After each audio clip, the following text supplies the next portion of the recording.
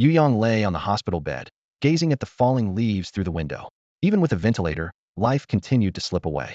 His final wish was simple. If there is another life, he only wished for a healthy body.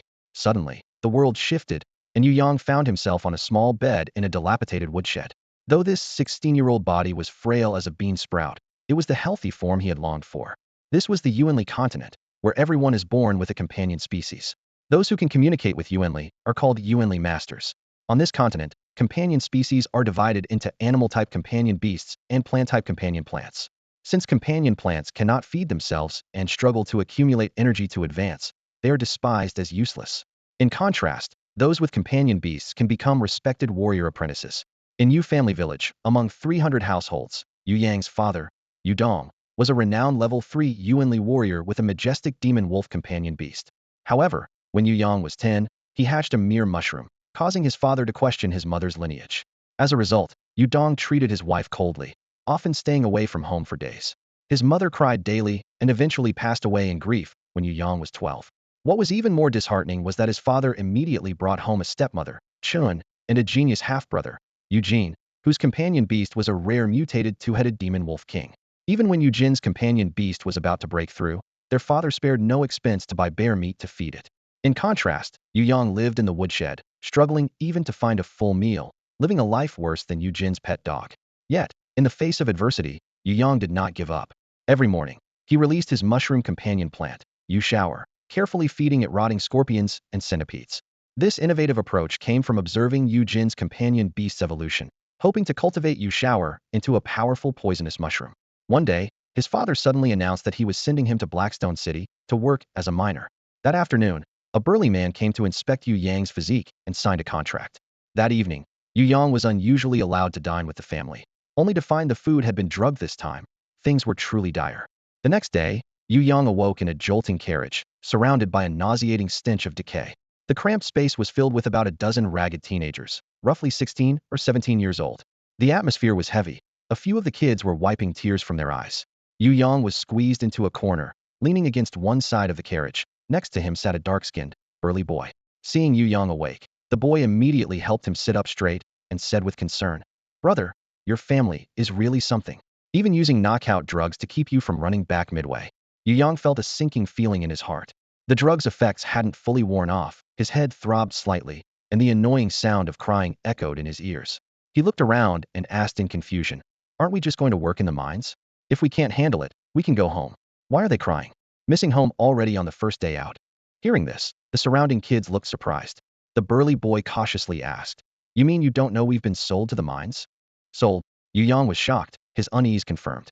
He quickly lifted the curtain and looked outside, noticing the iron bars on the windows and several mercenaries on horseback outside. His heart sank to the bottom. He closed his eyes, realizing the situation was unclear and that staying calm and adjusting his physical state was the right approach.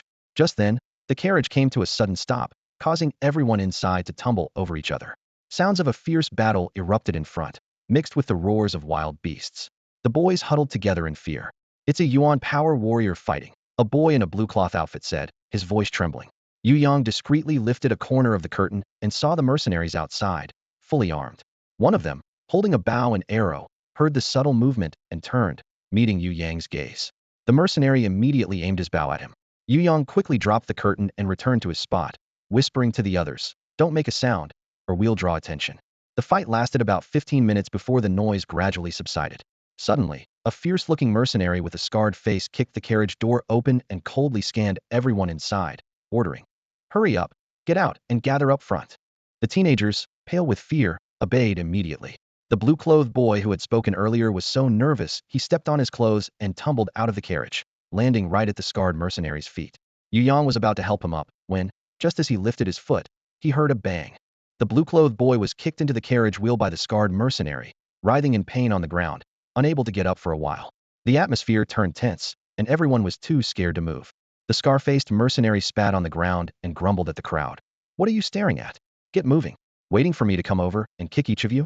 Keep quiet, especially those of you who think you're some hotshot combat trainees. If you cause any trouble, don't blame us for being too rough. If you get killed, it's on you."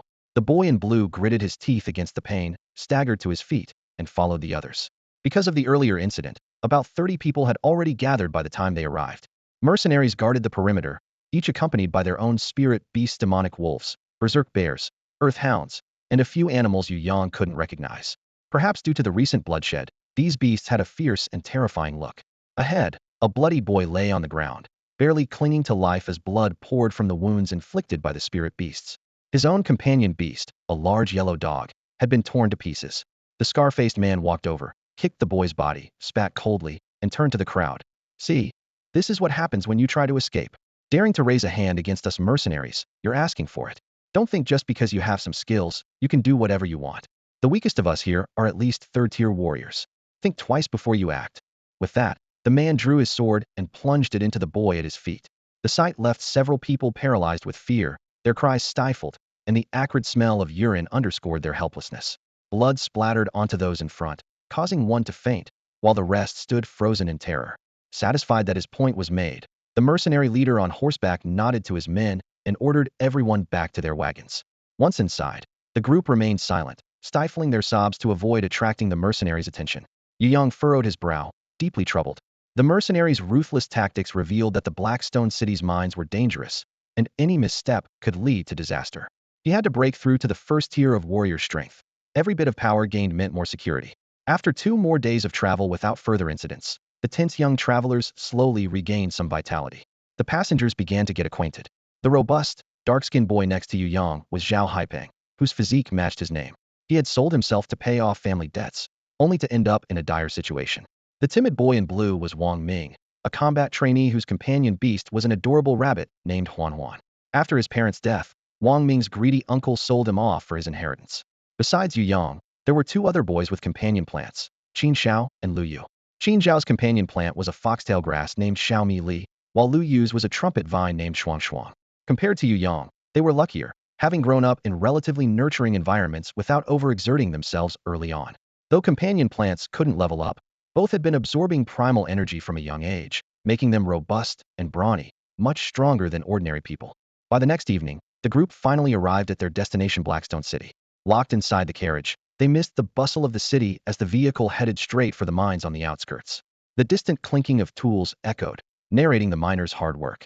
Upon arrival, the mercenaries hurriedly ushered them out of the carriage and departed. The young boy stood there, filled with fear and anxiety. To their surprise, the scene was not the hellish place Yu Yang had imagined. Instead, it was bustling with activity. In the open area of the mine, tables were set up every few meters, each with a banner indicating the requirements and benefits of different teams, resembling a modern job fair. Burly men sat casually behind the tables while miners moved between the stalls, making the place as lively as a marketplace. Hey, young man, come over here. Our flame mining team doesn't require qualifications. Just hand in 100 pounds of iron or each month for a chance to rent or for survival, shouted one of the men. Azure Dragon mining team is recruiting apprentice fighters. Get 80 pounds of iron or monthly for free, with accommodation included. Plus, 2 opportunities to rent or for survival every month, another man called out. Join us at the Brotherhood mining team. We offer housing, and our base has dedicated patrol warriors to ensure your safety and security. Just a monthly fee of 250 pounds of iron ore. We are looking for energy warriors of at least the first rank, offering excellent benefits, a secure base, and 5 days off each month, another man proclaimed loudly. Miners passed by in small groups, snickering at the new arrivals who stood there dumbfounded. Look, another group of newbies tricked by the mercenaries, one miner mocked, while his companion playfully punched his shoulder, teasing, you have the nerve to laugh at others? When we arrived, the mercenaries kept us in line by grabbing us frequently. You were the most scared back then. They laughed and joked as they walked past Yu Yang and his companions, even whistling at them. Yu Yang and his friends remained frozen, unsure of how to respond. Fortunately, an experienced miner named Old Yu appeared shortly after. He was the overseer of the mine and first led them to the mercenary station to collect basic supplies and mining tools. Then, he guided them along winding mountain paths for about half an hour until they reached the miners' living quarters. Yu Yang looked up to see the words, Abandoned Mine Shaft Number 19, painted in red on the wall, alongside other numbered shafts with people occasionally coming and going. Inside the number 19 shaft, covering around 200 square meters, most of the space was already occupied.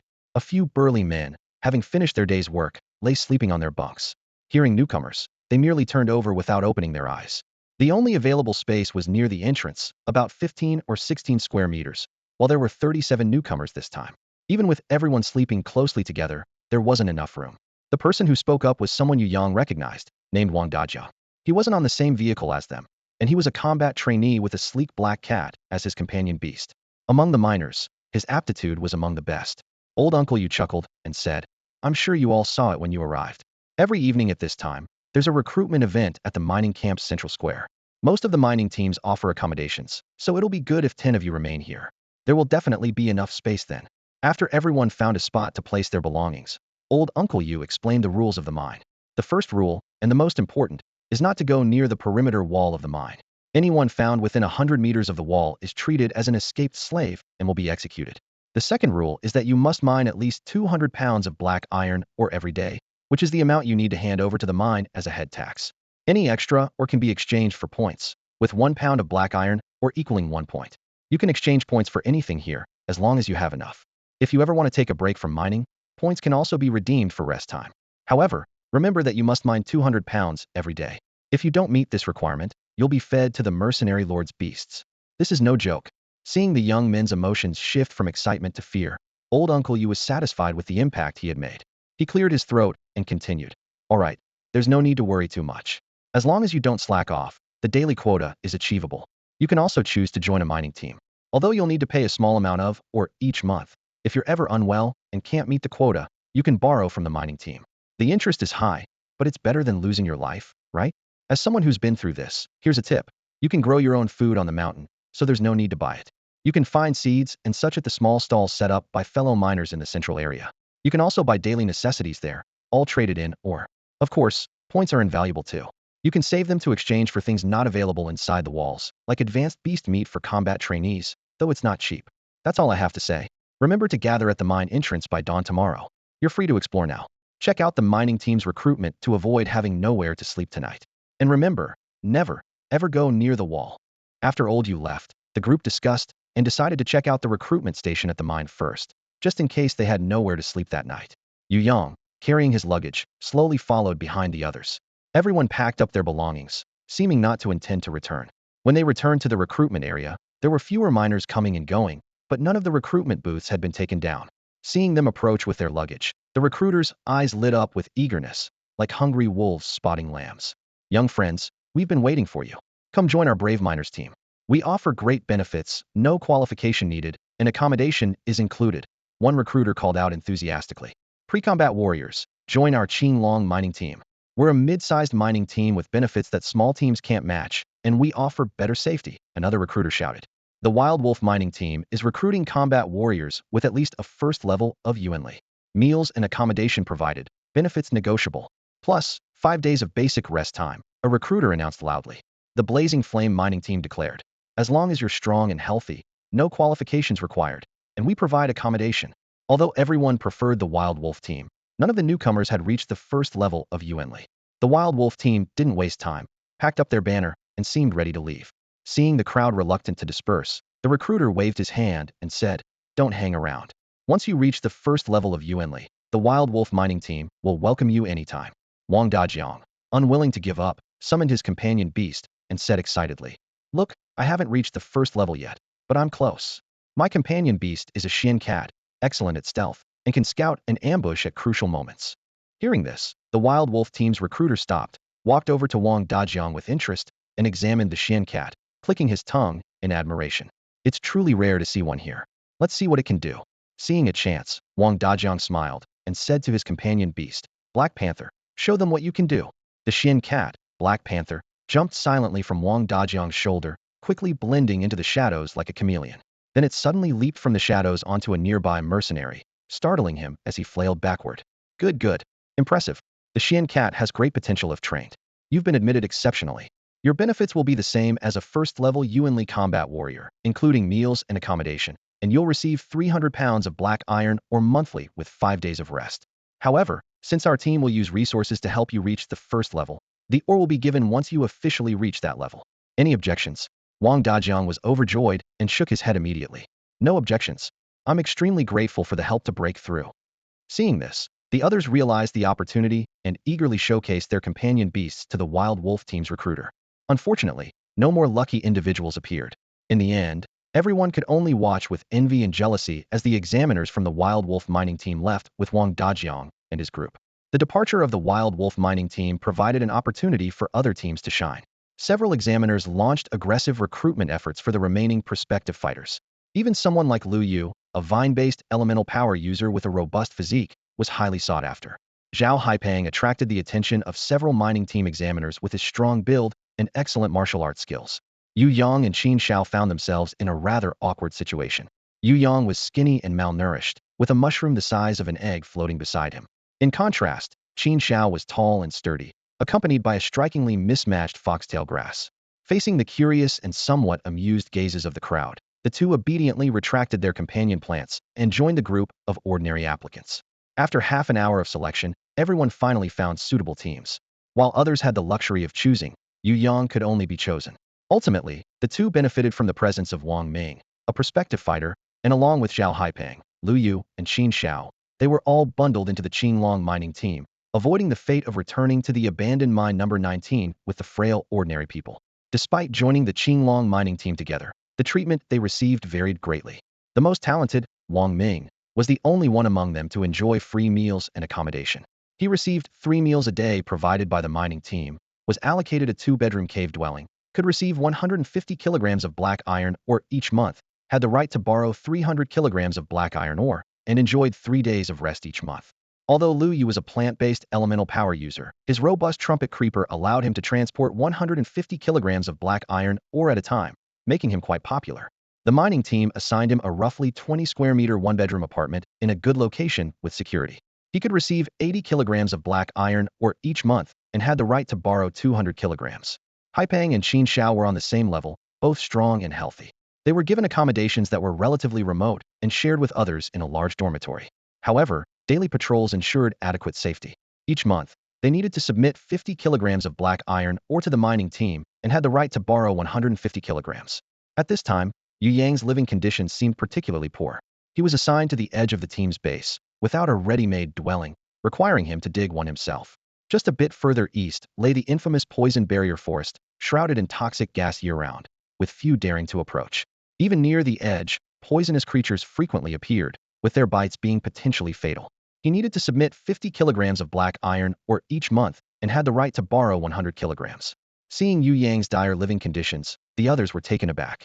Comparatively, his situation seemed only slightly better than at the abandoned mine number 19, since he had the right to borrow 100 kilograms of black iron ore each month, but still needed to submit 50 kilograms, making it feel like he hadn't truly gained much.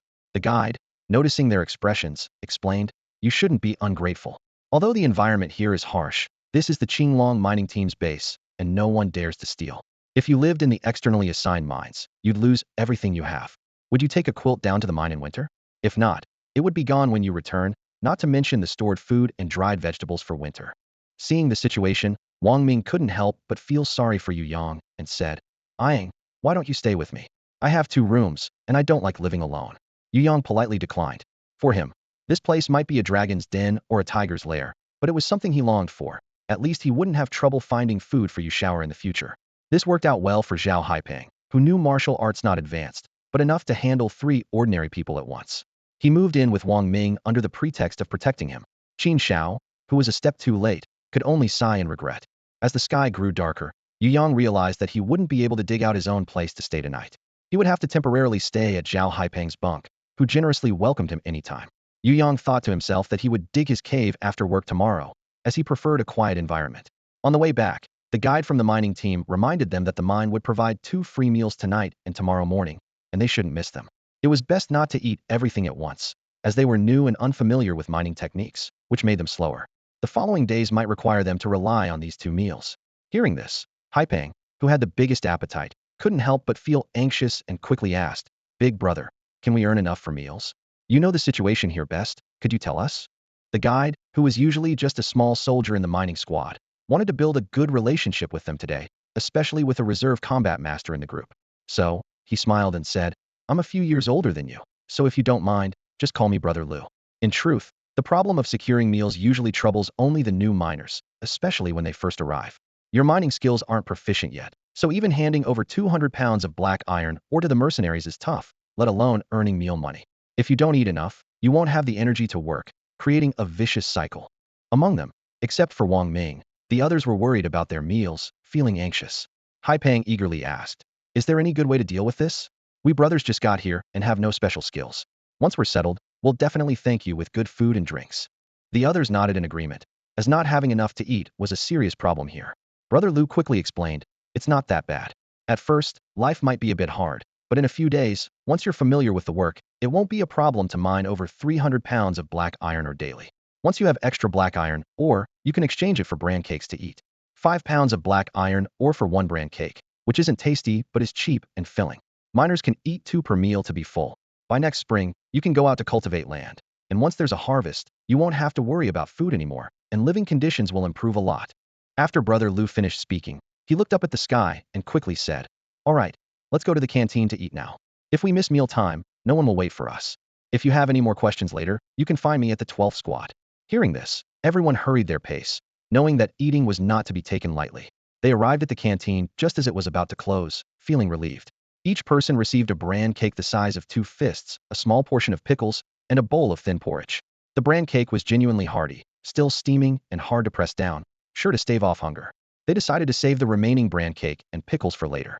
With no seats available at the dining table, they had to find an empty spot outside, sitting directly on the ground, slowly eating a bite of bran cake and a sip of porridge. Yu Yang, with his small appetite, managed to get full, but the others struggled. Despite the bran cake making them roll their eyes, their empty stomachs made them crave its taste, even wanting another one, though reason ultimately prevailed. After dinner, everyone dispersed on the spot. Yu Yang and Qin Shao walked for about 20 minutes before finally reaching the accommodation assigned to Haipeng and Qin Shao. After making the bed, Qin Shao released his companion plant. Despite being just a plant, the foxtail grass was particularly lively. It cuddled with its owner for a while before exploring new territory, wandering here and there and bouncing around. The dormitory residents were quite accommodating, and some even released their own companion plants to play together. Watching Yu Yang play with the foxtail grass on the bed, Qin Shao remarked, "Xiaomi Li is quite mischievous and can't sit still. By the way, why don't you let Yu Shao Air out to play? We're in a safe place. Let them relax a bit." Seeing the environment was safe and with other companion plants around, Yu Yang decided to let Yu Shao Air out to see the world. Suddenly released, Yu Shao Air appeared dazed and sleepy. Xiaomi Li, excited to see its friend, rushed over to hug, only to be swatted aside by Yu Shao Air, who had just regained its senses. Xiaomi Li, not expecting such a reception, was visibly dejected, its leaves drooping.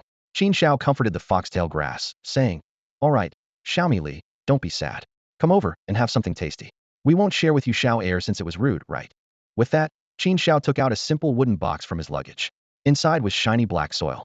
At the sight of the soil, Xiaomi Li perked up immediately and dashed over, as fast as any companion beast. Yu Shao Air seemed interested too and sneaked over, but Xiaomi Li guarded the soil fiercely, flapping its leaves to keep Yu Shao Air at bay. After several failed attempts, Yu Shao Air retreated to Yu Yang, nudging to express its desire for a taste. Yu Yang felt sorry for it, but hadn't prepared anything and was reluctant to take Xiaomi Li's food. So, he could only shrug helplessly. After lingering for a bit, Yu Shao Air, realizing it wouldn't get any, floated out of the room in frustration. Just as Yu Yang was about to chase after it, Qin Shao stopped him, saying, "What's the matter? Is Yu Shao Air still so dependent on you that it can't leave your sight? You're too protective. It's not dangerous here, and people are generally friendly to companion plants. Even if something happens, you'll sense it, so don't worry. Let it have some fun outside." Yu Yang didn't know that he could sense when his companion plant was in danger. Realizing he still had much to learn, he relaxed and let Yu Shao Air go. Qin Shao handed Yu Yang a small box of Xiaomi Li's food, presumably a nutrient-rich soil mix. "Here, this is a welcome gift for your little mushroom. I prepared this soil based on Xiaomi Li's preferences. It loves this particular mix." Yu Yang wasn't sure if this small gift would suit Yu Shao, but he knew in his heart that when it returned, he could use it to cheer it up, which would greatly benefit the growth of his companion plant. In the future, he could also try to make some himself. Although the companion plant couldn't upgrade, absorbing more nutrients could still make it grow stronger. After thanking Qin Shao, Yu Yang carefully took the small box, ready to prepare a return gift for Xiaomi Li. After they tidied up, they went to ask their dorm mates for advice on the use of various mining tools and methods for identifying ores that they would need the next day. By the time they finished, more than half an hour had passed. It was then that Yu Yang realized Yu Shao hadn't come back yet. Just as he was about to recall it, he suddenly saw Yu Shao wobbling back from outside, dragging a strand of mycelium behind it with considerable effort. Upon closer inspection, the mycelium was wrapped around a grasshopper, whose legs occasionally struggled, clearly adding to the difficulty of carrying it. Yu Shao laboriously moved the little grasshopper in front of Xiaomi Li, seemingly as a gift. However, Xiaomi Li, being a herb, was naturally a bit fearful of insects, and its leaves trembled in fright, not daring to move for a long time. Seeing Xiao Li reluctant to approach, Yu Xiaoer confusedly pushed the grasshopper closer, causing Xiao Li to topple over in fright. This scene startled both Yu Yang and Yu Xiaoer. Yu Yang quickly ran over to check on the situation. Qin Xiao, on the other hand, chuckled and gestured for everyone not to worry. Once Xiao Li was retracted back into his body, he explained, "It's okay. Xiao Li is naturally timid and often faints like this. I'm used to it. Thank you, Xiaoer. You must have searched for a long time to find this grasshopper and brought it back with such effort. I'll have Xiao Li thank you once it wakes up." Qin Xiao gently patted Yu Xiaoer's cap to comfort it. Yu Xiaoer broke free from his hand, lifted its little mycelium, and waved it vigorously in the air, as if trying to express something. Then, it flew down and started hitting the grasshopper, which soon stopped moving altogether. Qin Xiao widened his eyes in surprise and patted Yu Yang on the shoulder, asking, "Does Yu Xiaoer mean that it actually caught this grasshopper? It's the first time I've seen a companion plant that can hunt on its own." Yu Yang was also witnessing this for the first time and shook his head, indicating he wasn't sure. He called Yu Xiaoer over and gently tugged on its mycelium, surprised to find it much tougher than he had imagined, apparently capable of handling a grasshopper. Yu Xiaoer lifted one of its mycelium strands, and Yu Yang noticed that it was shorter than the others, clearly having bravely snapped during the struggle with the grasshopper. Pointing at Yu Xiaoer, Yu Yang asked Qin Xiao, "Didn't you say that if it encounters danger, I would be able to sense it? Why didn't I feel anything even though one of its mycelium strands broke?" Qin Xiao rolled his eyes and replied, "Do you feel anything when you cut your hair? As long as its main body isn't harmed, there's nothing to worry about. It'll grow back in a few days." Yu Yang was a bit speechless. Was the mycelium to Yu Xiaoer like hair to a person? He recalled Yu Xiaoer back into his body to let it heal. Afterwards, Yu Yang swept the discarded grasshopper off his bed, preparing to rest early since there was a big challenge awaiting the next day. Unexpectedly, the seemingly lifeless grasshopper twitched a few more times after being knocked down. Yu Yang picked it up for a closer look, and a thought crossed his mind. After a while, the little grasshopper gradually regained its ability to move, indicating that Yu Xiaoer's mycelium had developed a mild paralyzing effect from consuming so many scorpions and centipedes. Lying in bed, Yu Yang thought that he must visit the poison barrier forest in the future to find more potent poisonous creatures for Yu Xiaoer. Despite the cramped beds, the howling cold wind, and the constant snoring around him, Yu Yang surprisingly had a very restful sleep that night. Just before dawn, when the sky was still dark, everyone started waking up one by one. Yu Yang gently woke Qin Xiao, who was still asleep beside him, urging him to pack up and get ready to head to the canteen for breakfast. Their place was the furthest away, so by the time they reached the canteen, Haipeng and the others had already started eating. After getting their breakfast, Yu Yang and Qin Xiao joined them at the table. Today's breakfast consisted of a bran cake, a fist-sized sweet potato, and a bowl of thin porridge for each person. As they ate, Zhao Haipeng complained, "Why is it that the closer we get to going down the mine, the less food we get?" The others sighed helplessly. After all, the food was provided for free, so there was little to complain about. Yu Yang patted Haipeng's shoulder, comforting him. "Work hard, dig more black iron ore, and you can trade for whatever you want to eat." Haipeng could only shrug in resignation. Breakfast time in the morning wasn't as leisurely as in the evening. The veteran miners quickly finished their meals, picked up their mining tools, and hurried to the mine entrance to gather. As newcomers, Yu Yang and his group couldn't keep others waiting, so they quickly cleaned up, pocketed their bran cakes, and headed to the Qinglong mining team's meeting point. Upon arrival, a person at the front was loudly clanging a gong and repeatedly announcing, "The team on the left, Team 1, will head to Qinglong Mine number 7 shortly. Those who go must submit 10% of their earnings. The middle team, Team 2, will go to the Chaos Zone to seize, or, requiring a 6% submission of earnings. Those with a bald wooden plaque or a plant word plaque can choose between these two teams. The team on the right, Team 3, all those with a beast word plaque gather here. Today you'll go out with the exploration team to open new territory, and each mining team will subsidize you 300 pounds of black iron ore, while hunting earnings are yours to keep." As newcomers, Yu Yang and his group first went to the registration area to record their identities, each receiving a mining team badge and a small plaque. Wang Ming received a small black iron plaque with the word beast on it. Liu got a small white wooden plaque with the word plant. Yu Yang, Haipeng, Qin Xiao, and a few others received a plain wooden plaque, presumably the so-called bald plaque. Watching everyone choose their teams in an orderly manner, Yu Yang and his group quickly asked the veteran miners about the differences between the teams. A veteran miner explained, "Mines starting with Qinglong belong to our Qinglong mining team. Only team members can enter, the ore yield is relatively stable, and there are patrols, so there's no risk of black iron or being stolen. The conditions are good, but the taxes are the highest. The second option is to go to the Chaos Zone to seize, or the Chaos Zone consists of newly opened mines, possibly jointly owned by several mining teams. In these mines, you might encounter wild beasts or yuan beasts, and other mining teams might also come to seize or although there are Yuan force warriors for protection. Yu Yang and his group listened attentively, filled with anticipation for the upcoming mining adventure. However, going to such places is a gamble. Sometimes, if luck is on your side and you come across a rich vein, you can dig up several £100s in a day. But if luck isn't on your side, you might not only find very little, but could also get injured. Encountering a fierce Yuan beast could even cost you your life. As for the third type of mining, it doesn't concern ordinary people much. It's mainly about mining teams sending Yuan-powered warriors and reserve warriors to explore new veins and locate mineral resources, rather than actually mining. Therefore, they receive allowances for each expedition, and finding a vein comes with hefty rewards.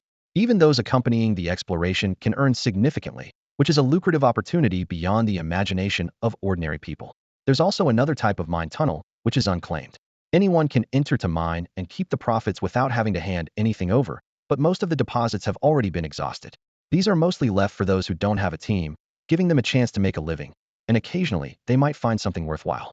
After listening to the old miner's explanation, the group gathered to decide which team would be best to follow for mining. Wang Ming didn't need to consider for now. He could only join Team 3 today and follow the exploration team to open up new areas. The others decided to join Team 1, as they were new and wanted to prioritize safety and stability. Time was of the essence, so the miners lined up and headed toward the mine, closely following their respective leaders to avoid taking the wrong path. Yu Yang and his companions quickly joined the line behind Team 1 and followed the group inside. The mine was tall enough to allow 3 or 4 people to walk side by side. On both sides of the tunnel, kerosene lamps were hung every 4 or 5 steps, and the further they went, the more damp and chilly the environment became. By the light of the lamps, they occasionally saw the faint reflection of mineral particles on the rugged tunnel walls, where water droplets intermittently fell, forming small puddles in the depressions underfoot.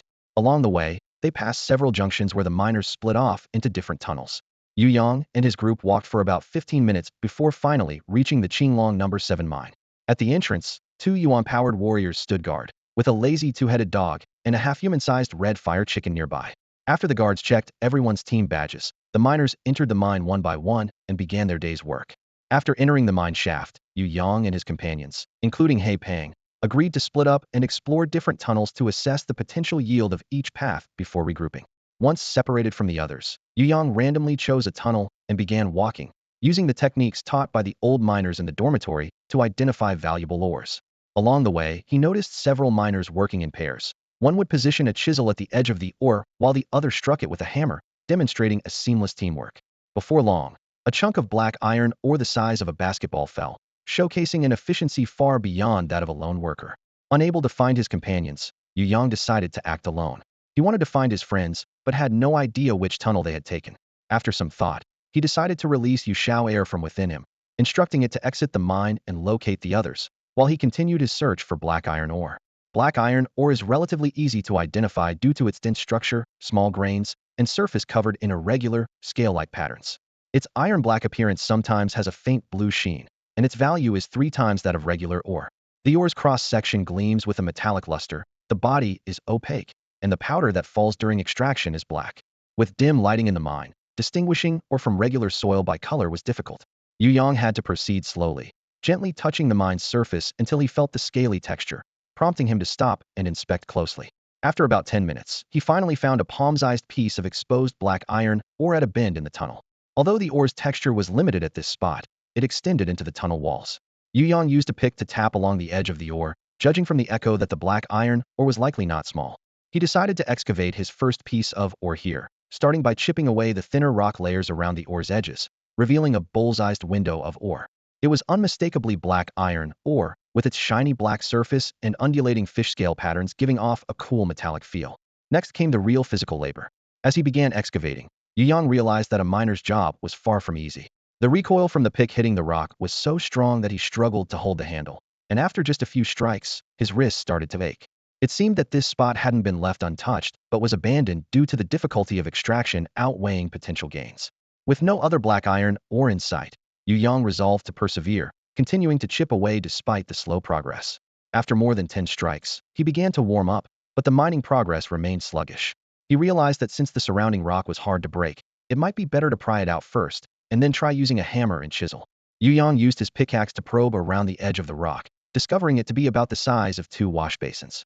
Although the surrounding soil was compacted, this rock was easier to dig than the previous one. In less than 10 minutes, he had excavated a palm-deep layer of soil.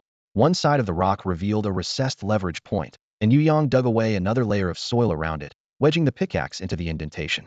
With a stone placed underneath for leverage, he used the handle to pry it, and the rock began to loosen. Once it started to give, the digging became much easier. Yu Yang continued to dig and pry, and after half an hour of effort, the rock finally came loose. The large, round stone weighed about 70 to 80 pounds, with a grayish-white surface punctuated by occasional yellow specks, resembling granite. Using a chisel, Yu Yang tapped along the edge of the ore, confirming its general shape, and found it occupied only half the size of the granite. He planned to split the granite in half with a chisel and hammer, but quickly realized that handling both tools alone was quite challenging. Yu Shower had not returned yet, so Yu Yang had no choice but to carry on. After a bout of clanging, Yu Yang was exhausted and straightened up to see Yu Shower sitting on the nearby tool bag, leisurely enjoying his lunch while lazily watching him mine. Yu Yang helplessly noticed a fresh scorpion entangled in the mycelium, seemingly dead for some time. The fine white mycelium had invaded the scorpion's body through its abdominal seams. Yu Shower was perched atop the scorpion, enjoying his meal, and only noticed Yu Yang's gaze after a while, lazily flying away.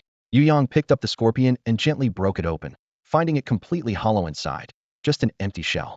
It seemed Yu Shower had indeed learned to hunt, which relieved Yu Yang of the future trouble of finding food for it. Yu Shower, you've been out for a while. Do you know which mine Zhao Haipang and the others are in? Yu Yang asked. Yu Shower froze slightly, then pretended not to hear and scurried behind the granite. It seemed he had been distracted by the large scorpion and forgotten Yu Yang's instructions. Yu Yang sighed, realizing he would need to train Yu Shower's ability to follow orders. Right now, time was of the essence, and mining was the priority. At least in the future, when he was busy, Yu Shower could fend for himself. All right, stop hiding. This is the last time. Go play elsewhere. I need to split this granite. Yu Shower flew out from behind, eager to help Yu Yang hold the chisel. Yu Yang knew that with its tiny body, it couldn't possibly hold the chisel and almost got hit instead. Frustrated, Yu Yang shouted, "Stop messing around and go play somewhere else." Obediently, Yu Shower flew to the side, watching intently as Yu Yang hammered away at the stone. Unfortunately, the chisel kept slipping or the hammer lacked force. During Yu Yang's break, Yu Shower quickly flew over and laid mycelium in the chisel's notch, its little cap turning red with effort, finally secreting a bit of liquid. Seeing this, Yu Yang picked up Yu Shower, noting the shallow corrosive marks left on the stone. Although it didn't directly aid in mining, Yu Yang was thrilled, as it indicated Yu Shower had developed a slight corrosive ability. Though weak, with further evolution, the future looked promising. Touching the canopy of Yu Shower's umbrella, Yu Yang felt a sense of comfort and praised. "Good job, Shower. Although your help is limited now, I believe that once you break through, you'll definitely be able to help me mine." As he gently stroked the shallow marks corroded by Yu Shower, a sudden idea struck him. He slapped his forehead, realizing he had overlooked something obvious. It would be better to first chisel out a pit with a pickaxe, then use a chisel. This way, the angle could be better controlled. Sure enough, using this method significantly improved the mining efficiency. After more than half an hour of effort, Yu Yang finally extracted a piece of black iron or the size of a wash basin from the rock. Trying to lift it, he estimated it weighed about 30 pounds. After a morning of back-and-forth toil, he had only managed to dig out these 30 pounds of black iron ore, far from the 200 pounds required. Additionally, he had to give a tenth of the black iron ore to the mining team. At this moment, Yu Yang was both hungry and tired, but he knew he couldn't rest. He had to reach the quota today. He placed the mined ore into his basket and slowly searched along the cave wall. He had walked this tunnel twice, but hadn't found another spot with black iron ore. Thinking carefully, he realized he had fallen into a mental trap. This tunnel had existed for a long time, and experienced miners had walked back and forth through it. If they were easily accessible or on the surface, how could it have been left until now? Realizing this, Yu Yang couldn't help but sigh. No wonder those old miners always stayed in one place after entering. He returned to the place where he had dug out the first piece of ore, ready to dig further inside. Clasping his hands together, he prayed for a bit more luck from the heavens. At this point, Yu Yang realized that apart from taking a chance, he had no other options and decided to address this shortcoming in the future.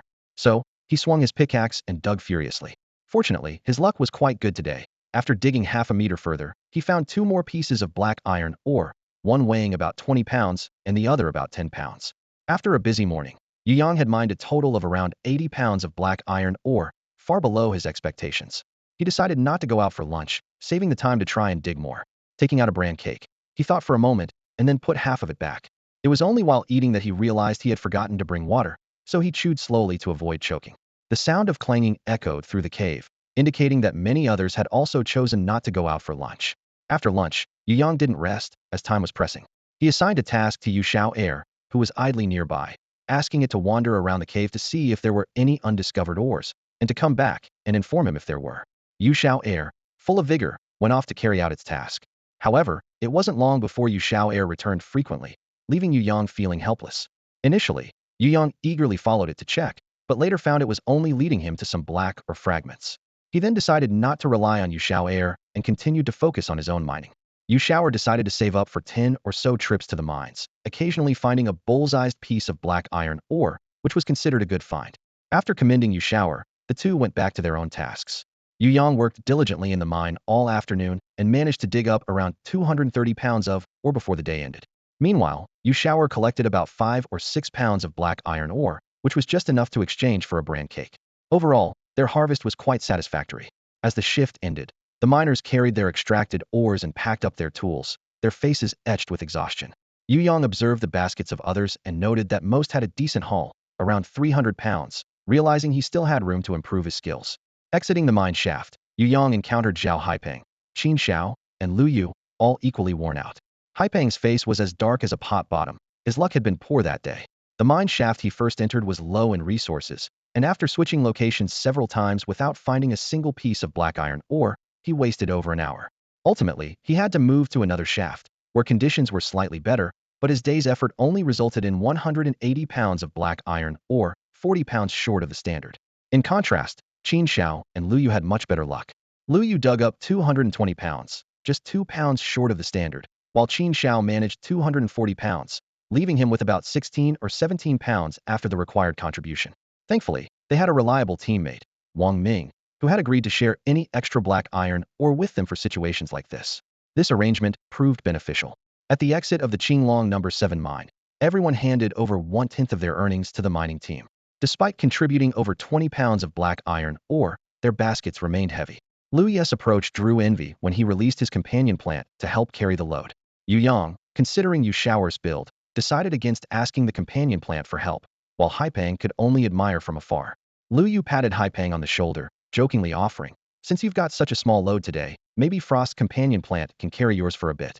We'll take turns." Haipeng gratefully responded, "Thanks, buddy." Feeling a bit better.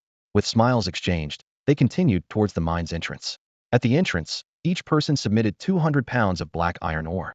Those who didn't meet the quota usually traded within the team, but borrowing was rare, leaving some to face harsh penalties.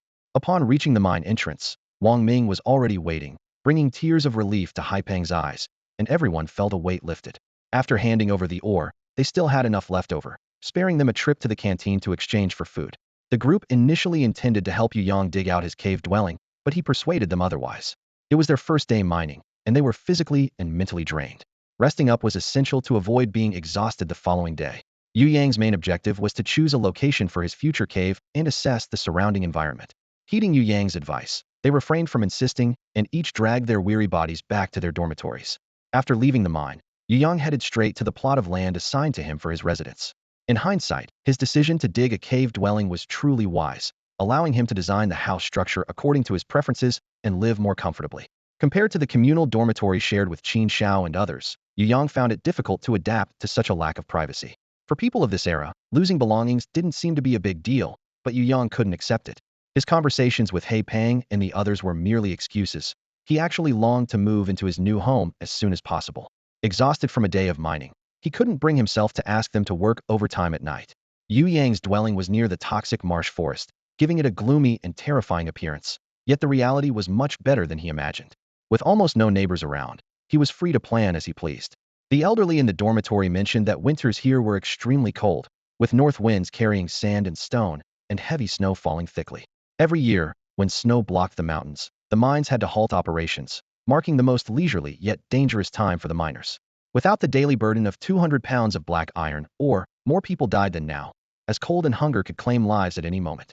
After some consideration, Yu Yang chose a south-facing, wind-sheltered spot with a 50-meter platform in front, perfect for drying grain and vegetables in the future.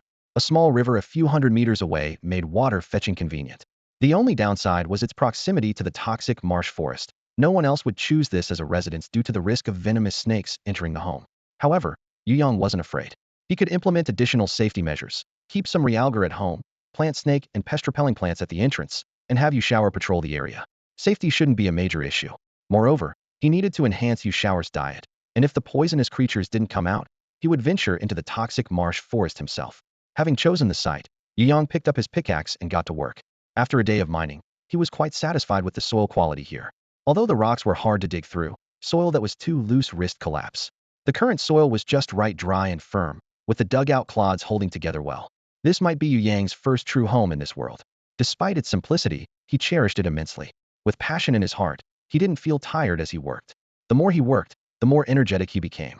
However, as darkness fell, Yu Yang looked at the one-meter deep cave he had dug, feeling a sense of accomplishment, but he had to leave. He needed to regain his strength for the next day's mining and had to return to Qin Zhao's dormitory.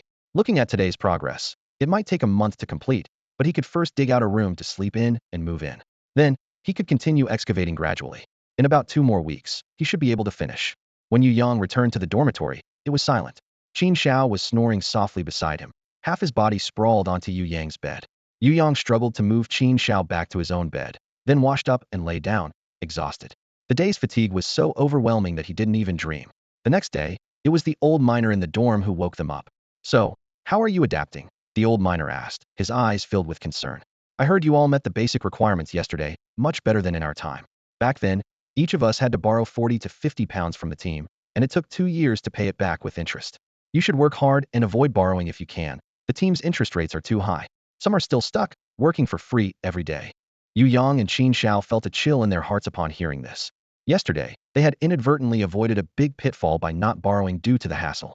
No wonder elemental combat masters were so highly regarded among ordinary miners. Having a friend who was one meant a basic guarantee of livelihood. It seemed they needed to protect Wang Ming well to ensure nothing happened to him. Yu Yang had a vague sense that the mining team was not simple. After some inquiries, he learned that although the exploration team had rich rewards, it also had the highest casualty rate. Weak or unlucky combat masters might get injured or even die in battle. After breakfast, they met at the mine entrance, and Yu Yang shared what he had heard in the dormitory with his teammates. Everyone became more aware of Wang Ming's importance to the team and decided to enhance his combat skills. Although Wang Ming was the only reserve combat master in the team, he wasn't the strongest in terms of combat ability. He was timid, not very brave, and physically not very strong. His companion beast, Huan Huan, was also weaker compared to others. The team currently couldn't upgrade Huan Huan, so they focused on Wang Ming. He Peng was particularly invested in this, as his fate was closely tied to Wang Ming's. He Peng had been practicing martial arts since childhood. Although he hadn't reached advanced levels, he knew the basic training routines. He decided to give Wang Ming special training, not expecting him to become very powerful, but at least ensuring he could escape when necessary. Wang Ming was relatively content with his current life. Yesterday he had earned 300 pounds of black iron, or just by following others around. Much easier than He Peng and the others. But he understood it was for his own good, knowing that the exploration team couldn't always be so smooth. So he agreed to extra training every night. After discussing, they queued up according to their needs to go down the mine.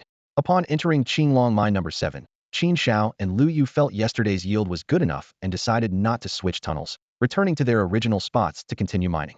Yu Yang pulled He Peng along, planning to experiment with their combined mining method.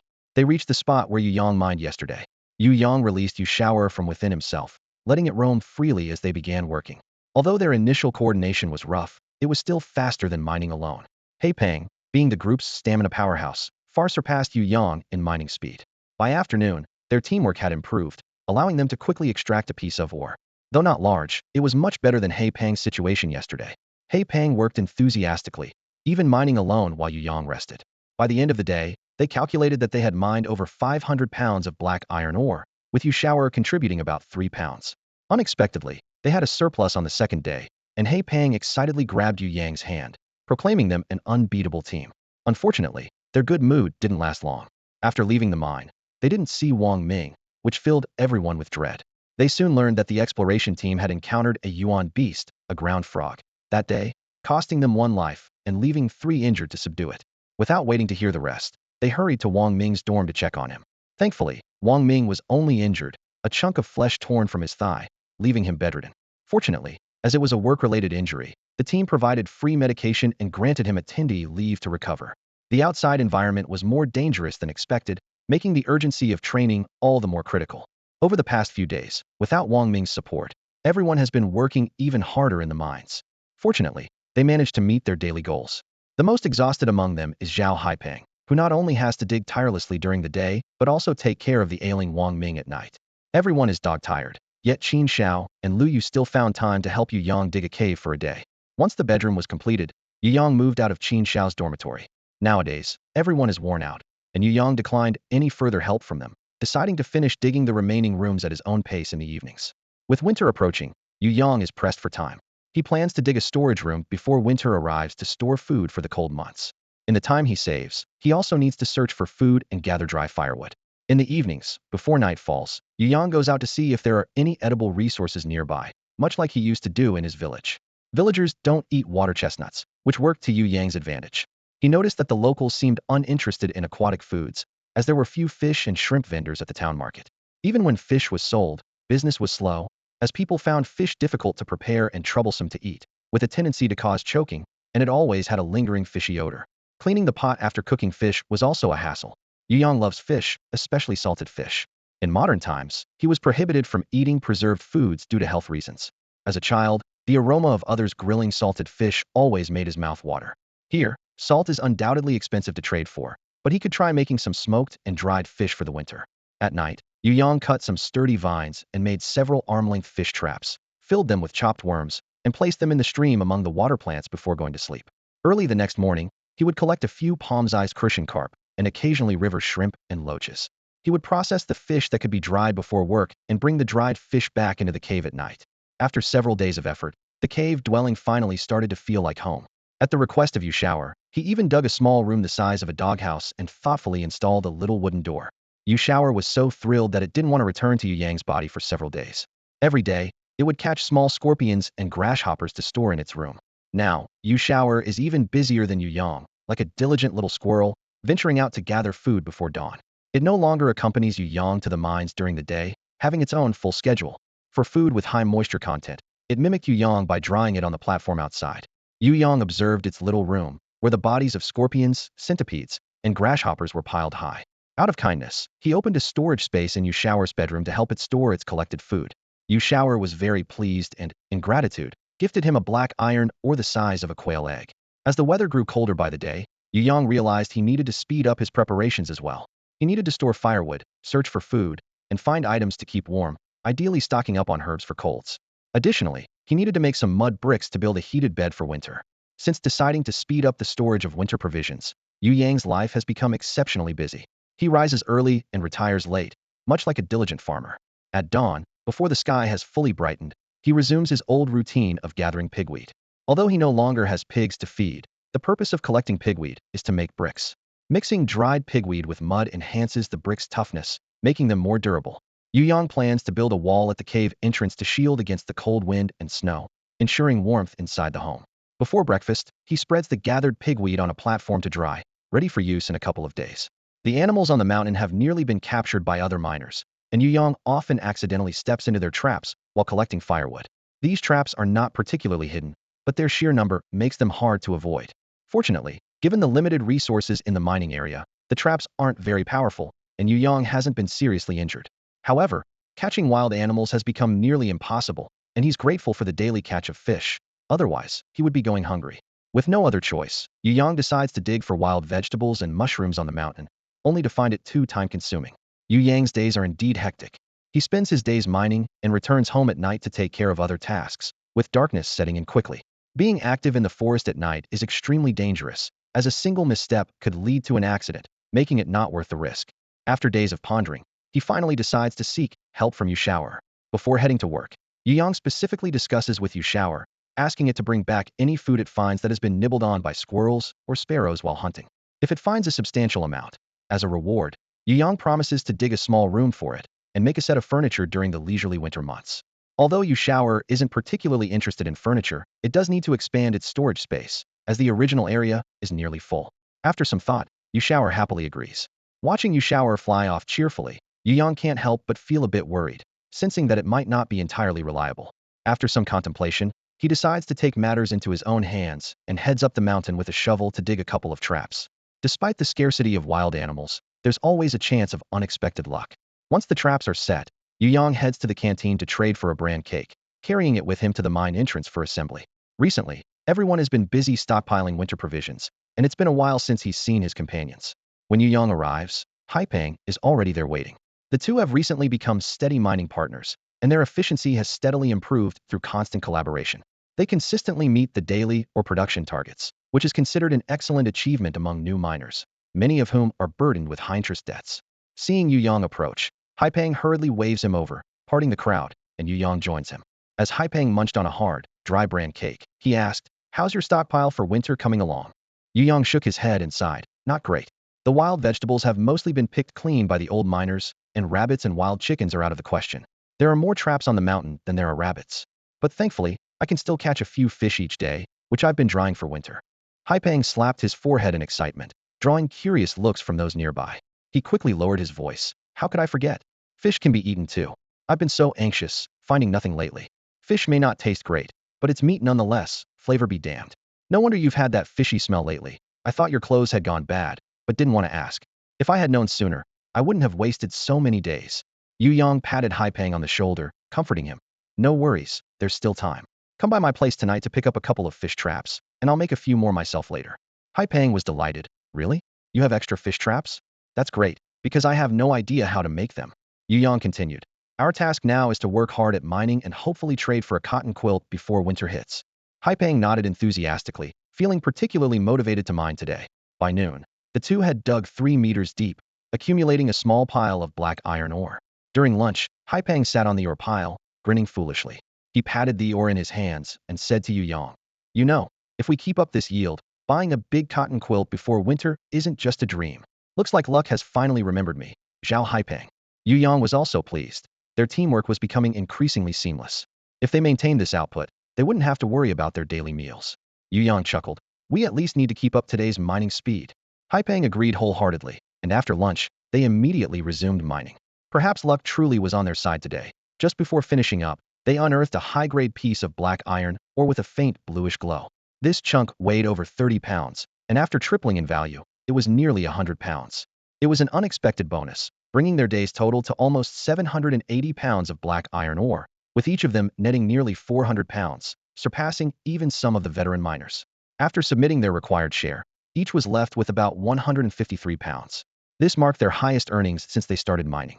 Haipeng was so thrilled he decided to splurge a little, using 10 pounds of black iron ore to buy a corn bun for Wang Ming as a token of appreciation for his ongoing support. Yu Yang, however, was reluctant to spend his share. He intended to save it to buy a quilt and some salt before winter. After work, Haipeng followed Yu Yang home to fetch the fish traps. When he saw the 2 long rows of dried fish hanging by the door, his eyes lit up with excitement. This was exactly the security he needed for winter. Without lingering, Haipeng grabbed the 2 fish traps Yu Yang gave him and hurried back, planning to set them in the stream overnight to start earning a return. When Yu Yang returned home, he noticed that Yu Shower still hadn't come back. Outside the door were some small items picked up today, seemingly left for Yu Yang. There was a grasshopper leg, a small yellow berry, and a few unidentified grass seeds. Yu Yang examined each one, sighing in disappointment as he found none of what he needed. After brushing off the dust at the door and having a simple dinner, he went to retrieve the fish traps. After emptying the catch and adding some bait, he tossed the traps back into the water. The first trap yielded only 2 small carp, each about the length of a finger. The second trap contained just 1 small loach. It seemed the fish in the area were becoming wary of the traps, so he'd need to find a new spot next time. He brought the fish home to clean and hung them outside the cave for the night. Fortunately, the cold weather meant he didn't have to worry about spoilage. The pigweed laid out on the platform had dried sufficiently after a day in the sun and was now ready for use. Yu Yang decided to make mud bricks that night, leaving them to dry on the platform overnight to prevent them from cracking in the sun the next day. He wanted to make them more durable, fired bricks, but lacked the knowledge and time for experimentation, so he settled for these simple mud bricks to get through the winter. Yu Yang dug some clay from the slope beside his home, mixing it with gravel and some pigweed at the cave entrance, adding water little by little until the mix reached the right consistency. Then, using a makeshift wooden mold he had prepared, he shaped the mud into uniform bricks. Just as the platform was nearly covered with bricks, the ever-busy Yu Shower finally returned. In the dim moonlight, Yu Yang thought Yu Shower seemed different, perhaps larger. Bringing him into the light, Yu Yang was astonished to find that Yu Shower had grown to the size of a goose egg, twice his previous size, growing as if on some miraculous tonic. Could he have leveled up on his own outside? Wang Ming had mentioned that when a companion beast levels up, the owner would sense it, and the beast would share some energy back to the owner, enhancing their physical condition. Though companion plants were different from companion beasts, they shared a common origin, so the process should be similar. Yu Shao's significant change suggested he had experienced something extraordinary. Yu Yang lost interest in making bricks, bringing Yu Shao inside and lighting the kerosene lamp, a rare luxury, to examine him. Yu Shao proudly wiggled his plump body before Yu Yang, who praised him enthusiastically, making Yu Shao bubble with joy. After the compliments, Yu Yang got to the point, asking, "Shao, how did you suddenly grow so much?" Yu Shao pondered for a moment, then went to his room, laboriously dragging out a somewhat fresh scorpion corpse and tossing it into a small wooden box. Yu Yang was shocked, exclaiming, "Did you dig up someone's ancestral grave?" Not understanding the implication, Yu Shao paused, then decided not to continue the conversation, contentedly retreating to his room with the box. Without an answer, Yu Yang lay in bed that night, unable to sleep as he pondered. It was already too late today, but tomorrow he must have Yu Shao show him the place, as this opportunity might help Yu Shao make a breakthrough. The next morning, Yu Yang intended to go with Yu Shao to check on their discovery from the previous day. However, when he woke up, Yu Shao had already left. If Yu Yang was now waking up earlier than the rooster and going to bed later than the dog, then Yu Shao was undoubtedly a model of both. Yu Yang considered summoning it back, but worried about interrupting its tasks, so he decided to wait until the evening, as he had plenty of things to do himself. Following his original plan, Yu Yang moved the mud bricks to a shaded area to prevent them from cracking in the sun. After finishing that, he went to collect the fish traps by the stream, only to find a meager catch of 2 or 3 small fish, far less than previous days. He walked over 100 meters upstream and found a lush spot with water plants, set some bait, and placed the traps there, planning to check on them after work in the evening. His mind was preoccupied with Yu Shao, causing him to be somewhat distracted with other tasks. While mining, Yu Yang and Zhao Haipeng didn't work well together, nearly injuring Zhao Haipeng's hands several times. They narrowly met the day's mining quota. Zhao Haipeng was quite displeased, complaining about Yu Yang's waning enthusiasm for mining. Before Yu Yang could reflect on his performance, Zhao Haipeng interrupted him, proudly boasting about catching 8 or 9 palm-sized crucian carp with the fish trap Yu Yang had given him. It was his biggest haul since storing winter food, and he eagerly requested Yu Yang to make him a couple more traps, overlooking Yu Yang's mistakes that day. Yu Yang readily agreed, thinking it was only a matter of using some vines. After leaving the mine, he hurried back to find Yu Shao, briefly greeting Zhao Haipeng before rushing home. Luckily, he moved quickly and didn't delay on the way, managing to intercept Yu Shao just as it was about to leave. At that moment, Yu Shao was wrapping a small wooden box filled with nutrient-rich soil, with its mycelium, seemingly smarter this time, ready to take the box to collect soil. Seeing Yu Yang, Yu Shao greeted him with a tendril of mycelium before trying to pass him to leave. Yu Yang quickly stopped it, saying, "Wait a moment, let me put down my tools and go with you." Yu Shao flew to Yu Yang's side and waited for him to set down his tools, then happily led the way, carrying the small wooden box. Following Yu Shao, Yu Yang wandered for over half an hour, eventually approaching the poisonous miasma forest. The stench was nauseating, making him feel slightly sick, and he wasn't prepared to enter without caution. He was surprised that Yu Shao ventured into the forest daily without harm. Just as Yu Yang was about to stop Yu Shao from going further, it halted and flew to the top of a large tree that required 2 people to encircle. Was what it sought at the top of the tree. Fortunately, they were on the outskirts of the poisonous miasma forest, so Yu Yang cautiously followed and climbed up the tree. Once at the top, he found Yu Shao quietly lying on a large leaf. Was it taking a break before starting work?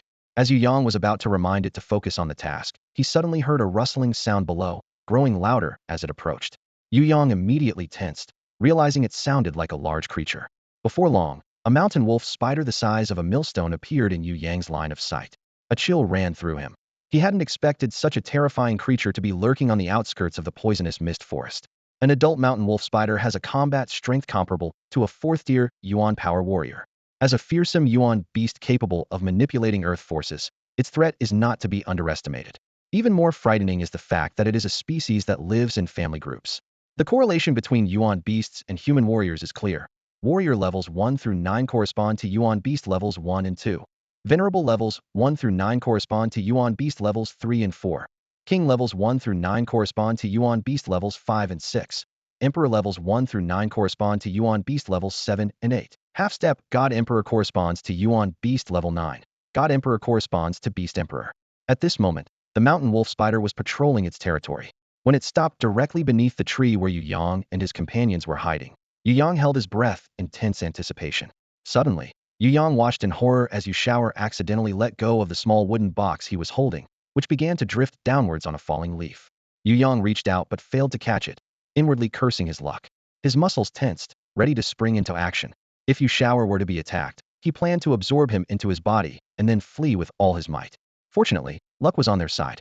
After landing on the spider's back, Yu Shower immediately used fungal threads to secure himself in place. The mountain wolf spider paused briefly, sensing its surroundings with keen awareness. After finding nothing amiss, it continued on its way.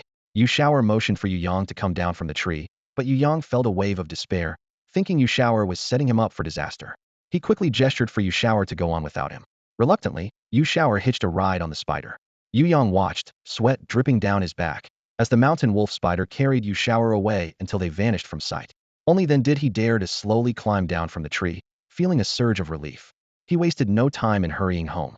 It turned out that Yu Shower used this method to enter the poisonous mist forest, every diocese of fortune favoring the foolish. Despite the mountain wolf spider's formidable power, its poor eyesight meant it could only detect changes in light and shadow, unable to see its own back. This allowed Yu Shower to take advantage of the situation, a thought that was both terrifying and miraculous. Yu Yang never expected to find a nest of mountain wolf spiders so close to home, which made him realize the place was far more dangerous than he had imagined. Fortunately, they hibernate in winter, so he was safe for now. Today's wait seemed exceptionally long. Yu Yang had gone out to check several times. Finally, around 11 in the evening, Yu Shower returned, wobbling as it carried a noticeably heavy wooden box. Opening the small wooden box, Yu Yang found a layer of black soil about a finger's width thick. He poured it out and gently touched it, feeling a slight dampness on his fingertips. Bringing it closer to his nose, a faint metallic scent hit him. Upon closer inspection, he sensed traces of elemental energy in the soil. It seemed the soil contained some blood from elemental beasts, but most of the energy had dissipated over time. Yu Shower must have followed the mountain wolf spiders on a hunt, and after a fierce battle, the spiders took their prey, while Yu Shower seized the opportunity to absorb the spilled elemental beast blood from the soil. No wonder it was growing so quickly. The method was effective but incredibly risky. Yu Shower was rather careless, and it was a miracle nothing had happened yet. Yu Yang didn't want to let this opportunity slip away easily, as it was the best chance for Yu Shower to make a breakthrough. He tossed and turned, unable to find a good solution. Late into the night, Yu Yang suddenly remembered the fish trap in the creek hadn't been retrieved. If he waited until morning, the fish might escape. Food was more precious than gold and couldn't be wasted. Despite his exhaustion, Yu Yang got up and headed to the creek. At the new spot, Yu Yang lifted the fish trap from the water, feeling its weight and hearing the fishtails flapping against the trap. He was delighted, thinking he had finally caught a big fish. Pouring it out, a black and red strange fish appeared, about as long as his arm, with scales shimmering like metal. Its teeth glinted menacingly in the moonlight.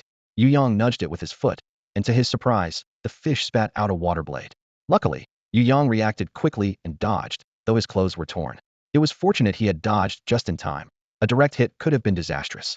Yu Yang was both shocked and thrilled to have caught an elemental beast with a fish trap. Using a stick, he moved the elemental fish aside to prevent it from jumping back into the water. Out of water, the fish couldn't breathe, and even an elemental beast was powerless. After ensuring everything was secure, Yu Yang lifted another fish basket, which was empty as expected. Elemental beasts have territorial instincts, so ordinary fish wouldn't dare approach. No wonder his catches had been dwindling. But capturing an elemental beast made it worthwhile. Carrying the fish, Yu Yang hurried home. The fresher the elemental beast, the more valuable it was. Otherwise, its inner energy would gradually dissipate over time. Just like the soil Yu Shower brought back, the energy inside would vanish in a few days. Yu Yang planned to process the fish immediately, giving part of it to Yu Shower and keeping some for himself to taste. He carefully cleaned the fish's innards and scales, which were also rich in elemental energy and couldn't be wasted. Yu Yang fetched Yu Shower from its room. Initially reluctant, Yu Shower quickly changed its tune upon seeing the energy-rich food in Yu Yang's hand. It eagerly began absorbing the food, and there was no need to worry about Yu Shower refusing leftovers. It even ate dirt. Yu Yang cooked the fish overnight, eating only a small bowl himself and giving the rest to Yu Shower. It wasn't that Yu Yang was overly fond of it, but he couldn't absorb that much energy. Too much made him feel like his blood was boiling, and his eyes bulged uncomfortably. Not daring to eat more, he gave it all to Yu Shower. Fortunately, Yu Shower seemed fine, its cap turning from gray to a sandy yellow, with no significant change in size, but appearing quite spirited. Yu Yang secretly hoped Yu Shower would show signs of advancement after eating, but that was just wishful thinking. Satisfied, Yu Shower returned to its room to continue napping, indicating it still needed more energy to evolve. With a peculiar sense of melancholy, Yu Yang finally drifted into sleep. In his dream, Yu Yang's small hut was surrounded by countless ferocious roaring beasts. The mud walls seemed fragile under the powerful blow of a violent bear. Despite Yu Yang and Yu Shower's desperate resistance, they were ultimately defeated and died tragically, their blood staining the ground.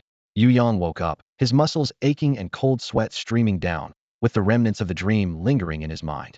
He pinched his arm hard, the pain serving as a loud wake-up call, indicating this was not a dream but a real torment. Was it a cold, or the aftereffects of eating beast meat yesterday? His intuition suggested the latter, as he had felt unwell after eating it. He worried, thinking of Yu Shower finishing off the remaining meat and soup. Hopefully, nothing bad happens. Yu Yang stumbled to Yu Shower's room, opened the small wooden door, and peeked through the crack, breathing a sigh of relief. Yu Shower was energetically organizing winter supplies. Yu Yang had already forbidden Shower from going out alone yesterday, so it seemed Shower was bored at home and decided to reorganize the winter reserves. Yu Yang noticed that Shower's umbrella cap had returned to its original gray color from a dirt-like yellow, easing half of his worries. He called Yu Shower over, scrutinizing it with curiosity. Previously, even ordinary food would help it grow, so why was there no reaction after eating beast meat this time? Unable to discern anything, Yu Yang asked directly, Shower, after eating so much beast meat yesterday, didn't you notice any changes? Yu Shower thought for a moment, then flew to the cave wall, its mycelium touching the stone, producing a faint sizzling sound. Yu Yang walked over and was astonished to see the stone wall where the mycelium touched, sinking visibly, forming dark lines. Yu Shower waved the mycelium near Yu Yang, demonstrating an enhanced corrosive effect.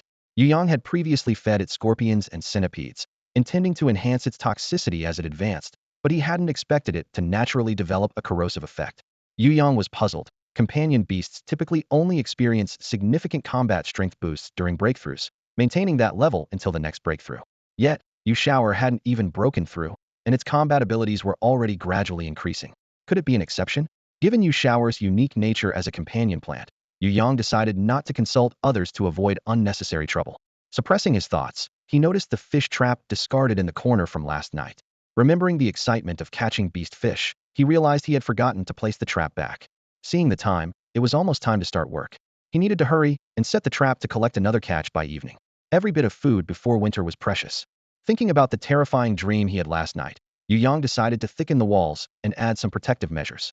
It would be wise to prepare some self-defense weapons too. As he mulled over these plans, he carried the fish trap and unknowingly walked to the spot where he had placed it yesterday. A Yuan beast fish had appeared there before, suggesting that other fish might not frequent the area.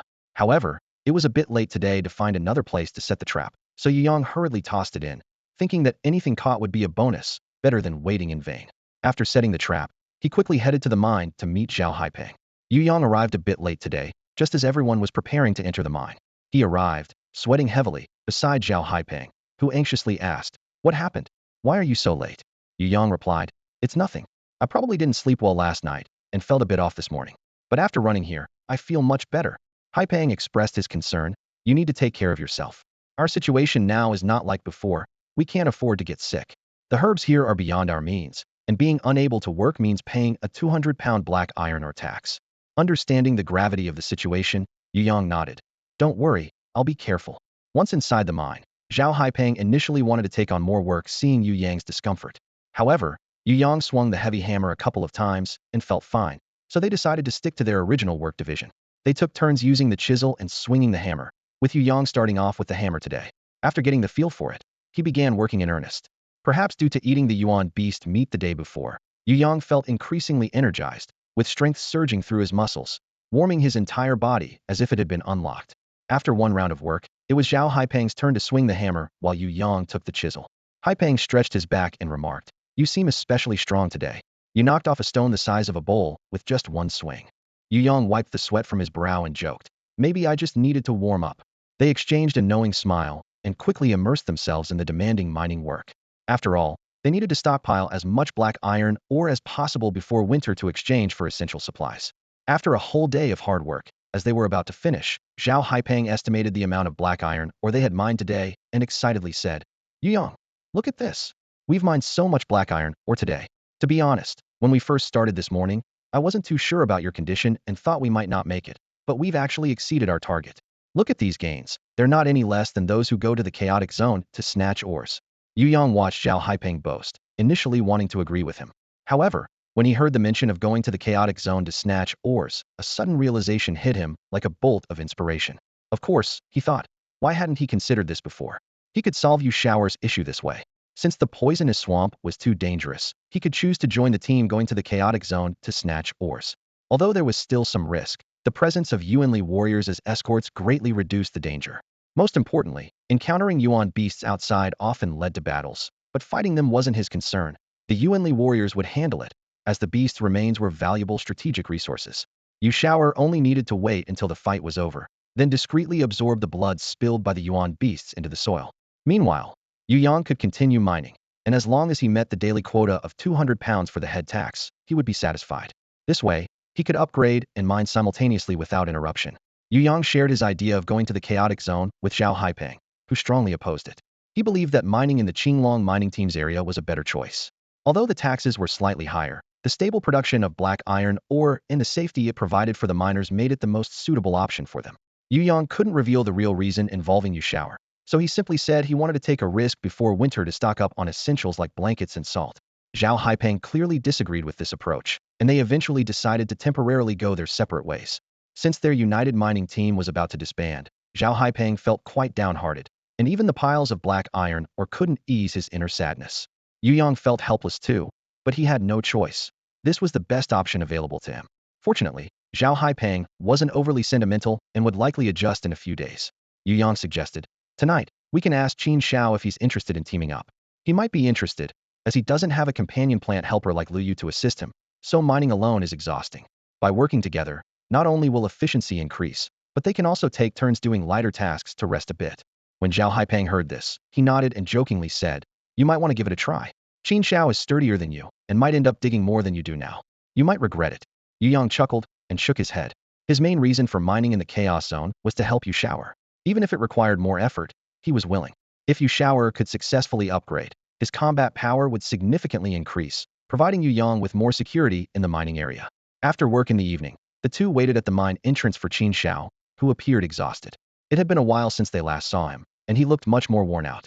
They quickly inquired about his situation, and Qin Xiao explained with frustration that he had been busy storing grain for the winter, which was both mentally and physically draining, and his yield was disappointing. Upon hearing about Yu Yang and Zhao Haipeng's intentions, he gladly accepted Zhao Haipeng's invitation. He had envied their success in the past and wanted to find a partner to mine with, but previous attempts with others hadn't worked out, leading to disagreements and parting ways. Though Qin Xiao was eager to team up with Zhao Haipeng, he strongly advised Yu Yang against mining in the Chaos Zone. Recently, someone from their dorm had gone there and unfortunately encountered a group of spotted spiders. The limited number of Yuan force fighters couldn't cover everyone, so they had to fend for themselves. During the escape, his dorm mate was accidentally knocked down and bitten by the spiders, resulting in severe injuries. Now, he is bedridden, having spent all his savings on healing medicines. Even if he recovers, surviving the winter without food will be extremely difficult. Yu Yang was aware of the risks in mining the Chaos Zone, but he was determined to resolve the issue with Yu Shower and refused to back down. Besides, with Qin Xiao agreeing to team up with Zhao Haipeng, returning home would only slow their progress as a three-person team. The decision was made, and as they left, Zhao Haipeng reminded Yu Yang not to forget his fish trap. Yu Yang smiled wryly and promised to bring it back the next day. The earlier sadness seemed to fade away, as Zhao Haipeng's mind was once again focused on money. After this commotion, Yu Yang felt much lighter, knowing that everyone would do their best to make life a bit better. When Yu Yang returned home in the evening, the first thing he did was head to the creek to check his fish trap. The previous night, he had been lucky enough to catch a yuan beast fish, which filled him with a sense of unrealistic hope. However, hope remained just that, as the trap was empty when he pulled it up. It was clear he needed to find a new spot. He chose a bend in the creek where the water flowed swiftly and the vegetation was lush, hoping this new location might yield unexpected rewards. After setting the fish trap, Yu Yang hurried back home, as he needed to prepare for a trip to the wilderness to mine resources the next day. He decided to make some self-defense tools for the journey, given the constant threat of encountering yuan beasts. He planned to venture to the edge of the poisonous miasma forest to find some highly venomous scorpions and centipedes to make poison for emergencies. Yu Yang gathered some sturdy, flexible vines and wove a circular net about the size of a wash basin, attaching a 1-meter-long stick to one side. He also prepared a lidded bamboo tube and a thin wooden piece, ready to set off. With these items in hand, Yu Yang headed towards the outskirts of the poisonous miasma forest. He dared not venture too close, fearing an encounter with yuan beasts like the mountain wolf spider. Fortunately, he hadn't reached the forest when he spotted several well-sized scorpions foraging in the grass. Yu Yang carefully wrapped his legs, feet, and arms with thick grass leaves to protect against bites from snakes, insects, and rodents. He focused on a sturdy, black scorpion with a glossy, menacing tail, lurking under a bush a meter away. Yu Yang quietly approached and swiftly trapped the scorpion with his vine net. The startled scorpion thrashed about inside. Yu Yang gently pressed it down with a thin wooden piece, lifted one side of the net, and captured it in the bamboo tube, sealing it with a small wooden board and a bamboo stopper. This marked his first catch of the night. After half an hour, Yu Yang had caught 7 or 8 scorpions. He shook the bamboo tube, feeling satisfied with his haul, and decided to head home, as the forest was too dangerous at night. Just as he was packing up to leave, he heard a loud hissing sound behind him, indicating an unwelcome presence. Yu Yang quickly turned around to see a massive, crimson snake as thick as a barrel, lying less than 3 meters away. Its scales glistened in the sunset, and an icy blue crest on its head emitted a faint white mist, with the rest of its body hidden in the dense underbrush. Yu Yang's heart tightened with the realization that this was beyond his ability to handle. He gripped his tools tightly, sweat beading on his forehead. He recalled hearing that snakes have poor vision but can sense infrared. He wasn't sure if this applied to the snake before him. He knew it was best to stay still to avoid provoking an attack. Despite Yu Yang's best efforts to remain calm, the giant snake held its proud neck high, its chilling fangs exposed, and its crimson tongue flicking threateningly, ready to strike at any moment. With only 3 meters between them, the snake could lunge and bite him in an instant. Yu Yang dared not hesitate any longer. He turned and ran. Fearing the snake might coil around him, he zigzagged through the trees, with the snake relentlessly on his tail, crashing through small shrubs. As he ran, he felt a gust of wind on his back and instinctively rolled to the side, feeling a searing pain on the outside of his right thigh. A glance down revealed a red line of blood where the snake's fangs had grazed him. There was no time to worry about the pain. Stopping meant certain death. After running for a short while, Yu Yang felt his strength waning, his breathing labored, and his body light, as if he could collapse at any moment, his feet barely feeling the ground beneath them. Realizing he had been poisoned despite the superficial wound, panic set in. What should he do? How could he escape the pursuing snake? Then he noticed a small spider web on a branch ahead, and an idea struck him: it might be his chance to escape. Fortunately, he was not far from the territory of the mountain wolf spider, and he decided to take the risk. Yu Yang pushed himself to run in that direction, praying that the commotion would alert the mountain wolf spiders in the area. If they engaged the snake, he might have a slim chance of survival. With his vision blurring and each breath failing to reach his lungs, he gasped for air, struggling against the encroaching weakness. Summoning his last ounce of strength, he reached the spider's territory and caught his breath under a tree before climbing it. Soon, he heard rustling sounds, and an adult mountain wolf spider appeared. Seeing the snake intruding on its domain, the spider launched an immediate attack, charging with a ferocious speed. The surrounding energy turned violent, and the snake's scales crackled under the assault. As the dust settled, the spider realized its winged blades couldn't penetrate the snake's armor. Adapting its strategy, the spider's carapace glowed with a yellow light as it leaped forward, firing its needle-like bristles. Unable to dodge, the snake was hit in its ice-blue crest, a vulnerable spot. Enraged, the snake hissed, and its eyes turned blood red. It retaliated with a flash of icy light from its mouth, launching ice projectiles at the spider's front legs. The ice exploded, covering them in frost, and subsequent projectiles slowed the spider's movements. Realizing it was outmatched, the spider retreated into the toxic forest. With the snake now distracted by the chase, Yu Yang watched them vanish from sight and finally breathed a sigh of relief. He hadn't anticipated the snake being a Yuan beast, capable of such powerful attacks. Had it used the ice projectiles earlier, his fate would have been sealed. His current situation was far from optimistic. Although there's an old saying that where a venomous snake appears, an antidote can be found within 7 steps, he had no idea where this giant python came from. Yu Yang had no choice but to take a gamble, summoning Yushower to see if it could absorb the poison from his body. As soon as Yushower appeared, it swiftly ran to the wound and covered it with its mycelium. Yu Yang watched the mycelium turn blood red, and his heart tightened. Even if the detoxification succeeded, he might still die from blood loss. It seemed Yushower wasn't yet capable of separating the toxin, but at least it could have a full meal before he died. As time passed, Yu Yang's eyelids grew heavier until he finally succumbed and fainted. When he awoke again, Yu Yang found himself clutching a tree trunk tightly. Looking around, he realized it was completely dark. He moved his stiff limbs. Though his body was still weak, the sensation of panic and oxygen deprivation had vanished. It seemed Yushower had successfully neutralized the snake venom, even managing to save his life. He summoned Yushower from his body to check its condition, only to find it had entered the breakthrough state he'd long anticipated, enveloped in a milky white energy shield. Could it be that the snake venom contained such a vast amount of energy? No. If that were the case, he wouldn't have survived. After pondering for a moment, Yu Yang climbed down the tree and went to the battlefield where the mountain wolf spider and the giant snake had fought. He found that their blood had been completely absorbed by Yushower. More importantly, the few drops of ice-blue liquid that had fallen from the snake's injured crest were also absorbed, providing the energy needed for its advancement, a blessing in disguise. After absorbing Yu Shower back into his body, Yu Yang decided to leave the dangerous area as soon as possible. Stumbling back to his dwelling, it was already past midnight. The night's events felt like a dream, nearly losing his life at the start, only to have everything turn around unexpectedly. With Yu Shower's successful upgrade, he was about to become a first-level energy warrior, albeit as a plant-based one. But it was a significant step forward, finally beginning his journey as an energy warrior. Despite the night's thrilling adventure, Yu Yang's mind was restless, but ultimately, his exhaustion took over, and he fell into a deep sleep. The next morning, he woke feeling lightheaded, with his vision darkening and his head spinning. When he sat up, clear signs of severe blood loss. Though the poison was gone, Yu Shower had drained a considerable amount of his blood. He accepted it as the price for survival.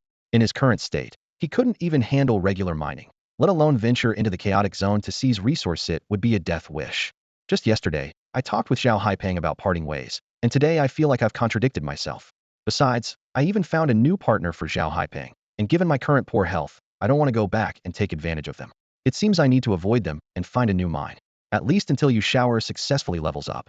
Yu Yang first collected the fish traps, which yielded 2 palm-sized crucian carp, and made them into breakfast.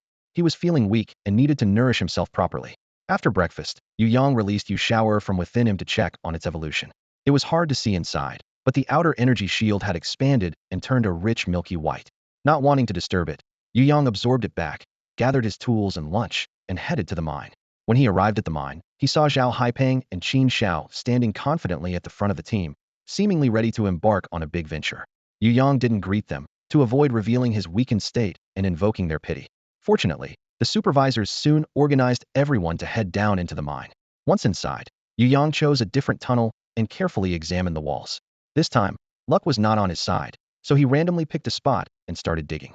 Today, as long as he could meet the 200-pound head tax, he wasn't too pressured and even managed to take a break. After 2 hours of digging, Yu Yang found the ore yield in this tunnel was mediocre, explaining why few people were there. However, he only needed to bide his time there for a few days, hoping to join the mining team in the Chaos Zone to strike it rich. Meanwhile, he could enjoy some peace. Unexpectedly, instead of finding much ore, he stumbled upon a nest of baby mice. The mother was likely out foraging, or they would have relocated by now, so finding them was a stroke of luck for Yu Yang. There were 7 baby mice, all hairless and with eyes still closed. Yu Yang carefully scooped them up, making sure to gather the nesting material as well, planning to make a nest for them later. Following the direction of the mouse hole, he struck gold, finding 5 to 6 pounds of nutgrass seeds, which delighted him. Looking at the baby mice, Yu Yang's eyes sparkled. Here, nobody considers mice dirty. Instead, they're seen as a rare delicacy and are perfect for him to raise right now. They require little space, are easy to care for, and most importantly, breed quickly. Catching this nest of mice was truly a blessing. Even though he didn't meet the mining quota today and got docked over 20 pounds, it didn't dampen his spirits. Moreover, he found 5 to 6 pounds of food. If he successfully raises the mice, he might not only have enough for himself, but also trade some for supplies. In the evening, Yu Yang carefully moved the nest of small mice to his bedside so he could easily take care of them. These little mice were still too young, and he wasn't sure if they needed milk, which he didn't have anyway. Sacrificing some of his precious fish meat, Yu Yang made a fish paste to feed them, treating each one with VIP care as he held them gently in his hands. He hoped every mouse would grow up healthy and thrive. Usually, when people in the village caught mice, they would eat them right away, never considering raising them, which made these mice, often seen as pests, a rare commodity. Especially with winter approaching, the value of these little mice became increasingly apparent. 5 days passed quickly.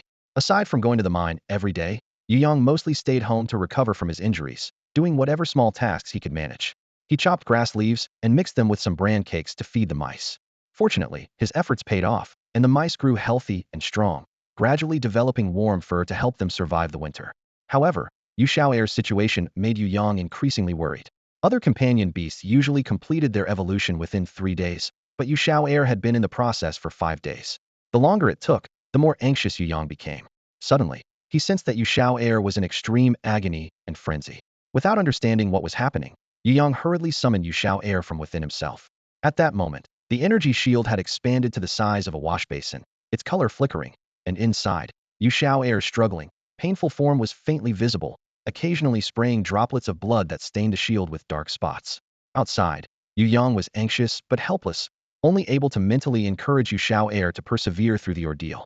As the energy shield enveloping Yu Xiaoer grew thinner, its outline became clearer. Yu Xiaoer's condition worsened, its body strained to the point of bursting, occasionally spurting out a spray of blood, while the energy within the shield continued to pour relentlessly into its body. Yu Yang finally understood Yu Xiao'er's problem, and without hesitation placed his hand on the energy shield surrounding Yu Xiao'er, focusing his mind on desperately absorbing the energy. Despite the shield being nearly depleted, Yu Yang struggled to withstand the intense energy surge. Unlike companion beasts and plants, the human body lacked the capacity to absorb such potent energy. After a short while of absorption, Yu Yang felt his energy channels swell, his blood boiling, his breathing becoming rapid, and he could almost hear the pounding of his blood vessels. At this point, his eyes were bloodshot, his skin severely swollen, on the brink of bursting. Yu Yang struggled to contain the immense energy he absorbed within his body, trying to keep it on its designated path. However, there was always a rogue stream of energy wreaking havoc inside him. He gritted his teeth and swallowed the metallic taste in his mouth. Today, he and Yu Xiao'er had to fight with no retreat. If they didn't succeed, they would face death. Suddenly, a faint pop, like a bubble bursting, signaled the complete disappearance of Yu Xiao'er's energy shield. Yu Yang momentarily relaxed, but the surging energy inside him went wild, causing him to cough up blood. Focusing intently, he sat upright and channeled his energy, diverting a small portion each cycle to strengthen his muscles and bones. He continued this process throughout the night. Gradually, Yu Yang felt he could control the energy within him. When he opened his eyes, it was already noon the next day. Yu Xiao'er lay beside him, seemingly in a deep sleep, his little belly rising and falling. By now, Yu Xiao'er had grown to the size of a wash basin, his body a bright red with faintly glowing blue threads underneath. Yu Yang touched him and felt the heat. It seemed Yu Xiao'er hadn't fully absorbed the energy yet, but at least he was no longer in mortal danger. Yu Yang placed Yu Xiao'er back inside his body to let him recover slowly. Yu Yang felt anxious. He had to hurry to the mines. Though he appeared gravely ill, if he failed to deliver the head tax, he might truly meet his end. When he reached the mine, everyone was already underground, leaving only 2 mercenaries at the entrance. Seeing his sickly appearance, they let him pass without any trouble. He speculated that there might be 2 reasons for the situation. First, as a companion plant, Yu Xiao'er couldn't absorb energy as quickly as a companion beast, leading to an overload when the energy surged in, nearly causing him to explode. Second, the blood of the mountain wolf spider and the unknown giant snake that Yu Xiao'er absorbed was too potent, containing excessive energy, which he couldn't handle, almost resulting in disaster. Yu Yang thought both scenarios were possible. Unfortunately, he knew too little about companion plants. With more knowledge, he might help Yu Xiao'er avoid many pitfalls. He recalled Eugene and felt a deep-seated resentment, vowing never to forget their family's kindness. If he managed to escape, he would repay them. Clenching the pickaxe in his hand, Yu Yang channeled his anger into strength, swinging it with the thought of keeping Yu Xiao'er safe. Everything else could be planned later. After returning home in the evening, Yu Xiao'er finally emerged from its evolutionary state. Instantly, Yu Yang felt a warm and powerful energy envelop his entire body, quickly healing his hidden injuries. The surplus energy wasn't wasted. It flowed into his limbs, transforming his bones and muscles. Yu Yang had never felt so light, filled with endless strength, as if he alone could take down 3 Zhao Haipeng. It was then that Yu Yang realized Yu Xiao'er had finally completed its evolution. He'd heard before that once a companion beast evolved, it would transfer energy back to its owner, but with everything that had been happening lately, he'd forgotten about it. It seemed that Yu Xiao'er had narrowly succeeded in evolving, becoming a first-tier warrior combatant. Now, Yu Xiao'er had returned to its original gray color, its size growing from that of a goose egg to a basin. The most notable change was in its mycelium, which appeared to be about a meter long, with a faint icy blue hue, floating in the air like a beautiful jellyfish, significantly enhancing its overall appearance. Yu Xiao'er excitedly held its mycelium up to Yu Yang, showing off its transformation. Yu Yang pinched the mycelium, feeling a slight chill, which was cold but not harmful. In hot weather, Yu Xiao'er's mycelium could be draped over his head, acting like an air conditioner, seemingly finding its niche in life, with the potential to evolve towards becoming a refrigerator. Despite feeling a bit disappointed, as he once hoped for Yu Xiao'er to have combat capabilities, it seemed Yu Xiao'er's aspirations lay elsewhere. Yu Yang was resigned. Yet the energy Yu Xiao'er had given him after its upgrade had already benefited him greatly. He only needed to learn a martial art, and life would still be good, while Yu Xiao'er could continue to upgrade peacefully. However, Yu Yang soon realized he was gravely mistaken. With just a burst of power from Yu Xiao'er, Yu Yang felt as if he had been shocked, his palm tingling and quickly losing sensation. Before his eyes, his hand and entire arm were rapidly covered in a layer of transparent frost, making it feel like his arm was no longer his own. Moments later, Yu Xiao'er reabsorbed the toxins and cold through its mycelium, and Yu Yang regained his senses, clenching his fist, still feeling a sense of disbelief. Yu Xiao'er circled around Yu Yang excitedly, anticipating praise. But at that moment, Yu Yang was genuinely frightened. He had never seen a first-tier companion beast with such a high attack power, capable of defeating an enemy in a single move. In disbelief, Yu Yang pinched Yu Shao's mycelium hard. Although it was tougher than before, it still snapped easily, with a piece of mycelium gently drifting to the ground. Yu Shao froze, not understanding why Yu Yang had suddenly reached out with a heavy hand. Seeing the broken mycelium in his hand, Yu Yang breathed a sigh of relief, realizing Yu Shao only had magical attacks and no physical defense. Facing challenges wasn't frightening. Finding solutions was key. Yu Yang patted Yu Shao's large head, reassuring it. It's okay, I was just testing your defense. Yu Shao bobbed up and down, indicating it understood, then happily wandered around the house. Watching the seemingly simple-minded Yu Shao, Yu Yang hadn't expected it to already have the potential to become a trump card. After receiving the energy feedback from Yu Shao, Yu Yang felt much stronger than before, understanding why everyone was so eager to advance in warrior ranks. Yu Yang's strategy was to keep a low profile. He understood that only what is hidden can be considered a trump card. However, Yu Shao couldn't hide inside his body forever. Such a significant change would inevitably draw attention. Rather than waiting until that moment to explain, it was better to proactively update his identity information with the team now. While reporting, he decided to conceal Yu Shao's evolutionary ability, claiming it to be a failed evolutionary companion plant. This way, it would just be a topic of conversation for a few days, and once the buzz died down, no one would pay attention to him and Yu Shao. This was a form of protection for them. By then, Yu Shao would fade from people's sight like those weaker companion beasts, while Yu Yang could rely on the energy from upgrading to enhance his physical abilities and gradually become a warrior. Without delay, the next morning, Yu Yang went early to the administrative office of the Qinglong mining team to update his identity information. This process caused a minor stir, as it had been many years since a companion plant had completed an upgrade. After some inquiries, the staff realized it was just a stroke of luck, and the upgraded companion plant had no combat ability. Once all information was confirmed accurate, the staff helped Yu Yang update his identity information. Since Yu Shao lacked combat strength, Yu Yang couldn't enjoy the benefits of a first-level warrior. Though his benefits were reduced to those of a reserve combat master, he was still quite satisfied. Meals and accommodation were provided by the mining team, and he was allocated a two-bedroom cave dwelling close to Wang Ming's residence. Each month, he could receive 150 pounds of black iron ore and had the right to rent 300 pounds of black iron ore from the mining team, along with 3 days of rest each month. Of course, enjoying these benefits came with obligations, such as participating in monthly exploration tasks with the mining team. In recent days, Yu Yang became a legend, often overhearing people discussing his story as he walked around. News of primordial beasts in the poison miasma forest had spread, and although people remained cautious, the temptation led many to venture in. Some even formed groups to successfully hunt low-level primordial beasts, achieving breakthroughs for their companion beasts and changing their identities. The continuous flow of good news greatly boosted the explorers' morale. Despite the casualties, the poison miasma forest became a lifeline for many in desperate situations, prompting them to enter in search of a chance for survival. Upon hearing the news, Yu Yang's close friends Zhao Haipeng, Wang Ming, Qin Shao, and Lu Yu came to his new home with gifts to congratulate him. After dinner at Yu Yang's place, Qin Shao and Lu Yu shyly approached him, asking how he managed to upgrade Yu Shao. Yu Yang candidly explained that Yu Shao advanced by absorbing soil containing primordial beast blood. Lu Yu chuckled wryly, thinking Yu Shao was incredibly lucky. They knew this method, but achieving a companion plant's progression required two challenging conditions. First, primordial beast blood, like its meat, was extraordinarily expensive, beyond the reach of ordinary people. Second, companion plants absorb nutrients much slower than companion beasts. For example, it would take them 4 to 5 days to accumulate enough primordial energy from a small cup of water.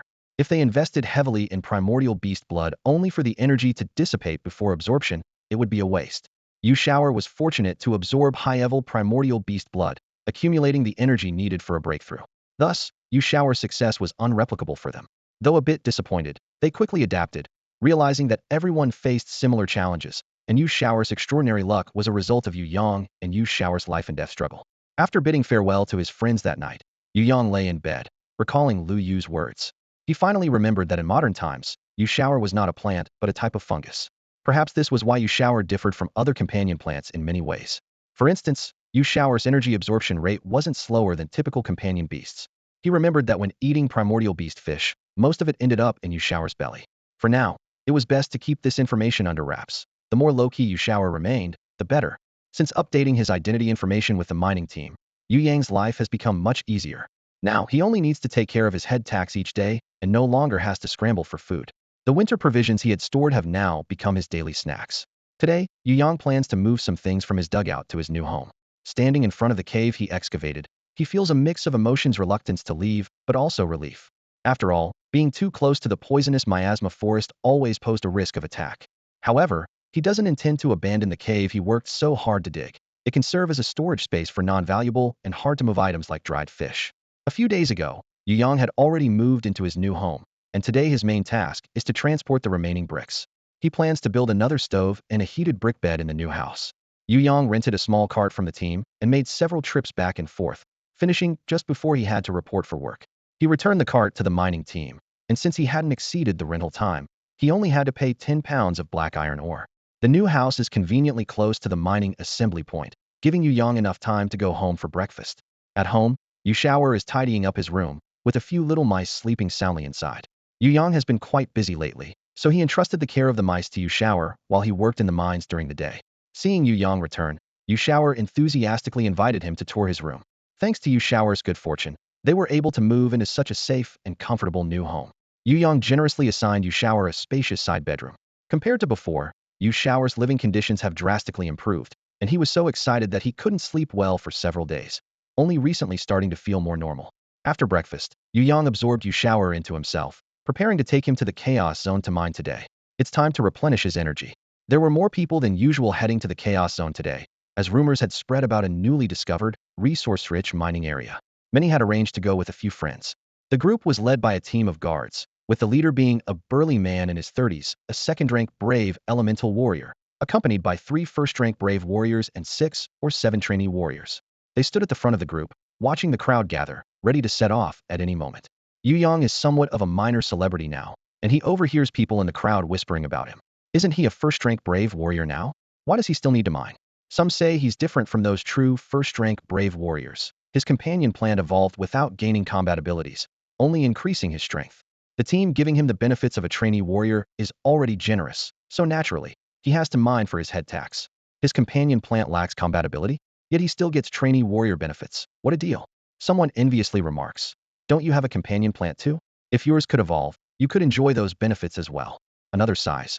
I wish, but I don't have that kind of luck. I never run into blood beasts when I go out. Listening to the discussions around him, Yu Yang closes his eyes and begins to conserve his energy. He's heard a lot of such talk over the past few days, and in truth, what they're saying is accurate. Yu Yang doesn't mind, only he knows the full story. This current situation is exactly what he wants, as it helps to conceal Yu Shower's unique abilities. After waiting for less than 10 minutes, the team announced their departure. Over 100 members boarded the carriages, and the convoy set off grandly.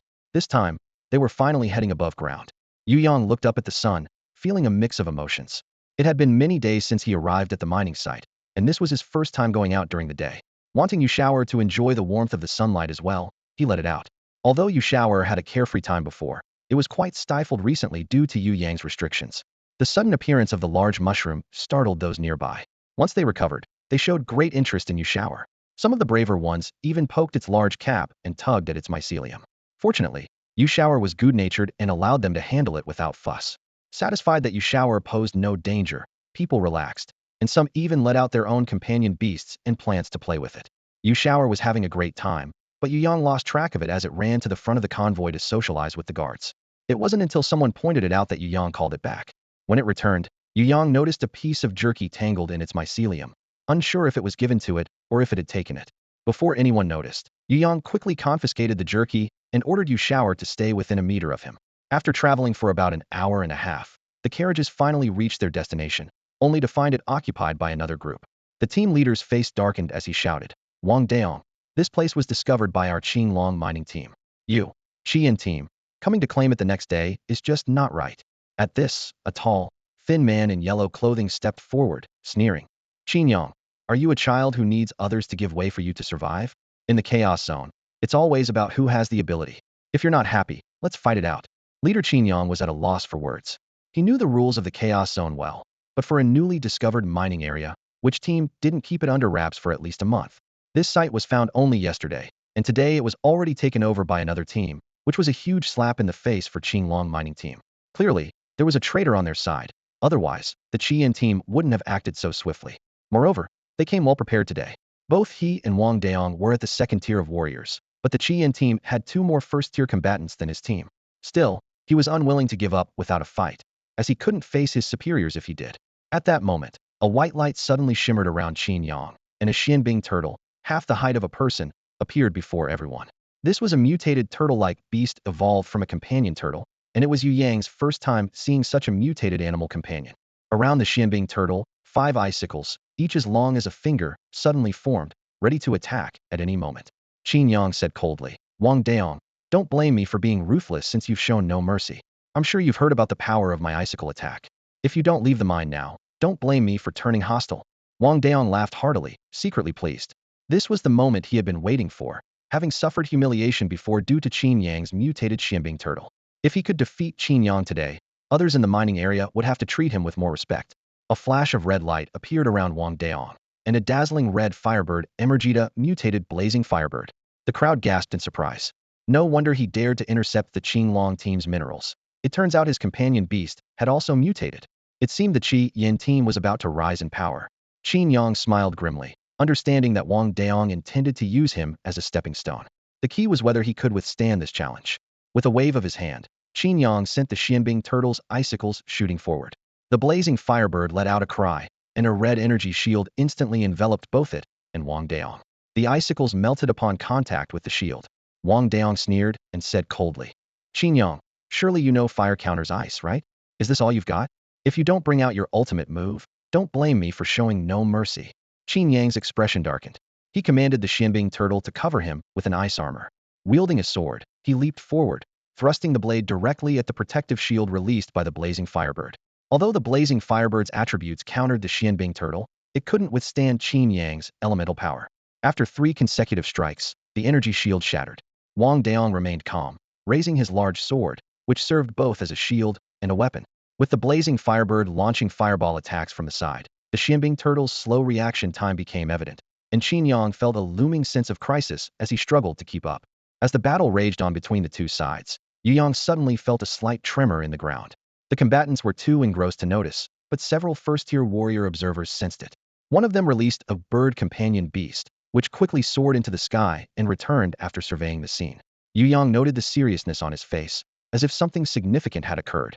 The first-tier warrior immediately called off the fight between Qin Yang and Wang Daong, and went over to speak with Qin Yang. All 3 of them wore grim expressions. Qin Yang and Wang Daong promptly ordered everyone to take cover in the mine shaft, leaving the warriors at the entrance on standby. Although Yu Yang wanted to follow them inside, he was, after all, a genuine first-tier warrior.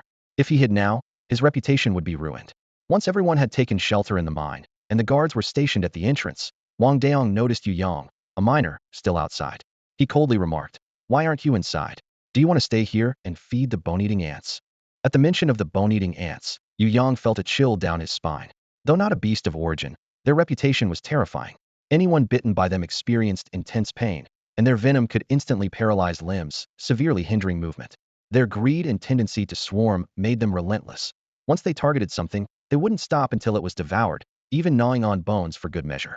Yu Yang was about to explain his reason for staying when Qin Yang interjected, "Old Wang, he's the first-tier warrior in our team who evolved through a plant companion. His companion plant isn't much for fighting, but he's got strength. We'll need him to help move some rocks to block the entrance." Wang Daong nodded and then said to Qin Yang, "What rotten luck. It's clear we've been set up. Your Qinglong squad needs to clean house and deal with these pests." Qin Yang's face was also dark with anger. He didn't need Wang Daong to tell him. He was determined to root out the troublemakers upon returning. This wasn't just about the mine. It was a clear attempt on his life. There was no time for complaints. Qin Yang immediately directed some strong warriors to move large rocks.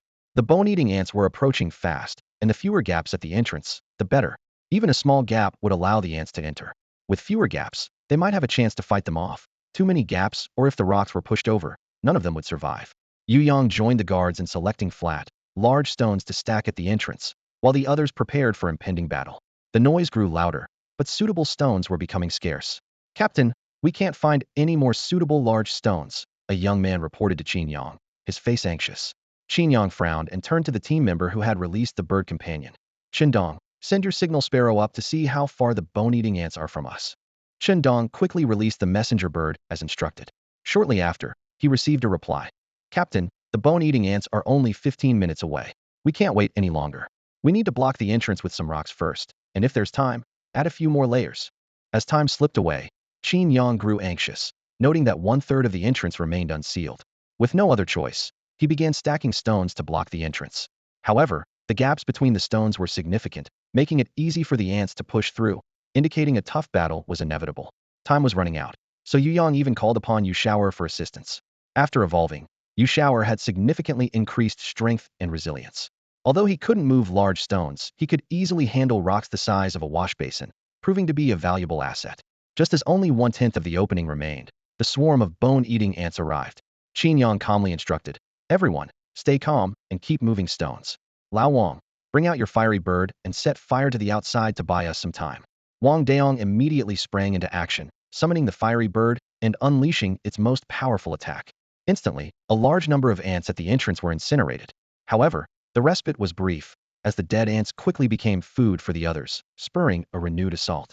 After a few rounds of attack, the fiery bird was noticeably exhausted. The people inside the cave were anxious but helpless. If other companion beasts joined the fight, lacking long-range attack capabilities, they would soon be devoured by the ants. Meanwhile, Qin Yang directed the ice turtle to shoot ice bombs outside to alleviate pressure on the fiery bird. However, compared to the flames, the ice bombs had a much smaller area of effect and couldn't withstand the ants' fierce assault. Fortunately, after several delays, the gaps at the entrance were finally sealed. Yu Yang and the other team members who had been gathering stones collapsed to the ground, drenched in sweat and gasping for air.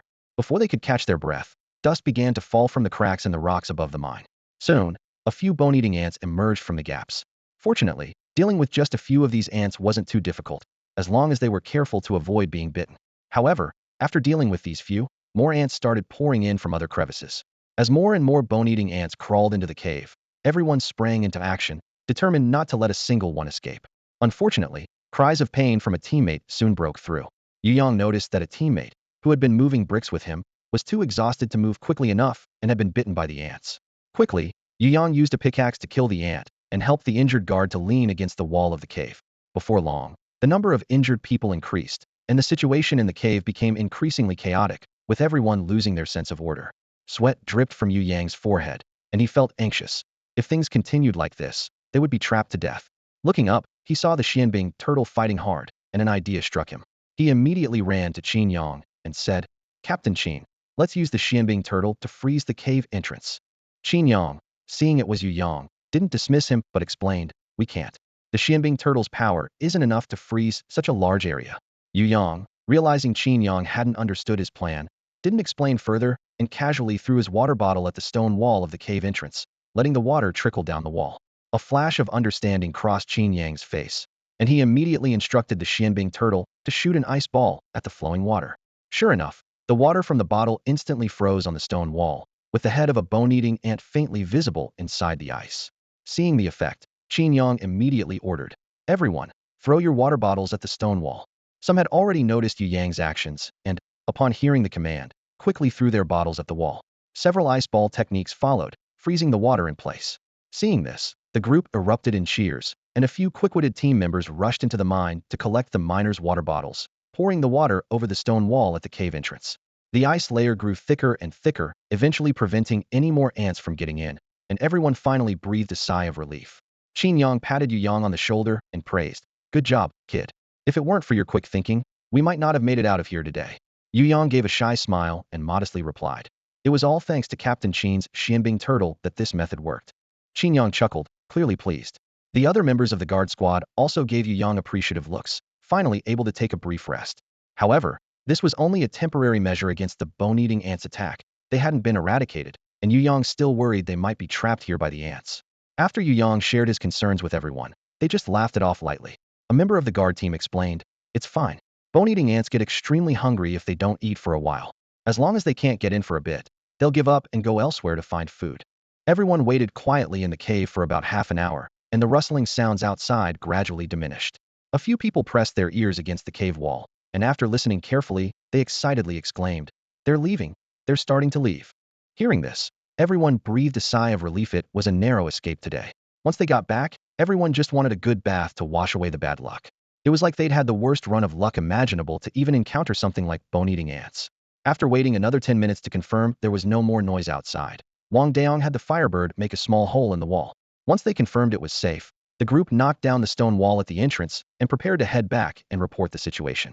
The carriage they had arrived in was still outside, but only a few lonely carts remained, and the horses pulling them were nothing but skeletal remains, a chilling sight. This mining trip had left both the Qinglong team and the Qian team with nothing but losses, and they were determined to find the mastermind behind it all. Once everyone gathered their belongings, they immediately set off back. The miners, seeing the grim scene outside, were eager to leave as well. The journey that took over an hour by carriage on the way there was now done on foot, and they made it back to the mining area in just an hour and a half, showing their urgency. Before they set off, Yu Yang had left Yu Shower there to clean up the battlefield. Halfway through their return, Yu Shower caught up. Known for its playful nature, no one was suspicious. Content after eating and drinking, Yu Shower cozied up in the basket on Yu Yang's back, resting peacefully. Lately, Yu Shower had become enamored with the vast world and less inclined to return to its own form. Fortunately, they hadn't started mining yet, so Yu Yang resigned himself to carrying the 30-pound bundle on his back. Everyone jokingly remarked about how much Yu Shower enjoyed the ride. Yu Yang smiled wryly and continued on. With his current strength, carrying Yu Shower's small frame was no big deal. While not exactly featherlight, it wasn't much of a burden either. Upon returning to the mine, the guards quickly regrouped to address the day's issues, while the miners had no time to rest and had to immediately head into the underground tunnels to mine. After all, the head tax was still due. Yu Yang glanced at Yu Shower, who was sound asleep in the basket on his back, noticing a faint pink hue on its body, a sign that it was digesting the bone-eating ant toxins absorbed earlier. Not wanting to disturb it, Yu Yang took it home first before heading to the mine himself. Yu Yang wasn't too concerned about the head tax due today. With his current strength, mining 200 pounds of black iron ore was a breeze. Even with only half a day left, he was confident he could meet the target if he worked hard. Due to the bone-eating ant incident, no one dared venture into the chaotic area to mine for days, and Yu Yang had been diligently mining in the underground tunnels. Last time, Yu Shower had consumed the bone-eating ant toxin, and possibly due to the large amount ingested, it had taken a whole day to digest. Without a test subject, Yu Yang wasn't sure if the toxicity had increased, but he was certain that the corrosiveness of the mycelium had indeed enhanced. Previously, it took Yu Shower about 10 minutes to corrode a one-shy stone block, and now it could accomplish the same in half the time. It seemed that in the near future, Yu Shower would become a valuable assistant in Yu Yang's mining endeavors. That day, while enjoying a free lunch in the cafeteria, Yu Yang was suddenly approached by a hurried member of the guard team. The guard was Li Jiang, a teammate from a previous mission. Back then, Li Jiang had been bitten by a bone-eating ant, and thanks to Yu Yang's timely intervention, he was saved and brought to safety. Grateful for Yu Yang's help, Li Jiang had gradually become friends with him. Seeing Yu Yang leisurely eating, Li Jiang hastily grabbed his chopsticks and exclaimed, "Yu Yang, stop eating. Captain Qin is looking for you.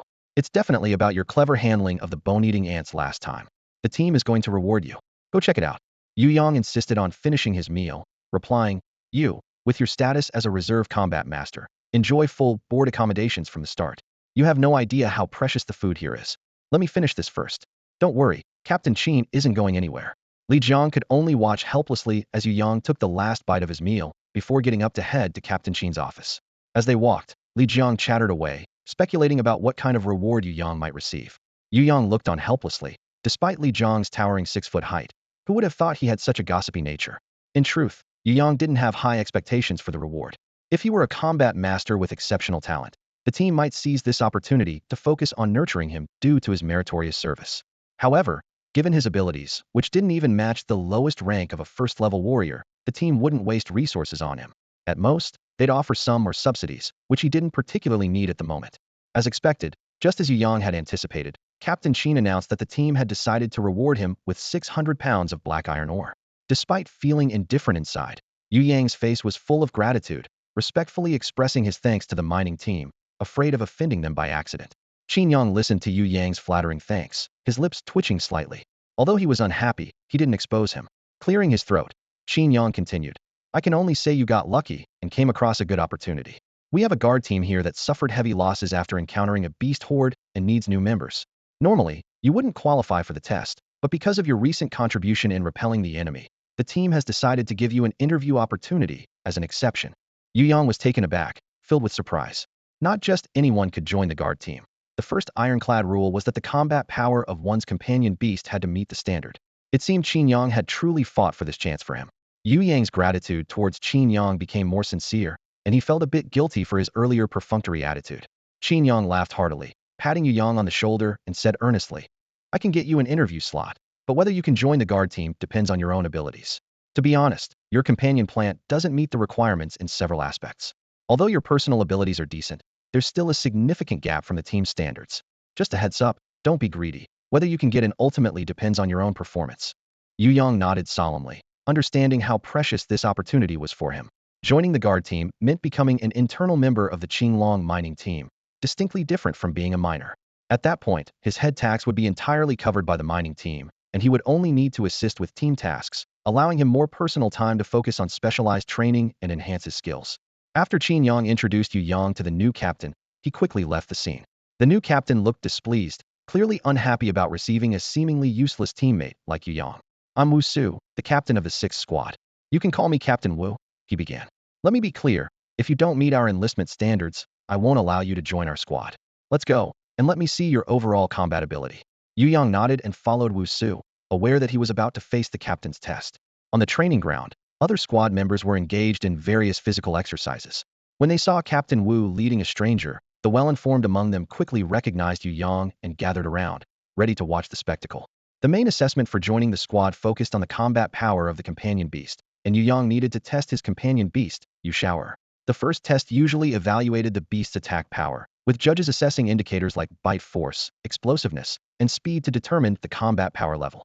When Yu Yang summoned Yu Shower, a floating giant mushroom appeared, leaving the judge momentarily at a loss. He asked if Yu Shower had any combat advantages, only to receive a negative response, making the judge feel troubled. Ultimately, the judge evaluated Yu Shower's speed and entanglement ability based on its physical traits, but the results were disappointing, leading to a mediocre grade rating. Captain Wu's expression turned grim, thinking to himself about what kind of person they had recommended for the team. They needed a member who could fight with a blade, not a seemingly harmless team mascot. Yu Yang, unaware of Captain Wu's thoughts, would have warned him not to underestimate Yu Shower, who was actually a biochemical weapon capable of posing a significant threat to the team. Upon hearing the test results, Yu Yang felt satisfied that he had successfully concealed Yu Shower's true power, burying it deep. Captain Wu, holding the freshly printed test sheet, turned to leave the training ground without a word. Yu Yang, anxious, quickly followed him, thinking that he couldn't let this job slip away. Captain Wu, although my companion beast's combat power isn't ideal, I've undergone upgrades and modifications, and all my stats have significantly improved. Why not test me before making a decision? Yu Yang tried to persuade him. Captain Wu remained unmoved, continuing to walk away, prompting Yu Yang to use his trump card. Captain Wu, if I don't take part in dividing the team's spoils, could you just take me in as free labor? It's worth noting that the guard squad's benefits included not only basic welfare, but also the beasts and yuan beasts they captured during missions, which were considered private property of the squad. The captain was responsible for distribution, making it an important source of income they were reluctant to forego. Captain Wu couldn't help but smile. This young man knew how to make sacrifices, understanding that a bird in the hand is worth two in the bush. Seeing Captain Wu about to leave the training room, Yu Yang hesitated, unsure whether to pursue him. Just as he was debating, Wu Su, having walked over 10 meters away, suddenly shouted back, "What are you looking at? Aren't you coming? Do you need me to invite you?" Hearing this, Yu Yang's heart leapt with joy, realizing there was a turning point, and he eagerly followed. At that moment, he finally became a proud member of the guard squad. Captain Wu led Yu Yang directly into the training room of the 6th squad. At that moment, the team members were focused on their cooperative training with their companion beasts. Captain Wu introduced them one by one. In the team, besides the level 2 warrior captain, Wu Su, there were 2 level 1 warrior fighters, named Qin Tian and Hu Xiu. Additionally, there was a reserve fighter, Wu Shuang, who, although recruited later, had joined through the official interview process and was not to be underestimated, with a combat evaluation rating of at least excellent B grade. Yu Yang's combat level evaluation in the public training room had already become a hot topic, making him somewhat of a celebrity in the security team, though not in a positive light. The team members were surprised at how he had joined the 6th squad with such poor results. They were unaware that Yu Yang's smooth entry was mainly due to the recommendation from the Qinglong mining team. At that moment, the squad members exchanged glances, each with varied expressions, yet none took the initiative to greet Yu Yang. Yu Yang looked around and noticed that wherever his gaze landed, the team members quickly turned away, a clear sign of their unified rejection of him. Wu Su noticed the team's attitude and cleared his throat to get everyone's attention before saying, "This is our new member, Yu Yang. I believe you've all heard about his situation. Due to Yu Yang's low combat evaluation, I've decided that during missions, he will not participate in combat or share in the spoils. Does anyone have any questions?" The other members shook their heads, appearing more relaxed. Although they still regarded Yu Yang with indifference, the tension had eased. Wu Su turned to Yu Yang and asked, "Yu Yang, do you have any questions?" Yu Yang, fully aware of the situation, quickly shook his head to indicate he had none. He was simply looking to use his position in the security team to escape the burden of the head tax. With a sincere attitude, he replied, I have no objections. Since I can't contribute to the combat, it's only fair not to share in the spoils. I hope everyone can be patient with me in the future. However, as soon as Yu Yang finished speaking, someone immediately countered. We can't be patient. If you know your limitations, you should go back to mining. Why join our security team? Should we have to worry about protecting you every time we go on a mission while fighting the beasts? The speaker was Wu Shuang, a standout in this recruitment round and a key player being groomed in the team. Though often annoying, he voiced the sentiments of the group. Yu Yang really wanted to roll up his sleeves and have a fight with him, even considering asking Yu Shower to help dismantle his arms and legs. However, reason told him it wasn't feasible. If Yu Yang fought himself, he would surely lose.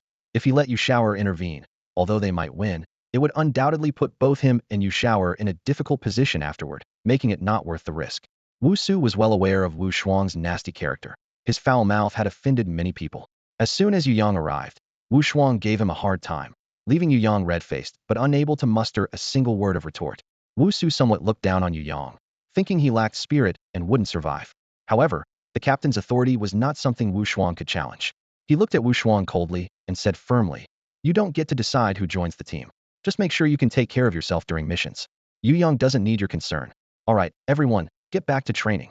Seeing that he couldn't drive Yu Yang away, Wu Shuang had an idea. "Captain, our training room is quite small, and the companion beasts can't move freely. Anyway, his companion plant doesn't need training, so why not let him find a place to practice physical skills by himself?" Wu Su glanced around at the other teammates and saw Qin Tian and Yu nodding slightly. He then turned to Yu Yang and said, "Come over here. I'll teach you a few physical skills. You can go to the public training room or practice at home. Come find me every couple of days, and I'll teach you new moves. I'll inform you in advance if there's a mission. Train hard. As you just heard, they won't be distracted by your safety in battle. You'll need to take care of yourself." Yu Yang nodded, learned 3 moves from Wu Su, and then muddled his way back home.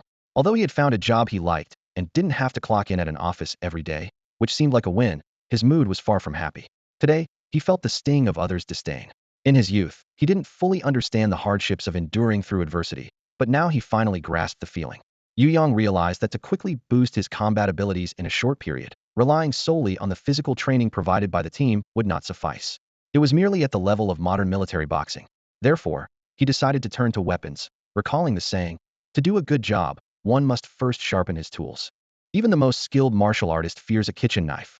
After comparing various weapons, Yu Yang ultimately chose the crossbow, which perfectly met his current needs. Firstly, the crossbow is a long-range weapon, compensating for the lack of attack range due to Yu Shower being unable to participate. Secondly, he could apply poison to the crossbow bolts, enhancing their lethality and cleverly utilizing Yu Shower's venom. Lastly, the crossbow is easy to carry and conceal, and by practicing accuracy, he could rapidly increase his attack power, which is much faster than simply honing martial arts skills.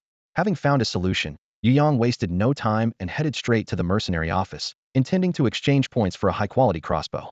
However, the crossbows presented by the shopkeeper were unsatisfactory, either too large or with a limited range. Thinking quickly, Yu Yang asked if the shopkeeper had any blueprints for a crossbow. The elderly shopkeeper pondered for a moment, then turned to the back storage area. After some searching, he found a few sheets of yellowed paper and, with a smile, said, "I remember having something like this before. It seems I'm not losing my memory just yet. Others have wanted to exchange for it before, but they couldn't understand the blueprints. Young man, take a look, but if you want to exchange for it, it will cost you 600 points." Yu Yang took the blueprints and examined them carefully, finding them to be simple 3-dimensional diagrams with clear annotations for length, width, and height, as well as detailed descriptions of the materials needed for each part. Although he was satisfied, he pretended to ponder, frowning as he said to the shopkeeper, "Sir, there are a few parts I'm not quite clear about, but I really like it. You see, it's been sitting here for so long. How about giving me a discount? I'll take it back and see if any of my friends who do woodworking can help me understand it." The shopkeeper knew Yu Yang was haggling, but since the blueprints had been collecting dust for ages with little interest, selling them would still bring some profit. Although the price couldn't be lowered further, he decided to give Yu Yang a set of woodworking tools worth 85 points for free. After completing the transaction, Yu Yang took his new blueprints and toolbox home. As for the materials to make the crossbow and string, he planned to source them himself first, resorting to the exchange only if necessary.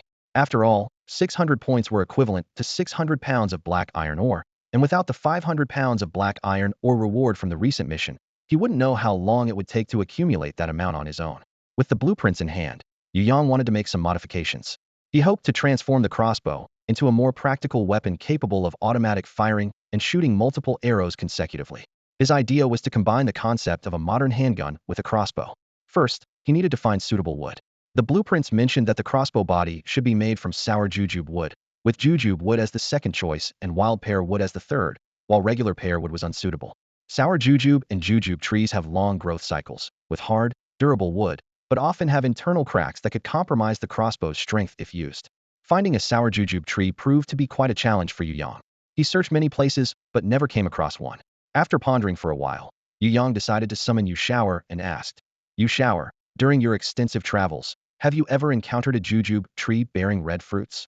Surprisingly, Yu Shower was quite helpful this time. Together, they trekked over hills and across riverbanks until they finally found a tria hawthorn tree. Although it wasn't the sour jujube tree he had hoped for, Yu Yang consoled himself, thinking that hawthorns were a good find too. At least they could provide some vitamins during this resource-scarce winter. He gathered a handful of hawthorns in his clothes and prepared to head home, considering this a pleasant surprise. However, Yu Yang wasn't planning to return just yet. Since he couldn't find the right wood, he decided to collect some ordinary wood to practice his skills. After organizing the wood and hawthorns, Yu Yang and Yu Shower set off for home. As they passed by a small river in the valley, they encountered a hunting wildcat. Though not the best prey, it was better than nothing. A few days ago, Yu Yang was struggling to find food, so he couldn't pass up this opportunity now that he had come across it. Yu Shower hadn't tested its combat abilities since its successful upgrade. It had been criticized lately, leaving it somewhat frustrated. Yu Yang needed it to prove itself and regain confidence. The wildcat was a suitable first opponent since it was more formidable than ordinary animals, with excellent hearing, vision, agility, and explosiveness perfect for Yu Shower to practice on. Once the target was confirmed, Yu Shower confidently charged into battle. Expecting a fierce fight, Yu Yang was surprised when Yu Shower took an unconventional approach. It floated above the wildcat and released its mycelium. The wildcat didn't even have time to cry out before it was encased in ice, becoming a frozen statue. Yu Yang wanted to comment on Yu Shower's performance, but the swift end left him speechless. He nudged the wildcat's body with his foot and found it completely frozen. Yu Yang instructed Yu Shower to reabsorb the cold and toxins. Once Yu Shower finished, Yu Yang carried the wildcat's body home to see if it was still usable. Back at home, he cut a small piece of meat from the wildcat and fed it to a mouse, placing the mouse in a separate compartment. 2 hours later, the mouse was still lively, indicating that the toxins had been fully absorbed by Yu Shower, ensuring the prey wasn't wasted. Yu Yang extracted the wildcat's tendons to use for bowstrings later. He planned to feed the meat to the mouse to see if there were any long-term effects. With the wood he had brought back from the mountain, Yu Yang decided to practice his skills. The quality of the wood affects the range of a crossbow, while craftsmanship directly impacts its accuracy. Making a crossbow wasn't complicated, and he had bowstrings at home. After processing the wood into smooth planks, Yu Yang drew several designs, cut out the parts, and attached them to the planks, using a saw and plane. The work was so engaging that he didn't want to stop.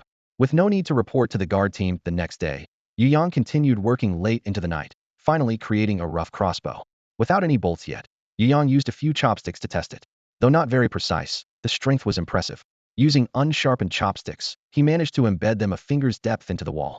With better materials, its power would only increase, and Yu Yang was quite satisfied with the result. In the past few days, Yu Yang has been either pondering ways to modify his crossbow or diligently practicing the 3 physical moves taught by Wu Su. He was determined to make a good impression when the time came. However, it turned out he was overthinking it. Wu Su didn't give him a chance to showcase his skills. Upon meeting Yu Yang, Wu Su quickly taught him 3 more moves and sent him home to continue practicing, without any opportunity for corrections. Realizing that staying home wasn't effective, Yu Yang started training at the public training ground used by the guards. The facility was well equipped, offering specialized programs for companion beasts, including endurance, attack, and evasion training. For combatants, it provided strength, endurance, and explosive power training. Most importantly, there was a ring in the middle where people often sparred. By watching these matches, Yu Yang gained valuable combat insights. He utilized all the available equipment to push his physical limits. He was always the first to arrive and the last to leave. Initially, his progress was noticeable, but soon he hit a plateau. Yu Yang understood he had reached a bottleneck. He became a regular in the ring, initially only getting beaten, with everyone betting on how quickly he would lose. Now, at least some people bet on his potential to win, reflecting acknowledgement of his progress. Yu Yang realized he had underestimated the role of companion beasts. For a force combatant, these creatures are indispensable, acting as loyal and powerful allies, unmatched by ordinary human soldiers. Some companion beasts with awakened innate abilities are like killing machines. Without a companion beast, a force combatant is like a dragon knight without a dragon. Yu Yang could still hold his own against a force combatant alone, but when they teamed up with their companion beasts, he stood no chance. No wonder Wu Su was initially reluctant to accept him. Now, Yu Yang understood Wu Su's perspective. Today, Yu Yang finished his training early to rush to the mercenary office to exchange for the wood needed to make a crossbow. Time was precious, and he didn't want to waste it, knowing he would eventually have to pay a hefty price. For 50 points, he obtained a piece of sour jujube wood, about half an arm's length, just enough to meet his needs. Fortunately, he had already made a few crossbows with ordinary wood, so he had some experience. Since the materials were hard to come by, Yu Yang decided to take his time crafting it meticulously. It took him 3 nights to finish the crossbow, and upon testing, its accuracy and effective range were impressive. He could now achieve a 5 centimeter margin of error within 100 meters, making him a sharpshooter. The crossbow's maximum range was 170 meters, which was more than adequate for now. After completing the crossbow, Yu Yang quickly summoned Yu Shao Air to provide some venom, creating poison arrows as his secret weapon. Feeling more prepared, he was finally ready to compete with others without revealing Yu Shao Air.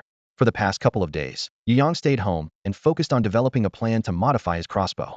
By incorporating principles from handgun design, he finally overcame the challenges of firing multiple arrows simultaneously and achieving rapid-fire capability. The next morning, Yu Yang woke up early, washed up, and prepared for his day of martial arts training with the 6th Squad. As soon as he stepped outside, he noticed an unusual atmosphere in the mining area, with many teams hurrying out and a few lone adventurers mixed in. His instincts told him that something significant was happening. He quickly made his way to the 6th Squad's training room to find out more. Captain Wu was holding a meeting when Yu Yang entered. Seeing him, Captain Wu tapped his forehead and quickly said, "Almost forgot about you. Come here. I'll explain our new mission." Yu Yang hurried to the back of the group. Wu Shuang, seeing him arrive, pursed his lips but said nothing under Captain Wu's watchful gaze. The squad had taken on a mining exploration mission from the mercenaries, which was unlike any before. Previously, they had been exploring veins of black iron ore, but this time they were searching for a yuan stone vein. Recently, yuan beasts had been appearing frequently, and the leadership suspected that the aura of a yuan stone vein had leaked from somewhere underground, attracting so many yuan beasts. Discovering a yuan stone vein in their mine would be a huge opportunity, and the rewards for this mission were much more generous than usual. The most enticing reward was that the first person to find the yuan stone vein would earn their freedom, along with countless other rewards. The news had the guard teams buzzing with activity, and all members sprang into action. The 6th Squad decided to set out immediately. Since the mission required overnight stays, Captain Wu gave everyone half an hour to go home and pack their things. Yu Yang returned home, grabbed his newly modified crossbow and arrows for added security, and quickly packed camping essentials like bedding and food before heading back. With time running short, Captain Wu assigned each person a horse for transportation.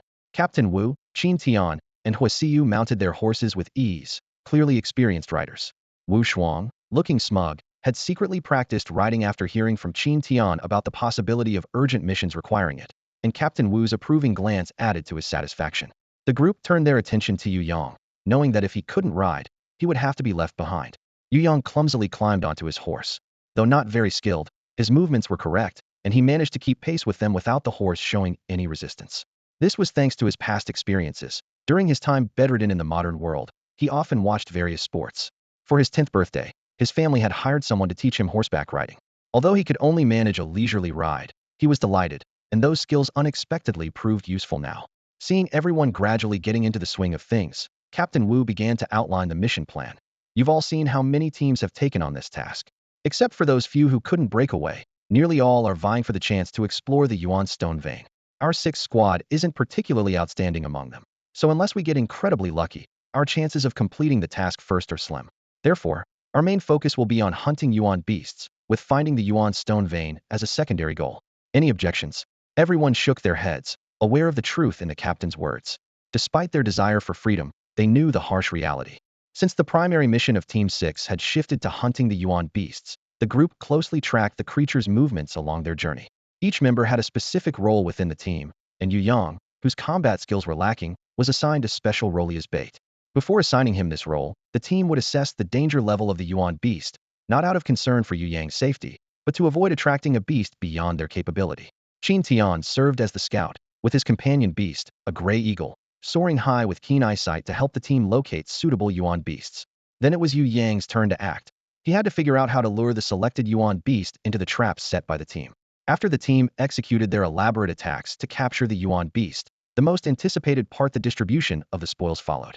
However, Yu Yang faced a setback. To secure his place in the team, he had told Captain Wu during his interview that he would not participate in the distribution of the spoils.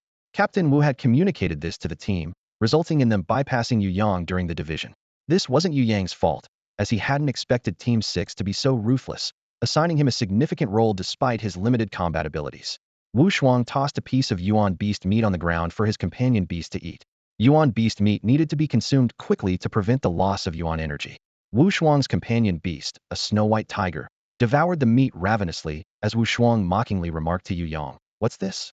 Lacking skill, you rely on stamina and still think you can benefit from our missions? Well, at least you can gain some experience.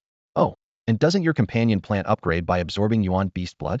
Go on, there's some blood on the ground. Let your plant absorb it, don't waste it." He pointed to the blood-stained ground where the white tiger had eaten. The others ignored the situation, partly because they didn't want to meddle and partly to teach Yu Yang a lesson that gaining benefits from the team wasn't easy, planning to give him a warning for future control.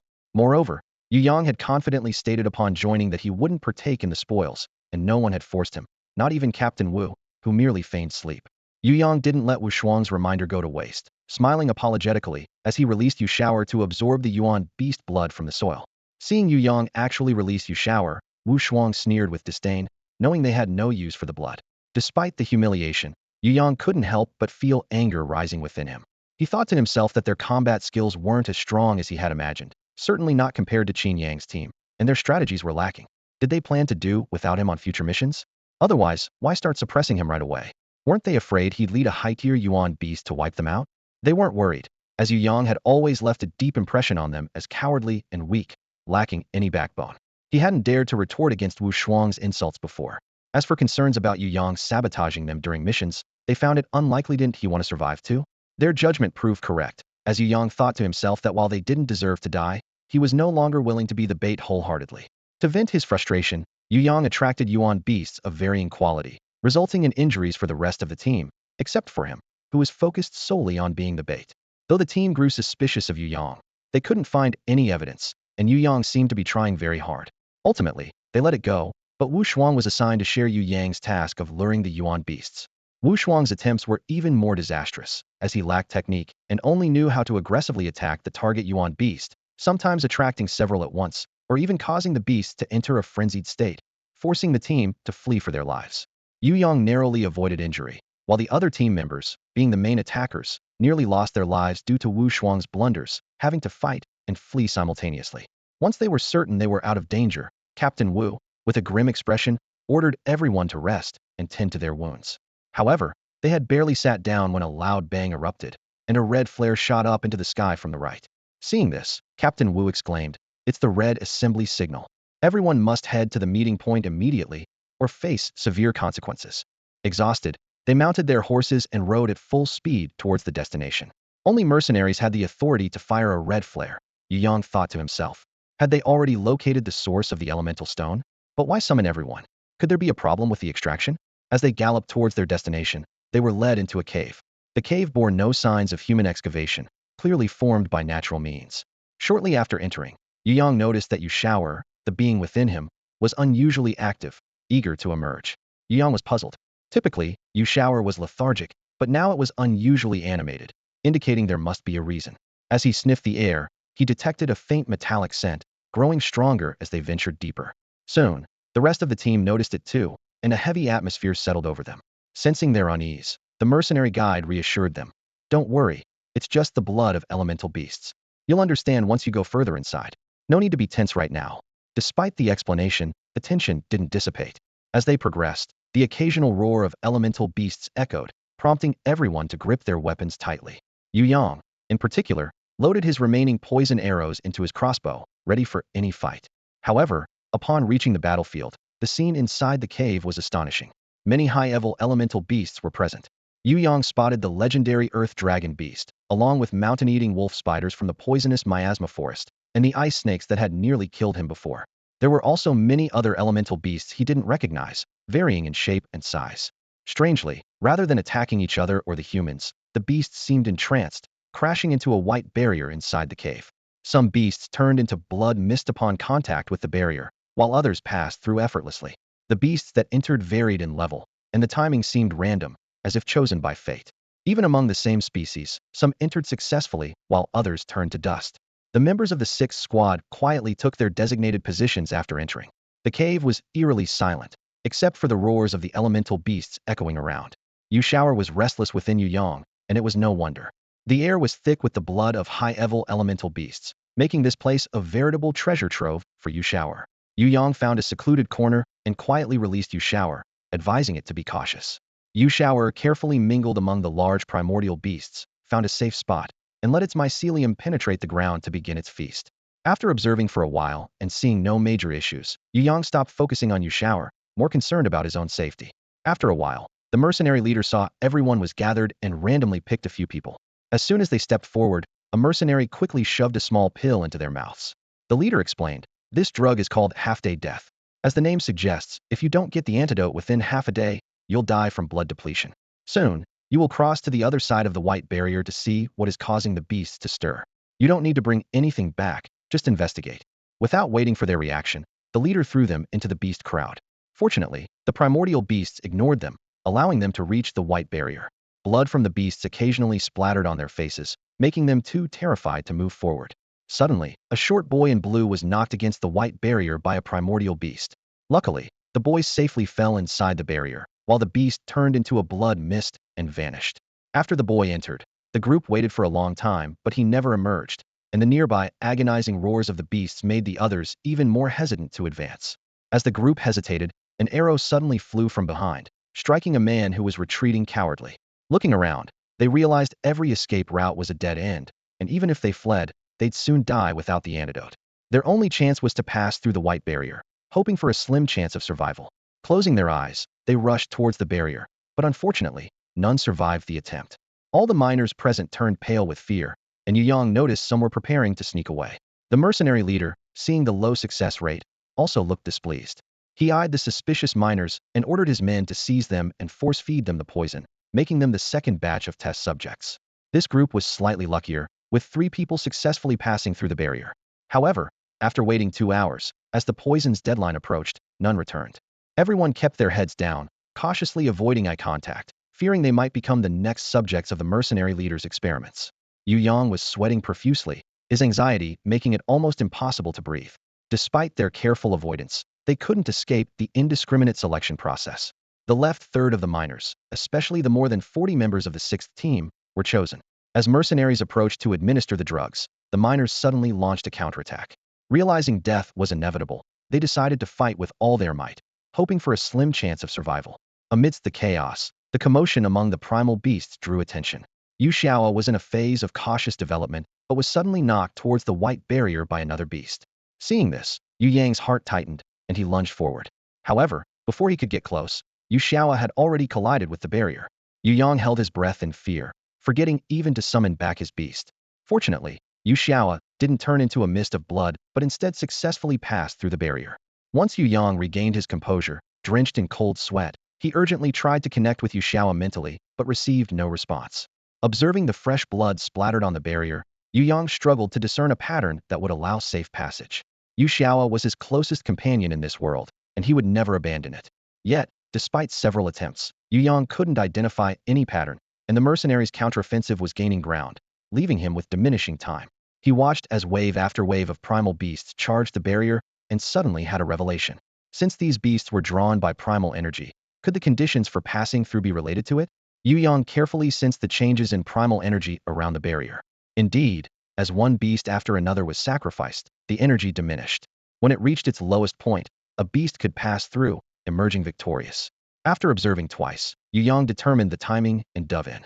Unexpectedly, a nimble lynx suddenly leaped in front of him. Unable to stop, Yu Yang saw half of the lynx already inside the barrier.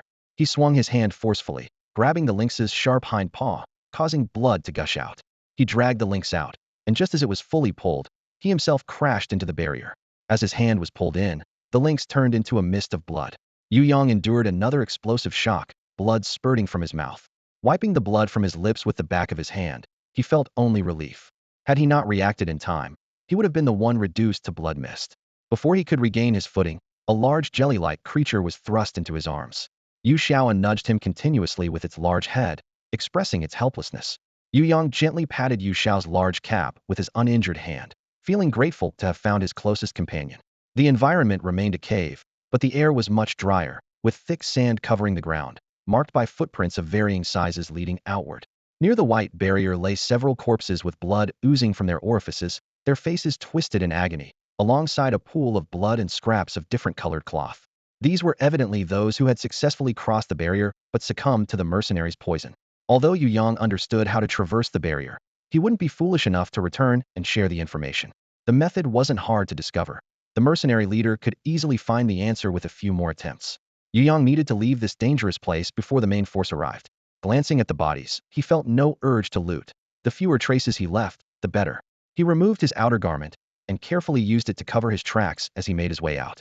In the cave, Yu Yang cautiously made his way out while trying to avoid the Yuan beasts that had also passed through the barrier. Fortunately, these creatures were more interested in exploring the new world than in fighting him. The cave was long, and as Yu Yang followed behind one of the beasts, the temperature gradually rose, and the air became incredibly dry. His lips started to chap, and his body was drenched in sweat, forcing him to remove his jacket and tie it around his waist. Yu Shaoer, dissatisfied with the dry environment, had long since retreated into Yu Yang's body. After about an hour, Yu Yang finally emerged from the cave. He was greeted by the desolate sight of a vast desert, with flying sand and stones, and not a single saxaul tree in sight. The sun blazed down on the earth, making his eyes dizzy. As soon as the Yuan beasts exited the cave, they dispersed in different directions. Yu Yang licked his dry lips, realizing he needed to leave this dangerous place quickly. Fortunately, he didn't need to erase his tracks, as the new sand would cover his footprints within minutes. Unfamiliar with the area and with no clear destination, Yu Yang decided to discreetly follow a small, antlered deer. He wasn't planning to hunt it, but hoped its keen instincts would lead him to a way out, or at least to a water source. The small, antlered deer, naturally timid and cautious, took a lot of effort from Yu Yang to avoid being detected. The journey was winding and circuitous, and instead of finding water, they encountered 3 humans engaged in a bloody battle. Yu Yang hadn't expected to find people so soon, which was a stroke of luck for him, as it was much easier than finding a way out on his own. However, he needed to act quickly because these potential saviors might not survive much longer. The 3 were standing back to back, weapons in hand, fending off an attack from a pack of gray wolves. Nearby, an ice blue, barrel-thick python, clearly one of their companion beasts, was trying to break through the wolves' encirclement to create an opening.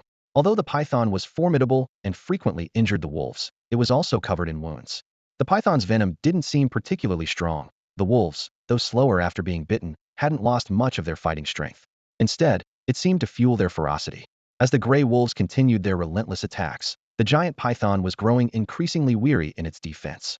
If the snake, the main force of their defense, were to fall, the 3 individuals would face the grim fate of being preyed upon. Just as a gray wolf was about to bite the python at its critical spot, Yu Yang realized he could wait no longer. He swiftly loaded his crossbow and shot a poisoned arrow, hitting the wolf in its hind leg. The 3 people, seeing they had support, turned around excitedly, only to find that it was just Yu Yang, without any companion beasts or plants, which filled them with disappointment and anxiety. They understood they couldn't escape, but didn't want to burden Yu Yang. The tall and burly man shouted to Yu Yang, "Get out of here. These gray wolves are too much for you to handle." The trio tried to urge Yu Yang to leave, but the wolf pack was not willing to let him go, as 2 wolves charged towards him. The wolf that Yu Yang had injured turned and used its jaws to pull out the arrow, blood gushing out, yet it seemed unfazed, with a fierce glint in its eyes as it approached Yu Yang with agile steps. This wolf was clearly the leader of the pack, and the other wolves made way for it. However, after only a few steps, the leader's pace started to slow, its body swayed, and with a sudden thud, it collapsed onto the sand. The other wolves were momentarily stunned seeing their leader fall. Yu Yang seized the opportunity to fire 2 more arrows, quickly taking down the 2 wolves that had approached him. Witnessing this, the remaining wolves lost their will to fight and retreated. The python launched a fierce counterattack, working in concert with Yu Yang's long-range shots, finally breaking the wolves' resolve, causing them to scatter in disarray. The unexpected turn of events left the 3 individuals both thrilled and relieved. Had Yu Yang not arrived in time, their fate would have been sealed. The group hurried over to Yu Yang to express their gratitude. The leader, a burly man, bowed deeply to Yu Yang and said, "Young brother, words cannot express my gratitude. If you ever need my help, whether it be climbing mountains or crossing fire, Zhu Hao will not hesitate." The other 2 quickly followed suit, bowing and nodding repeatedly. Yu Yang immediately helped Zhu Hao up, smiling as he said, "Brother Zhu, there's no need for such formalities. When traveling, it's common to encounter situations where help is needed. I actually got lost and ended up here, so I might trouble you to guide me out." Zhu Hao nodded repeatedly. "Of course, no problem. I assume you got separated from your original group due to a beast herd." We're planning to collect sandfish eggs for 2 more days before returning to the settlement in the desert. Since you don't seem to have any harvest yet, why not join us for the next 2 days and then head back? It's the annual sandfish spawning season, and it would be a shame to miss it.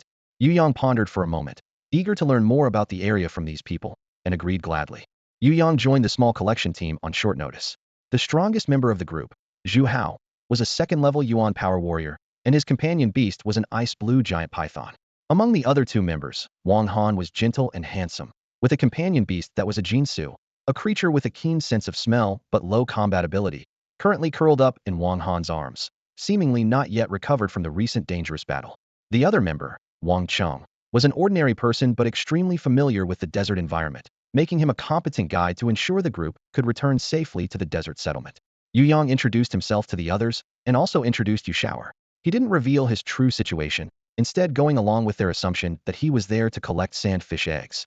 He mentioned that he had encountered a powerful Yuan beast and got separated from his team, losing all his belongings and becoming severely thirsty. Fortunately, Zhu Hao and the others had some water to share. After taking a sip, Yu Yang felt revived. Zhu Hao laughed heartily and said, "Brother, you drink up. We have enough water for the next 2 days." Grateful, Yu Yang thanked them and quenched his thirst freely. The 3 others couldn't help but smile at this, and the atmosphere became much more relaxed. Wang Cheng, curious, touched Yu Shower and asked, "Brother Yu, it's rare to see a companion plant as big as Yu Shower. Was it this size from the start, or did it grow after awakening?"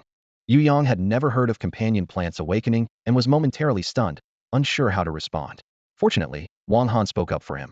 "Yu Shower probably hasn't awakened yet. Little Jean says it doesn't smell the sacred stone sent from it." Yu Yang quickly nodded in agreement, thinking he needed to learn more about this awakening process, sensing it could be a significant opportunity for Yu Shower. Through conversations with the 3, Yu Yang learned that companion beasts and plants here have a chance to awaken once, requiring 10 gold coins to go to the awakening tower and use the sacred stone for awakening. After awakening, the giant python gained the power of ice, a divine ability that had saved them in the northwest desert. Using this power consumed a lot of energy, and the python could only use it once a day, otherwise, it would have had to fight the wolf's heathen. Wang Han's Jinsu hadn't awakened yet, and he was just 1 coin short of taking it to the awakening tower. Because of this, every companion plant and beast had the potential to become much stronger after awakening, sometimes turning into powerful weapons. This made the trio regard Yu Yang as an equal, especially with his formidable crossbow. After a short rest, they processed the gray wolf carcasses, and the other 3 decided to give all the spoils to Yu Yang. However, Yu Yang, who planned to join them in collecting sandfish eggs and knew nothing about it, insisted on splitting the loot evenly. After some persuasion, they agreed to accept their share, unable to hide their delight. After all, the gray wolf was a genuine latest-stage first-level Yuan beast, far more valuable than sandfish eggs. With these gains, Wang Han's plan to awaken his Jinsu was secure. Although Yu Yang felt a little reluctant, he understood the importance of reliable partners and the saying, "A man without sin is guilty of holding a treasure." As night approached, the desert became increasingly perilous, so the group decided to find a place to settle down. Guided by Wang Cheng, they discovered a sheltered cave to serve as their refuge for the night. As darkness fell, the temperature on the Gobi Desert plummeted, with fierce winds howling and sand swirling outside, creating a scene that seemed like a chaotic dance of demons. Yu Yang wrapped his clothes tightly around himself, sat by the fire, and drank a bowl of hot soup, which brought some warmth back to his body. Watching others in their thick cotton coats, Yu Yang fell into contemplation. Initially, Zhu Hao and the others wanted to offer their coats to this lifesaver, but Yu Yang politely declined, knowing they too were only human. He borrowed a small knife from Zhu Hao and took out the wolf skin he had acquired earlier. The wolf meat had been discarded due to its toxicity. Yu Yang used the knife to scrape off the fat and meat scraps from the inside of the wolf skin, then gathered some ashes from the fire and rubbed them into the skin. After this preliminary treatment, Yu Yang draped the wolf skin over himself. Despite the faint smell of blood, it was much warmer than before. Seeing Yu Yang's rugged attire, the 3 silently gave him a thumbs up. After dinner, Zhu Hao left the giant python outside to keep watch, and everyone seized the opportunity to get some rest. Sandfish were expected to crawl to the sand surface around 3 a.m. to mate and lay eggs. The freshly laid sandfish eggs emitted a soft white glow, with a soft and transparent shell, making it the ideal time to collect them. Once collected, they needed to be immediately submerged in water to maintain their state. If exposed to air for more than 10 minutes, the shell would turn grayish-brown, becoming extremely hard and difficult to identify. This was destined to be a sleepless night, as Yu Yang, who always slept lightly in unfamiliar environments, felt as though he'd barely fallen asleep before being awakened by faint noises. Listening carefully, he could hear subtle running sounds mixed with the wind, occasionally accompanied by the low panting of large animals. Glancing at the wolf skin on him, Yu Yang suspected that the pack of wolves from earlier was seeking revenge. At this moment, Zhu Hao, who had the closest bond with the giant python, also received its warning signal and immediately sprang up. Seeing Yu Yang awake, he quickly gestured for silence. Yu Yang nodded in understanding and gently woke up Wang Han and Wang Cheng. Both were seasoned and quickly forced themselves to shake off their drowsiness, quietly picking up their weapons. Yu Yang took out all his crossbow bolts and coated them with poison. After some thought, Yu Yang asked everyone to bring their weapons over, taking out previously stored poison from his pocket and applying it to each weapon. They had just finished preparing when a gray wolf cautiously peeked into the cave. Yu Yang didn't give it a chance to react. He shot a crossbow bolt straight into its forehead, and the wolf fell silently without a chance to howl. The battle had officially begun, with the sound of howling wolves rising outside, indicating that at least 8 or 9 wolves were approaching. Yu Yang only had 5 crossbow bolts left, and since arriving here, he hadn't had the chance to replenish them. He needed to make every shot count. At this moment, Yu Yang didn't want to reveal Yu Shower as his trump card. For safety's sake, he preferred to let Yu Shower gradually show his strength after awakening. Fortunately, thanks to his previous stint with the guard team, his skills were now respectable. Borrowing a spare weapon from Zhu Hao, he engaged the gray wolves in a real fight. The 4 of them were quite skilled, and with the help of a powerful giant python, they managed to hold their own in the fierce battle. Though they all suffered some injuries, they had taken down 5 wolves, leaving them panting and exhausted. The remaining 3 gray wolves didn't immediately attack. Instead, they surrounded the cave entrance and howled. Soon after, a snow-white, one-eyed wolf king walked in with a graceful gait. It looked at the group with a cold, death-like stare, while its gaze at the python was filled with a chilling, blood-red intensity. "Why is it still alive?" Zhu Hao exclaimed in shock. "What's going on? Do you know it?" Yu Yang asked. "This is a second-tier wolf king. Although it's only 1 tier above the regular gray wolves, there's a qualitative difference between the first and second tiers, which we can't overcome right now," Yu Yang explained, breaking into a cold sweat as his mind raced. This was no joke. The Wolf King seemed to enjoy toying with them and didn't attack immediately. Zhu Hao quickly explained to Yu Yang. "It led an attack on our team before. Its eye was blinded by Ah Bing's python using its special power during the fight. It must have timed its arrival today, knowing that Ah Bing has already exhausted its powers for the day." Yu Yang understood that the Wolf King had come for revenge, but he didn't feel relieved by this realization. Despite wearing a gray wolf pelt, he couldn't attract the Wolf King's hatred. With the loss of the giant python as a formidable ally, Zhu Hao, as the owner of the companion beast, would inevitably be in a weakened state, his combat effectiveness gradually diminishing until he became prey for the wolf pack. Therefore, the immediate priority was to gather all their strength to kill the Wolf King first. If all else failed, Yu Shower would also need to step in. The few of them alone couldn't match the Wolf King. Only the giant python could put up a fight.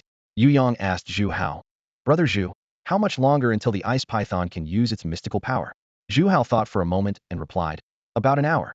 The Wolf King would never give the python such a long recovery time. Indeed, after 15 minutes of probing, the Wolf King targeted the python, intending to devour it before it could recover.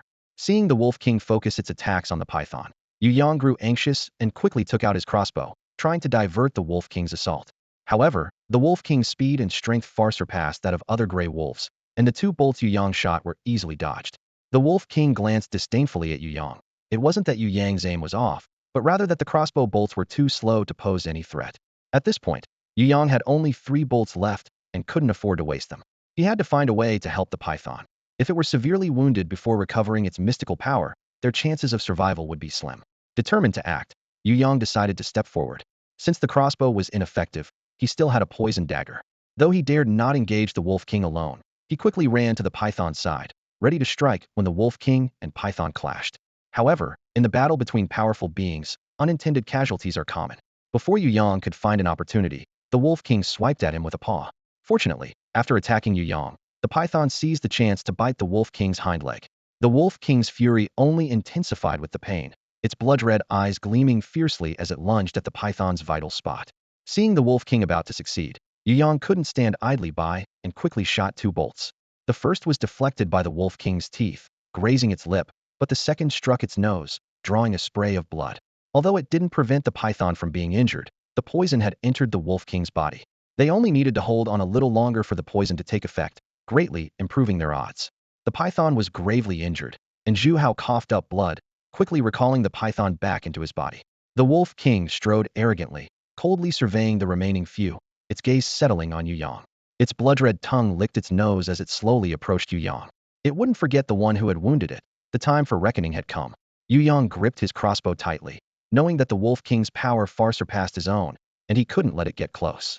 As the Wolf King drew nearer, Yu Yang keenly noticed its reactions were slightly delayed. It paused, shook its head, then continued toward him. Clearly, the poison was taking effect.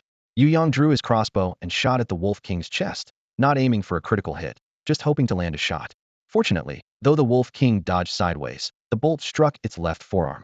The injured Wolf King was instantly enraged, discarding its previously casual demeanor and charging at Yu Yang in a few strides, jaws aiming for his throat. Yu Yang quickly rolled away, drawing his dagger to defend himself. The other three, seeing Yu Yang in danger, wanted to rush to his aid but were blocked by other gray wolves, unable to get close, and could only watch anxiously. Yu Yang didn't keep everyone worried for long. He managed to roll out of the Wolf King's attack range with great effort. As the Wolf King turned to launch another attack and gathered strength to leap, it suddenly found its hind legs powerless and collapsed limply to the ground, with only its eyes still blinking. Yu Yang's heart tightened, fearing that any delay might change the situation. He quickly flipped himself up, rushed to the Wolf King, and stabbed its neck fiercely with a short knife several times to ensure it was completely dead before finally breathing a sigh of relief. This fierce assault intimidated the remaining 3 gray wolves, who began to show signs of retreating. Although Yu Yang appeared exhausted, none of the gray wolves dared to attack him. They exchanged glances and slowly backed towards the cave entrance, seemingly planning to escape. Yu Yang immediately shouted to the others, "We can't let them get away. If you don't eradicate the problem, it'll come back with a vengeance." Zhu Hao and the others understood the importance of this. It was because they hadn't completely eliminated the wolf pack last time that they faced tonight's unexpected disaster, nearly losing their lives. Fortunately, the gray wolves had lost their fighting spirit, while Yu Yang's group was full of determination. After a concerted effort, they successfully dealt with the remaining 3 gray wolves. After the battle, they divided the spoils. Since the Wolf King was killed by Zhu Hao's giant python and Yu Yang, its carcass was split between them, while the other gray wolves' carcasses were shared among everyone, 2 each. Yu Yang had previously helped everyone upgrade their weapons with poison. The team members wanted to give him an extra gray wolf, but he declined and instead took all the poison wolf meat to feed Yu Shower in front of them. He wanted to reveal that Yu Shower could secrete toxins, as it would be wasteful to discard all the meat. Fortunately, the others didn't react much, considering the abundance of powerful companion plants in the area. Mushrooms were rare, so perhaps this was just a poisonous mushroom. Regrettably, so much wolf meat had been wasted before. Yu Yang sheepishly scratched his head, explaining that Yu Shower absorbed slowly, and he wanted to leave the dangerous area quickly, so he had to discard it reluctantly. The others nodded in understanding and happily gave all the gray wolf meat to Yu Yang. Zhu Hao even gave him the Wolf King's meat. Yu Yang piled the wolf meat into a heap for Yu Shower to slowly absorb, reminding it to take its time to avoid arousing suspicion. Yu Shower nodded happily and went to enjoy its meal. Yu Yang inquired about Zhu Hao's giant python and was relieved to learn it was not in life-threatening condition, just in need of a long recovery. After handling various matters, everyone gathered around the campfire to discuss their plans. They decided to return to the desert settlement the next day, temporarily postponing their search for sandfish eggs in the desert's depths. The main reasons were: first, they had gained a lot from the recent battles, and it was best to sell their spoils quickly to avoid attracting unwanted attention and trouble. Second, Zhu Hao's combat abilities were currently impaired, with the giant python unable to fight, leaving them short of a strong warrior and vulnerable to danger if they encountered formidable teams or yuan beasts. Third, the desert environment had been abnormal this year, with many previously unseen yuan beasts appearing, prompting them to return and assess the situation to see if it affected them. Regarding the third point, Yu Yang understood that it was likely due to the white light curtain, but he couldn't reveal this. It seemed the locals had noticed, making it even more imperative for him to leave and help Yu Shower awaken its powers as soon as possible. Wang Cheng's ability to navigate in the desert is exceptional. Since no one was interested in competing for prey, and Zhu Hao had previously gained some reputation, no one dared to target them on the journey. Apart from encountering a sandstorm that forced them to take shelter for half a day, the trip went smoothly. By noon the next day, Yu Yang finally saw the legendary desert settlement, and the sight amazed him. The environment was much better than he had imagined, with lush green trees surrounding the area and a clear lake shining like a sapphire, resembling a pearl in the desert. Upon entering the settlement, each person was required to pay 10 copper coins. Yu Yang had no money, and the others thought he had lost his funds, so Zhu Hao paid on his behalf. Yu Yang was extremely grateful and promised to repay him once the prey was sold. Zhu Hao waved it off with a smile, saying it was unnecessary to mention it, as without Yu Yang, they might not have survived the journey. The other two also laughed and nodded in agreement. Wang Han asked Yu Yang if he had a reliable buyer, and if not, Zhu Hao could introduce him to one. Zhu Hao's brother managed the Jabala, offering fair prices without undercutting, unlike outside merchants. Zhu Hao agreed, saying that although his brother's prices might not be higher than the market, they would never be unfairly low. Yu Yang agreed, as he was unfamiliar with the area and planned to rely on their connections, which suited him well. The group meandered their way to the entrance of Jabala.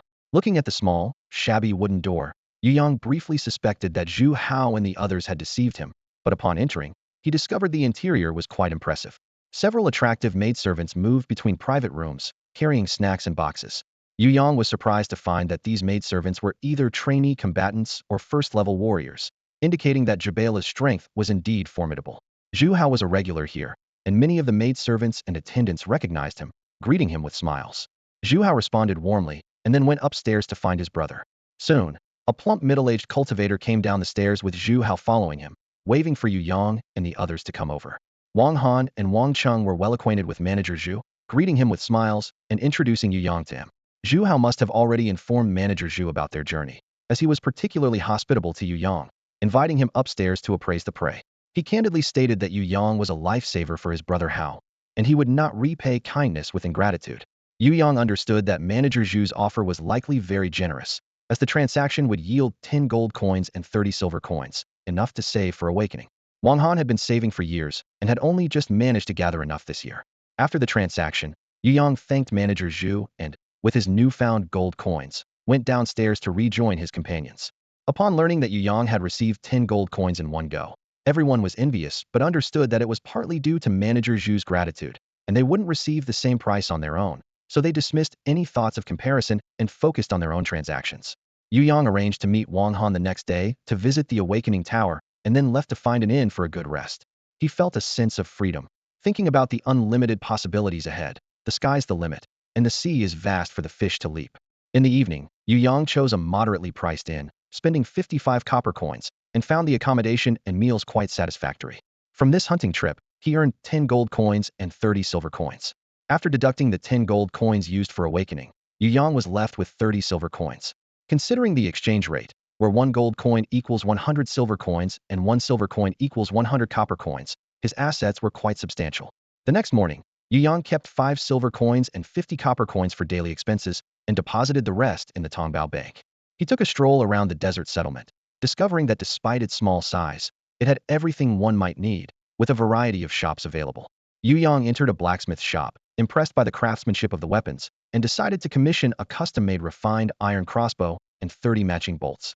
The blacksmith promised high efficiency, assuring him that the order would be ready by that evening.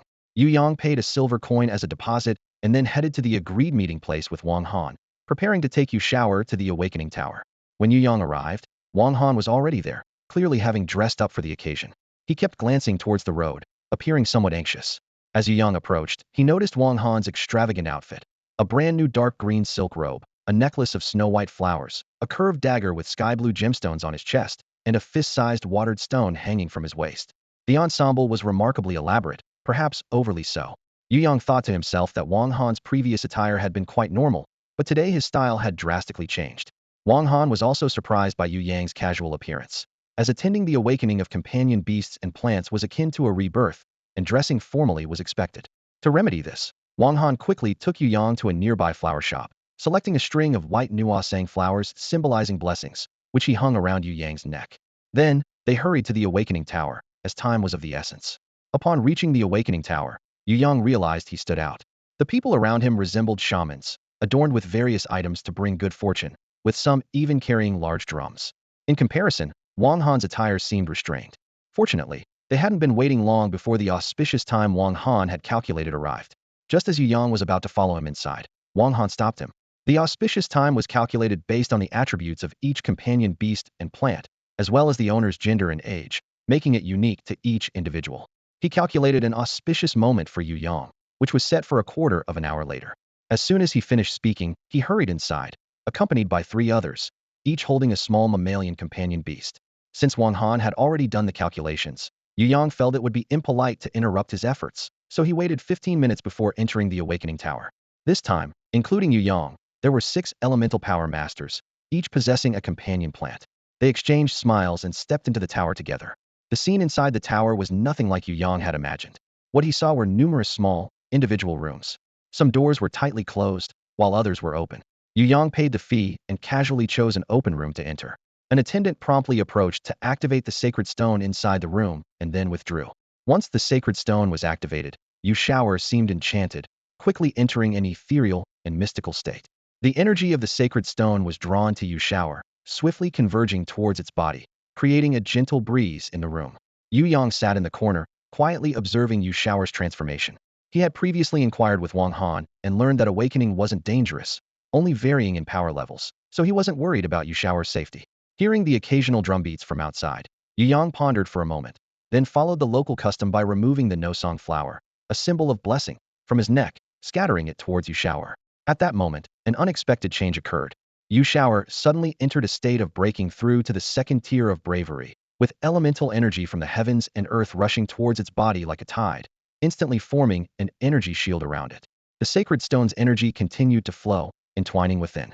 Cold sweat broke out on Yu Yang's forehead. He hadn't anticipated Yu Shower to break through so quickly again. It seemed that Yu Shower had absorbed too much high-grade elemental beast blood at the white screen, directly propelling it to the brink of a second-tier breakthrough. The overlap of awakening abilities and stage breakthrough undoubtedly increased the likelihood of failure. Yu Yang tried to reach out to Yu Shower in his mind to check its condition, but it seemed to be in a state of unconsciousness, completely unresponsive. He recalled the scene when he first awakened. Under the influence of the sacred stone, Yu Shower was completely isolated from the outside world. Now, as it was attempting to break through to the second stage of being a warrior, this state was extremely disadvantageous. It seemed even more passive than during its first breakthrough, and the situation was worse. Yu Yang felt helpless as cold sweat beaded on his forehead. He couldn't intervene to help Yu Shower. Should he absorb the excess energy like the first time? But this time, the energy was gathering much faster. Back then, they had a fighting chance, but now the energy accumulation was far beyond what a human could endure. If he tried to forcefully intervene, it would only lead to mutual destruction. Yu Yang's unusual situation quickly caught the attention of the higher-ups in the Awakening Tower. Soon, a few attendants came to check on him. As professionals with vast experience, they immediately activated the room's advanced protective measures to prevent any impact on other companion beasts or plants undergoing awakening. Seeing this, Yu Yang breathed a sigh of relief. He didn't want to cause collateral damage. For safety reasons, they escorted Yu Yang out of the room. The Awakening Tower couldn't allow any fatal incidents, even if Yu Yang was willing to sign a waiver. Watching Yu Yang pace back and forth, a middle-aged overseer tried to console him, saying, "Young man, though undergoing a breakthrough during awakening can be a heavy burden for a companion beast or plant, if successful, the awakened abilities are usually stronger." Yu Yang didn't feel relieved by this and instead asked the overseer, "Sir, what is the success rate for awakening?" The overseer paused for a moment before honestly replying, "About 30%. Yu Yang quickly followed up, "And if the awakening fails, is there a risk of death for the companion beast or plant?" The overseer answered, "There is, but it's rare." He didn't mention that encountering a breakthrough during awakening was also rare, due to its high risk, something local energy masters would usually avoid. However, given the circumstances, he didn't want to add to Yu Yang's distress. Meanwhile, inside, Yu Shower's condition was becoming critical. This time, it had consumed much more high-grade beast blood than before. Although its capacity had increased after upgrading, it was still insufficient against the overwhelming energy influx. The surge in energy even caused a small whirlwind outside the room. Seeing this, the overseer could only shake his head silently. He understood that this was merely a first-stage warrior companion plant, and with such a massive energy reaction, the outcome seemed bleak. At this point, Yu Shower's body had already doubled in size, with the base mycelium becoming thin and translucent, allowing the flow of energy to be clearly visible. Now, only a thin layer of skin remained, and any external force could cause it to burst completely. Fortunately, from time to time, a warm yellow thread was woven into Yu Shower's skin, which was the power emanating from the sacred stone. Layers of yellow mesh adhered to his skin, making it soft yet incredibly resilient. Amidst the constant struggle between elemental force and the power of the sacred stone, Yu Shower's body expanded and contracted like a balloon. Suddenly, his canopy began to grow steadily larger until it reached a diameter of about 1 meter, then stopped. At this point, the rampant elemental force within him seemed to find an outlet, rushing into the canopy. The chaotic fluctuations on Yu Shower's body gradually subsided, and the elemental force in the world ceased to converge on him. But the power of the sacred stone continued to transform his body. Eventually, all of the sacred stone's power surged into Yu Shower's body like a tide, causing 3 protrusions to slowly emerge. Once they grew to the size of eggs, they detached from Yu Shower and quietly revolved around him. After Yu Shower successfully broke through, a surge of pure elemental force flowed into Yu Yang's body, making him feel euphoric and relieved. He knew Yu Shower had succeeded, and the elemental and sacred stone energies in the room returned to normal levels, allowing the advanced protective measures in Yu Shower's room to be withdrawn. Yu Yang, trembling slightly, pushed open the door and saw Yu Shower floating quietly in the air, and the tension in his heart instantly eased. It was a great relief that Yu Shower had managed to succeed against the odds. Behind Yu Yang, the middle-aged steward beamed and said, "Congratulations, young man. Your companion plant has turned misfortune into blessing. However, due to your companion plant's breakthrough, we activated advanced protection, which requires an additional charge of 20 silver coins." This news dampened Yu Yang's happiness by 30%, but he had no choice and reluctantly handed over another 20 silver coins before leaving the awakening tower. However, after Yu Yang left, the middle-aged steward discovered that the sacred stone energy in the room had been completely depleted, causing him great distress. It would take at least 2 years for the sacred stone in this room to recharge, resulting in a significant loss of potential earnings. He pondered the extraordinary nature of Yu Yang's awakened abilities and considered recruiting him, but by the time he sent someone to look for Yu Yang, he had already left the desert settlement. When Yu Yang emerged from the awakening tower, he found Wang Han pacing anxiously at the entrance, as if he were a cat on a hot tin roof. It seemed he was wearing a groove into the ground with his constant back and forth. As soon as he saw Yu Yang, he rushed over, his face full of concern, eager to know if Yu Yang had encountered any trouble inside. Yu Yang recounted his experiences within the tower, and upon hearing it, Wang Han broke into a cold sweat, exclaiming, "Brother Yu, you were too careless. How could you forget something so important?" Yu Yang felt somewhat helpless about this and brushed it off, instead asking about the awakening of Wang Han's companion beast. At this mention, Wang Han's face lit up with excitement. His brocade mouse had awakened an ability similar to a treasure-seeking mouse, greatly enhancing its sensitivity and range of vitality sensing. This ability was considered above average among awakened powers, especially well-suited for a small animal like the brocade mouse, and Wang Han was extremely pleased with it. After his excitement subsided, Wang Han hurriedly inquired about Yu Shower's awakening. Since Yu Shower had not yet awakened, Yu Yang couldn't provide much information and could only mention that it had evolved 3 small bodies. Wang Han pondered for a moment and commented that it seemed like a doppelganger ability, but the strength of such a power couldn't be directly assessed. If the original body was strong, the clones would naturally be formidable. Otherwise, their combat power would be lacking. Yu Yang understood Wang Han's point, but wasn't worried, as he had great confidence in Yu Shower's combat abilities. His concern was whether a clone could regenerate if it perished. Wang Han assured him, as long as they are clones, they can be recreated by the original body after death, though it requires immense energy and a long time. Hearing that they could be regenerated, Yu Yang felt relieved. As for other issues regarding the powers, he would wait to ask when Yu Shower woke up.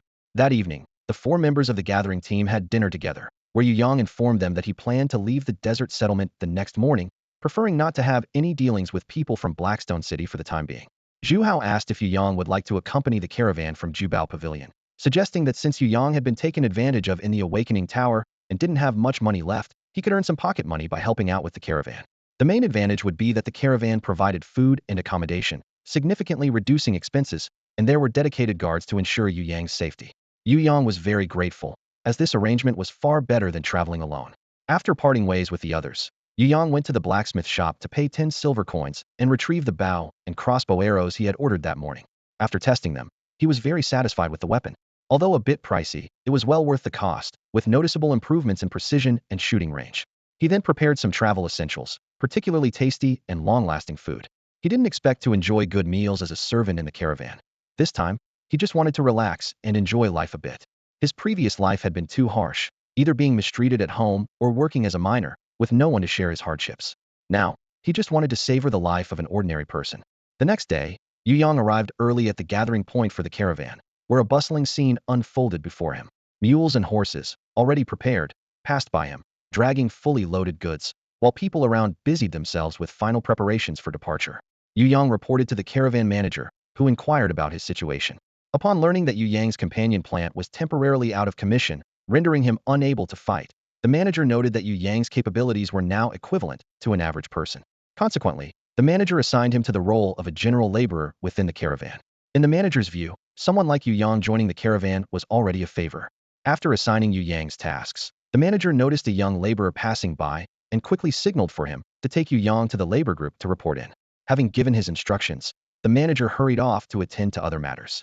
Yu Yang felt content with this arrangement, as he preferred not to be too entangled with the caravan. If he encountered a place he liked along the journey, he planned to part ways with them. The young laborer, Li Xiaoshu, shyly acknowledged the task and led Yu Yang to the labor group's area. Li Xiaoshu informed Yu Yang that the labor group consisted of 10 people. While traveling, they could all squeeze into the last cart, though it was cramped with goods, leaving little room to stretch their legs.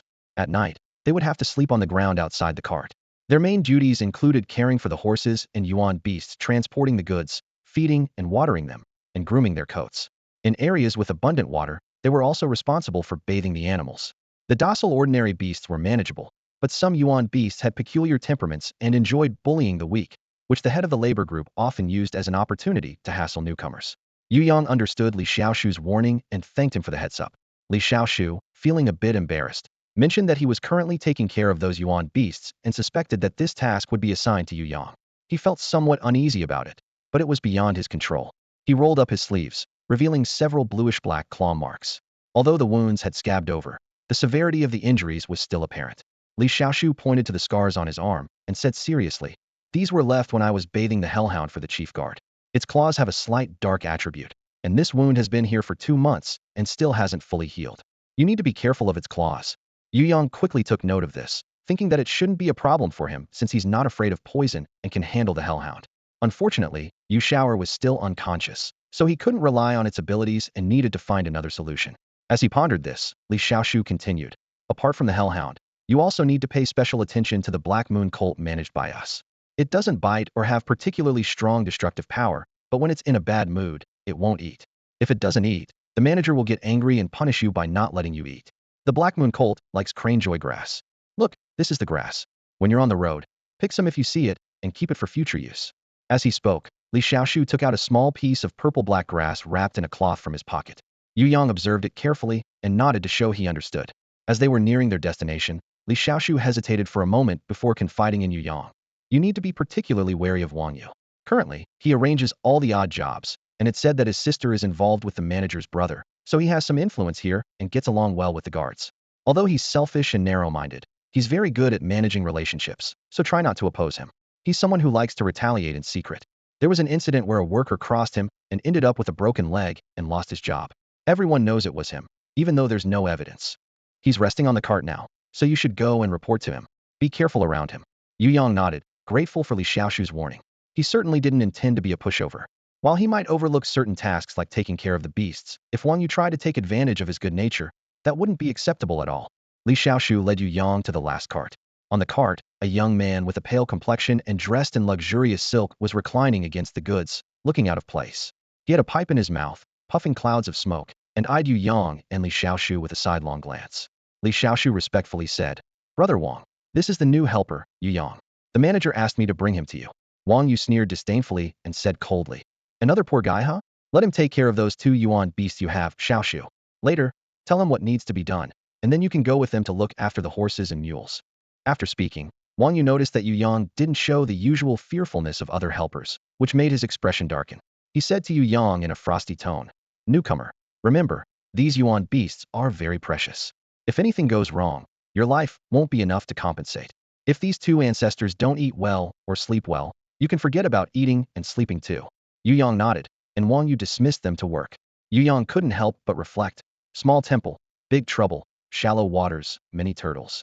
Fortunately, Wang Yu hadn't confronted him directly yet, as he still needed the caravan to leave the desert settlement. Yu Yang then went to the stables alone to meet his new charges. After a brief interaction with a temperamental hellhound, the sound of a gong signaled the caravan's imminent departure. All members quickly returned to their positions. Yu Yang hurried to the gathering place for helpers and saw that besides Wang Yu, there were 3 others on the cart. Noticing 2 empty seats on the cart, Yu Yang recalled Li Xiaoshu's earlier words and chose not to board, but stood quietly beside it. A burly young man on the cart laughed and flattered Wang Yu. "Brother Wang, this new kid seems to know the ropes, unlike that Chen-san. When he first came, he was arrogant because he was a backup warrior, causing trouble everywhere and daring to confront you. He only learned his lesson after many setbacks." Wang Yu chuckled disdainfully. "I can't speak for other places, but here in the helper area, no one dares to defy me." The others cautiously agreed. After a while, Li Xiaoshu and a few others ran over from the front.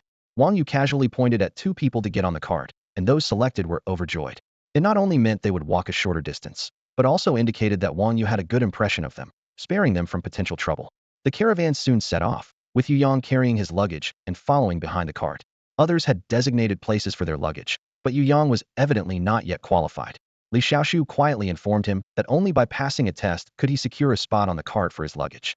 However, Yu Yang didn't mind, as he didn't intend to leave his luggage separately for two reasons. He had good physical strength and didn't find carrying it tiring. And while the crossbow could be carried, the spare bolts needed to stay with his belongings, so it wasn't feasible to place them on the cart. As the caravan set off, the pace gradually increased.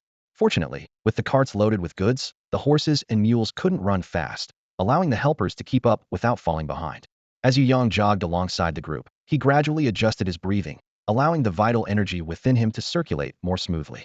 After Yu Shower successfully broke through, the pure vital energy he received was continuously absorbed by his muscles and bones. Yu Yang felt that he had plenty of strength, but no outlet for it. He realized he needed to find a martial technique. Otherwise, this great potential would be wasted. However, due to his previously impoverished environment, he had no direction for his efforts. He could only repeat basic exercises daily to improve his physical strength, endurance, and agility. Over the years, although he had built a solid foundation, when it came to fighting with someone skilled in martial arts, he found himself restricted. Yu Yang remembered seeing a basic yellow-grade martial technique sold for over 200 gold coins at the treasure pavilion. He touched his empty pockets and thought to himself that he was still too poor. Turning to Li Xiaoshu beside him, he asked, "Xiaoshu, how much money do we handymen get each month?" Talking about money seemed to lift Li Xiaoshu's spirits. He excitedly replied, "Last month, the manager completed a big order, and we each received an extra 20 copper coins. Including last month's wages, I got a total of 80 copper coins." My mother was thrilled. Yu Yang expected the wages for handymen to be low, but hearing Li Xiaoshu's words, he was still a bit surprised. It seemed that the significant gains he made in the desert were indeed rare. Another handyman nearby sneered and chimed in, 80 copper coins is a lot? Look at those combat masters in the escort team. They each got 500 copper coins just from the last reward. When I become a vital energy combat master, I'll join the escort team too." Li Xiaoshu looked envious but could only dream, as he wasn't a vital energy combat master. Wang Yu, who was on the cart, suddenly snorted and mocked. "Look, we have ambitious people among the handymen. So, Wang Matzi, you think your little puppy can join the escort team? It's not just any cat or dog that can get in. If you really have the skills, save up 10 gold coins to awaken your puppy's abilities.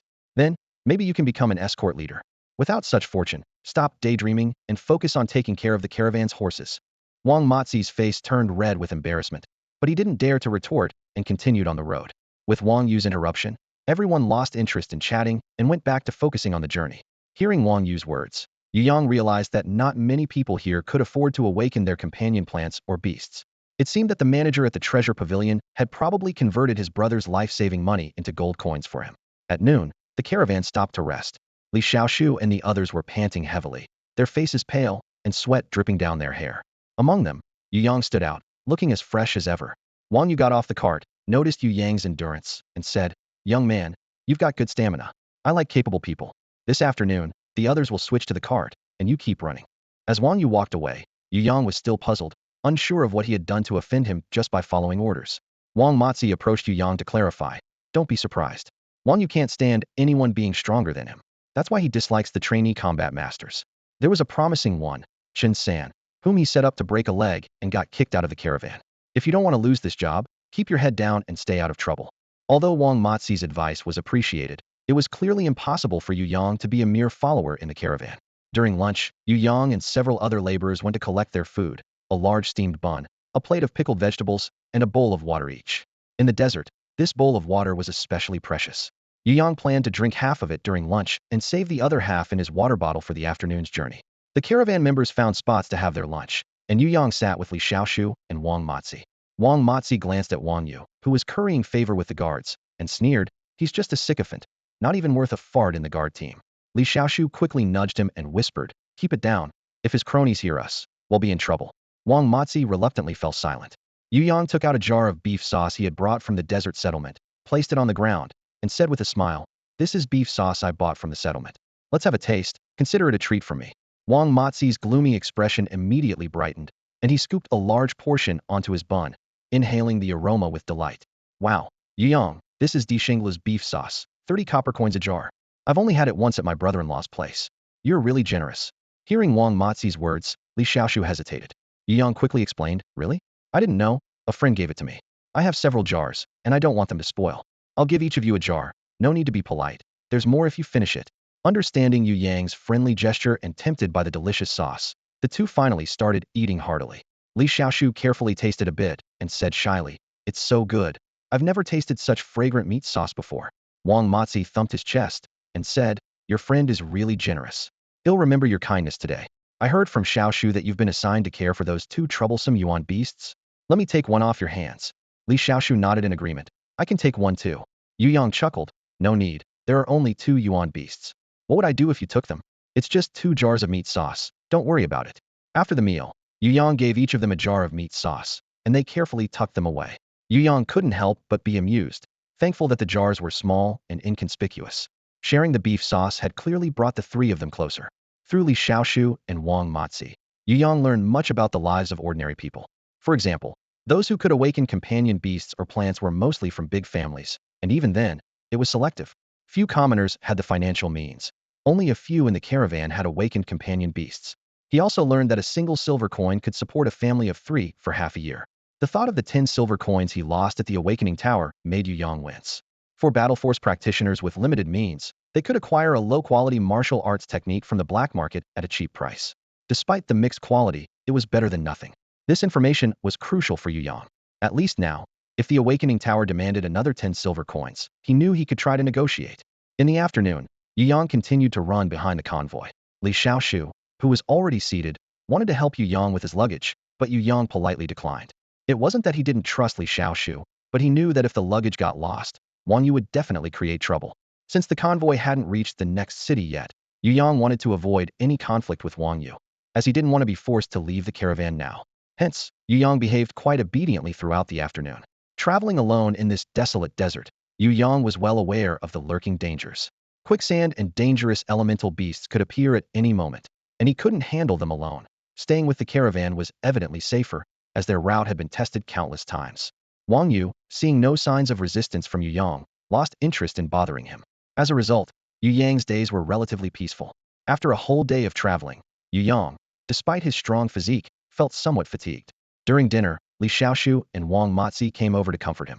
Seeing no one around, Wang Matzi whispered, "Don't worry, you'll definitely be riding in the car tomorrow.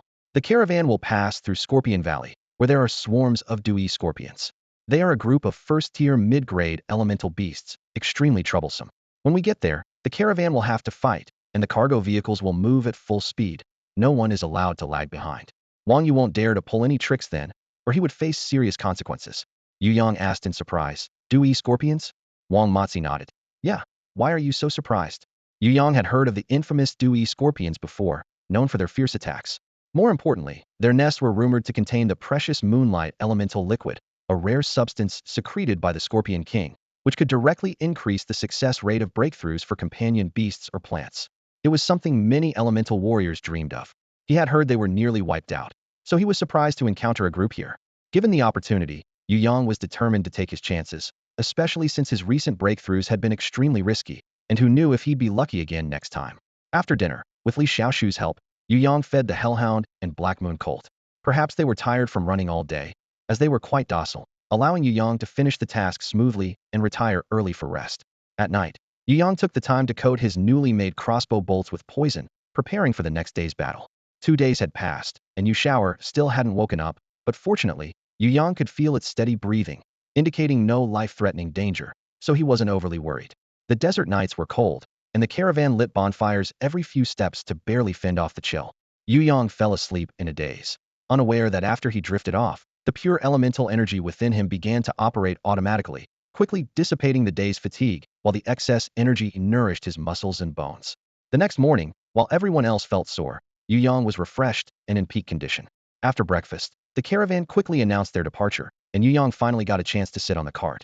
10 men crowded onto seats meant for 5, each trying to avoid touching Wang Yu and compressing themselves as much as possible.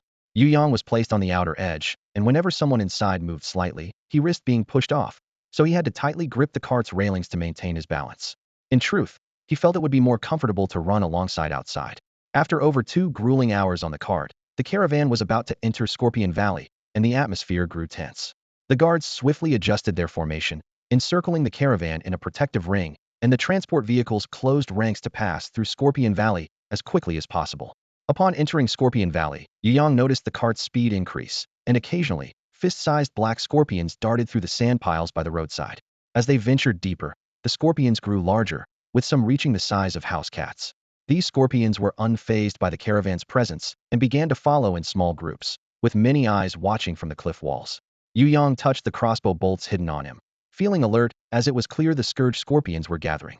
He knew the caravan couldn't afford to wait for them to form a formidable threat.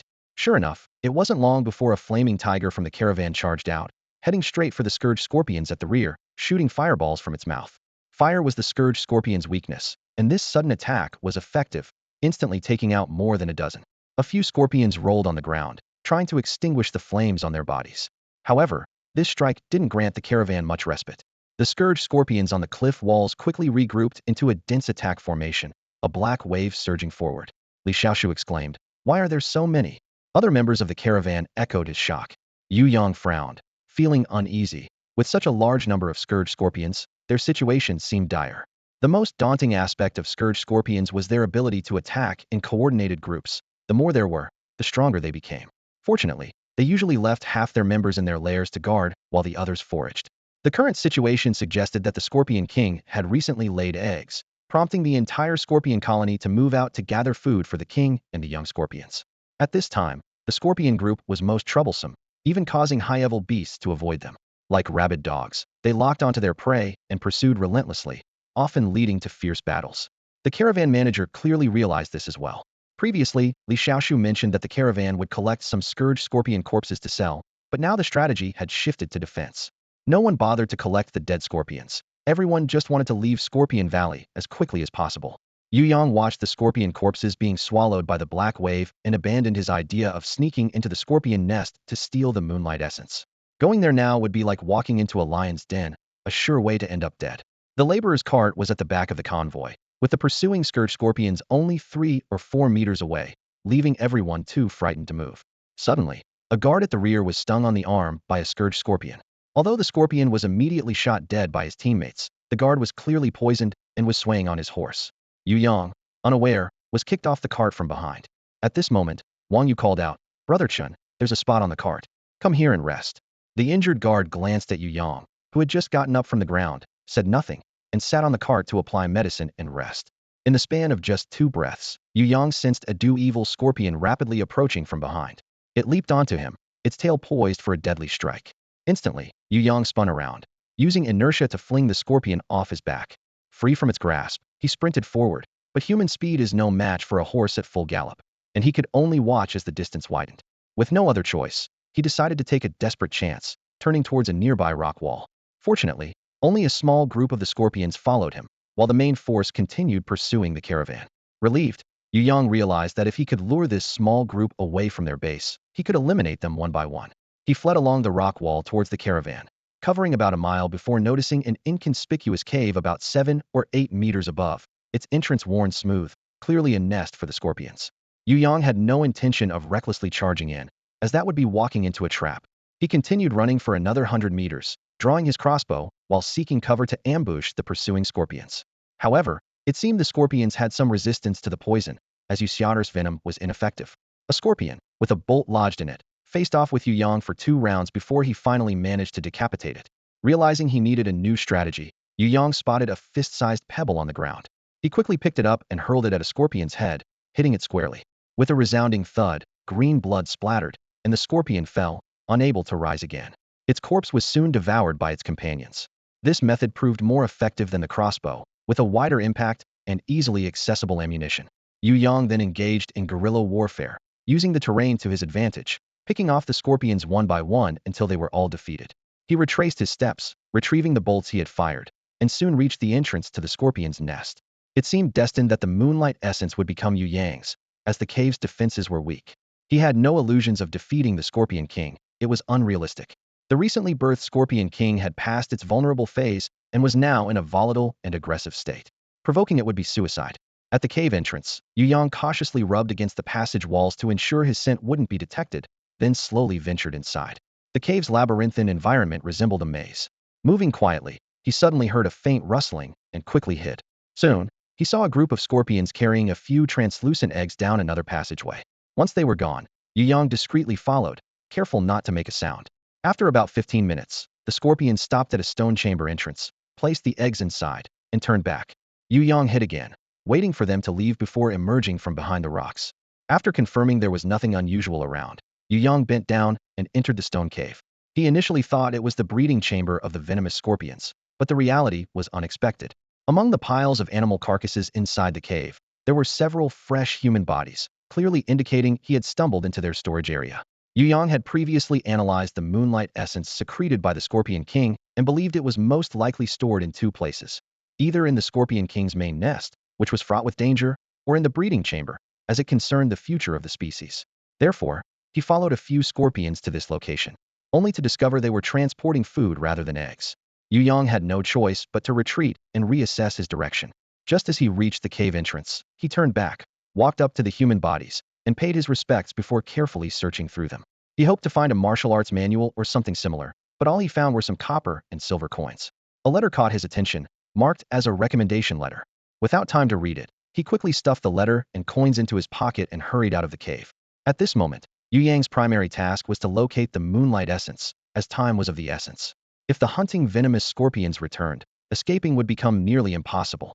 The pathways within the scorpion nest were intricate, and it would be challenging for Yu Yang to find the Scorpion King's location on his own.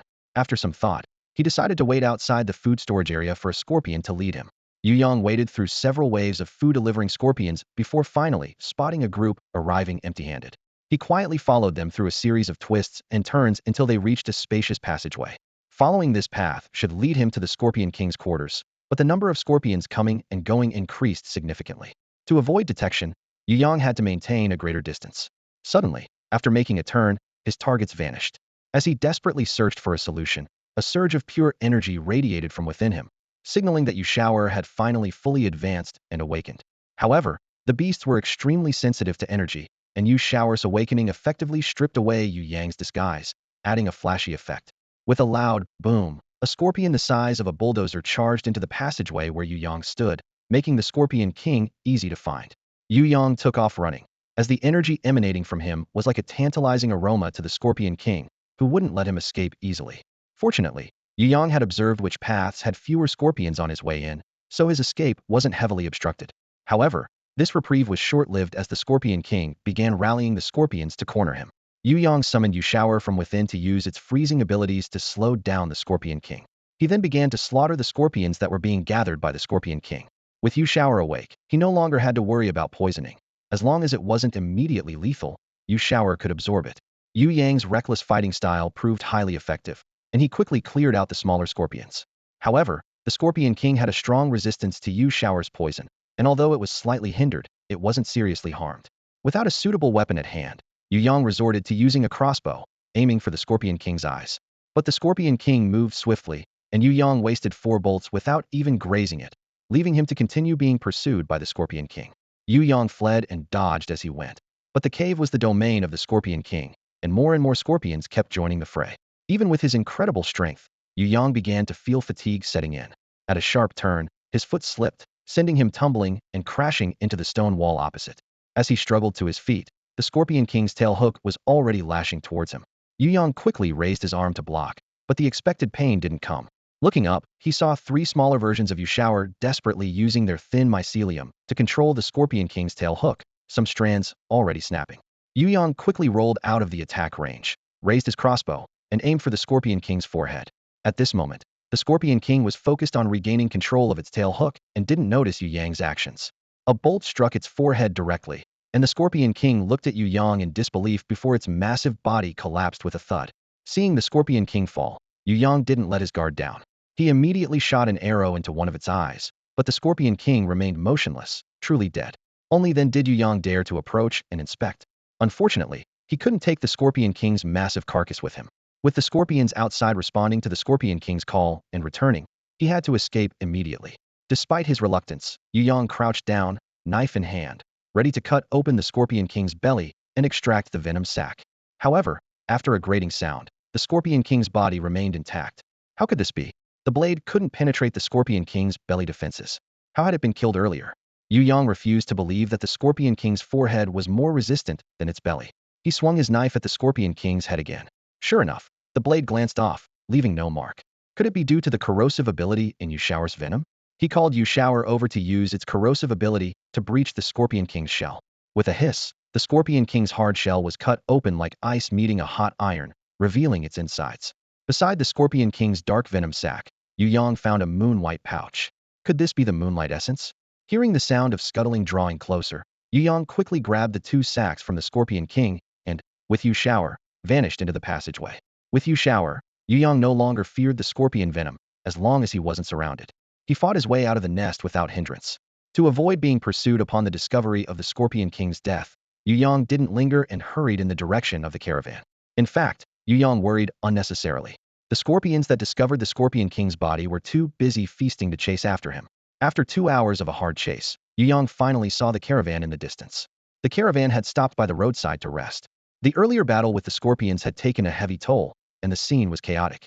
The laborers were busy calming the horses, while the guards tended to their wounds.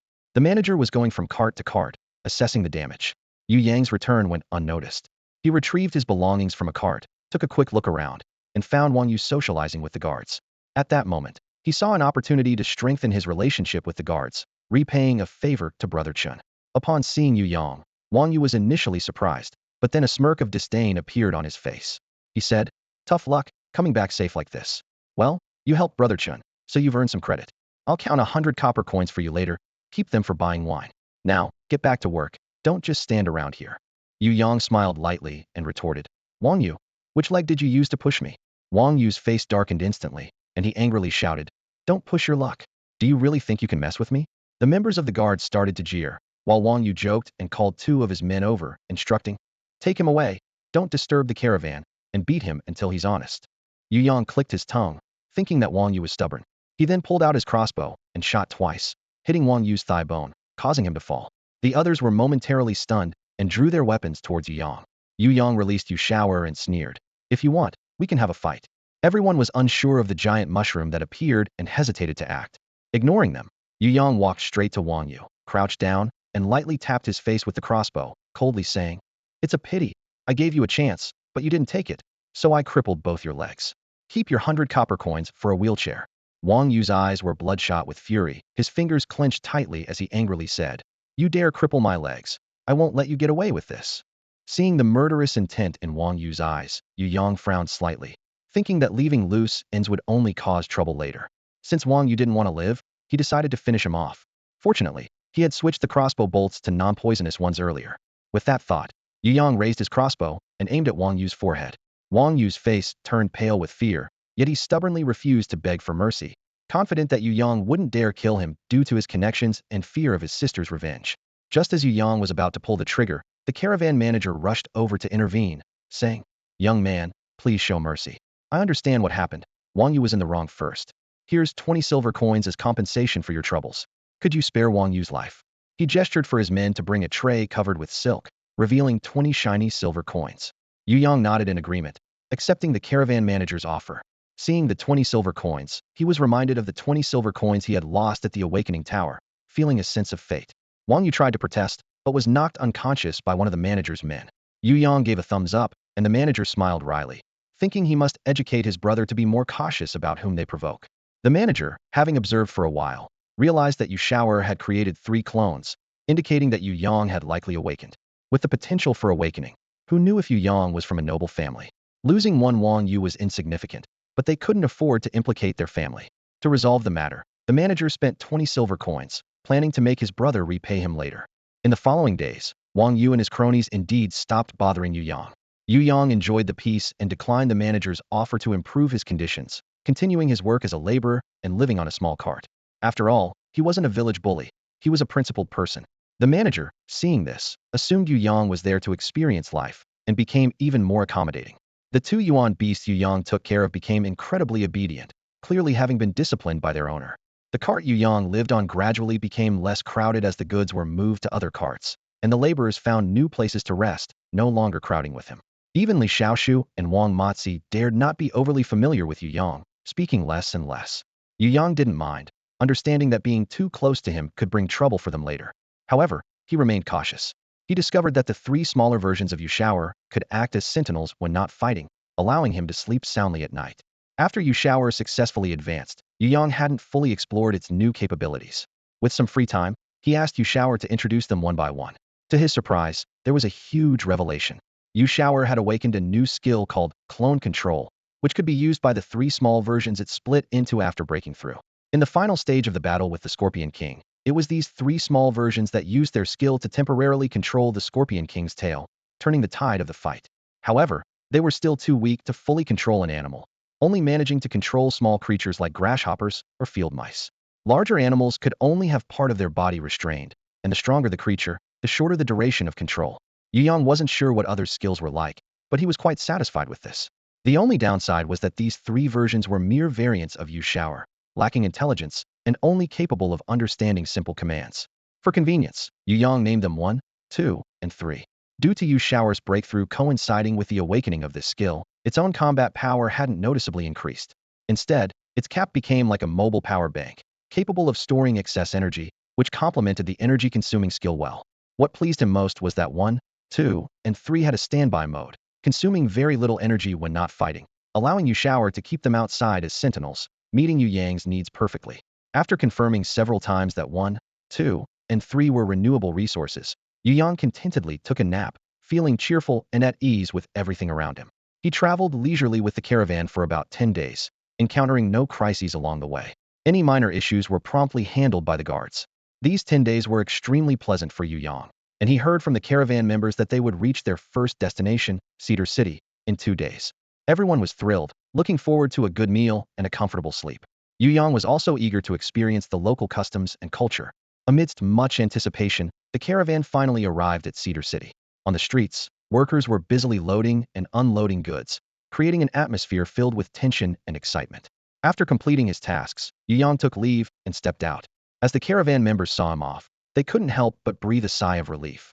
Yu Yang walked alone through several streets, ensuring no one was around before turning into an alley.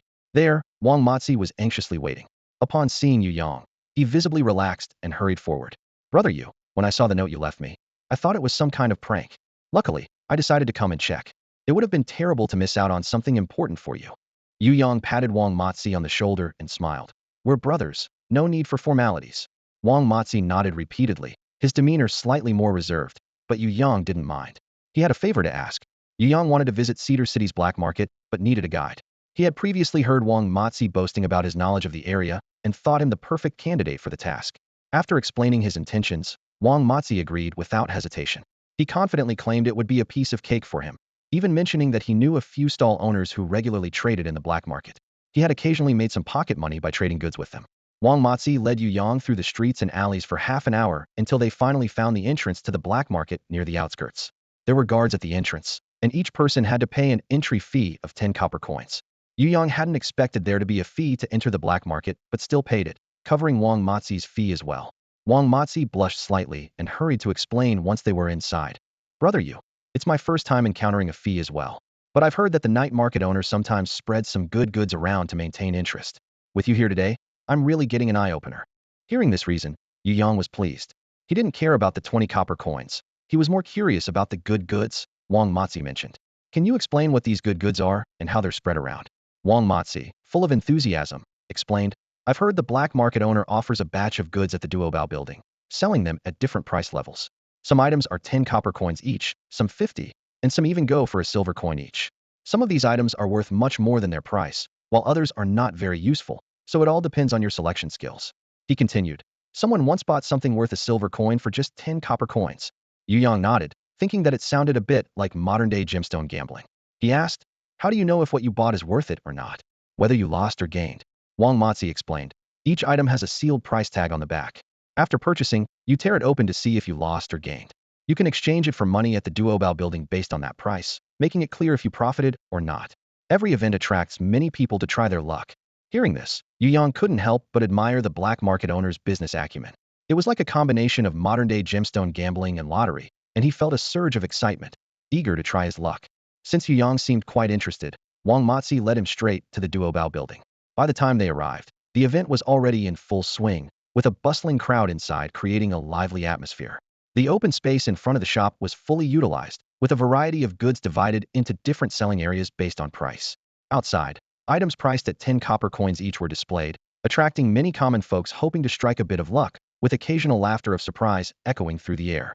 Wang Matzi, feeling tempted, could hardly contain his excitement, and said to Yu Yang, "You, shall we go take a look?" Yu Yang nodded with a smile, but didn't plan to stick with Wang Matzi. His main goal was to find a martial arts manual, which he figured wouldn't be in the 10 copper coin section. So, Yu Yang headed inside, while Wang Matzi dashed towards the crowd outside. On the first floor, the shop was packed with goods, mostly priced at 50 or 100 copper coins, attracting wealthier town residents. Compared to the bustling stalls outside, the shop was much quieter with fewer people.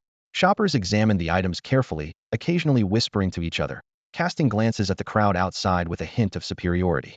Clad in simple cloth, Yu Yang walked in nonchalantly, drawing a few curious glances. Although no one said anything, a few people furrowed their brows slightly and moved a bit further away from him. After a tour of the first floor, Yu Yang found the goods to be mainly porcelain, jade, stationery, and arts like calligraphy and painting, nothing high-end, mostly catering to the tastes of small city dwellers and nouveau riche. Despite the fact that most transactions resulted in losses rather than gains, Duobao Building had clearly stated that there was an item from 400 or 500 years ago on the first floor that could be exchanged for a gold coin. This kept the enthusiasm high, as everyone hoped to be the lucky one. With limited skills in antique appraisal, Yu Yang didn't linger on the first floor. He figured items related to warriors would be on the second floor, so he prepared to head upstairs. Just as he reached the staircase, he heard someone mock from behind. "Look at that guy, acting like he's something special. Can't even afford anything on the first floor, but dares to go to the second floor, where everything starts at a silver coin. Won't he lose his shirt?" The mocker was a young man around 20, with a fair face, wearing a dark blue silk robe, holding a plain folding fan, looking quite dashing, accompanied by a servant. Yu Yang wasn't bothered, understanding that this person was simply irritated by his earlier actions and couldn't resist making a snide remark. Yu Yang ignored him and continued up to the second floor. Yu Yang wasn't too upset. A little verbal jab like that couldn't really hurt him. He smiled and invited, "Young master, you can't judge a person by appearances. As for the money, don't worry about it. Why don't we go upstairs and have a look around together?" The young master turned red at Yu Yang's words. He wanted to go up, but unfortunately, he didn't have enough money. Although he came from a wealthy family, they were very strict with the younger generation.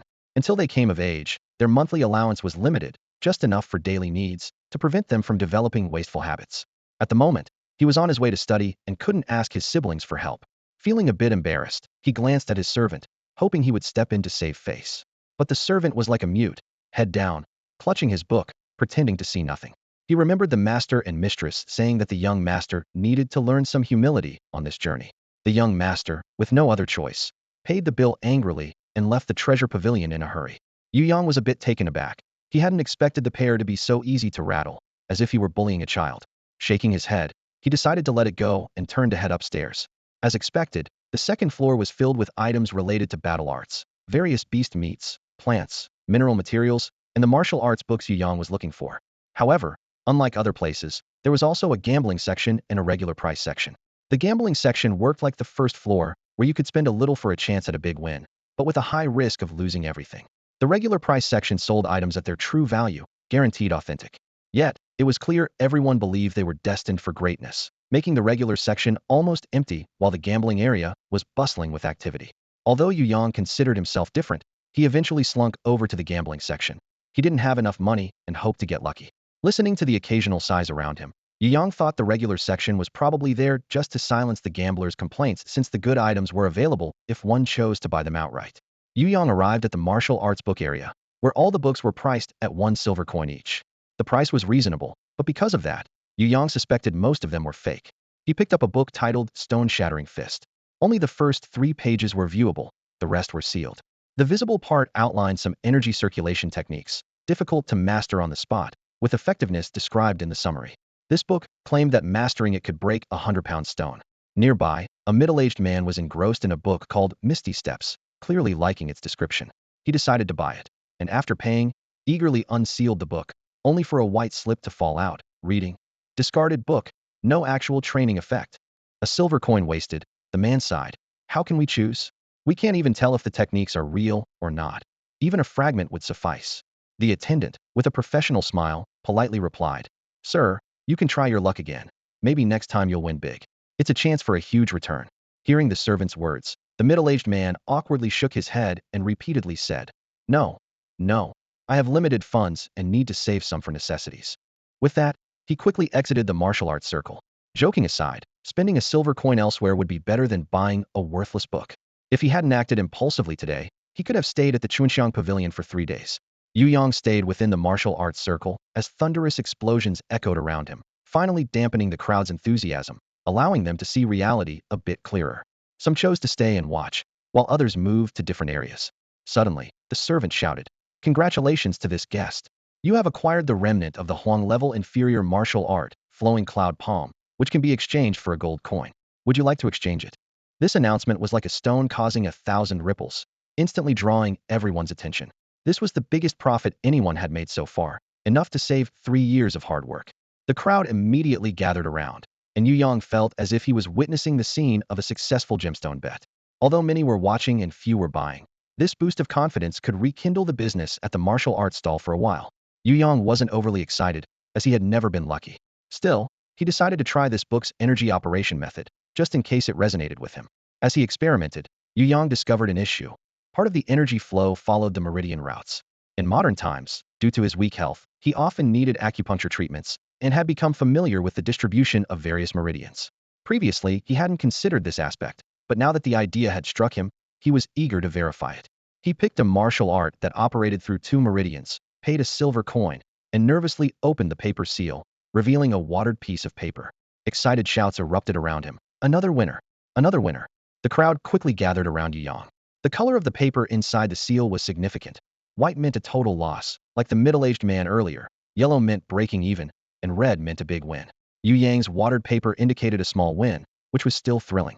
From this single transaction, Yu Yang exchanged it for 8 gold coins. Aware of the saying, "The shot hits the bird that pokes its head out," Yu Yang didn't plan to expose himself and instead carefully selected, deliberately avoiding 2 martial arts with meridian operations. He spent 20 silver coins on a pile of scrap, stunning the crowd with his extravagance. When they saw him reveal a pile of white paper scraps, they sighed, thinking his luck had run out. Afterward, Yu Yang spent 10 silver coins on 10 more books, only to find more waste paper, leaving even the servant worried he might break down. Fortunately, Yu Yang collected his spoils and moved on to other stalls. In the end, most of the money he earned at the treasure pavilion was lost, leaving him no choice but to gather his junk and leave. Many others like him engaged in this retaliatory spending. That night, many buyers who had earned money ended up giving it back to the treasure pavilion, though Yu Yang's losses were particularly notable. Yu Yang left the treasure pavilion and found Wang Matzi, who was enthusiastically playing around, and pulled him along to head back. Wang Matzi had a stroke of luck today, making a net profit of over 90 copper coins through buying and selling, which was quite a sum. When he learned that Yu Yang had made 8 gold coins but lost it all, he was distressed and kept slapping his thigh. Back at the caravan, the laborers were already resting on a large shared bed. Not wanting to stay with them, Yu Yang paid for a separate room. He rummaged through a bundle of scrap paper and finally found a thin, unopened martial arts book titled Ghost Steps. This book was not very eye-catching among the pile, but Yu Yang chose it because its energy flow involved 9 meridians, whereas the human body has 12 meridians, indicating the book's extraordinary nature. Carefully unsealing the paper, a bright yellow page caught his eye, startling Yu Yang. The highest-level martial arts books are usually bright red, suggesting this book might have a hidden surprise. The treasure pavilion indeed considered Ghost Steps a hidden gem, planning to use it to boost their reputation. However, the owner was informed that the book had already been sold, and the bait had not even caused a ripple, with no knowledge of the buyer's identity. The owner was so furious that veins bulged on his forehead, and he crushed the teacup in his hand, while the shopkeeper was drenched in cold sweat, cursing the careless attendant who let such an important martial skill slip away. Unaware of the turmoil at the treasure pavilion, Yu Yang had already begun studying the latter part of Ghost Steps. He soon realized it was an incomplete manuscript, explaining its thinner volume compared to others. However, mastering the first level of Ghost Steps alone would be immensely beneficial. It is a martial skill that enhances speed and agility, and although Yu Yang was unsure of its grade, it could at least be considered mid-tier yellow grade. Mastering the first level would mean that warriors of the same power level couldn't come close, providing Yu Yang with significant security. However, practicing Ghost Steps required some auxiliary equipment. Yu Yang decided to first order some portable tools, while larger equipment would have to wait until he was settled. Having gained some rewards from the scorpion's nest, and with some silver left from the treasure pavilion, Yu Yang decided to organize his finances and deposit them in a bank, as keeping them on hand wasn't safe. After some effort, Yu Yang finally retrieved the hidden gold and silver coins, and an envelope fell out along with a few silver coins. It was a relic from a young boy he found in the scorpion's nest, labeled as a recommendation letter. Such a letter must be intended for an important person. Yu Yang wanted to see the contents without damaging the envelope, thinking it might be a potential opportunity. After pondering for a moment, he examined the letter closely, noticing the thick wax seal, and suddenly thought of a method that might work. Yu Yang didn't have any high-tech method to remove the wax seal from the recommendation letter. His idea was to have Yu Shower place some mycelium on the side of the wax seal closest to the envelope, and use its corrosive ability to carefully cut through the wax, ensuring that the surface of the envelope remained undamaged. After some effort, the envelope was finally opened. Yu Yang carefully took out the letter and read it thoroughly, discovering it was a recommendation letter for admission. The letter was written by Principal Zhilong of an elementary school, recommending his student Wang Kailan to attend Lingchuan's secondary academy, addressed to Principal Jiang Jie of Lingchuan. Looking at this somewhat perfunctory letter, Yu Yang couldn't help but feel speechless, as if Principal Zhilong just wanted to get rid of his student. However, the letter provided Yu Yang with an opportunity for his plan. Since it only mentioned one name, Yu Yang thought he could try to impersonate the student. Even if he got caught, it wouldn't be a major offense. He'd just be thrown out. Yu Yang carefully folded the letter, placed it back into the envelope, and then heated the bottom of the wax seal to reattach it to the envelope. After confirming everything was in order, he put the envelope away securely. The next morning, Yu Yang submitted his resignation to the caravan manager, who readily accepted. Yu Yang had been like a ticking time bomb in the caravan, and the manager had long wanted to get rid of this big Buddha, just waiting for the chance. Afraid that Yu Yang might change his mind, the manager pushed for faster preparations, and the caravan set off an hour earlier than usual. Yu Yang sat by the window of the inn, watching the caravan gradually disappear into the distance. He placed 3 silver coins each into the luggage of Li Xiaoshu and Wang Matzi to express his gratitude for their friendship. Preparing to attend school, Yu Yang couldn't keep wearing his servant's clothes. He went to a tailor shop, chose 2 sets of well-fitting new clothes, and bought some food for the journey. He decided to purchase other items in Lingchuan to avoid carrying too much. After finishing his errands, Yu Yang went to the carriage company to inquire about the departure time to Lingchuan, confirming it was at the 2nd hour the next day, and then returned to the inn. In the evening, with nothing else to do, he revisited the Ghost Steps manual he had acquired from Duobao Pavilion. As the name suggests, it was a leg skill manual, divided into 3 levels. The first level, Shadow Follows, train the practitioner to accurately dodge enemy attacks in close combat by honing the ability to sense energy. The second level, Ride the Wind and Waves, built on the first by adding offensive skills, requiring the practitioner to find weaknesses in the opponent's energy flow. The third level, Formless, was a skill that significantly reduced one's presence, allowing the practitioner to blend seamlessly with the surroundings, ideal for ambushes and reconnaissance. Yu Yang was filled with anticipation, ready to embrace new challenges. To break through the first layer of the Shadow Follower technique, Yu Yang needed to channel his Yuan energy through 3 meridians: the Hand Tying Lung Meridian, the Foot Yangming Stomach Meridian, and the Foot Tying Spleen Meridian. Each meridian has 9 nodes, and only by clearing all nodes can the meridian be fully opened. After some consideration, Yu Yang assumed the 5-heart upward meditation posture and began to absorb Yuan energy. He kept his head upright, his posture straight, mouth slightly closed, tongue gently touching the roof of his mouth, eyes slightly closed, and his breath focused in his dantian. Yu Yang carefully sensed the sparse Yuan energy around him, which gradually flowed into his body over time, eventually forming a Yuan energy ball the size of a peanut. He manipulated this Yuan energy peanut to begin the knocking ritual on the Tying Lung Meridian. Nodes are the blockages, but also the entry points for Yuan energy into the meridians. After over 3 hours of accumulation, Yu Yang attempted to break through a node, but the Yuan energy dissipated instantly. He opened his eyes helplessly, thinking to himself that the progress was too slow, perhaps due to his improper method. Yu Yang decided to pause his cultivation for now and consider researching auxiliary methods like medicinal baths later. He had important matters to attend to the next day and needed a good rest to avoid any setbacks. With a dreamless night behind him, Yu Yang got up early the next day, packed his things, and bought 2 buns from a roadside stall for breakfast before heading straight to the coach station. Since it was still early, he managed to pick a good seat by the window. After quickly finishing his buns, he let Yu shower out for some fresh air, planning to put it away when more people boarded. What a big mushroom. It's my first time seeing a mushroom-like companion plant. Here, have a Yuan stone. The passengers on the coach turned their heads in surprise, amazed at the young man casually giving away a Yuan stone. Yu Yang looked up to see it was a familiar face, the same master and servant duo who had mocked him at the Duobao Pavilion. Yu Yang said nothing, waiting quietly for Yu Shower to return with the Yuan stone. Thank you for the gift for Yu Shower, Yu Yang said, as the fair-faced young man looked puzzled, unable to recall who Yu Yang was. It wasn't due to a poor memory, but because he often forgot people after a brief argument. Yu Yang's change of clothes made him look quite different from the servant he appeared to be before. The young man, thinking Yu Yang was a former classmate, laughed it off, and moved on. The master and servant sat next to Yu Yang, and the fair-faced young man introduced himself as Su Yuan. Are you also heading to Lingchuan Academy? He asked. Yu Yang nodded and used the name Wang Kailan from his recommendation letter to strike up a conversation with Su Yuan. When Su Yuan learned that Yu Yang was just a laborer experiencing life and had previously clashed with him at the Duobao Pavilion, he exclaimed at the coincidence and expressed interest in learning Yu Yang's way of turning the tables. Yu Yang was pleased with the Yuan stone in Yu Shao'er's hand and became friends with this wealthy young man. When he asked Su Yuan why he didn't go to the second floor of the Duobao Pavilion, Su Yuan embarrassedly explained, "My parents restrict my spending outside to cultivate my character." Yu Yang could only feel envious, thinking of his own father who sold him, and sighed, deciding it was best not to dwell on it. After having a casual conversation with Su Yuan, Yu Yang realized that what they called a recommendation letter was actually similar to a modern admission notice. It was written by the student and then stamped with the principal's seal. The Lingchuan Secondary School didn't scrutinize the contents of the letter as long as it wasn't forged. This understanding eased Yu Yang's mind considerably. At least he wouldn't be exposed right at the start of school. However, to avoid being discovered by Wang Kailan's classmates, he needed to ensure his name was recognized before school began. Lingchuan was only a day's journey from Snow Cedar City, so Yu Yang decided to leave in the morning and arrive at the school in time for dinner. During the journey, Su Yuan and Yu Yang talked like old friends reuniting after a long time. Through these conversations, Yu Yang gradually learned more about this world.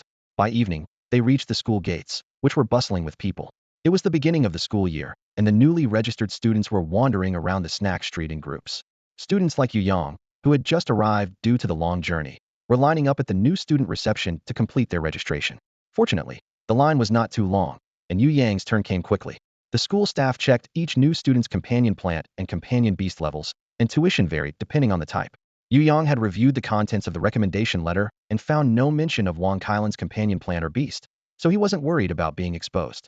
He handed the recommendation letter to the school staff and summoned Yu Shao'er, briefly introducing it. Upon hearing that Yu Shao'er had undergone 2 breakthroughs and awakened the intermediate divine power of cloning, Yu Yang felt secretly pleased. To disguise his true strength, he chose the intermediate divine power of cloning, which had a similar early-stage effect.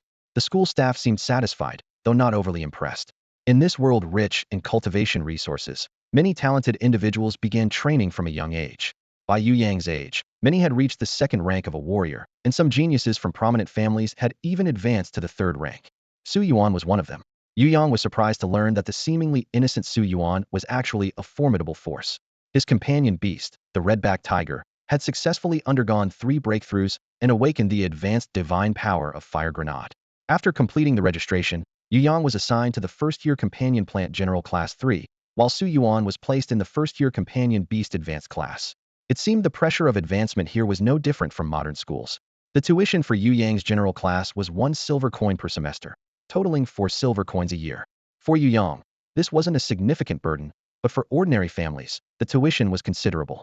No wonder Su Yuan had assumed Yu Yang took odd jobs to save for tuition, mistakenly thinking Yu Yang was too proud to admit it, and graciously chose not to expose him. Su Yuan's advanced class tuition was 1 gold coin per semester, totaling 4 gold coins a year. Yu Yang finally felt a sense of balance, realizing he couldn't afford the advanced class. He decided to build a good relationship with Su Yuan to learn about the advanced class courses, as learning opportunities were precious, and he intended to make the most of them.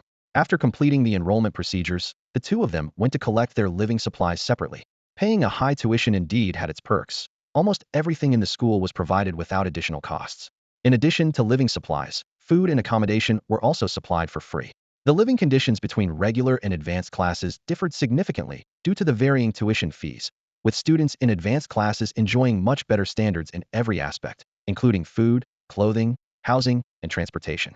Yu Yang wasn't too concerned about these differences as he didn't have high demands for food or clothing. After all, having worked as a miner before, his current life was much better in comparison.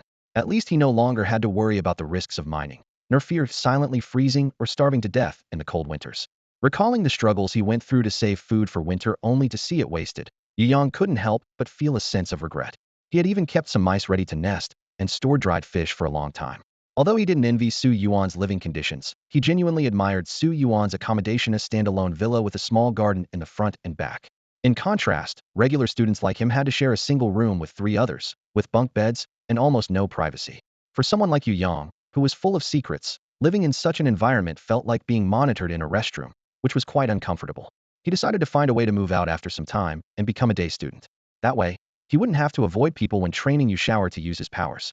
Following the room numbers, Yu Yang arrived at the dormitory door. Since he was the last to arrive, the other 3 beds were already taken, leaving only an upper bunk near the door. As he walked into the room, only one person was there, engrossed in a book. When the person noticed Yu Yang carrying his luggage inside, he immediately came over to help, attempting to take the luggage bag off Yu Yang's shoulder.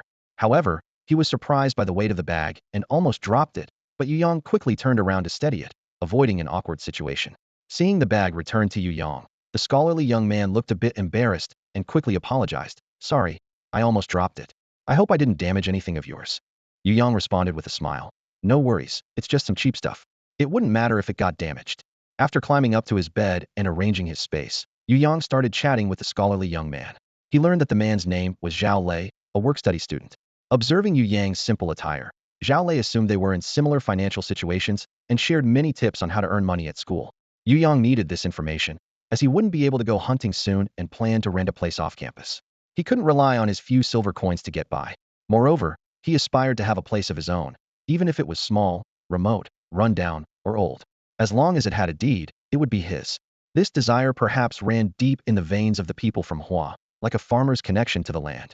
During their conversation, Yu Yang learned that the school had a task hall specifically for work-study students, where they could take on tasks matching their level badges. These tasks were issued by the school and students alike, ranging from doing laundry and running errands to teaming up for monster hunts. The tasks varied in difficulty and type. However, with so many work-study students around, the tasks with the best cost-effectiveness required not only speed, but also luck to secure. In the dormitory, Yu Yang was having an animated conversation with Zhao Lei when suddenly 2 young men entered the room. Dressed in luxurious silk, they immediately caught attention. Yu Yang smiled and introduced himself, but they responded indifferently, simply stating their names, Su Ziyu and Wang Tao. Judging by their appearance, they came from well-off families and seemed to look down on Yu Yang and Zhao Lei. The atmosphere quickly turned awkward. Yu Yang thought to himself that he might as well focus on more important matters. He informed Zhao Lei and left in a hurry. As he closed the door, he caught a glimpse of the fleeting sneer on Su Ziyu and Wang Tao's faces, feeling helpless. Was it really worth mocking him just because he was eager to head to the task hall? Youth is indeed a blessing. Once they step into society, they will understand the hardships of life. Yu Yang went to the academic office and fabricated a reason, telling the teacher that his mother remarried and he needed to take his stepfather's surname, changing his name to Yu Yang. Such cases are rare, but not unheard of. With tuition paid and the private seal confirmed, the teacher made the change from Wang Kailan to Yu Yang without much questioning. Once everything was settled, Yu Yang felt relieved, thankful that this world didn't have identity cards, or he wouldn't dare to be so hasty. Leaving the academic office, Yu Yang inquired about the location of the task hall and headed straight there. Upon entering, he noticed only a few people besides the staff were checking the task board. It was likely close to closing time, so Yu Yang hurriedly asked a senior student working part-time about the process for taking on tasks. The senior immediately recognized him as a new student, noting his robust build and hands calloused from mining typical of a student working to support himself. The senior recommended a few basic tasks, which required no qualifications and involved physical labor like cleaning and moving, suitable for new students. To take on more advanced tasks, one needed to undergo a combat power assessment and obtain the corresponding badge. This system was in place to protect students from becoming overly ambitious. Yu Yang appreciated the senior's kindness, but politely declined the basic tasks. He didn't want to waste time on lower-reward tasks like guarding beasts, cleaning, or dishwashing, which were not suitable for his current situation. No longer struggling to make ends meet, Yu Yang preferred to spend his time practicing martial skills. He needed tasks that could help hone his combat abilities. After some inquiries, Yu Yang learned that combat level assessments were only conducted during the Indo-Fire exams, and first-year students had to stick to basic tasks. Seeing his disappointment, the senior reassured him that occasionally, there were team tasks led by senior students designed to train newcomers in battlefield adaptability. While these tasks were hard to come by and often quickly snatched up by those with insider connections, they still presented an opportunity. After returning to the dormitory, Yu Yang shared the information he had gathered at the mission hall with Zhao Lei. Upon learning that they could only undertake basic tasks this year, Zhao Lei appeared quite disappointed. Unlike Yu Yang, he was in urgent need of substantial task rewards. Although the school covered room and board, he still needed to save for next year's tuition, and feeding his companion beast required a significant amount of additional money. Relying solely on basic tasks was far from enough. Fortunately, there were sometimes opportunities to pick up extra work, though rare. By frequenting the mission hall, he hoped to increase his chances. Unexpectedly, this idea was met with ridicule from Su Ziyu and Wang Tao. Su Ziyu, lounging on his bed with his legs crossed, remarked leisurely, "Do you really think that being diligent will land you a mid-level or advanced task? That's naive. These tasks are always taken by those with connections, and the remaining slots go to the highest bidders. People like us can't compete, so why would there be any slots left for you? Wang Tao looked at Zhao Lei and Yu Yang with disdain, and, echoing Su Ziyu's words, sneered. Instead of dreaming about these unrealistic things, let me give you a piece of advice. Why not find a young master to serve? Once you do, you won't have to worry about any expenses. If you do well, you might even have others serving you. You? We don't need your concern. No matter how poor we are, we won't be begging from the likes of you. Zhao Lei, usually good-natured, flushed with anger at Wang Tao's words. Although Yu Yang found some feasibility in Wang Tao's suggestion, Zhao Lei's reaction clearly hinted at a deeper issue. The conversation ended on a sour note, and the four roommates parted ways in discontent. After Su Ziyu and Wang Tao left, Yu Yang inquired about the underlying reasons from Zhao Lei. It turned out that serving a young master was initially an important pathway for lower-tier students to rise. However, over time, it had deteriorated into a system rife with transactional relationships and servitude. True noble families rarely recruited in this manner anymore, which is why Wang Tao's words struck a nerve with Zhao Lei. Understanding this, Yu Yang nodded. He had no desire to bind himself to any family, so he dismissed this path. However, if Zhao Lei was interested, Yu Yang considered introducing him to Su Yuan. It was clear that Zhao Lei was not opposed to aligning with a noble family. He just wanted to avoid unsavory methods. Su Yuan, with his pure character and lack of ulterior motives, could be a good candidate for allegiance. Moreover, his family's vast resources were a rare opportunity. These matters were not urgent for now, as they were just first-year students with many possibilities ahead. Not long ago, their primary concern was surviving the winter at the Blackstone mine. Who would have thought they would now have the chance to study at a school? Recalling the Blackstone mine, Yu Yang felt a heavy heart. Although he had escaped, he still felt trapped by the shadow of being a fugitive. The thought that mercenaries from Blackstone City could come through the portal at any time made him eager to improve his combat skills. With greater strength, he could ensure that no one else would dictate the course of his life in the future. Yu Yang suddenly realized that he had been too relaxed recently. Ever since Yu Shaoer successfully awakened his supernatural ability, Yu Yang's vigilance had gradually waned. Perhaps it was because Yu Shaoer's ability had the potential to grow, which unknowingly bred a sense of complacency in him. However, Yu Shaoer was like a tiger with baby teeth. His reputation was big, but his actual power was far from sufficient. This attitude was unacceptable, and fortunately, Yu Yang realized it before provoking someone he shouldn't. He decided to correct himself immediately to avoid lifelong regrets due to carelessness. Yu Yang suppressed his restlessness, prioritizing the enhancement of his combat skills above all else, and threw himself wholeheartedly into the intense and busy new semester. He spent almost all his remaining time in the library, absorbing knowledge like a sponge. As time passed, his understanding of the world quickly filled out. At least now, he no longer asked basic questions about whether the mycelium that harmed Yu Shaoer posed any danger. The answer was that it wouldn't cause fundamental harm and would heal with some rest. Time flew by in the busyness, and half a year passed in the blink of an eye. Rumors spread throughout the school about a bookworm in the first year, who was said to be a work-study student. Since the start of the semester, Yu Yang hadn't completed even one basic task, only burying his head in books. If this continued, he certainly wouldn't save enough for next year's tuition. Today was a day off, and after breakfast, Yu Yang stayed in the dormitory, adjusting his crossbow. Su Ziyu saw him still in the dorm and mockingly said, "Bookworm, why aren't you at the library today? Giving up already? Let me give you some friendly advice. Start with the basic tasks. Otherwise, you'll take too big a step and end up hurting yourself, unable to even pay next year's tuition." Su Ziyu didn't genuinely believe Yu Yang was a bookworm. After all, living in the same dorm, he knew Yu Yang wasn't inflexible, but rather quick-thinking and very goal-oriented. He thought Yu Yang was trying to use his knowledge to catch the attention of the school's aristocrats and naturally join their ranks. While the strategy was good, the pace was too fast and hard to control. It seemed to have backfired now, which was overestimating his capabilities. Yu Yang finished checking his crossbow and casually replied while applying the poison secreted by Yu Shaoer onto the arrows, "I took on a task today, so I'm not going to the library." Su Ziyu sneered inwardly, thinking, after all that show, he's given up, hasn't he? In the end, he still has to obediently do basic tasks. Without the proper skills, why take on difficult tasks? It would have been better to start like Zhao Lei, who plans all his spare time around basic tasks. Though it's tight now, at least next year's tuition is secured. Unlike Yu Yang, who can't seem to stick to anything and ends up empty-handed. Su Ziyu was in a good mood today and didn't argue with Yu Yang.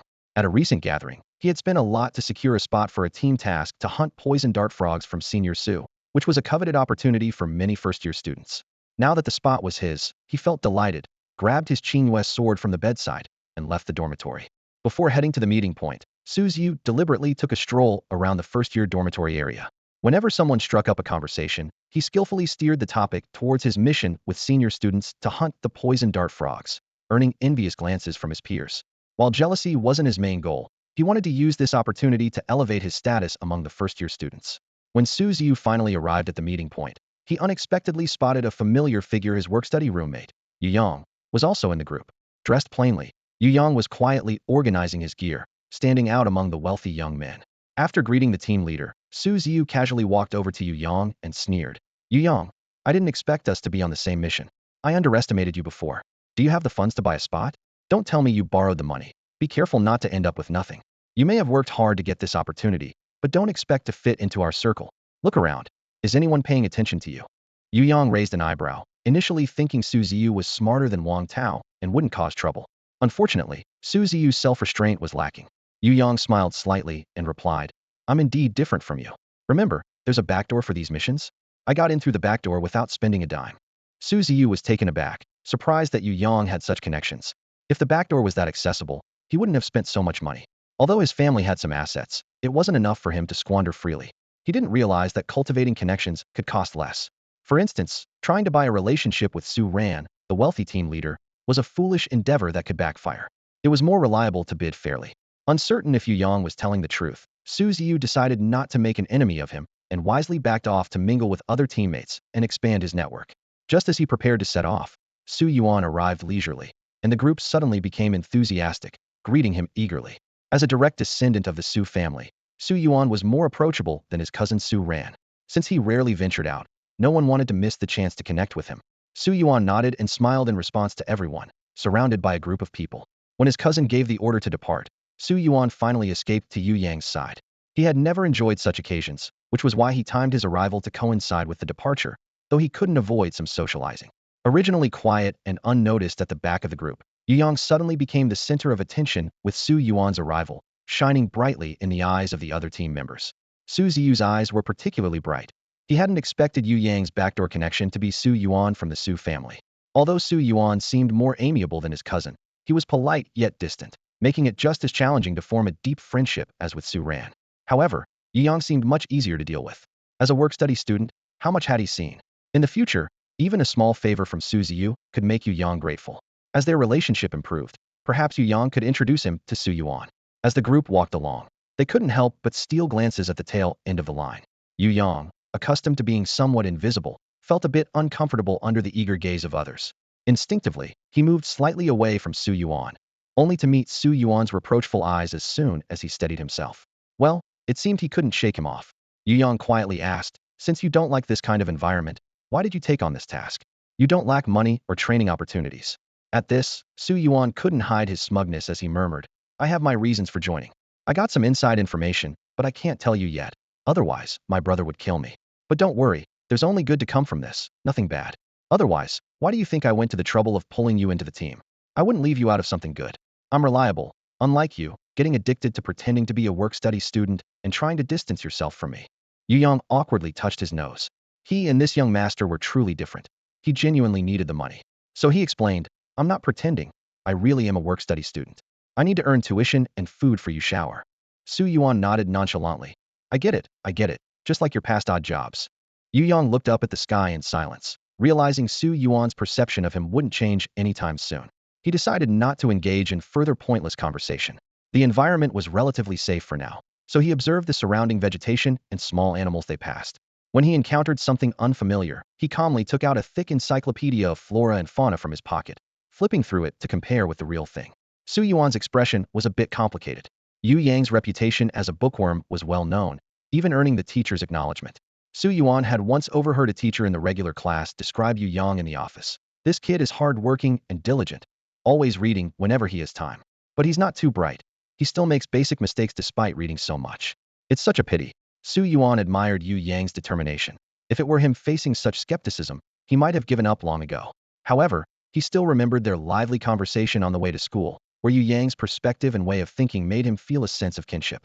This was part of why he had worked so hard to include Yu Yang in the team, needed a teammate like him in the future. As for Yu Yang's current situation, Su Yuan wasn't too concerned. Just like he didn't understand why Yu Yang did odd jobs before, as long as it didn't harm him or his family, he wouldn't care. He was a proper playboy, never meddling in things that didn't concern him. Seeing Yu Yang reading while walking, some in the group occasionally cast him odd looks and whispered among themselves. However, out of respect for Su Yuan, they refrained from openly mocking him. Su Yuan noticed Yu Yang's actions, but, seeing that he wasn't slowing the group's pace, didn't stop him. Yu Yang was perceptive enough to put away his book and prepare for action once they entered the forest terrain. On the way, the team members showcased their talents like peacocks spreading their feathers, all eager to impress Su Ran for future connections. Yu Yang, naturally, did not dare to slack off. He realized that being unique was the best way to stand out, so he portrayed himself as a scout with weaker combat abilities. This allowed him to conceal Yu Shao's true capabilities while subtly highlighting the advantages of Yu Shao's awakening. Among the group, Yu Yang's strength was average, not too high profile, nor too low-key perfect for avoiding undue attention. Under Yu Yang's command, Yu Shao's 3 small avatars circled around him before setting off to scout the environment. Yu Yang preferred not to engage directly, instead relying on these small avatars. Their small size and ability to hide made them particularly suited for moving stealthily through complex natural environments. Importantly, these avatars could regenerate, so even if they were lost during a mission, Yu Yang wouldn't be distressed. After all, they were merely manifestations of Yu Shao's abilities, tools rather than living beings. Each time he used his powers, Yu Shao would materialize these 3 avatars, which was far safer than going into action himself. Additionally, the 3 avatars could explore in 3 different directions simultaneously, something the companion plants or beasts of other team members couldn't achieve. The only downside was their slow movement speed, and despite searching through library books, Yu Yang hadn't found any information on accelerating the evolution of companion plants. This was understandable, as the evolution of companion plants or beasts was based on the inherent advantages of their species, and their ability to move was already the limit of their energy absorption. Suddenly, Number 3 reported detecting a 3rd-tier early-stage withered leaf grass in a mountain hollow, a significant find. At this point, they were still on the forest's outskirts, where the surrounding energy plants had long been harvested, and the team had only managed to collect a few 1st and 2nd-tier energy plants. Yu Yang considered keeping the withered leaf grass for himself, but quickly realized there would likely be a guardian beast nearby. Greed could lead to more harm than good and damage the good reputation he was building. After informing Su Ran of the discovery, the team naturally took it seriously. This would be the first time the 1st-year members attempted to harvest a 3rd-tier energy plant, and a fierce battle with the guardian beast was inevitable. Everyone was excited, eager to showcase their skills. Yu Yang, meanwhile, calmly checked his equipment to ensure his crossbow, bolts, and dagger were ready, quietly staying in the middle of the group as they headed towards the mountain hollow. The withered leaf grass had survived until now because it grew between the roots of 2 intertwined trees, with new branches on the ground concealing it well. Without Number 3's prior information, it would have been difficult to find its precise location. The withered leaf grass was small, with only a single withered yellow leaf lying flat on the ground, resembling an old fallen leaf that even passing mice would ignore. However, despite its perfect disguise, it inevitably emitted some energy during its growth, which, though not easily detectable by humans, was enough to attract the attention of a guardian beast. Su Ran didn't rush to let the team members start picking. After all, when the team members joined the hunting squad, they spent a considerable amount of money, and he felt it necessary to teach them some knowledge to ensure fairness. Yu Yang, lend me your plant encyclopedia for a moment. I'll explain the characteristics of the withered leaf grass, as well as the common guardian beasts associated with it, along with their attack methods and weaknesses. Yu Yang immediately pulled out the hefty book from his chest pocket, thoughtfully flipping to the page on withered leaf grass. Su Ran gave him an approving look, realizing he wasn't as rigid as rumored, and his companion plant indeed had a significant advantage in reconnaissance. No wonder both his cousin and he strongly recommended Yu Yang join the team. Unfortunately, Yu Yang's combat ability was quite weak. If he were brought along, who would be distracted by ensuring his safety during high-level missions? Oh well, perhaps in a couple of years, once he has matured, he could be considered for inclusion in the team. For now, the task at hand was urgent, and Su Ran quickly refocused his thoughts, beginning a detailed explanation of the characteristics of withered leaf grass. He emphasized that it was crucial not to damage the plant while picking it, as any injury would immediately release a toxin. Although the toxicity wasn't severe, it would affect the entire plant's medicinal efficacy, rendering it useless. Therefore, special care was needed when picking it, requiring the whole plant to be dug up along with the soil near its roots, then soaked in water to gently wash away the soil. Everyone nodded in agreement, and no one mocked Yu Yang for always having his book at hand anymore. Even if they couldn't remember everything immediately, having the book for reference was better than ruining a rare plant. Seeing that everyone was listening attentively, Su Ran introduced several common guardian beasts of the withered leaf grass. Among them, the ice snake had nearly sent Yu Yang to meet his end several times. The ice snake was large, not good at hiding, and had an extremely keen sense of smell. If an ice snake were guarding this withered leaf grass, the two sides would likely already be in a fight. Besides the ice snake, the most common guardian beasts of withered leaf grass were the withered leaf butterfly and the three-eyed cicada. These insect-type beasts were excellent at camouflage, and identifying them would be up to the team members. They knew this was a test from Su Ran, and each was eager to prove themselves, speaking enthusiastically. The withered leaf butterfly and three-eyed cicada were not rare beasts. Their characteristics and countermeasures had been covered in class. Su Ziyu remembered well that the withered leaf butterfly had gray-brown wings resembling dead leaves, with its main weapon being its scales. If the scales stuck to the skin, they could cause localized swelling and itching, and inhaling them could lead to difficulty breathing and weakness, potentially resulting in suffocation. When battling them, comprehensive protection was necessary to avoid contact with the butterfly's scales. Su Ran nodded in approval, which greatly encouraged Su Ziyu. Just as he was about to continue, others interrupted, not wanting him to steal the spotlight. A girl with a high ponytail took over the conversation, introducing the three-eyed cicada. She explained that the three-eyed cicada was originally golden in color and had the ability to mimic, making it hard to identify. Its attack method was a sonic attack, and it flew at high speeds, making it difficult to hunt.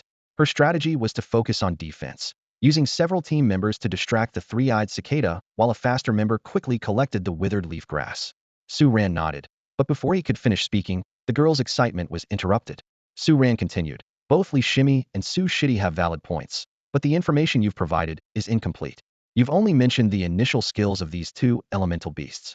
A third-level withered leaf grass guardian elemental beast typically ranges from late second level to mid-third level, and a third-level withered leaf butterfly might evolve phantom abilities.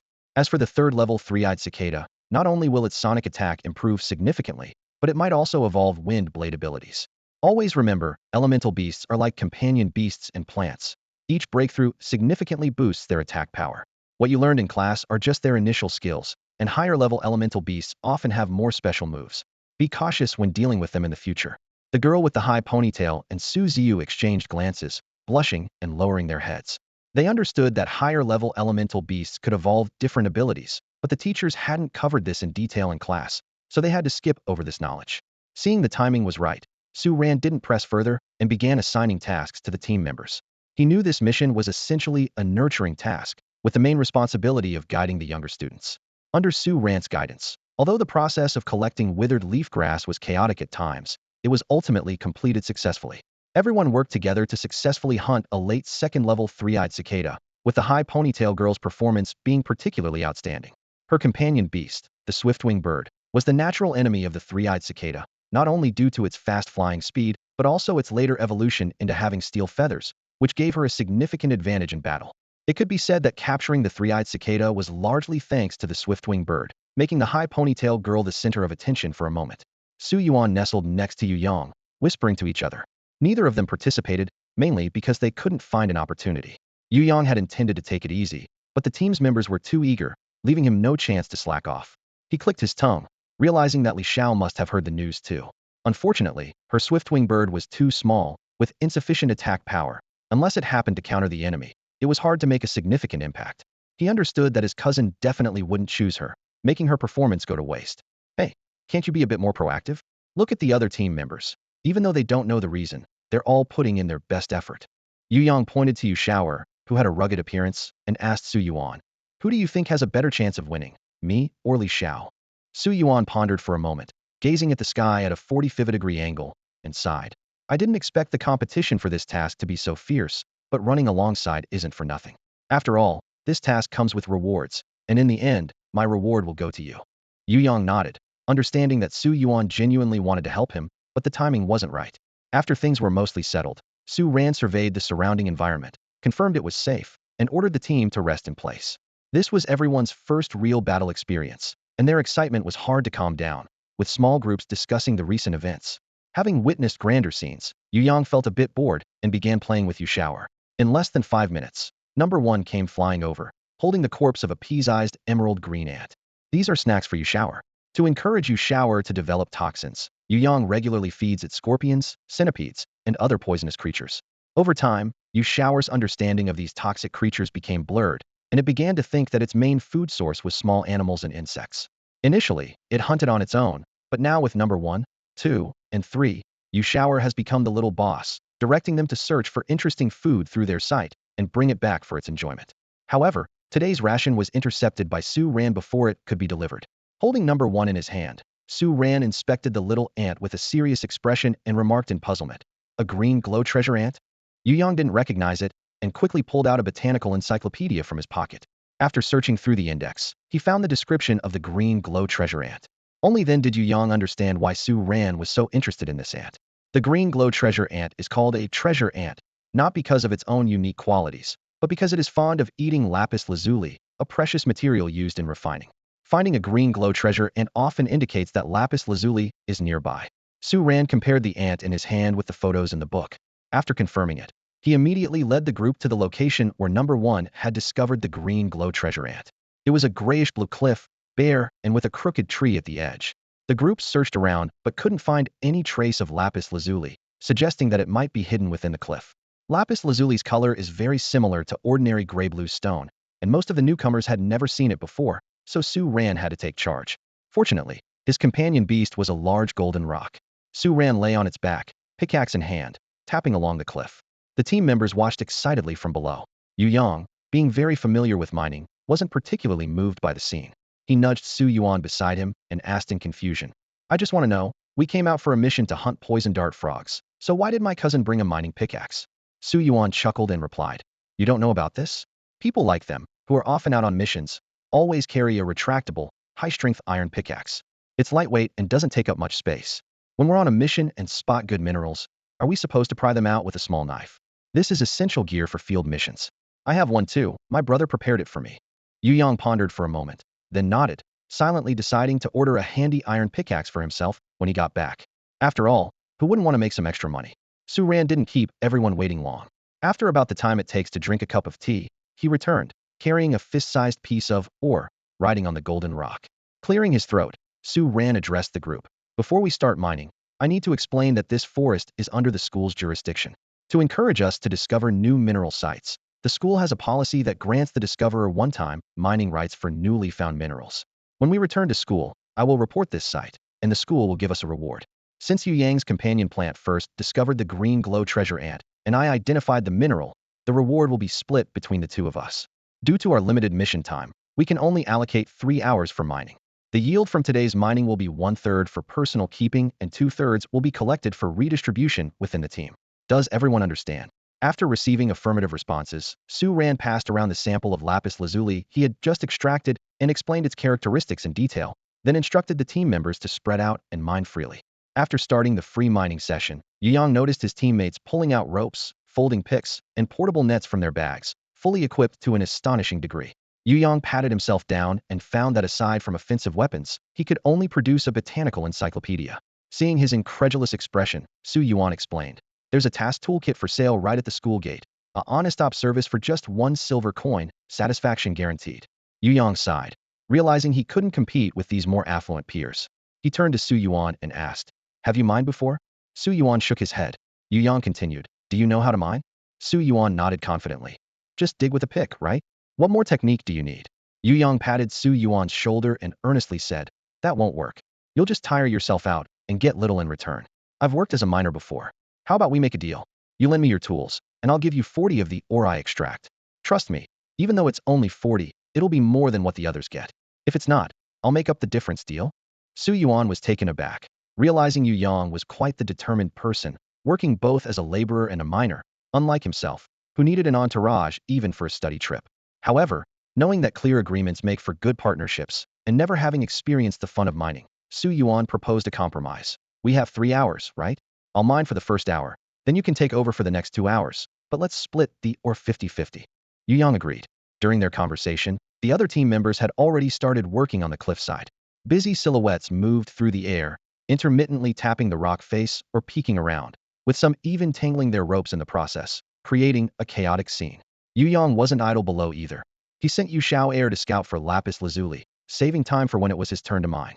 However, not even half an hour passed before Su Yuan gave up, his hands blistered and his yield minimal, with only 6 or 7 pieces of lapis lazuli in his net. Despite this, Su Yuan was quite satisfied, proudly holding up his finds as if they were medals of honor. Yu Yang took the tools, stretched carefully to avoid straining any muscles, and climbed the cliffside with agility. Using the information provided by Yu Xiao'er earlier, he checked each spot. Though there were occasional false leads, the accuracy was still over 80. Combined with his mining expertise, he quickly surpassed his teammates in yield. This impressive display immediately caught the attention of the other team members and Su Yuan. By the end of the 3-hour mining session, Yu Yang's haul was astonishing, 5 to 6 times that of the others. Su Yuan exclaimed excitedly. Now that's natural talent. After the mining ended, the team's attitude towards Yu Yang subtly shifted. Previously treating him as invisible, they could no longer ignore him, and even Su Yuan paid him more attention. Yu Yang never expected that he could achieve such recognition through mining. The group moved through the forest, burdened by the weight of the heavy lapis lazuli they carried, making their progress cumbersome. Su Ran calculated that since they had already gathered enough, it was time to lead everyone to hunt the poison dart frogs and return to the school as soon as possible. He believed that the gains from this mission were insignificant compared to the discovery of lapis lazuli, which was the most significant achievement of this journey. If they delayed their return, others might beat them to it. Su Ran led the team along a shortcut, navigating through treacherous terrain, occasionally enjoying the premium service of Jin Peng, heading straight for the poison dart frog's lair. The mission's objective was to hunt 8 mid-level, second-tier poison dart frogs. These magical beasts lived in groups, with their nests hidden in caves by the ponds. Poison dart frogs disliked the heat of the day and usually rested inside their caves, coming out to hunt at night. Although nighttime was the best time to lure them, time was of the essence, and Su Ran had to take the risk of acting during the day. Fortunately, although the frogs were communal, each had its own lair, like crabs, allowing them to be lured out individually to avoid the danger of a group attack. As a 5th-tier high-level warrior, Su Ran was responsible for overseeing the operation and ensuring everyone's safety, intervening only in critical moments. The other team members ranged in strength from 2nd to 4th tier, and they decided to split into 3 groups of 4, each group targeting 1 mid-level, 2nd-tier poison dart frog, which was more than manageable. Yu Yang, Su Yuan, Su Ziyu, and the high ponytail girl Li Xiao formed one group. Except for Yu Yang, the others were top-notch in combat strength. Yu Yang served as the scout and decoy, directing Unit 1 to enter the cave first to assess the situation. If there was only one poison dart frog inside, they would use Unit 1 to lure it out. If the situation changed, Unit 1 would quietly retreat. The 4 of them chose the lowest opening of the cave and sent Yihao in first. However, as soon as Yihao entered, he was swallowed whole by some creature. It happened so fast that Yu Yang only caught a glimpse of a crimson tongue. Before they could speculate if the poison dart frogs inside the cave had discovered them, 5 large lizards with flickering tongues crawled out. Seeing this, Su Ran, who was standing guard outside, was startled. Oh no, 3rd-tier rock-breaking lizards. It seems they've taken over the poison dart frog's territory. You're no match for them. Come to me immediately. Without delay, everyone turned and ran towards Su Ran. Su Ran released his companion beast, Jinpeng. Little Jin, use the Azure Wind Snowblade. Jinpeng flashed with a blue light, and as its wings flapped, the surrounding elemental energy converged towards it. The wind it generated became razor-sharp and struck the nearest rock-breaking lizard with incredible speed. Unfortunately, the lizard's defense was too high, and the wind blades only left white marks on its skin. Little Jin, aim for its eyes. Su Ran instructed. Jinpeng understood, adjusted its aim, and focused the wind blades more sharply, shooting them towards the lizard's eyes at lightning speed. Although the lizard's eyelids were also heavily armored, they were weaker than the rest of its body. The wind blade struck its eyelids, causing a small spray of blood. The rock-breaking lizard roared in pain, its mouth wide open, but no sound came out. Yet Yu Yang felt a sharp pain in his eardrums and a throbbing headache, realizing the lizard also had a sonic attack. It couldn't be allowed to roar again. Jinpeng, less affected by the sonic attack, took advantage of the lizard's momentary pause to unleash 2 more wind blades at its eyes. Finally, it broke through the eyelid's defense, blinding the lizard. Seeing this, Su Ran instructed the others. This one's blinded.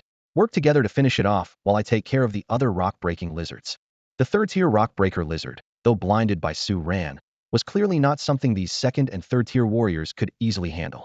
While they couldn't kill it immediately, they managed to keep it occupied, preventing it from causing further trouble for Su Ran. Su Yuan released his companion beast, the red-backed tiger, which had successfully broken through 3 times. Its mastery of the fire grenade technique was impressive, but the rockbreaker lizard's defense was extraordinarily tough, making it impervious to such attacks.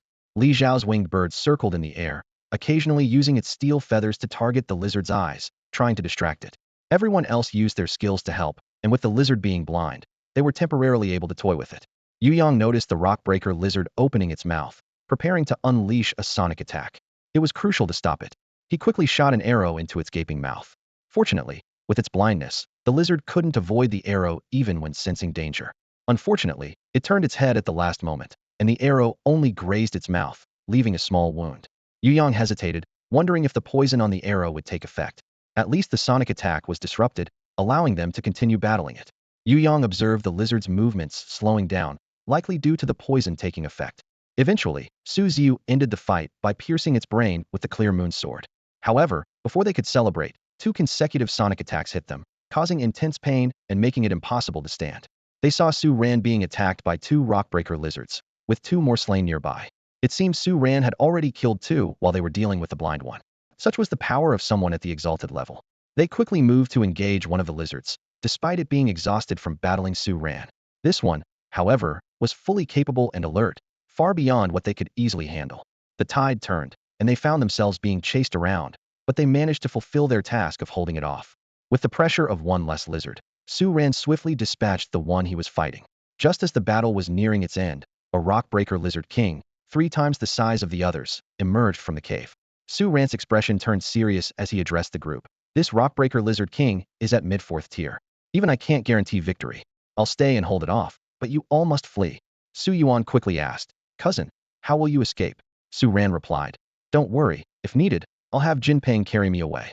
The rockbreaker lizard king, despite its strength, can't chase aerial targets. Hurry, there's no time. The rockbreaker lizard king, seeing its subordinates dead or injured, roared furiously and charged forward.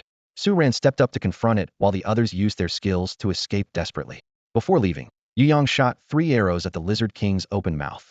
Even if they missed, hitting the target would at least relieve some pressure off Su Ran. However, the arrows were swatted down by the lizard king's tail without causing any damage, a frustrating miss. Just as Yu Yang turned to flee, he felt a terrifying presence lock onto him. Without daring to look back, he sprinted away using the first layer of shadow step, running for his life. The sound of trees being smashed echoed behind him, urging him to push his speed to the limit, leaving only a trail of afterimages. Unfortunately, the rockbreaker lizard king's speed was formidable, each of its massive strides covering the distance of 10 of Yu Yang's steps. Despite his best efforts, it remained in close pursuit. Had he known that releasing those 3 arrows would attract its wrath, he would never have done so, even at the cost of his life. Yu Yang ran for his life, uncertain if he had managed to escape the rock lizard king, but it was clear that Su Ran had successfully gotten away. Hours passed with no sign of help. For Yu Yang, the speed of the rock lizard king was overwhelming, and its sonic attacks were unbearable. The proximity between them was too close for comfort, and Yu Yang didn't dare to look back, enduring 2 direct hits from the sonic waves. The rock lizard king's attacks were twice as powerful as those of a regular rock lizard, leaving Yu Yang with painful eardrums and a nosebleed. If this continued, his fate was sealed. In this desperate situation, Yu Yang summoned Yu Shower from within himself. Yu Shower flew high into the sky to avoid the rock lizard king's attacks, and used its powers to create clones, summoning number 1, number 2, and number 3. They quickly maneuvered behind the rock lizard king, using mycelium to latch onto its forelimbs. The rock lizard king's movement slowed, giving Yu Yang a chance to turn and shoot arrows at its eyes. Unfortunately, the rock lizard king's defense was formidable, and even its eyes, a typical weak spot, were impenetrable. In an instant, as the rock lizard king retaliated, the mycelium of number 1 and its companion snapped, and the creature regained its agility. Yu Yang realized that blind attacks would only waste precious opportunities. The only hope now lay in whether Yu Shower's corrosive ability could affect the rock lizard king. Yu Yang ordered Yu Shower to distract the creature's head while secreting corrosive liquid onto its eyelids. Numbers 1 and 2 swiftly positioned themselves, extending white mycelium over the rock lizard king's neck. Feeling a tingling sensation, the creature roared angrily and broke free, swallowing number 1 in one gulp. Seeing this, Yu Yang quickly fired 3 arrows into its mouth, but the rock lizard king, with its keen vision, easily dodged, leaving only 2 white marks on its cheek. At this point, the rock lizard king was no longer amused. It roared and charged rapidly towards Yu Yang. Yu Shower, anxious, understood that numbers 2 and 3 could not impede the creature's advance. It desperately tried to reach the rock lizard king's eyes, but was repeatedly blocked by its massive jaws. If it weren't for Yu Shower's rather good luck, he would have been swallowed by the rock lizard king several times. As the rock lizard king got closer to Yu Yang, Yu Shower made a decisive move and secreted corrosive toxins into its mycelium. Then, he summoned number 2 and number 3, decisively cutting off the mycelium roots and letting them hold onto it, forming a suicide squad. As expected, the rock lizard king swallowed number 2 and number 3 whole, immediately feeling intense pain in its stomach. The rock lizard king's eyes turned blood red, and the excruciating pain caused it to attack indiscriminately, desperately trying to alleviate the pain by absorbing energy. Yu Yang wanted to take advantage of the situation, but the chaotic energy around the Rock Lizard King made it impossible for his arrows to get close. Logic told Yu Yang that he should prioritize his own safety and escape immediately. However, his unwillingness to let go of such a rare opportunity held him back. Observing the Rock Lizard King's state, Yu Yang understood that if it survived this ordeal, it might level up, and given its vengeful nature, he would stand no chance of escape in any future encounter. Gritting his teeth, Yu Yang resolved not to let it survive the day. He called Yu Shower to his side, instructing it to release the energy stored in its cap and disperse the toxins and corrosive liquids within the released energy. The energy orb, laced with toxins, slowly drifted towards the Rock Lizard King, drawn by its allure. Yu Yang absorbed Yu Shower back into his body, thinking to himself that if the Rock Lizard King still didn't die, he would have to flee immediately. Watching as the toxic-laden energy orb was swallowed by the Rock Lizard King, Yu Yang waited in place for 2 minutes, but events did not unfold as he had hoped. Reluctantly, he turned and sprinted towards the school. After running about half a mile, a loud roar echoed from afar, causing Yu Yang's heart to skip a beat. Could the Rock Lizard King have successfully leveled up? No. If it had succeeded, it wouldn't just roar once. Animal instinct dictates that a successful advancement would be announced with continuous roars to warn other bold creatures. Yu Yang hesitated for a moment before deciding to head back and investigate. If the Rock Lizard King was dead, it would be a cause for celebration. If not, he needed to avoid the area. With Yu Shower's energy depleted from the previous encounter, Yu Yang had no choice but to venture forth without his usual scout. On his way back, Yu Yang carefully concealed himself and stayed alert for any signs of Yuan beasts nearby. After ensuring the coast was clear, he continued onward, albeit slowly, to ensure his safety. As he moved, he heard the faint sounds of a battle between animals, prompting him to quicken his pace. Could it be the Rock Lizard King fighting other Yuan beasts? Peering through the dense underbrush, Yu Yang discovered a scene unlike what he had expected. The enormous Rock Lizard King lay on the ground, its body tinged with a faint icy blue, indicating that Yu Shower's poison had taken effect. It seemed the beast was indeed dead. However, Yu Yang hesitated to approach the carcass, as 3 formidable Yuan beasts guarded it. A massive mountain ironwall monkey, an eth-toned earthquake bear, and a small, basin-sized blue scorpion. Surprisingly, the smallest of the 3, the scorpion, had the upper hand. Its rapid movements and venomous attacks kept the other 2 at bay. Just as the scorpion seemed poised to claim victory, the mountain ironwall monkey and the earthquake bear teamed up. The earthquake bear shook the ground to disrupt the scorpion's agility, while the mountain ironwall monkey hurled stones at it. Normally, the scorpion's speed would allow it to dodge these attacks easily, but the tremors hindered its movements, leaving it vulnerable to the onslaught. Overwhelmed, the scorpion eventually retreated. Contrary to Yu Yang's expectations, the remaining 2 beasts did not turn on each other. Instead, they cautiously watched over the Rock Lizard King's body. Once they were sure the scorpion wouldn't return, they began to feed on the carcass. Yu Yang was secretly pleased. The Rock Lizard King was now a poisoned corpse, and consuming it would likely spell trouble for the mountain ironwall monkey and the earthquake bear. The scorpion might be immune to Yu Shower's poison, but the others were not so fortunate. Soon enough, the mountain ironwall monkey and the earthquake bear sensed something amiss with the carcass and fled into the forest. The poison hadn't fully taken effect yet, or perhaps it had been diluted through the Rock Lizard King's body, weakening Yu Shower's toxin. Thus, the 2 beasts weren't significantly impaired and quickly vanished from Yu Yang's sight. It seemed the forest might hold something to neutralize the poison, limiting its effectiveness.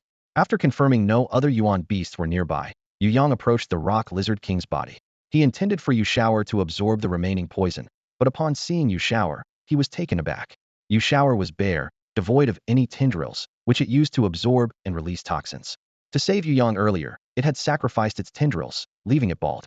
With no other options, Yu Yang took out a knife and painstakingly cut open the Rock Lizard King's stomach along the bite marks left by the mountain ironwall monkey. With limited capacity to carry items, and the Rock Lizard King being too large to transport, Yu Yang decided to take its heart and some skin for armor. After finishing this task, Yu Yang prepared to leave, only to find Yu Shower fixated on the Rock Lizard King's head, jumping around anxiously as if indicating there was something of interest inside. Could Yu Shower be interested in the creature's brain? Yu Yang was apprehensive. Eating it might make Yu Shower even less intelligent. Despite his concerns, Yu Shower was insistent, leaving Yu Yang no choice but to pry open the skull. As soon as he did, a red pearl rolled out. Before Yu Yang could examine it, Yu Shower quickly flew over and swallowed it whole. Yu Yang couldn't stop it in time, and could only watch helplessly as Yu Shower swallowed the red orb. He rushed over, flipped Yu Shower over, and gave it a few firm pats, trying to make it spit out the orb. Observing Yu Shower's reaction, Yu Yang realized that the red orb was undoubtedly something valuable, but whether Yu Shower could handle it at this stage was uncertain. It had previously suffered from overeating several times, almost bursting to death, yet it never seemed to learn. Despite a series of attempts to make Yu Shower expel the orb, Yu Yang was anxious as it didn't work. Fortunately, Yu Shower showed no signs of discomfort. Although the major threat was gone, and it seemed like an ideal time to explore the nearby area, Yu Yang couldn't calm his mind. He needed to quickly figure out what the red orb was, and whether it could harm Yu Shower. Along the way, Yu Yang carefully observed changes in Yu Shower and noticed its condition improving significantly. The lost mycelium had grown back 5 centimeters in a short time, a self-healing speed it had never shown before. Yu Yang breathed a slight sigh of relief, concluding that the red orb's effect on Yu Shower was positive. Yu Shower was quite pleased, expecting to remain bald for a while, but now sporting a buzz cut that made it look particularly dashing, its hero's badge indeed. Feeling that mere showing off wasn't enough, Yu Shower used its abilities to summon number 1, number 2, and number 3, proudly displaying its newly grown mycelium to these tool counterparts. Initially, Yu Yang didn't catch on, but after a few steps, he realized that Yu Shower had previously depleted its energy reserves. How could it still have the strength to summon number 1 and the others? Using such abilities usually consumes a lot of energy, and ordinary companion plants or beasts, lacking extra energy reserves, can typically use abilities only once a day. Although Yu Shower had a portable charger, its energy absorption rate wasn't much faster than other companions, especially after a recent battle. Its condition wasn't ideal. Yu Yang originally estimated that Yu Shower would need at least 3 or 4 days to use its abilities again. So what had happened? Could the red orb also enhance energy absorption? If so, it was indeed a treasure. Coupled with Yu Shower's charging attribute, it was like adding wings to a tiger, promising a bright future and the potential to become a perpetual motion machine. The appearance of number 1 and the others helped Yu Yang by sharing the task of scouting, saving a lot of time. After avoiding a few formidable beasts, Yu Yang finally encountered teacher Zhao Bin from the academy, who had come to rescue him. Zhao Bin, a third-year professor, was on duty at the mission hall this month. A mid-4th-level rock lizard king had appeared in the mission to hunt the poison arrow frogs, making the mission hall responsible. Hearing the news, Zhao Bin immediately set out for the rock lizard's lair. Upon seeing Yu Yang, Zhao Bin was both surprised and amazed. He had heard of Yu Yang, known as a bookworm in the school, and even the first-year teachers didn't have high hopes for him. When Zhao Bin learned that Yu Yang had lured away the rock lizard king, he was initially nervous, knowing that Yu Yang faced grave danger. Even if a first-year student had exceptional talent, escaping from the rock lizard king would be nearly impossible, especially for someone considered a bookworm with average abilities and not the sharpest mind. Yet, it turned out Yu Yang was quite the lucky one. Teacher Zhao was quite interested in how Yu Yang managed to escape, and given that the Tier 4 Rock Lizard King was too dangerous for the students, it had to be taken down. However, Yu Yang had no intention of telling Teacher Zhao the last known location of the Rock Lizard King. He didn't want anyone to know that Yu Shower had obtained a red orb. Even though he wasn't sure of its value yet, he knew it was certainly not ordinary. He understood the saying, "A man with a treasure is guilty," and he didn't want to risk his life testing others' limits, especially since he didn't know much about Teacher Zhao's character, so he needed to be cautious. Therefore, he told Teacher Zhao that while being chased by the Rock Lizard King, he accidentally stumbled into the territory of the mountain iron wall monkeys. At that time, he was in a perilous situation, and with no other choice, he decided to gamble everything by luring the Rock Lizard King near the mountain iron wall monkey's nest. He managed to escape during their fight. Hearing this, Teacher Zhao immediately took Yu Yang to the mountain iron wall monkey's territory. Yu Yang was startled. He hadn't expected Teacher Zhao to be so determined to kill the Rock Lizard King. Fortunately, he hadn't made up a random beast. The mountain iron wall monkeys indeed had battle scars, though they were from fights with earthquake bears and blue scorpions, but they could still fool Teacher Zhao. When they arrived at the territory, they saw an injured mountain iron wall monkey resting with its eyes closed at the cave entrance. The wounds were fresh, and a faint scent of blood lingered in the air. Yu Yang discreetly wiped the cold sweat from his forehead. Luckily, both the earthquake bear and the rock lizard king were large beasts, and their wounds were similar, making them hard to distinguish without close inspection. Yu Yang barely managed to pass this test. Teacher Zhao put Yu Yang down and told him to hide, then charged forward with his large axe. As he ran, he summoned his companion plant, the iron bramble. Despite his scholarly appearance, Teacher Zhao was surprisingly aggressive in battle. The iron bramble, though a companion plant, was fast, agile, and its branches were as tough as steel. During the clash with the mountain iron wall monkeys, the sound of metal scraping was audible. With Teacher Zhao's powerful partnership, even an uninjured mountain iron wall monkey wouldn't be a match for him, let alone one that was already wounded. The iron bramble didn't even have to use its full abilities before the mountain iron wall monkey met its end. Teacher Zhao's strength was truly formidable, a reminder that there are always stronger individuals out there. Both being Tier 4 beasts, the Rock Lizard King had chased Yu Yang to exhaustion, almost costing his life even after using all his trump cards. while teacher Zhao handled the mountain iron wall monkeys with ease. At that moment, Yu Yang developed an immense admiration for true strength. Wait, why was this mountain iron wall monkey poisoned? The rock lizard king didn't have poison abilities. Hearing teacher Zhao's observation, Yu Yang quickly snapped out of his daze and explained by showing his crossbow. I coated it with poison secreted by my companion plant. I used it to attack the rock lizard king, slowing its movements. That's how I managed to escape to the mountain iron wall monkey's territory by sheer luck. The mountain iron wall monkey must have been poisoned while fighting the rock lizard king. Mr. Zhao observed the crossbow bolt in his hand with keen interest, rotating the tip as his gaze was drawn to the faint blue light shimmering on it. Suddenly, he lightly ran the bolt across his palm. Yu Yang was startled and quickly tried to stop him, thinking to himself that Yu Er's poison was no small matter. However, Zhao Bin ignored Yu Yang's surprise, closed his eyes, and focused on feeling the poison's infiltration. The wound quickly turned blue, showing a freezing effect as the poison began to spread through his body. Zhao Bin felt his internal energy flow slowing and becoming sluggish. He thought to himself that at this rate, his attack effectiveness would be greatly reduced. No wonder Yu Yang, a second-tier warrior, managed to survive under the mid-4th-tier rock lizard king. After a quarter of an hour, Zhao Bin's entire arm had turned ice blue. He used his uninjured hand to take a black pill from his pocket and swallowed it. Soon, he regained his mobility. However, to his surprise, a small portion of the poison remained in his body, seemingly wanting to take root. Although it seemed harmless now, it undoubtedly posed a hidden threat to his body.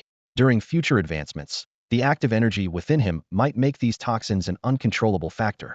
His expression turned grim as he asked Yu Yang, "Can you detoxify this?" Yu Yang, noticing Zhao Bin's expression, felt a tightening in his chest, aware of the situation's seriousness. Trouble had come unbidden. If he couldn't detoxify it, Mr. Zhao would surely hold a grudge. Fortunately, Yu Er could detoxify it. Yu Yang immediately nodded and released Yu Er to help Mr. Zhao. Yu Er extended its newly grown mycelium and leaned over Mr. Zhao's wound to reabsorb the poison. Mr. Zhao sensed the poison being completely cleared and carefully examined Yu Er. After inquiring with Yu Yang, he learned that Yu Er could absorb other toxins as well, filling him with admiration for it. He told Yu Yang that once back at school, he could come to him, and he would recommend a team where Yu Er would be an excellent fit for a medical support role. Yu Yang was surprised by this, thinking to himself that he had never imagined becoming a healer of sorts. After dealing with the mountain iron arm monkey, Mr. Zhao carefully searched the area for any signs of the rock-cracking lizard king's escape, but unsurprisingly found nothing. This was not the real battlefield, but a scene set by Yu Yang to confuse him. Mr. Zhao understood that having experienced the potency of Yu Shao's toxin firsthand, the rock-cracking lizard king wouldn't survive long in this forest filled with formidable beasts. After pondering for a moment, he decided to return to the school. As Mr. Zhao reached the mountain iron arm monkey's corpse, Yu Yang witnessed a stunning scene. Mr. Zhao placed his hand on the body, and it vanished instantly. Surprised, Yu Yang thought to himself, "Does this world have spatial equipment?" Mr. Zhao, noticing Yu Yang's astonishment, couldn't help but ask, "What, haven't you ever heard of a space button before?" Yu Yang nodded, feeling secretly relieved that he had never heard of or seen anyone use such a thing. He yearned for such equipment, reminiscent of what he had longed for while reading cultivation novels as a child, amazed that this dream might be realized here. Mr. Zhao chuckled, saying, "Space buttons aren't particularly rare. You can exchange them for space stones at school. As far as I know, several of your seniors have already obtained one." Excited, Yu Yang resolved to gather more information about space stones upon returning. He knew that acquiring a space button wouldn't be as simple as Mr. Zhao suggested, as someone like Su Ran didn't have one, but it was reassuring to know that an ordinary student like him could earn one through effort. This news invigorated him. On their way to the poison arrow frog's nest, they had gathered supplies along the way, taking nearly 5 hours to reach it. However, on the return journey, Mr. Zhao, without relying on Yu Yang's companion plant abilities, managed to bring them back to the school in just half an hour, showcasing his impressive skills. Yu Yang was eager to ask Mr. Zhao about martial techniques, but hesitated, sensing Mr. Zhao's somewhat unpredictable nature. He had a nagging suspicion that Mr. Zhao was quite interested in Yu Shao and might look for an opportunity to examine it closely. It was better to focus on his studies for now. He hadn't forgotten about the red orb, but he knew not to casually ask others about it. Having narrowly escaped the rock-cracking lizard king, he was already in the spotlight, and raising questions about the red orb would only make people wonder if he had some fortuitous encounter, which was not the attention Yu Yang wanted. Without any background, he could easily attract envy from others. So, he decided to continue his studies in the library. When Mr. Zhao and Yu Yang arrived at the school gates, they found Su Yuan anxiously waiting there. Seeing Yu Yang return unharmed, Su Yuan was overjoyed and hurried over. After greeting Mr. Zhao, he pulled Yu Yang aside to check on him. Mr. Zhao needed to return to the task hall for duty, so he left, reminding Yu Yang to visit his office the next day. Yu Yang nodded obediently. Su Yuan, relieved after confirming Yu Yang wasn't injured, apologized sincerely. I'm sorry. If it weren't for me, you wouldn't have faced such a dangerous beast and almost lost your life. Yu Yang interrupted with a smile. What are you saying? You invited me to the team out of kindness, and I can distinguish that. After some discussion, they settled on Su Yuan compensating Yu Yang with a crossbow and 100 fine iron arrows. Yu Yang, unable to reveal his own gains from the trip, accepted the compensation, planning to repay Su Yuan's kindness in the future.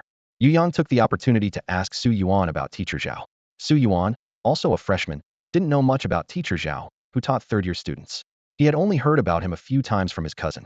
Teacher Zhao was known for his formidable abilities and was considered one of the top educators at the academy, particularly in guiding the evolution of companion plants or beasts. It was said that before their evolution, companion plants or beasts often faced harsh, almost inhumane treatment, yet this did not hinder their growth. As long as they survived, they could gradually recover, and if they received special attention, their abilities could significantly improve, making them exceptional within their level. Unfortunately, Teacher Zhao didn't teach first-year students, which Su Yuan found regrettable.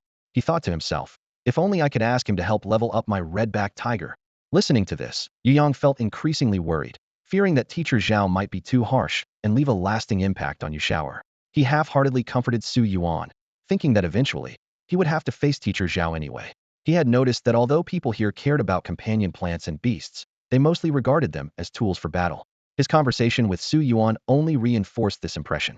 To Yu Yang, Yushao was like family, and things that seemed trivial to others were unacceptable to him. Yushao was the foundation of his existence in this foreign world, and naturally, he cherished it deeply. Yu Yang then headed to the library to research information about the red orb and invited Su Yuan to join him, but Su Yuan declined with a pale face. Having just escaped a close call, Su Yuan was not eager to dive into the library's embrace.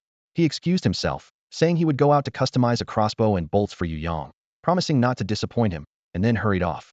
Watching Su Yuan's retreating figure, Yu Yang mused that the saying, reading makes one progress, was indeed true, as Su Yuan's speed had improved by more than a notch. At the library, Yu Yang focused on researching books about the rock lizard, but found no information about the red orb. He speculated that the red orb might have been a rare occurrence linked to the rock lizard king and decided to search through miscellaneous books on natural treasures. After flipping through several books without success, Yu Yang resorted to the most straightforward method, checking each book one by one, silently hoping the information about the red orb would appear. He planted himself in the miscellaneous books section, scanning quickly from left to right, bottom to top. Fortunately, the library was usually quiet, with few people to disturb him. Yu Yang spent 3 hours there, and as closing time approached, only 3 books remained unexamined in the section. He sped up, determined to finish reviewing the section that day. Suddenly, he reconsidered a book he had just finished, Records of Continental Wonders, and carefully examined the last few pages. The more he read, the more his brow furrowed. The book seemed to tell a story, and the credibility of the red orb's information left him doubtful. It mentioned that killing a beast in the process of advancing could yield a rare orb called a yuan orb, which a companion plant or beast could slowly absorb to replenish its energy reserves. Excitingly, once fully absorbed, the companion plant or beast could gain an ability derived from the advanced beast, though the specific ability depended on luck. Yu Yang stopped reading further, intent only on confirming whether the red orb was indeed a yuan orb. As the library began ushering people out, he had to put the book down, deciding to return the next day to specifically investigate the yuan orb. After Yu Yang returned to the dormitory, he startled Su Ziyu, who fled in a panic. His companions informed him that the rock lizard king had pursued Yu Yang, and Su Ziyu thought to himself that Yu Yang was surely doomed. However, to everyone's surprise, Yu Yang managed to escape unscathed, proving that luck is indeed a part of one's strength. Upon reflection, Yu Yang's luck seemed extraordinary. As a work-study student, he managed to befriend someone as influential as Su Yuan and even got the opportunity to participate in a hunting mission during his first year. Despite the dangers he faced, he always managed to turn misfortune into fortune. In contrast, Zhao Lei, another work-study student, was still struggling to complete basic tasks, worried about not being able to cover next semester's tuition fees. In this light, Yu Yang seemed almost destined for greatness. Unaware of this perception, Yu Yang would likely scoff at being considered favored by fate, feeling instead that destiny was as harsh as a stepmother. At the moment, his mind was occupied with thoughts of the red orb, leaving no room for Su Ziyu's indirect remarks. Recalling the battle with the rock lizard king, Yu Yang remembered it absorbing a significant amount of yuan energy, thinking it was about to unleash a powerful attack. In hindsight, the rock lizard king might have been triggered into a breakthrough state. After devouring the red orb, Yu Shao's internal yuan energy was rapidly replenished. This suggested that the red orb was likely a yuan pearl. If true, Yu Shao had gained a tremendous advantage, akin to acquiring a skill from another species. The Rock Lizard King's formidable defense and long-range sonic attacks would greatly benefit Yu Shao. However, dwelling on it was futile. At least Yu Shao's safety was assured. Just as Yu Yang relaxed, he felt an overwhelming surge of energy around him. He quickly jumped off the bed, grabbed his coat, and dashed outside. He recognized this situation all too well. It seemed Yu Shao was about to undergo a breakthrough. The school prohibited companion beasts or plants from breaking through outside designated areas, providing special undisturbed chambers for this purpose. He needed to reach one before Yu Shao entered the breakthrough state. Fortunately, he had familiarized himself with the campus layout on his first day, reaching the destination in about 10 minutes. The senior on duty saw Yu Yang rushing in, his aura shining brightly, and immediately understood the situation, quickly opening a room for him. Yu Yang, encountering no obstacles, released Yu Shao from his body upon arrival. His face was flushed, not from exhaustion, but from the immense strain the energy influx had placed on his body. Once released, Yu Shao's energy absorption rate tripled, a sight that never failed to amaze Yu Yang, highlighting the difference between companion species and humans. The room was constructed similarly to those within the Awakening Tower, offering excellent isolation and protection to prevent interference during a companion beast or plant's advancement. Most importantly, the facility was free, or rather, included in the tuition fees. Yu Yang didn't dare stay in the chamber for too long as the intense energy surged into his body, causing discomfort. If it weren't for the fact that once he released Yu Shao during the advancement, he couldn't move him again, he would have let him out immediately. Despite the discomfort, Yu Yang carefully checked Yu Shao's overall condition in the chamber and, after confirming there were no issues, quickly exited the room. After arriving in this world, Yu Yang learned that the effect of upgrading companion plants and beasts in a chamber was far superior to doing so outdoors.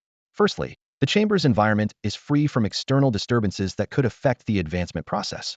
Secondly, the slower loss of energy in the chamber allows for a longer body tempering period for the companion plant or beast, resulting in better evolution outcomes. After leaving the chamber, Yu Yang first sought out the senior who had just helped him open the door to express his gratitude. If he had been delayed even a minute longer, he would have suffered the discomfort of the energy infusion for another minute, which was truly unbearable and could potentially cause irreversible harm if prolonged. Fortunately, this senior was kind and didn't block his entry at such a critical moment. Yu Yang had heard of some seniors on duty who had done such unscrupulous things, like demanding a fee for opening the door. The senior, who was friendly, registered Yu Yang and Yu Shao's information and then gave Yu Yang a token, instructing him that once Yu Shao's advancement was complete, they would detect the energy concentration in the chamber returning to normal and notify Yu Yang to retrieve Yu Shao. As the level of companion plants or beasts increases, the evolution time often becomes longer. For Yu Shao at his level, this evolution was expected to take 4 days, so Yu Yang didn't need to stay there the whole time. With a teacher of the sovereign level guarding the place, the safety of companion plants and beasts was assured. If Yu Yang was still concerned, he could visit daily to check on Yu Shao's progress. When Yu Yang returned to the dormitory, it was around 8 p.m. The other residents had also returned, each sitting on their beds with expressions of envy and jealousy. Zhao Lei, a fellow work-study student, felt particularly helpless. The recent whiteboard tasks had consumed much of his time, severely hindering his cultivation progress. However, he had no choice but to rely on himself to cover next year's tuition, unlike Yu Yang, who had wealthy friends. Su Ziyu and Wang Tao had even more complex feelings. They grew up in affluent families, never lacking cultivation resources, yet now they found themselves surpassed by Yu Yang, a work-study student, which left them feeling a sense of dissatisfaction. Originally, they hadn't thought much of it, given that many peers hadn't reached the second level of warrior status. They had even felt somewhat complacent, but Yu Yang's performance today shattered their confidence, making them realize their negligence in cultivation. Inspired by Yu Yang and Yu Shao, the roommates felt a newfound enthusiasm for learning and cultivation. The next morning, when Yu Yang woke up, the empty dormitory gave him a slight sense of unease. Zhao Lei was accustomed to late nights and early mornings, living a highly disciplined life, which Yu Yang was used to. However, Su Ziyu and Wang Tao typically lived a laid-back lifestyle, waking up naturally and attending their first class at 9. Seeing the dorm so quiet at 6 in the morning was unusual. After washing up, Yu Yang decided to head to the library early to research information about the elemental bead. He still felt uneasy, uncertain if the red bead was indeed an elemental bead, and particularly worried about potential mishaps during Yu Shao's advancement. Passing by the training ground, he noticed his roommates diligently training their companion beasts. The beasts were focused, executing their master's commands with vigor. This sight reminded Yu Yang of Yu Shao, making him realize that Yu Shao's training was far from sufficient. Since leaving the Blackstone mine, Yu Shower hadn't trained seriously.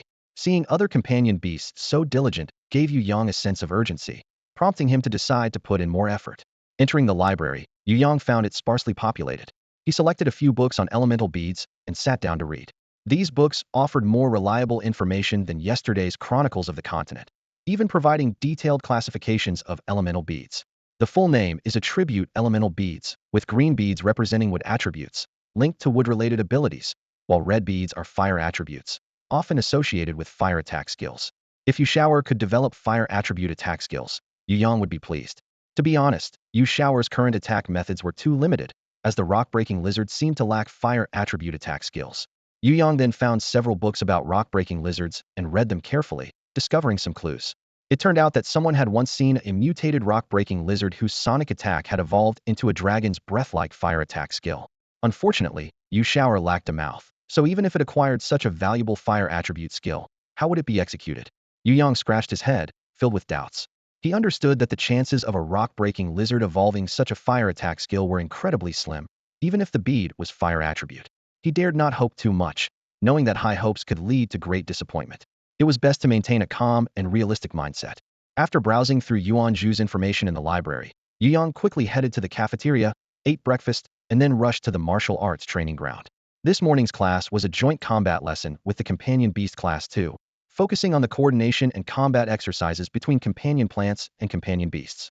Unfortunately, since Yu Shower was upgrading, Yu Yang couldn't participate in the practical exercises. He had been looking forward to this class, eager to witness the various attack methods of companion plants and beasts, but now he could only stand aside and watch his classmates show off their skills. Such joint courses were rarely offered at the school, and it was a missed opportunity. Yu Yang explained the situation to the combat class teacher, Lu Yi, that due to Yu Shower's issue, he couldn't join the class activity. Lu Yi raised an eyebrow in surprise, as Yu Yang had been unremarkable since enrolling, and she didn't expect him to be the first in the class to potentially reach the third tier of warriors. Unfortunately, Yu Yang's companion plant was too weak. Although it had awakened a supernatural ability, it was the shadow clone technique, which grows stronger with stronger opponents and weaker with weaker ones. It's not that this ability was bad, especially since Yu Shower had uniquely awakened 3 shadows, but the power of this ability was closely linked to the original. As a fragile mushroom with weak combat power, how strong could its clones be? If a powerful companion beast had awakened this ability, its attack power could at least double, which was a real pity.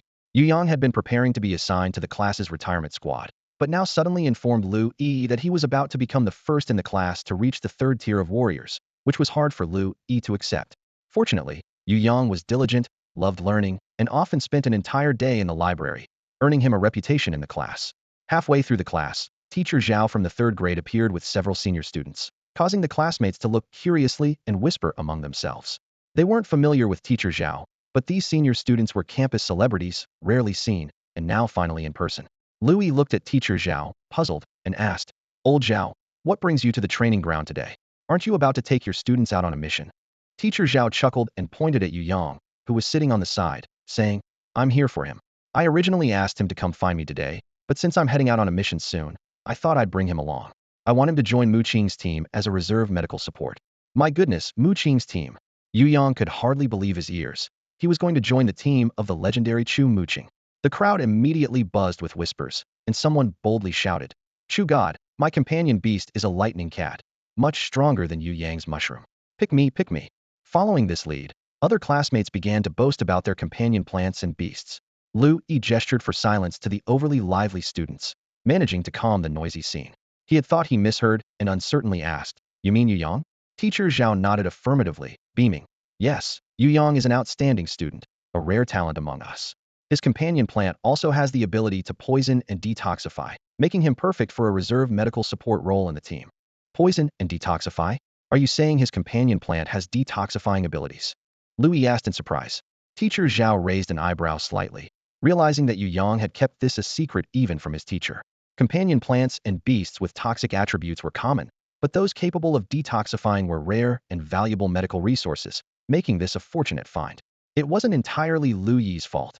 Yu Yang had always focused on Yu Shower's attack abilities, and since detoxification was a derivative of poisoning, he hadn't mentioned it to the school upon enrollment, leading to today's misunderstanding. Yu Yang knew that Mr. Zhao and his team were about to set off on their mission, and he couldn't afford to delay them any longer.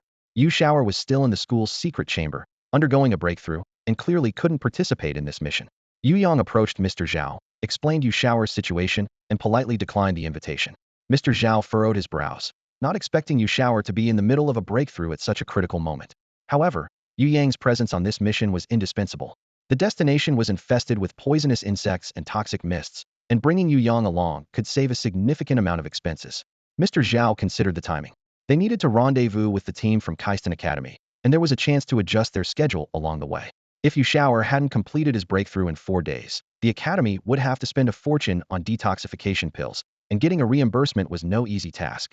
After some deliberation, Mr. Zhao decided to leave Chu Muqing's companion beast the Golden Sacred Tiger with Yu Yang. The Golden Sacred Tiger was powerful and swift enough to ensure Yu Yang's safety. If Yu Shao completed his upgrade within 4 days, the Golden Sacred Tiger could bring Yu Yang to join them. If not, the tiger would leave on its own to catch up with the team. Although this plan was feasible, Yu Yang was reluctant to rush into the mission. He hoped Yu Shao would have more time to adapt to his evolved body. Mr. Zhao noticed Yu Yang's hesitation and understood his concerns. Normally, he would support Yu Yang's approach, as patience is a virtue. However, this mission was of great importance, and with the school's tight budget, he had no choice.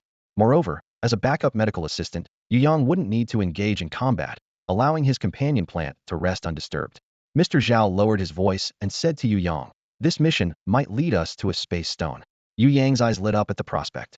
After some consideration, he eventually agreed to Mr. Zhao's proposal. The allure of the space stone was too great, and since he was only a backup medical assistant, he just needed to ensure his own safety in case of danger. Once he received Yu Yang's affirmative answer, Mr. Zhao quickly led the team away, fearing Yu Yang might change his mind. The rest of the group lost interest in their classes, occasionally casting furtive glances at Yu Yang and the imposing Golden Sacred Tiger by his side. The majestic presence of the Golden Sacred Tiger caused the low-level companion beasts and plants in the training field to tremble, making their sparring timid. Seeing this, Teacher Lu felt it was too much to bear. Since Yu Yang wasn't of much use there, he waved them off to leave with the Golden Sacred Tiger. Yu Yang, not wanting to parade around with the Golden Sacred Tiger, felt like he was borrowing its power. He preferred to keep a low profile. Before the students were dismissed, he took the Golden Sacred Tiger back to his dormitory, leaving it there while he went out to check on Yu Shao. The energy in the secret chamber remained dense, and everything was progressing smoothly. After ensuring there were no issues, Yu Yang went about his tasks with peace of mind. Leaving the chamber, he found it was still early, so he decided to go out and purchase some tools needed for the mission, to avoid the embarrassment of last time when he was unprepared for mining. As he browsed through the market, he was amazed at the variety of goods available: mining tools, equipment for dissecting the carcasses of elemental beasts, and all sorts of portable utensils, hiking shoes, and backpacks. He bought a set of mining equipment and a set of dissecting tools. Although the dissecting set consisted of only 3 small knives, it was quite expensive, costing him 3 silver coins. Fortunately, the quality was excellent, easily slicing through the skin of a rock lizard and serving as a weapon in critical moments. He also needed to check with Su Yuan about the custom bow and crossbow bolts he had ordered. If they weren't ready in the next few days, he would need to find some alternatives. After buying some things at the school gate, Yang deliberately took a detour to Su Yuan's dormitory. He calculated the time in his mind, estimating that Su Yuan would return soon. To ease the cafeteria's crowding, the school had arranged for the key classes to finish earlier than the regular ones. In reality, this was an attempt to create a privileged class within the school to motivate other students to strive for betterment and escape this unfair treatment. Yu Yang was long accustomed to this and felt numb about it. He waited outside the dormitory for a while, but Su Yuan was nowhere to be seen. By now, even the regular class students had been dismissed, so it seemed he had miscalculated today. Yu Yang placed the items he had just bought by the roadside and looked around Su Yuan's single dormitory. Indeed, the key classes enjoyed the best resources the campus had to offer, with the only drawback being the high tuition fees: 1 gold coin per semester, totaling for a year. With that money, one could rent a nice place off campus. Yu Yang thought to himself that the allure of a single room was irresistible. He and Yu Shao had too many secrets they couldn't reveal. Yu Yang calculated his remaining assets and remembered the mineral deposits he discovered in the forest. Senior Su had mentioned that the school would also provide some rewards. Well, he had some spare resources. It seemed he could find time to rent a place off campus. Living on campus for too long had slowed down the training progress for both Yu Yang and Yu Shao. Without training, how could they enhance their abilities? Through the hollow iron gate, Yu Yang saw various equipment for training companion beasts in Su Yuan's yard, some for strength and others for agility. He secretly planned to buy a set of training equipment for his rented place once he moved out, particularly the agility training gear, which would be perfect for practicing his stealthy steps. After wandering outside for another 10 minutes or so, Yu Yang finally saw Su Yuan returning with a load of bags. He hurried to help. thinking to himself that Su Yuan seemed to be carrying a pile of rocks. If he weren't from a mining background, he might not have managed. Su Yuan, seeing Yu Yang approach, excitedly introduced the items he was carrying. It turned out these were high-quality smelting materials. It took Yu Yang a moment to understand that Su Yuan planned to custom-make a crossbow and arrows for him, starting right from the raw materials from the mines. This greatly impressed Yu Yang. With Su Yuan's abilities, the Su family's products were always top-notch, evident from their careful selection of materials. Su Yuan confidently assured him that the crossbow and arrows would be crafted by a master and completed within 2 days, and Yu Yang had no doubt about this promise. After confirming the pickup time, Yu Yang didn't delay Su Yuan's rest any further, though he completely forgot about the golden holy tiger, hoping it wouldn't cause any unnecessary misunderstandings. He picked up the items he had bought and headed briskly back to the dormitory, leaving Su Yuan's solitary figure behind. Returning to the dormitory, Yu Yang was shocked by the scene that greeted him. His 3 roommates were petting the golden holy tiger's sleek, shiny fur with the demeanor of lecherous old men, eyes filled with longing for the high-level companion beast. The golden holy tiger seemed indifferent, even slightly disdainful. Meanwhile, the roommates' companion beasts huddled in the corner of the room, their gazes filled with both hope and a sense of inferiority. Standing at the doorway, Yu Yang was amused and helpless. He often forgot that in this world, people's attitudes towards companion beasts and wild beasts were entirely different. Even if the companion beast's owner wasn't around, and even if it was a fierce beast, people would exhibit endless tolerance towards companion beasts, as incidents of them harming people without reason were extremely rare. On the afternoon of the 3rd day, Yu Shower successfully broke through. Yu Yang barely had time to savor the return of energy from Yu Shower's level up before the golden sacred tiger picked him up and tossed him onto its back. The sudden move almost knocked the wind out of Yu Yang. It seemed the golden sacred tiger believed the conditions to trigger the mission were met and was ready to chase down the main group. After much persuasion, Yu Yang managed to negotiate some time to pack his belongings. He hadn't realized before how impatient the golden sacred tiger could be. Rushing back to his dorm, he grabbed the bag he had prepared earlier and dashed out to buy some food for the journey. Clearly, the golden sacred tiger wouldn't wait for him to hunt. Luckily, he had picked up the custom-made crossbow and arrows from Su Yuan that afternoon, or he would have had to make another trip. After leaving the school, Yu Yang quickly went shopping for some non-perishable food. The golden sacred tiger followed closely, and as soon as Yu Yang had bought enough, it tossed him onto its back without a word and sped off. Holding his package tightly with one hand and gripping the tiger's mane with the other, Yu Yang truly experienced the feeling of racing like the wind. He wanted to mention that he hadn't prepared any water, but decided to make do with the 3 fruits in his bag for now. The golden sacred tiger, showing a shred of consideration, allowed Yu Yang half an hour to eat each day, while the rest of the time was spent traveling tirelessly, truly a journey of day and night. When they caught up with the main group, Yu Yang was exhausted, sporting large dark circles under his eyes, with chapped lips and a dazed expression, looking utterly depleted. Even when he worked in the Blackstone mines, he had never gone 3 days and nights without sleep. He was so tired now that he could fall asleep standing up. Teacher Zhao feigned concern for Yu Yang, who could only look skyward in exasperation, knowing that the golden sacred tiger's relentless pace was due to their orders. Teacher Zhao chuckled, approached Yu Yang, and patted his shoulder, saying, "Don't say I don't take care of you.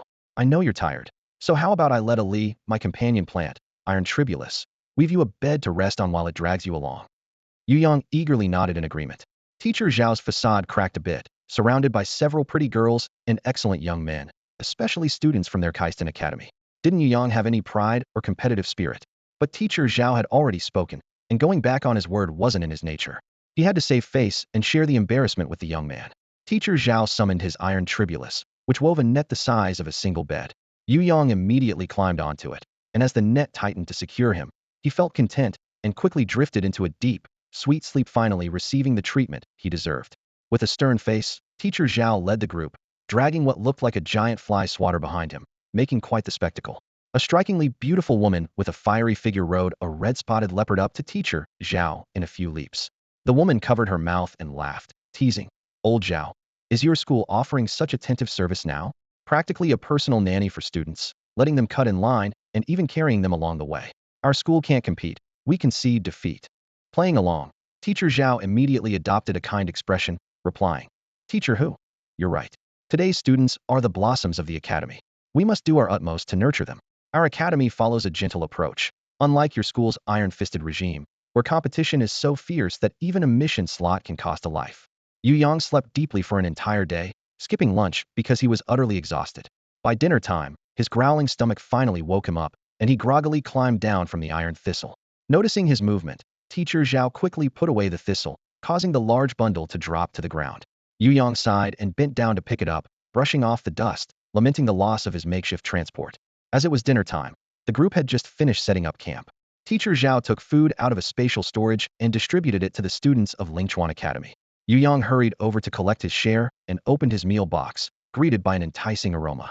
The meal included both meat and vegetables, along with a serving of pristine white rice. Yu Yang was so moved that he nearly cried. He hadn't expected such a high-quality meal during a mission, especially compared to what he usually ate at school. He took out his own field ration, a brick-like food, and enjoyed his box dinner while eyeing the ration, thinking to himself how well the school team was treated. As he ate, he heard a surprised exclamation from a young girl nearby. Wow, someone actually bought a mugwa cake for a mission. Turning to look, he saw a girl around 16 or 17, cute and a bit pretentious. Despite her disdain for the taste of mugwa cake, she still praised its practicality as a solid, hunger-sustaining, compact, and lightweight field ration that could be life-saving. Seeing Yu Yang turn her way, the girl seemed to realize she'd spoken too loudly and quickly explained, "I didn't mean to embarrass you, big brother. I'm just surprised that students from your school would buy mugwa cakes, that's all." Yu Yang didn't feel like engaging with her, as he was still tired and uninterested in her antics. As she continued to chatter, he frowned and asked, "Doesn't your school have work-study students?" At that moment, Chu Muqing approached and handed Yu Yang a bottle of sour fruit drink, chiming in with a smile. Keston Academy actually doesn't have work-study students. They don't accept students who rely on financial aid. Chu Muqing's words made Yu Yang's impression of Keston Academy plummet, as he naturally sided with people from humble backgrounds. The girl hadn't expected Yu Yang to be a low-status work-study student, and her pretense dropped. She had thought he was a promising prospect due to his team leader's attention, but now felt her interest was wasted, and she left disinterested. Yu Yang was happy to be left alone, enjoying his meal in peace. Chu Muqing was pleased with Yu Yang's unaffected demeanor. Although Yu Yang's combat skills were limited, the team didn't have high expectations for him, as he was a medical support trainee meant to be protected by the team. If his detoxification ability proved useful, Chu Muqing would convince the team to accept this freshman. While Yu Yang might not contribute much to the team, he was better than those who recklessly jeopardized the team's efforts. In Chu Muqing's team, there had been someone who was easily influenced and shared team resources with others, leading to a leak of crucial mission information to Erlin, a manipulative girl. This resulted in a failed mission and embarrassment for the school. Teacher Zhao was furious and expelled the person from the team, which is why Yu Yang became a substitute. They didn't stop Erlin from approaching Yu Yang as a way to test him. After finishing his boxed meal, Yu Yang scraped every last grain of rice from the bottom of the container. The sour fruit drink was refreshingly delicious, with a light mint and green tangerine flavor that lingered on his tongue and surprisingly quenched his thirst, dispelling the summer heat. He closed his eyes in contentment, feeling satisfied. If the school team always provided meals of this quality, he wouldn't mind doing more work for them. Chu Muqing watched Yu Yang's satisfied expression with amusement, noting how easily content he was. He walked over to Yu Yang and said, "Finished? Come on, I'll introduce you to the rest of our team." Knowing the importance of the task, Yu Yang quickly stood up and followed the captain to the edge of the camp, where a group of 4 sat together eating. Their dishes were placed on the ground, and each person took what they liked, creating a harmonious atmosphere that felt like a big family. Yu Yang wondered if he would be welcomed, as tightly knit groups sometimes resist newcomers. He was prepared for a cold reception, knowing he was the weakest in the group. However, he wouldn't tolerate malicious insults. Chu Muqing patted Yu Yang on the shoulder and introduced him to the group with a smile. "Everyone, meet our new team member, Yu Yang. He's taking over Wang Chang's position as our team's medical support. He's a first-year student with a companion plant that can both poison and detoxify. His combat strength is relatively weak, so please look out for him." The group responded with smiles, showing no obvious signs of rejection. The only female senior among them was particularly considerate, making space for Yu Yang and Chu Muqing to sit and join the conversation. The team seemed easygoing and pleasant to be around. Chu Muqing, as the team leader, introduced each member to Yu Yang, starting with the only female member, Ji Yerong, a third-year student from the elite class with a companion beast. She was beautiful but already spoken for, so Chu Muqing jokingly warned Yu Yang not to have any ideas to prevent any conflicts. Yu Yang nodded with a smile and greeted her. Ji Yerong smiled back and playfully glared at Chu Muqing, while the others joined in the teasing. One of them even revealed Chu Muqing's secret. "Our leader is famously henpecked. If you ever have any issues, go to Sister Ji for help. She's our team's guardian, and offending her means certain doom." Yu Yang laughed and nodded. Chu Muqing playfully reprimanded the tall, strong boy who had spoken out of turn, and the group laughed and teased. Yu Yang immediately felt a connection with the team, appreciating their warmth and sincerity. After some playful banter, Chu Muqing continued with the introductions. "Don't be fooled by Yerong's petite and cute appearance. She's a true tank. Her companion beast is a giant alligator turtle known for its defensive capabilities. It can create a defensive water shield and has a protective shield ability. Pointing to the tall, strong boy who had spoken earlier, Chu Muqing said, "This is Gunan, a third-year student from the elite class with a companion beast. He might seem unserious, but his combat skills are formidable. He's an excellent swordsman and a key asset to our team. His companion beast is a red-beaked hawk, incredibly fast and deadly in tandem with him." Chu Muqing then pointed to another boy beside Gunan, introducing him to Yu Yang. "This is Su Jishan, also a third-year student from the elite class with a companion beast. His spear skills can rival those of primordial beasts, and his companion beast is a fierce ice snake with powerful attacks and venom support. He's another invaluable team member." Yu Yang recognized the ice snake as the type of primordial beast that had almost devoured him earlier. The last boy was Wang Lin, who, despite his small stature, was a formidable assassin and the only second-year student among them, highlighting his exceptional talent. His companion beast was a mutated ghost cat, and when summoned, it allowed him to enter a stealth mode, detectable only during attacks. This made him exceedingly difficult to detect and defend against. After introducing the team members, Chu Muqing gave a brief self-introduction. "I became the team leader because I have both wisdom and strength, understand?" Yu Yang nodded in agreement, confident in the capabilities of the golden holy tiger. After dinner, the team members helped Yu Yang set up his tent. The tents were placed close together, and Yu Yang noticed that although everyone was staying at the same campsite, there were clear divisions among the tents, likely based on the relationships within the teams. Just like their own group, the two academies were distinctly separated. Ideally, since both academies were participating in the activity together, their relationship shouldn't be too hostile. However, Yu Yang observed that from the teachers to the students, the atmosphere between the two academies was tense, barely maintaining a facade of peace. Once the tents were set up, the team gathered to discuss the mission details. Yu Yang casually inquired about the relationship between the two academies. Gunan rolled his eyes, showing disdain for Keston Academy, and whispered to Yu Yang, "Don't think we're in a cooperative relationship. Our academy and Keston Academy have always been rivals. The only reason we're working together this time is that students from both academies recently discovered a relatively stable spatial rift rich in resources, but neither side could claim it alone. The rift is open for a limited time, so to avoid wasting time, the leaders agreed to form a joint exploration team. In reality, once inside the rift, it's still a competition. All resources have to be fought for. Besides guarding against dangerous primal beasts, we have to watch out for them too. They may seem civilized now, but they can be ruthless. You'd better be careful not to fall for their tricks. People from their academy are known for their underhanded tactics." Chu Muqing, noticing that Gu Nan was getting more agitated, interrupted him as a few people nearby were starting to glance over. "All right, keep it down. We still need to maintain the appearance of peace. Yu Yang, this is your first time on such a mission, right? Let me explain the basics of spatial rifts. Our team often takes on tasks involving the search or exploration of these rifts, so listen carefully. You'll need to pay more attention when doing tasks in the wild. Our continent is rich in primal energy. In areas where this energy is extremely active, space becomes unstable, leading to the formation of spatial rifts. Most of these rifts are highly unstable, appearing and disappearing rapidly. While they are of little use to us, they still need to be reported immediately because spatial turbulence can easily occur around them, which is extremely dangerous. Stepping into such areas, one could be torn apart by the turbulence. Occasionally, we find more stable rifts that can last from several days to months. We can enter new worlds through these stable rift entrances, and that's when exploration teams like ours come into play.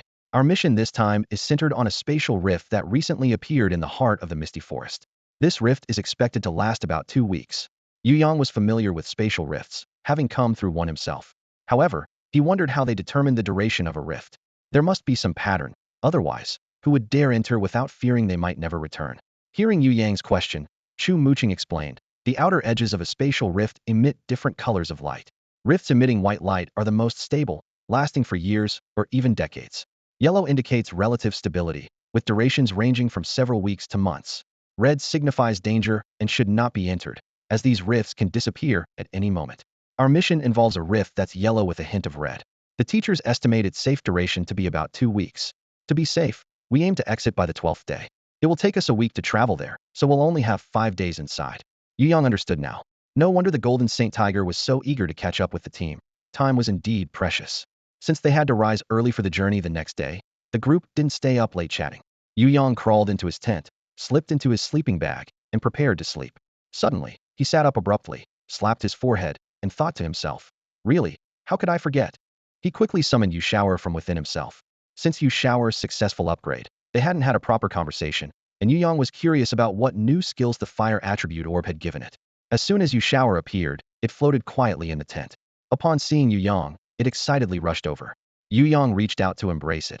Noticing that its body hadn't changed much, just slightly larger, and the previously broken filaments had returned to their original length. He curiously asked Yu Shower about its new abilities after the upgrade. Yu Shower was visibly excited, glowing with red light. Its previously dull cap now sported dark red veins, and even the filaments shimmered with a faint red glow. Yu Yang was startled, thinking he just wanted to ask, not have it display its powers immediately.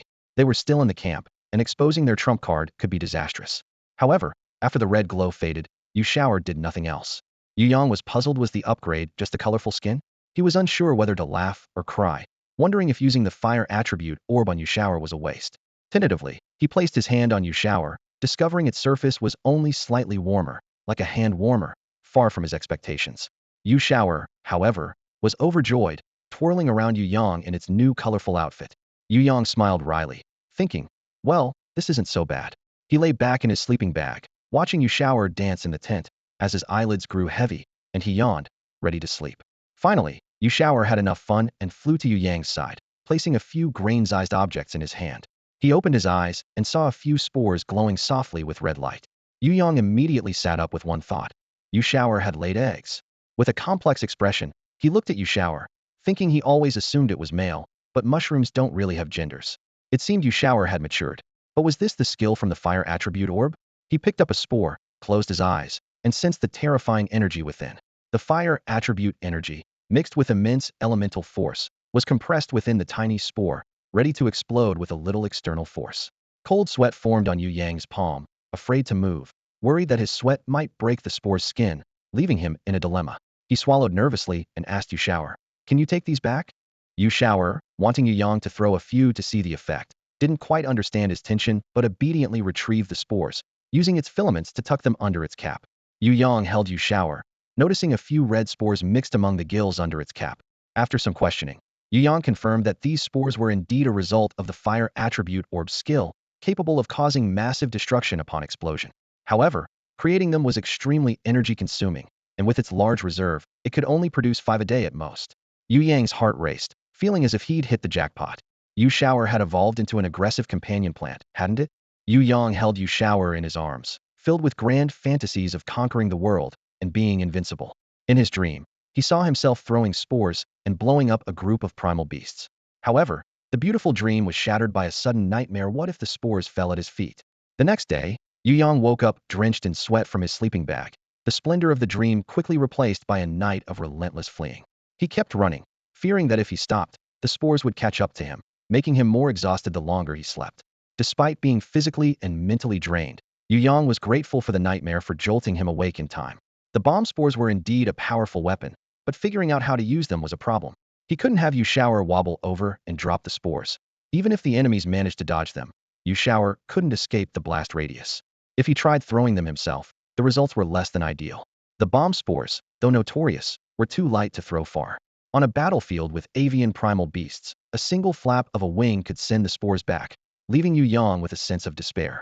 After some thought, Yu Yang recognized the pros and cons of the bomb spores. The advantages were, first, they had great destructive power. Second, they were small and easy to carry. Third, they were produced by Yu Shower, requiring no extra expenditure. The disadvantages were obvious. First, they were light and difficult to throw accurately. Second, they had a thin skin and large filling, making them hard to store. Third, the output was limited to 5 per day, making them unsuitable as a regular weapon. Fourth, both their production and use of divine power were energy-intensive, requiring adequate storage time. Fifth, Yu Shower was careless, and Yu Yang worried it might accidentally blow itself up while storing the spores. With the issues clear, Yu Yang was determined to find solutions. After careful analysis, he realized the main problem with the bomb spores was their thin and fragile shell. He thought of creating a casing for the spores, like a bullet. He considered using quicklime, which turns into a liquid when water is added, and once the heat is released, the bomb spores could be coated in lime slurry and air-dried. This would give the spores a relatively hard shell that would be safe to store as long as they weren't subjected to violent impacts. Upon hitting the target, the shell would break, causing an explosion. The only issue now was finding quicklime or a similar mineral. Just then, the sound of knocking outside the tent interrupted Yu Yang's thoughts. Su Jishan called from outside. "Yu Yang, still not up? Hurry and have breakfast. We're leaving soon." Yu Yang responded, quickly tidied himself up and bent down to exit the tent. Looking around, most people had already packed up their tents, so he didn't dare delay, swiftly dismantling and folding his simple tent. Su Jishan saw Yu Yang folding it neatly into a perfect block and couldn't help but give him a thumbs up, praising him as a model of perfectionism. After packing up, Yu Yang quickly headed to Teacher Zhao to get a meal box, not wanting to miss out on this rare perk.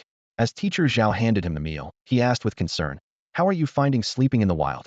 Here, a young man like you needs more than one meal box. Take two, and if it's not enough, come back for more. We're heading into the eerie fog forest soon, so you'll need to perform well today. By the way, how's your companion plant doing? Today is its main event." Yu Yang nodded with a smile, making small talk, though he felt Teacher Zhao was a bit calculating. Nearby, Gunan chimed in, teasingly saying, "Teacher Zhao, one meal box isn't enough for me either. I'm also a school treasure, don't play favorites." Teacher Zhao pushed him away with a laugh. "Get lost, there's none for you. You're just a weed." The two laughed and joked as they walked away, while Yu Yang focused on eating, staying alert since the wild environment was unpredictable, and he couldn't afford to slow down because of a meal. He didn't waste the remaining meal, letting Yu Shower absorb it all. Today's pace was noticeably faster than yesterday, and everyone's spirits were increasingly high. Yu Yang was secretly delighted, recalling that Teacher Zhao had mentioned this mission might yield a space stone, and he couldn't wait to return and exchange it for a space button. The team worked together in harmony, and Gunan, noticing Yu Yang's excitement, couldn't help but ask, "What's making you so happy? Share it with us so we can be happy too." There was no reason to hide the matter of the space stone, so Yu Yang shared the news with them. Unexpectedly, the group displayed indescribable expressions, causing Yu Yang to feel uneasy. Sure enough, Gunan laughed and said, "Look, another person tricked by old Zhao. He's used that space button to fool so many people. I know of at least 7. Su Jishan and Wang Luan from our team joined because of it. Space stones are not that easy to find. They only appear in the most active space turbulence areas, and someone like us has no chance of getting one." Yu Yang looked at Su Jishan and Wang Luan, who also wore helpless expressions, and his heart sank. Well, he had known that acquiring a space stone would be difficult. For now, the most important thing was to establish himself in the team, so he could have a chance to access space rifts and search for space stones in the future. For this mission, he had to demonstrate his value. Yu Yang adjusted his mindset and sped along with the others. About 2 hours later, they finally reached the edge of the mysterious mist forest. A faint gray mist hung outside the forest, with lush trees all around, but no sounds of insects or birds. Even scorpions and centipedes were hard to find on the ground, making Yu Yang extremely wary of the toxic mist. Teacher Zhao called Yu Yang to the front and pointed to the toxic mist ahead, asking, "Can your companion plant neutralize the poison?" Yu Yang was uncertain. It had only absorbed animal-derived toxins before, and faced with the wonders of nature, he could only let Yu Shower try. To be safe, Yu Yang instructed Yu Shower to only let its mycelium touch a bit of the mist, ready to cut off the infected mycelium if anything went wrong. Fortunately, Yu Shower soon excitedly reported that there was no problem and it could neutralize this toxin. Reassured by the positive response, Teacher Zhao promised to add 2 more dishes for Yu Yang at lunch. With the issue resolved, the team boldly charged into the mysterious mist forest, with Lingchuan Secondary School's group leading and Kaistan Academy's group following. After walking in the forest for a while, the mist thickened, and Yu Yang gradually felt his body becoming numb, his movements slowing, and even his brain processing slower. At this point, everyone was showing some symptoms of poisoning. Since Yu Yang's cultivation level was the lowest, his symptoms were particularly severe, so he immediately had Yu Shower cleanse the toxins for him. The fine white mycelium wrapped around Yu Yang's arm, gradually darkening, and his condition visibly improved. After observing for a while and ensuring Yu Shower showed no adverse reactions, Yu Yang relaxed. This thrill of practicing with poison was something others couldn't comprehend. On one hand, he wanted to increase Yu Shower's toxicity, but on the other, he feared it might actually die from the poison and nerve-wracking pleasure that was difficult to describe. Teacher Zhao was also silently observing Yu Yang's condition, both wanting to assess Yu Shower's detoxifying ability and worrying about potential mishaps if treatment was delayed. Seeing Yu Yang was fine, Teacher Zhao discreetly put away the antidote pill he had been holding back into his space button. It was too precious to use lightly. As the group continued to move forward, more people started showing severe symptoms. After discussing with Mr. Zhao, the leader of Kaistan Academy, Mr. Hu decided to halt and let everyone rest. Mr. Hu took out some precious antidote pills and distributed them to each student. The students from Lingchuan Secondary School whispered among themselves, "They can't even afford antidote pills, yet they dare to compete with us for the resources of the misty forest. It's really overestimating themselves. They seem so poor and desperate, willing to risk their lives for a few resources. TSK, so short-sighted." Mr. Hu gracefully approached Mr. Zhao and, with a smile, said, "Old Zhao, Didn't you say your school takes great care of its students? Why aren't you giving them any antidote pills? This poisonous mist can be deadly. You should head back immediately. Those with mild symptoms might recover, but if you wait any longer, it could be too late. Why did you even get involved in this mess, right? Mr. Zhao, unfazed, looked at Mr. Hu and slowly replied. Since our two schools are working on this task together, we should support each other. Your academy is wealthy and wouldn't mind sparing a few antidote pills for our severely affected students, right? Mr. Hu chuckled lightly, secretly scornful, wishful thinking. What kind of relationship do our two schools have? Do I really need to spell it out? It's not that we can't spare a few antidote pills, but we brought a planned amount. If we give them to you, what about our students if they encounter danger? If you're not equipped for the task, why take it on?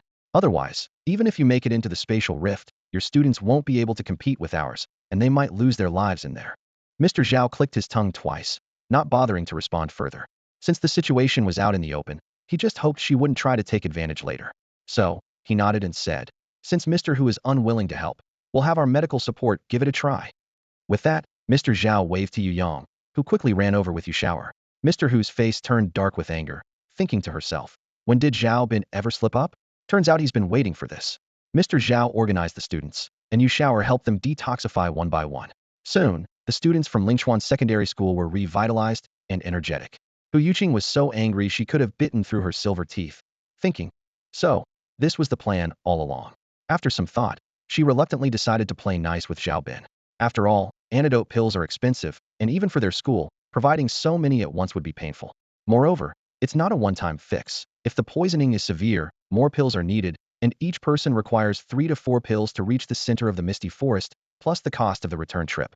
If she could save the school this expense, they surely wouldn't treat her poorly. However, no matter how hard Hu Yuqing tried, Zhao Bin remained unmoved, unaffected by her charms.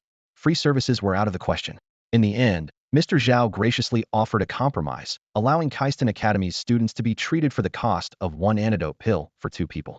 Although Hu Yuqing was reluctant, it was within her acceptable range, so she begrudgingly agreed to the deal with Zhao Bin. Yu Yang ended up doing free labor, while Mr. Zhao profited handsomely. Yu Yang was rewarded with 2 meal boxes per meal, but no more than that. Mr. Zhao's reasoning was, young people should work hard. I'm giving you an opportunity. Practice well now, and you'll have a bright future. Yu Yang could only accept this motivational talk with a smile. Walking and pausing along the way, the group finally reached the center of the eerie misty forest around 3 p.m. In the dense fog, a shallow halo of red-tinged yellow light hung quietly in midair. Through the halo, one could see lush trees bathed in sunlight, and faint bird songs could be heard. This spatial rift was completely different from the one Yu Yang had encountered before. It offered a glimpse into another world scenery. Although the others had participated in several spatial rift explorations before, they couldn't help but feel a surge of excitement, hoping this mission would yield substantial rewards. Time was of the essence, so Teacher Zhao gathered everyone together. To facilitate resource collection within the spatial rift, the school provided each team leader with a spatial button, which had to be returned after the mission.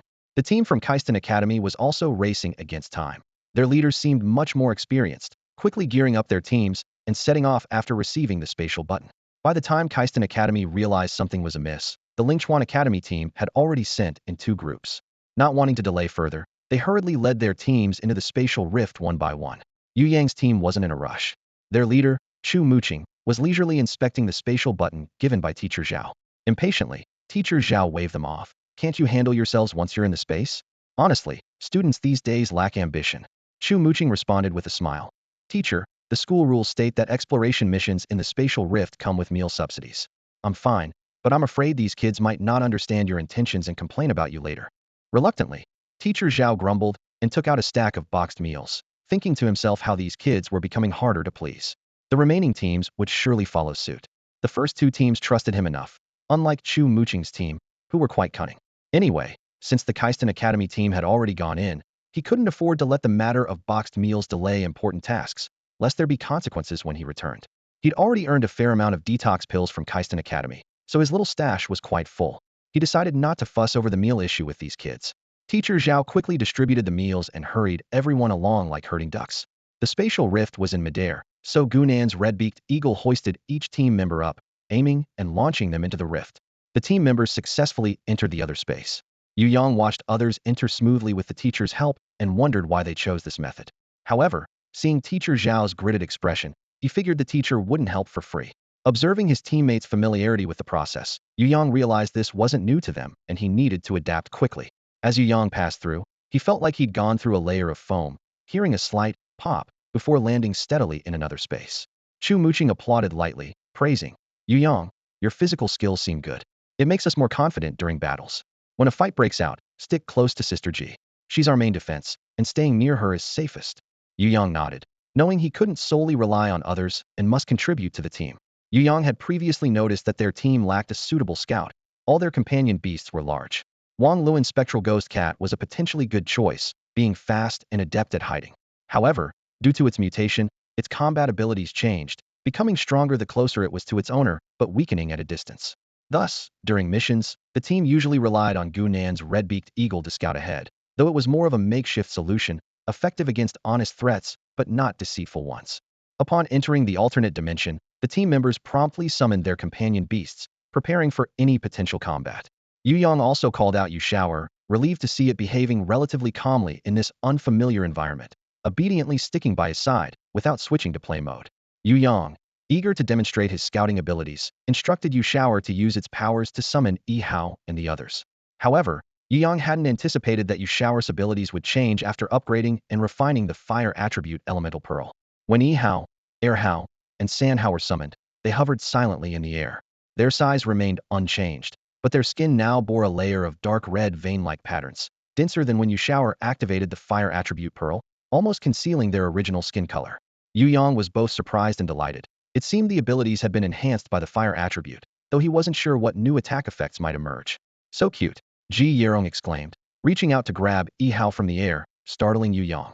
He wasn't certain what new abilities Yi Hao and the others had gained. What if their surface temperature had increased? But seeing Ji Yerong play with it happily without any harm, Yu Yang relaxed, realizing that wasn't the case. Shadow clones. Chu Muqing questioned as she caught Air Hao from the air, studying it with curiosity. That's odd. Shadow clones usually look identical to the original. So why are these three so flashy? Yu Yang awkwardly explained. Yu Shower experienced an accidental mutation during its last advancement, which is why it looks so flashy now. With that, he instructed Yu Shower to perform a dazzling transformation. As for the explosive spores produced by activating the fire attribute Pearl, as long as Yu Shower didn't intentionally use them, others wouldn't notice, only seeing the change in its surface color. Observing the equally flashy Yu Shower, Chu Muqing nodded. Right, now it looks like it's related. But is it just a change in skin color? That seems unlikely. Could it be absorbing elemental energy faster? Haven't you noticed? Yu Yang paused. He hadn't considered that. Yu Shower had previously functioned like a mobile power bank, storing absorbed elemental energy in its cap, rarely running out. So he hadn't thought in that direction. However, the fire element in Yu Shower likely absorbed through these veins, as it hadn't absorbed fire element before. As for whether its energy absorption had improved, he would need to test it later. No, there's no need to test Yu Shower, just test Yi Hao and the others, Yu Yang thought, realizing that Yi Hao and the others, as manifestations of Yu Shower's abilities, hadn't previously absorbed elemental energy independently. Without participating in battles, they could remain outside for about a day. If the veins did absorb elemental energy, their time outside should extend. Then, could Yu Shower control 6 little mushrooms at once? With this thought, Yu Yang was thrilled, trembling as he brought San Hao down from the air, holding it lovingly and stroking it with affection, silently praying. You all have to make this work. He longed for the days when he could command effortlessly. Yu Yang was lost in his daydream when suddenly, a sharp, burning pain shot through his palm. He looked down to see a red wave of light rapidly spreading from number 3. The wave hit his hand, causing his palm to snap open, while number 3 used the rebound force to quickly bounce away. At that moment, Yu Yang ignored the pain in his hand, with only one thought in his mind. Wow, that's fast. Have they activated some kind of speed ability? Yu Yang was thrilled, as the speed issue with Yu Shower and number 1 had always been a sore point for him. Unexpectedly, the fire attribute Elemental Pearl had inadvertently solved it. He just wondered if Yu Shower could also use this skill. Before Yu Yang could ask, Yu Shower's plump body flopped onto his face. Ji Yeong stood nearby, chuckling. Haha, you only hold number 3, seems like Shower is jealous. Yu Yang helplessly extended his hands to lift Yu Shower, bouncing him slightly, and said with a tone of resignation, Yu Shower, before you act spoiled, take a look at your size. You're almost as big as a water tank now, sturdier than me. Do you think it's appropriate for me to hold you? It's impossible. If Shower were throwing a tantrum at school, I wouldn't mind holding and comforting him. But where are we now? We're in a completely unfamiliar otherworldly space where danger could arise at any moment.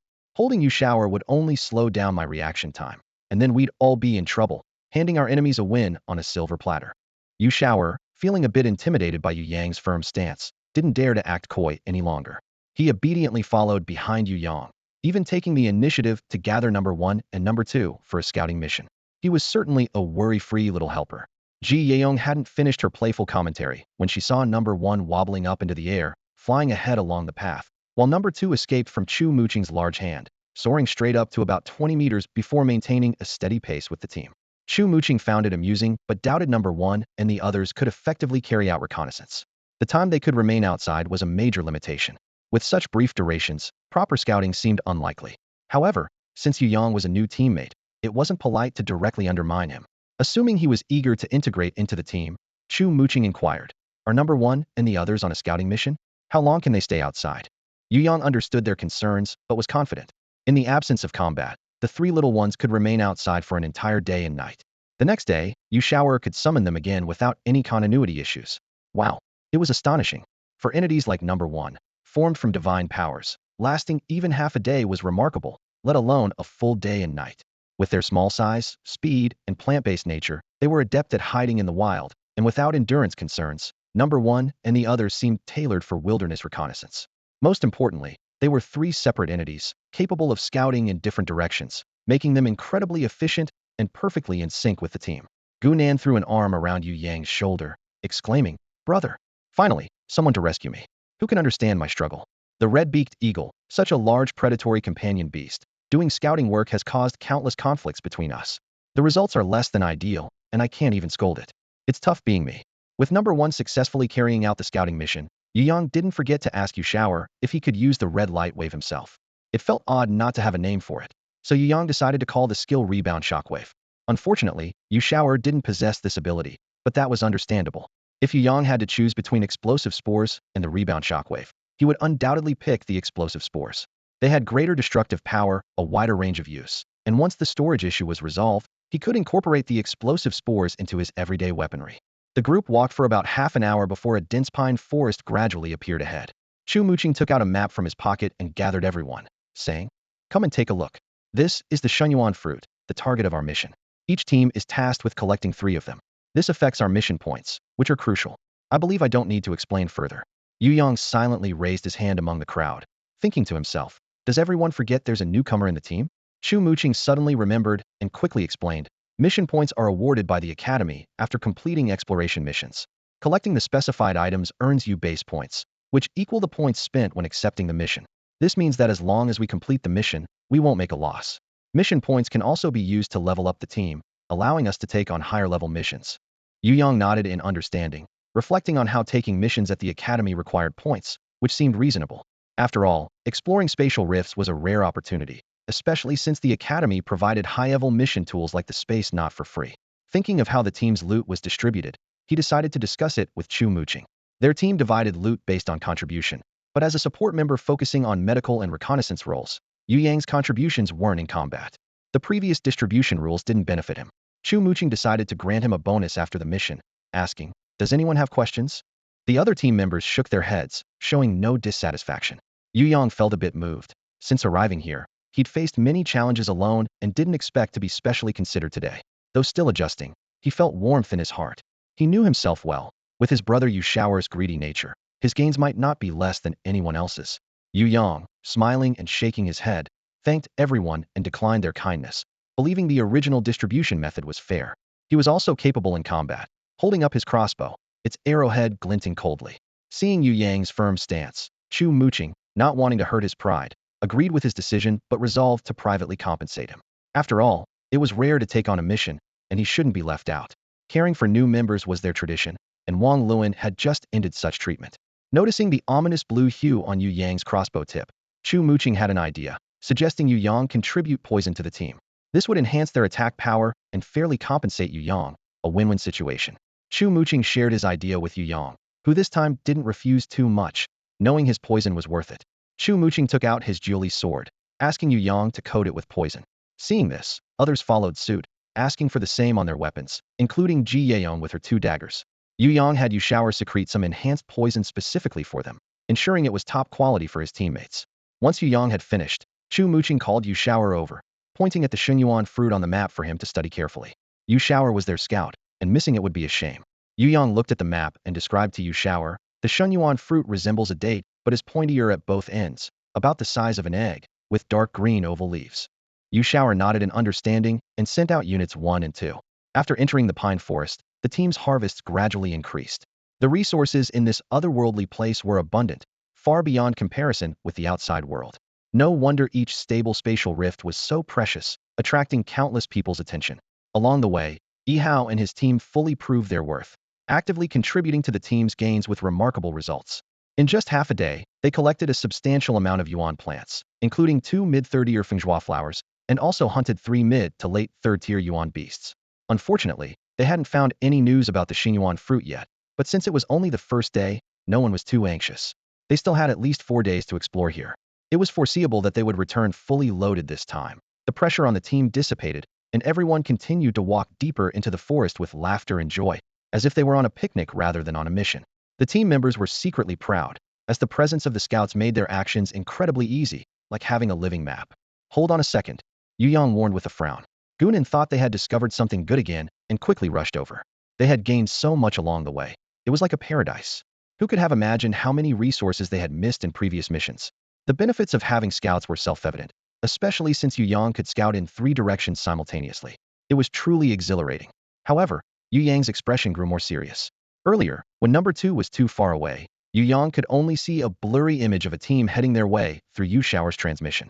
As the distance closed, Yu Yang finally saw the situation clearly. Retreat quickly. A team from Kaisten Academy is being chased by a group of red magic spiders and is heading our way, less than 5 to 6 kilometers away. They'll reach us in 15 minutes. With that, Yu Yang grabbed Yu Shower and led the retreat.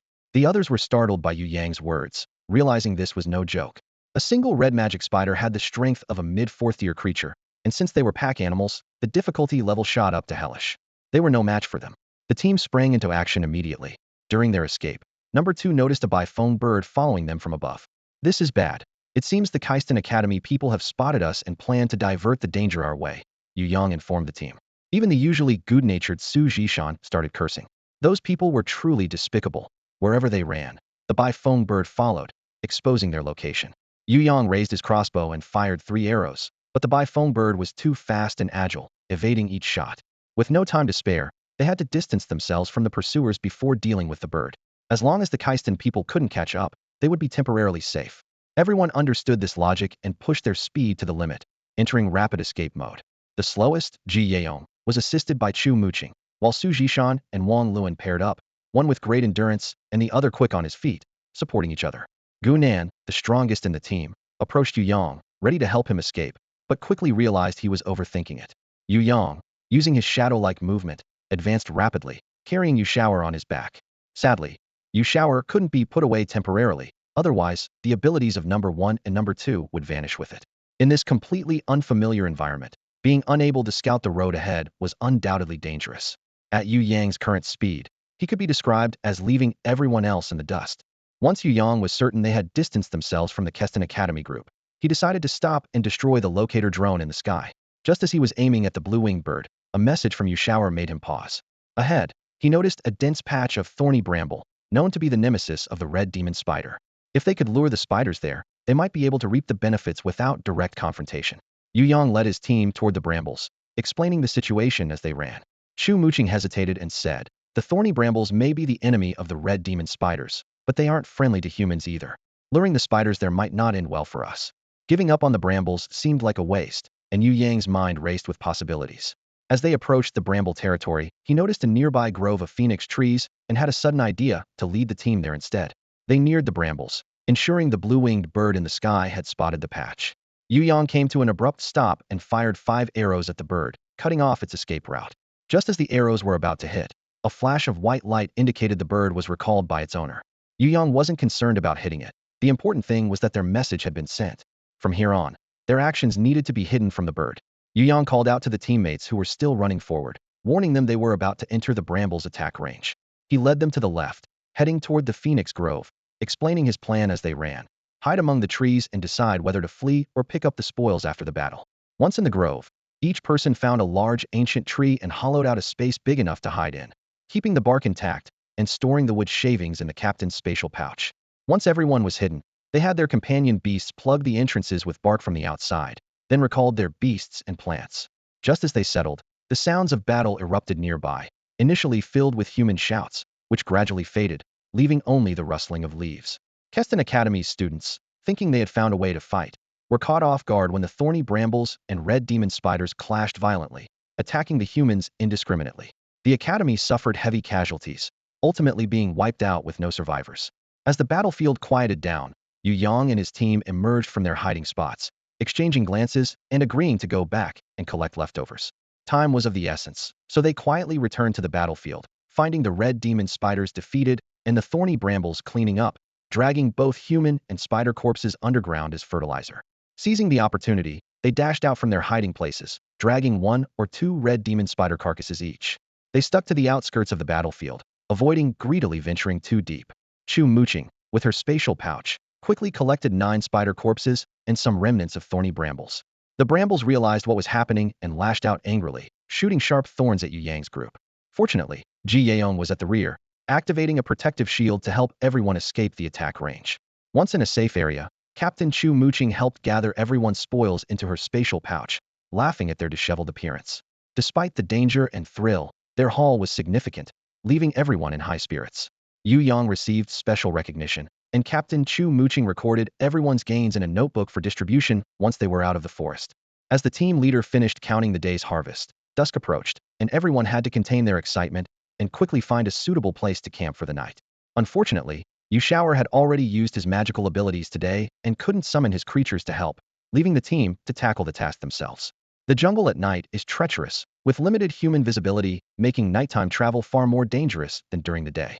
The team couldn't afford any delays, knowing that without a secure shelter, they might become prey for the beasts. After some searching, they finally discovered a hidden cave before nightfall and tidied up the interior. Chu Muqing retrieved boxed meals from her space amulet and distributed 1 to each member. They ate their dinner with satisfaction, thankful for their leader's foresight in taking stock of their supplies. Otherwise, they would have had to hunt and cook at this late hour, which would have been quite a hassle. After dinner, Chu Muqing organized the night watch, assigning Gu Nan and Wang Luan to take the first shift, while Yu Yang was scheduled for the following night. The others prepared to rest. Each team member retrieved their camping gear from Chu Muqing. Yu Yang took out a blanket and pillow he had prepared, found a corner, and curled up to rest. As the night deepened, the distant roars of beasts could be heard outside, leaving the team to sleep uneasily. Fortunately, nothing unexpected occurred, and they passed the night safely. The next morning, everyone awoke early. Despite not having slept well, they were all full of energy and ready to face the day. Time was precious, and too much sleep was considered a waste. After a quick breakfast and a brief discussion, Chu Muqing decided that their primary task for the day was to search for the Xingyuan fruit, as every point counted. Without enough points, they wouldn't be able to take on future exploration tasks, missing out on lucrative opportunities. Yu Yang had a question about the Xingyuan fruit and couldn't help but ask, why does the Academy consider the Xingyuan fruit a mission item? Are they sure it can be found in this spatial rift? Chu Muqing explained. Previous explorers in this rift reported seeing a giant bird carrying a bunch of fruits. The bird later engaged in a fight with a strong opponent, and the fruits fell. Some lucky students retrieved them, and upon examination, they were identified as the precious Xingyuan fruit. These fruits can significantly increase the chance of positive mutations in companion beasts or plants during their breakthroughs, making them invaluable, especially for weaker or less combat-capable companions. They're so rare that even the black market can't meet the demand, hence the fierce competition between the two schools. Hearing this, Yu Yang became more attentive. Chu Muqing, mistaking his interest in the fruit for something else, quickly warned him. Even though Yu Shower isn't very strong, it has a valuable detoxifying ability. You must be cautious, or you might lose its healing power, which would be a huge loss. Yu Yang shook his head, satisfied with Yu Shower and not wanting to jeopardize its abilities. He simply had an idea about finding the Xingyuan fruit and shared it with Chu Muqing. No, I was thinking about finding the Xingyuan fruit. I believe we should start by looking for the giant bird. Such a dominant creature of the skies would live in a very noticeable place. If we find its nest and observe its feeding habits, locating the Xingyuan fruit would be much easier. Chu Muqing agreed that Yu Yang's approach seemed more promising than wandering aimlessly through the forest. So, they sent out Yu Shower's creatures and the red-beaked eagle to search for the giant bird's nest, while the team stayed nearby to gather some resources and hunt lower-level beasts. By midday, Yu Shower's creatures and the red-beaked eagle returned, having found 2 potential nest locations, one in the heart of the maple forest and another on a cliffside. Based on the description of the bird, the team speculated it might be an eagle-like beast and unanimously decided to check the cliffside location first. Following the lead of number 1, the group made their way to the base of a cliff. Before them, amidst a pile of rocks near the cliff's edge, stood a massive nest built from dry branches. Inside, 2 fierce gray eagles stood majestically. No one dared to get close, as these eagles were at least at the mid to late stage of the 6th tier, and their mere cries exerted an intangible pressure. With wings spanning over 10 meters, they resembled colossal rulers of the skies. The team was so intimidated that they barely dared to breathe, knowing that these creatures could easily crush them, equivalent to a human at the 5th tier of the Sovereign King level. The group carefully observed the features of the giant birds. Chu Muqing shook his head and whispered to his teammates, "It's not the one. The bird we're looking for shouldn't be as high level as these two. We've probably found the true aerial overlords." Realizing they had not found their target, the group naturally planned a swift retreat. Who would dare confront such formidable creatures? Just as they were about to leave, one of the eagles suddenly took flight.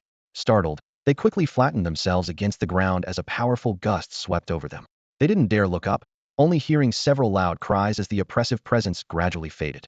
The group let out a barely audible sigh of relief, discreetly wiping the cold sweat from their foreheads.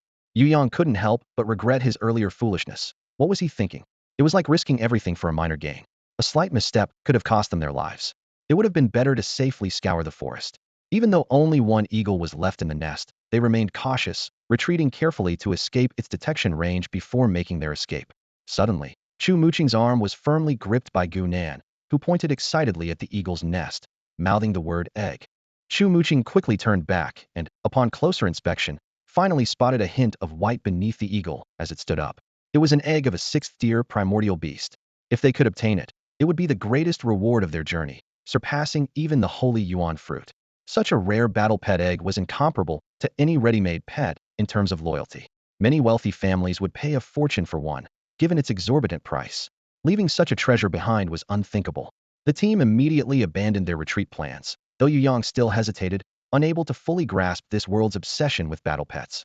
But he quickly decided not to overthink it after all. They were a team, and he couldn't just leave them behind. With one eagle already gone, this was a once-in-a-lifetime opportunity. The group decided to take the risk, hoping for a lucky break. After a brief discussion, they devised a plan to create a diversion and steal the egg. The initial strategy was for Su Zhishan to use his ice snake to lure away the guarding eagle. Snakes and birds are natural enemies, so the ice snake would likely draw the eagle's attention. Meanwhile, Wang Luan's ghost cat would be responsible for the actual egg theft. The plan went smoothly. During the confrontation, the ice snake was outmatched, and Su Zhishan quickly withdrew it. Realizing it had been tricked, the guarding eagle was furious, flapping its massive wings to create gusts that dislodged chunks of rock from their cover.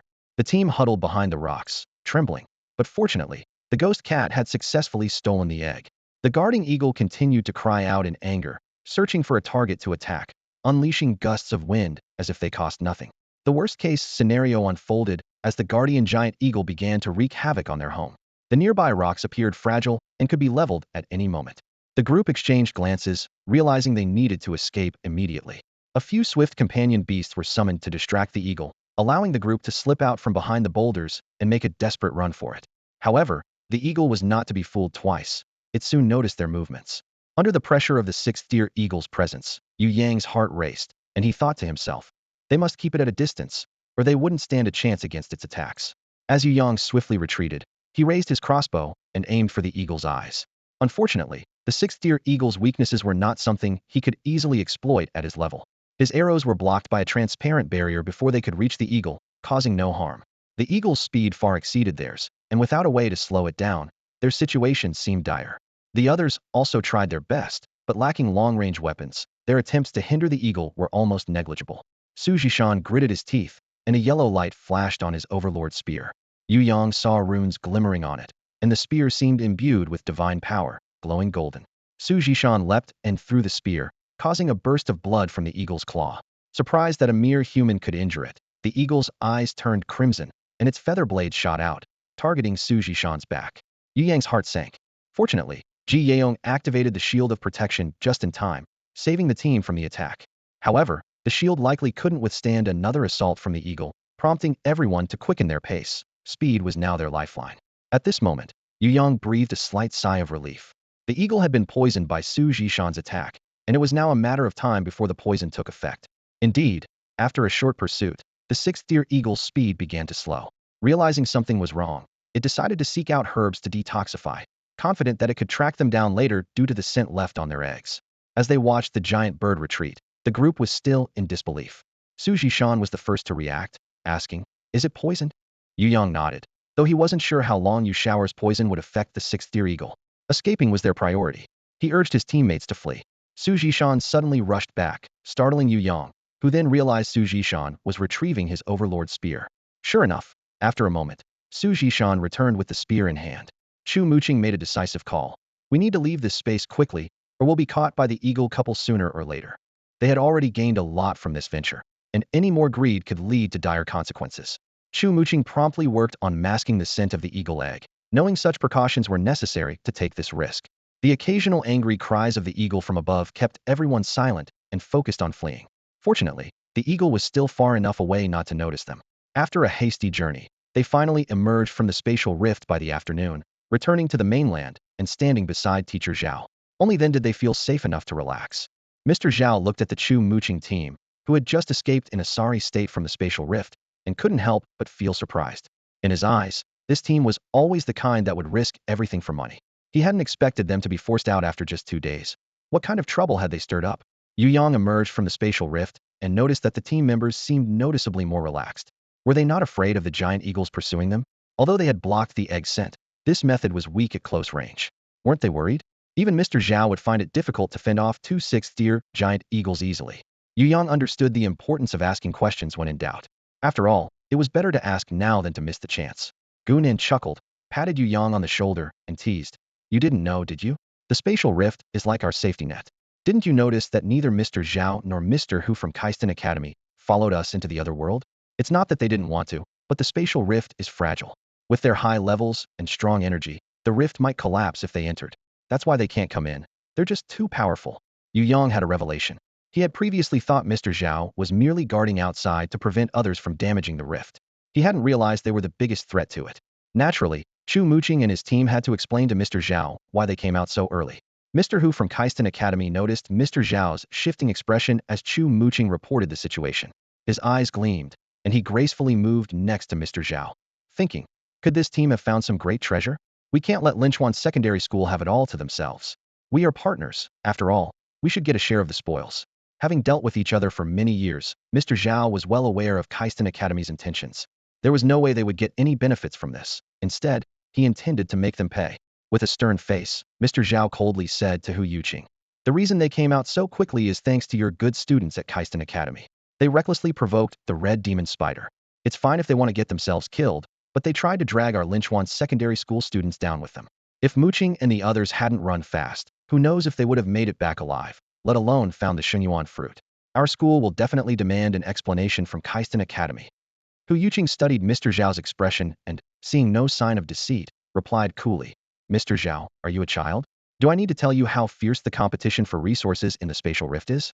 If your Linchuan Secondary School students are still like nursing babies, then such a place isn't suitable for them." Hearing this, Chu Muqing and Gu Nan's faces flushed with a mix of anger and resentment. Yu Yang couldn't help but admire her acting skills and quickly adjusted his expression, reminding himself not to hold the team back. With a display of superb acting, they managed to send Hu Yuqing back to her side. Gu Nin secretly gave Yu Yang a thumbs up, praising his acting skills as a perfect match for their team. The team's early return had been set by Mr. Zhao, and they all wore looks of deep grievance, careful not to show any happiness. If they accidentally revealed the truth, Mr. Zhao wouldn't let them off easily. The early return of Yu Yang's team seemed to trigger something for other teams. The next day, several teams from both schools began emerging from the spatial rift. In contrast to Yu Yang's team's feigned misfortune, other teams were genuinely in bad shape. Something seemed to have gone wrong over the past 2 days. The 2 sixth-tier giant eagles appeared to have gone berserk, attacking anyone they saw. Due to the high level of danger, most teams ended their exploration missions early, valuing their lives over resources. Of course, some took advantage of the reduced competition to make a significant gain. Although most teams had come out early, and the 2 teachers had a fair understanding of the situation inside, they waited until the spatial rift disappeared to begin their return journey. One team from Kaisten Academy hadn't made it out, and everyone knew what that meant. It was just that this mission had particularly bad luck, resulting in a complete loss. On their way back, Yu Yang and his team had a smooth journey, easily dispatching a few small opponents with the help of Teacher Zhao and others. As they exited the misty forest, Yu Yang once again played the role of detoxification expert, helping Teacher Zhao earn some extra money. Taking advantage of this, he improved the team's meals, though satisfying higher demands was out of reach. Most teams returned with low spirits due to unsatisfactory gains, wasted points, and some even injured. Fortunately, everyone was still alive. Yu Yang's team found themselves in a particularly awkward situation since they had spent the shortest time in the spatial rift, leading others to assume their harvest was minimal. Rumors even suggested they were tricked by students from Keistan Academy, garnering sympathy from others. However, Yu Yang knew they didn't deserve such sympathy. After dinner, the group gathered around a campfire for a private chat. Even the usually thick-skinned Gu Nen adopted a serious tone, sternly warning Yu Yang. We mustn't let anyone know the giant bird was after us, understand? Yu Yang nodded, aware of the gravity of the situation. If others discovered they were responsible for the mishap that nearly ruined everyone's efforts, the consequences would be dire. Teacher Zhao probably knew the truth too, but would he deliberately keep it a secret? Chu Muqing chuckled slyly. Don't worry, he'll definitely keep it confidential, or else he'd face endless trouble from Keistan Academy. Yu Yang nodded in understanding, realizing they were in a mutually beneficial situation. If Keistan Academy caught wind of even a hint, Teacher Zhao would certainly be troubled. Chu Muqing paused and continued. However, we'll likely have to compensate the school by taking on a few thankless tasks for free. Yu Yang felt reassured, as this aligned with Teacher Zhao's opportunistic nature. Still wary of eavesdroppers, the group quickly ended their serious discussion and shifted to lighter gossip. Yu Yang remembered the school owed him a reward for discovering a lapis lazuli deposit and decided to ask the seasoned veterans. To his surprise, even Ji Yerong gave him a thumbs up. Chu Muqing commented, "You're lucky. We've been on missions for years and only once found an ordinary iron mine, which earned us 5 gold coins. You and your partner will split at least 35 gold coins for the lapis lazuli, depending on how your captain allocates it." Others nodded in agreement, acknowledging that it largely depended on their team leader, Su Rant's, attitude. Their team was relatively fair, but many teams operated under the captain's sole discretion. Yu Yang pondered Su Rant's character, considering that he was the cousin of his friend Su Yuan and came from a wealthy family, likely not in dire need of money. However, Yu Yang wasn't sure how much the privileged valued gold coins in this world, so he decided to wait until they returned to school to see the outcome. The group continued their cheerful banter, feeling that this mission was worthwhile. They joked about taking a 6-month break now that it was over, and noted that the team's shared equipment could use an upgrade. On their way back, Yu Yang and Su Yuan finally parted ways with the group from Keistan Academy, saving several days of travel time. Upon returning to their school, they found that the reward for the lapis lazuli deposit had already arrived, thanks to Su Yuan who had brought it for Yu Yang. Yu Yang's cousin had been sent on a mission and couldn't deliver it personally. The school's experts had confirmed that the lapis lazuli mine they discovered was quite rich, resulting in a generous reward of 40 gold coins, 20 for each of them. It seemed Su Yuan was indeed a reliable partner. Holding the 20 gold coins, Yu Yang was thrilled. It had been a long time since he had seen so many shiny little treasures. The first time he had them, he didn't cherish them and ended up giving most to the awakening tower. Well, spending 10 gold coins to awaken Yu Shao's abilities was worth it. Now, with the coins in hand, his first thought was to rent a place off campus, as sharing a dorm with many others wasn't conducive to his growth. Although the weight of the coins gave him confidence, he knew it wasn't safe to carry so many around, so he asked Su Yuan to hold on to them for him. After classes ended that afternoon, he decided to take Su Yuan along to look at houses. With Su Yuan's presence, he was sure the real estate agent wouldn't dare to overcharge them. After an impatient afternoon of classes, Yu Yang finally pulled Su Yuan out of the advanced class as soon as the bell rang. Together, they headed straight to the real estate agency. In this place, real estate agencies were called Yang, and the agents were known as Yaran. As they entered the main hall, a Yaran noticed Su Yuan with a friend and eagerly approached, thinking this was a big client. However, Yu Yang was about to disappoint him. The Yaran enthusiastically asked, "Young Master Su, are you looking to buy or rent a house?" Su Yuan pointed to Yu Yang and said, "I'm here with a friend today. He's looking to rent a place not too far from the school, something affordable and decent. Don't try any tricks you use on me with my friend, or I'll be upset." The Yaran nodded quickly, internally lamenting that this was a missed opportunity for profit, but he knew he couldn't afford to offend such an important client. He humbly assured Su Yuan and Yu Yang, "Of course not. We always give you our best service, and we'll make sure you and your friend are satisfied. May I ask what your budget is, young sir?"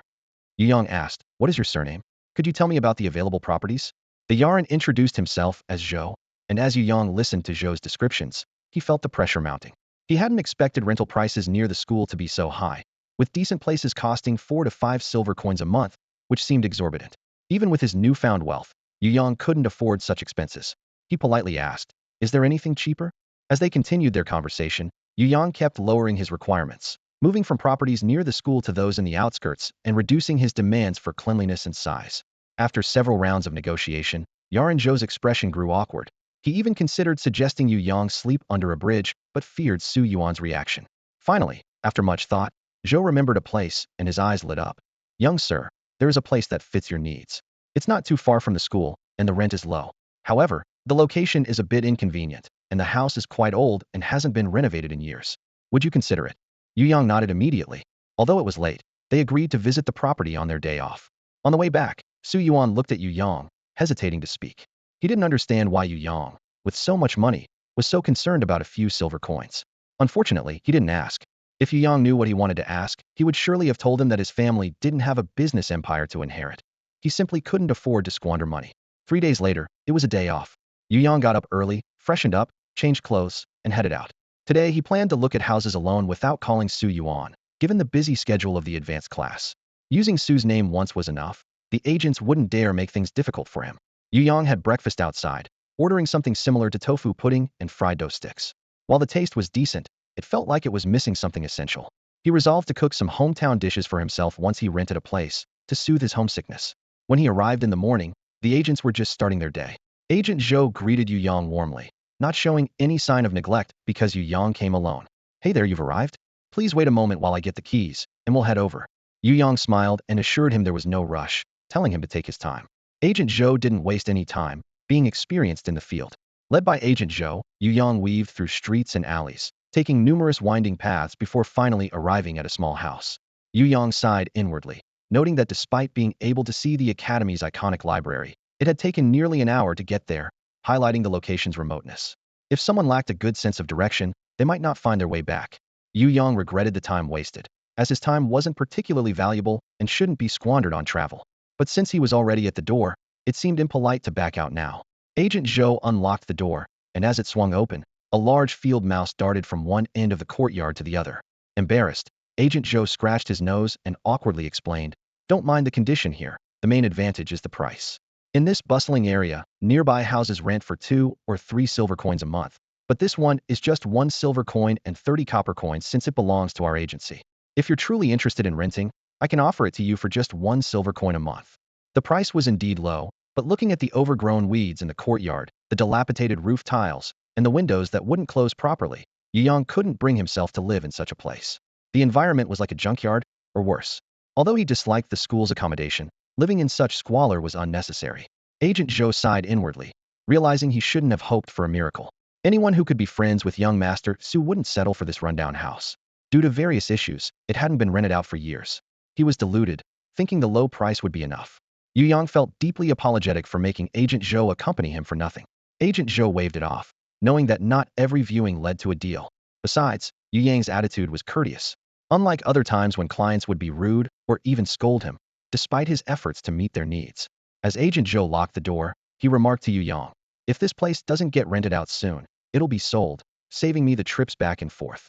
Yu Yang was taken aback. "It's going to be sold?" His mind raced, weighing the pros and cons, before he asked, "Brother Zhou, how much is it selling for?" Assuming Yu Yang was making small talk, Agent Zhou replied, "This property has many issues and isn't very large, so it won't fetch much. But being in the city, it should sell for at least 18 gold coins." Yu Yang grabbed Agent Zhou's arm, no longer in a hurry to leave. "Brother Zhou, could you show me around again? If it's suitable, I'd like to buy it. However, I can only offer 16 gold coins. If you can make this happen, I'll give you an additional 50 silver coins as a service fee." How does that sound? Zhou Yaran was still in a daze, finding it hard to believe what had just happened. Wasn't Yu Yang always struggling financially? Although he didn't seem that tight on money, Zhou Yaran never imagined Yu Yang could suddenly produce 16 gold coins. And on top of that, 50 silver coins as a commission.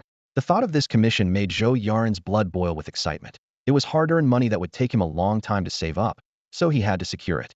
While keeping the house price at 16 gold coins was a bit challenging, it wasn't impossible. By spending an extra 10 silver coins to smooth things over, his chances of success would significantly increase.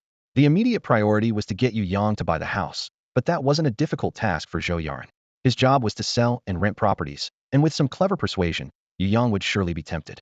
The house was located at the end of an alley, making use of an odd-shaped plot. It wasn't large. The master bedroom was just over 20 square meters, and the side room was around 15 or 16 square meters. The simple kitchen was set up directly in the small yard, which was also just over 20 square meters. All in all, though small, it had everything one needed. Most importantly, there was a well in the yard, making it very convenient to fetch water.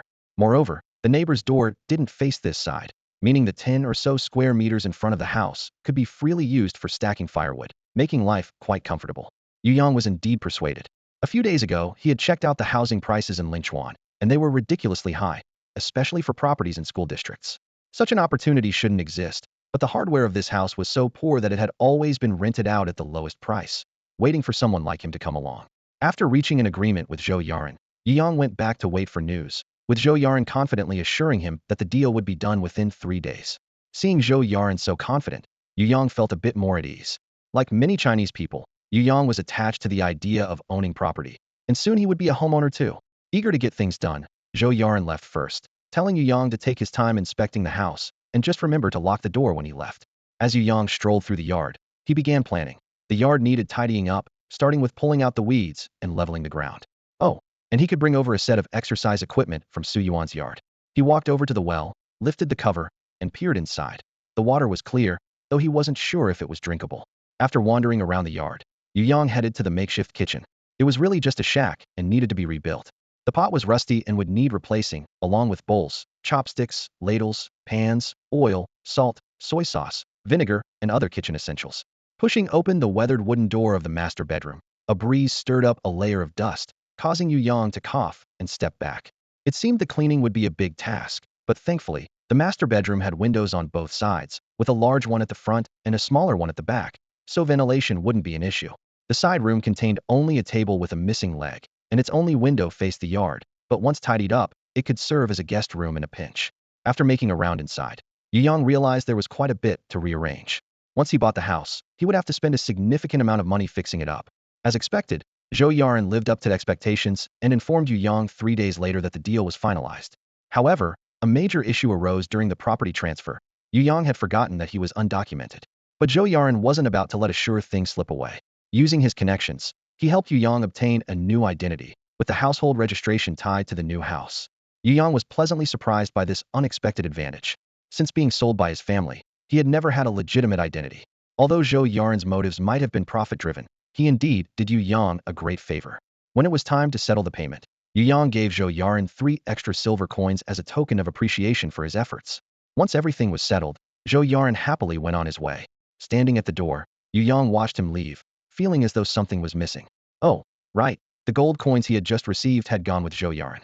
Yu Yang touched his aching heart and consoled himself, thinking it was okay. Money could be earned again.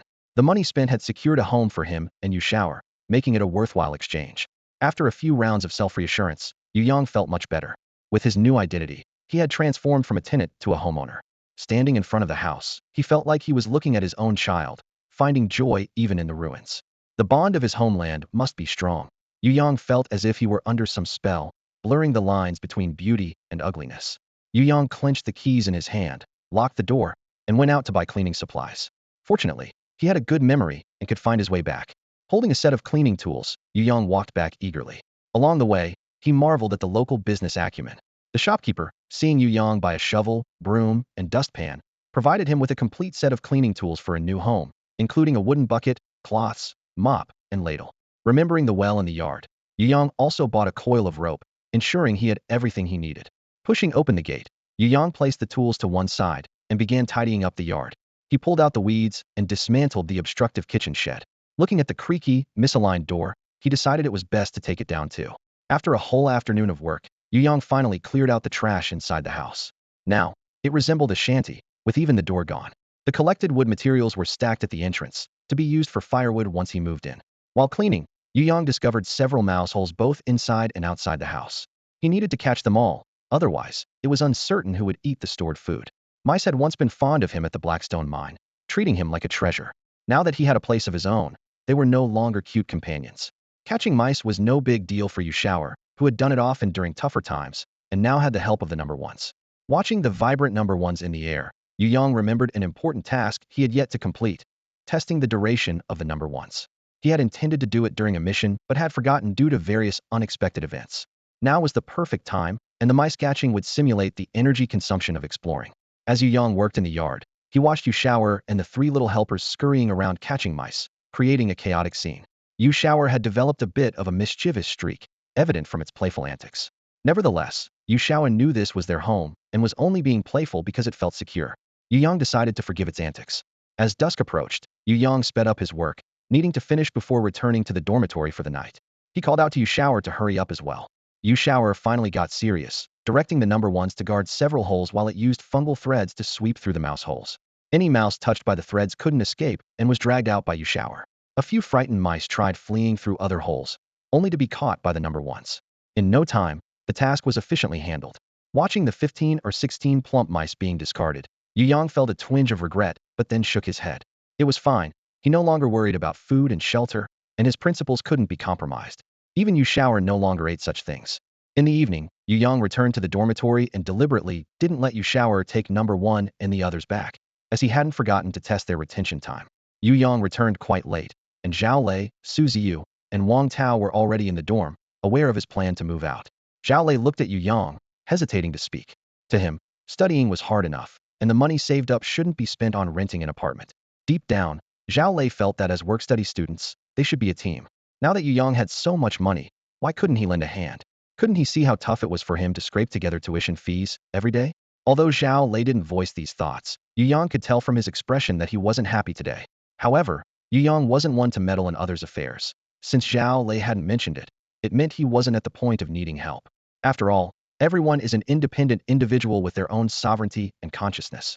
Recently, Su Ziyu and Wang Tao's attitude towards Yu Yang had also softened significantly, perhaps because they finally realized there was no fundamental conflict of interest between them, or maybe it was due to Yu Yang's good friendship with Su Yuan.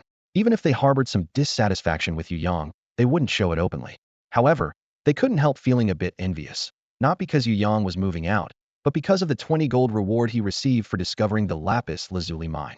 Even though their families had some assets, they wouldn't let them handle such a large sum of money. Their usual spending was in silver coins, with the occasional gold coin for pocket money. Well, they couldn't compete with his luck. Yu Yang felt helpless about this. The longer he stayed in the dorm, the less he wanted to be there.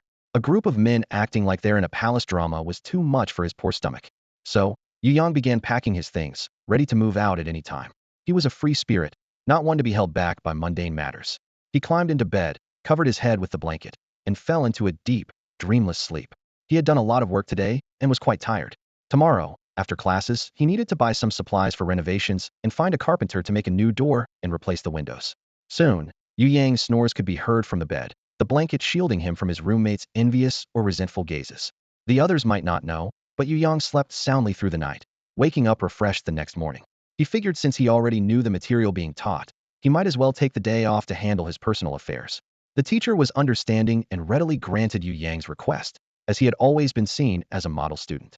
Although it later became clear that he was more than just a bookworm, being a rare talent with both detoxification skills and academic prowess, the teacher would never have guessed he was taking time off to renovate his house. Yu Yang carried a small notebook with a list of things he needed to prepare, some requiring a carpenter to measure, and he also needed a couple of masons. The kitchen in the courtyard needed a good overhaul as well. Yu Yang didn't know where to find these workers, but he knew someone who did. After breakfast, Yu Yang waited at the entrance of the brokerage firm, arriving especially early, even before it opened. After a while, Zhou Yaran strolled leisurely down the street and was surprised to see Yu Yang. Realizing something, his expression momentarily darkened but quickly brightened as he approached Yu Yang with a smile, asking, "Little brother, waiting here so early, is there a problem with the house?" Yu Yang nodded, not in the mood for games, and got straight to the point. "Brother Zhou, I want to renovate the courtyard and need a few masons and a carpenter. Do you have any recommendations?"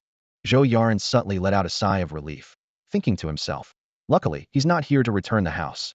Everything else is a minor issue."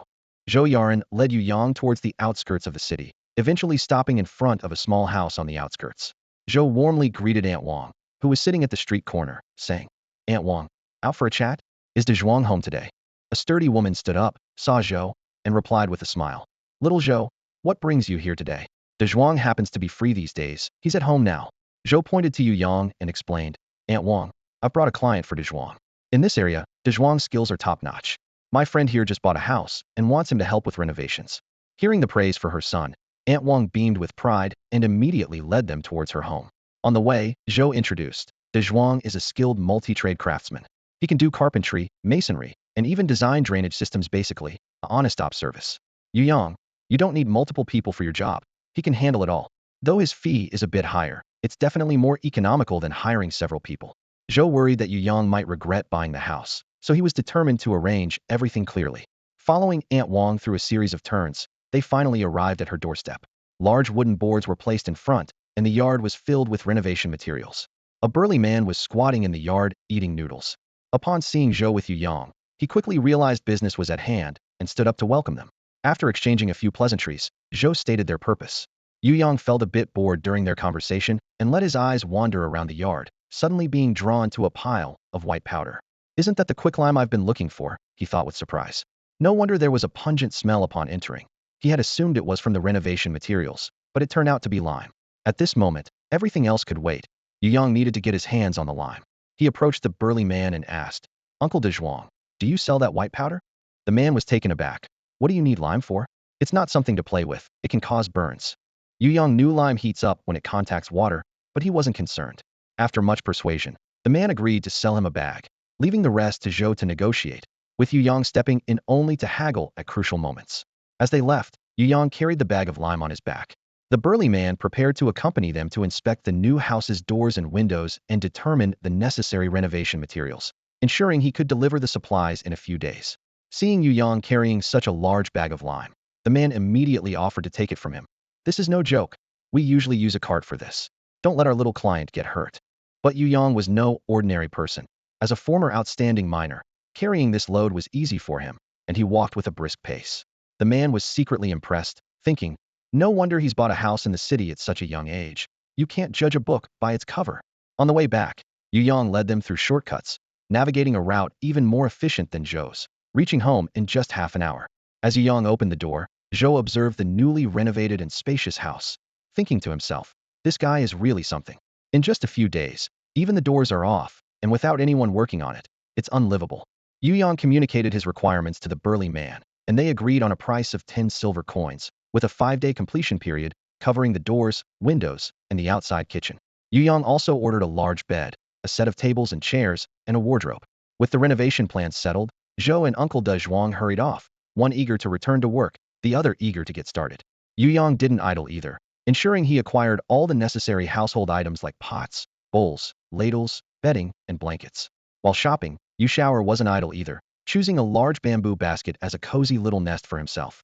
Yu Yang spent the entire day in his small courtyard, carefully leveling the ground. By evening, he estimated that Yu Shower had accumulated enough energy, so he had it attempt to use its powers once more. As expected, with the original one still intact, Yu Shower summoned another batch of clones, naming them 4, 5, and 6. It seemed that the dark red veins on one indeed had the ability to autonomously absorb energy, though it was unclear how long this effect would last. Yu Yang called the 3 little ones of one to his side, restricting their movement to within a meter of him to ensure he could observe them while busy. He expected them to last only 2 or 3 more hours, but to his surprise, they persisted until dawn the next day before their energy was depleted and they dissipated. Yu Yang was thrilled. If Yu Shower could summon once a day, then every 2 days, it could maintain 6 clones for a full 12 hours. This was not just about having 3 more clones, but an unbeatable surveillance skill. One also served as a scout, making Yu Yang feel like he could see in all directions. He highly valued one's mutation, noting that its role as a scout was just a side job. Their real task was to control the clones. Once they evolved to a higher level, wouldn't they be able to control 6 powerful warriors simultaneously? Yu Yang fantasized about an invincible army of warriors, lost in his pleasant daydreams until Yu Shower, playing nearby, brought him back to reality. Well, they weren't ready to talk about the future just yet. Focusing on the present and getting back to class was the right path. He tidied up a bit, as he hadn't returned to the school dormitory the previous night due to observing one, and his clothes looked somewhat shabby after a busy day. Yu Yang stretched, loosened his muscles, and had one guide him from the air. Locking the door, he avoided crowded routes and swiftly parkoured his way to school. He had wanted to do this for a long time. After all, in the prime of youth, who doesn't have a bit of a show-off streak? Upon reaching school, Yu Yang first went to his dormitory to change clothes, freshened up, and went out for breakfast. He noticed that everyone seemed lazier recently, with less enthusiasm for taking on tasks. Once in class, he understood why. The school was about to go on break. The break wasn't the main issue. It was because the annual Beast Tide was approaching, prompting the school to prepare for a holiday. Watching his classmates excitedly discuss their post-break plans and when to return home, Yu Yang was puzzled. The Beast Tide was approaching, yet no one seemed tense. Around him, classmates were either eagerly preparing to return home or gearing up to test their mettle against the Beast Tide. In Yu Yang's mind, the Beast Tide was synonymous with death, brutality, and darkness. Everyone seemed so relaxed, but Yu Yang felt like he was in the wrong place. Something unusual was definitely going on, so he decided to find out the truth from Su Yuan. After classes, Yu Yang lost interest in renovating his house and immediately headed to the advanced class to find him. Su Yuan was delighted to see him, as he had been trying to reach Yu Yang but always seemed to miss him. Yu Yang often retreated to his small apartment whenever he had free time, making it difficult for Su Yuan to join him on the way home. Naturally, Yu Yang couldn't accept Su Yuan's invitation. His identity was fabricated, and he certainly didn't know where the real Wang Kailan's home was, leaving him worried about being exposed. So, he casually brushed off Su Yuan's invitation and started asking about the beast tide. Su Yuan looked at him with a puzzled expression, as if to say, "How could you not know about something this big?" Yu Yang felt a pang of anxiety, sensing he might have revealed too much. Fortunately, Su Yuan didn't press further. After all, everyone has their secrets, especially in their circle who can really see through it all at a glance. If you think you can, you're probably already being deceived. Seeing Yu Yang's interest in the beast tide, Su Yuan explained in detail. The beast tide had a long history, particularly in Tiku City, where Lingchuan Middle School was located.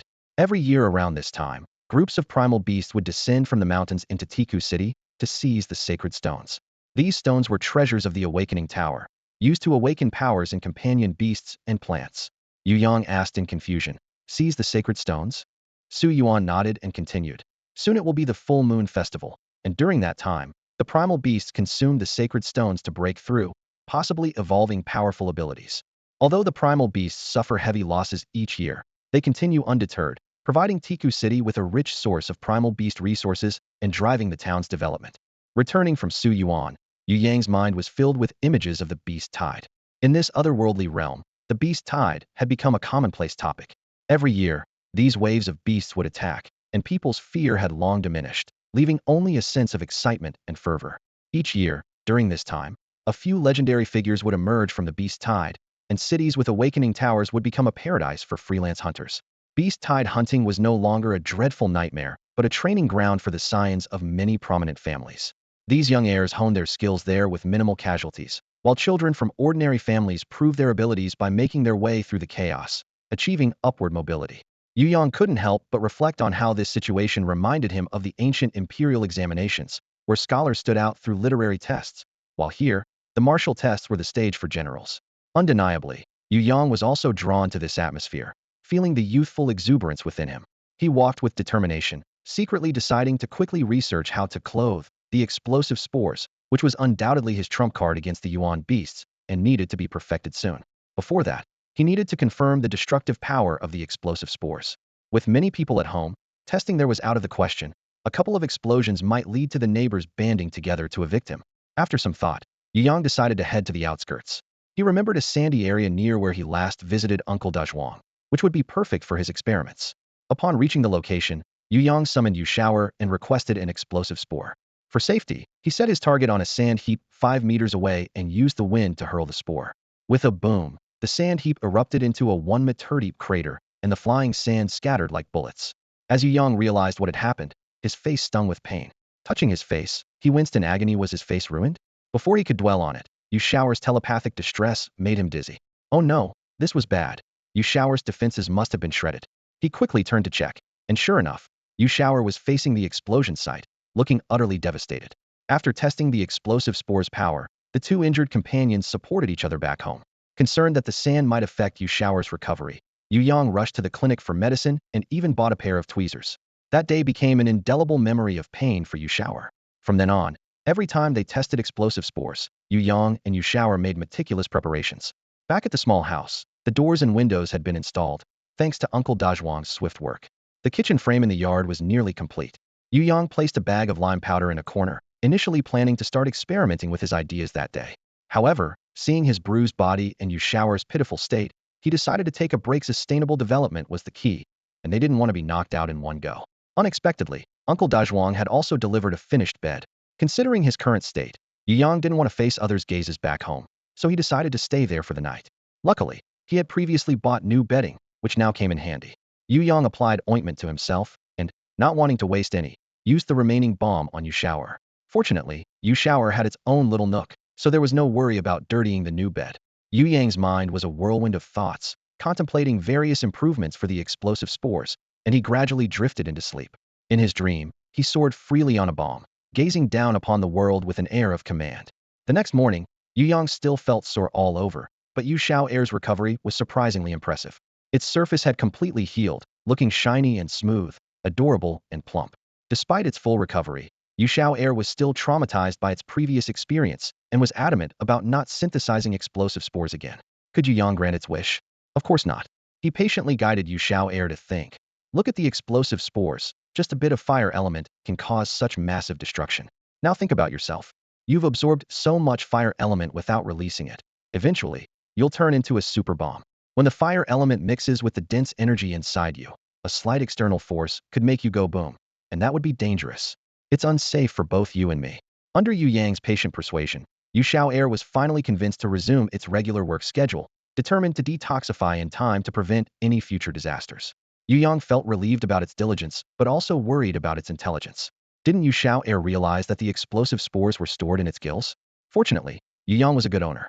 Today marked the third day of renovations, and Uncle De Zhuang arrived early at Yu Yang's house, surprised by Yu Yang's tired appearance. He brought chairs and a wardrobe, and together they placed them in their designated spots. Once the kitchen was organized, Yu Yang's little home was finally tidy. Uncle De Zhuang worked efficiently, and by midday, the kitchen details were all sorted out. Yu Yang took the opportunity to buy an iron pot and asked Uncle De Zhuang to help install it. Once everything was set, Uncle De Zhuang disposed of the renovation waste, leaving Yu Yang's home looking brand new. After settling the bill, Yu Yang cheekily bought a set of carpentry tools from him. This way, if any minor issues arose with the furniture, he wouldn't have to specifically hire someone to fix them. He had a plan ahead. After observing Yu Xiao'er for 2 days, Yu Yang noticed its favorite activity was racing with 3 or 6 mini replicas of itself.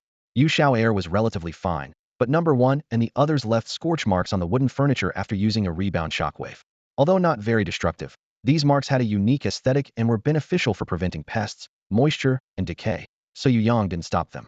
However, sometimes they couldn't control their strength and caused minor damage to the furniture, which was when his newly acquired repair skills came in handy.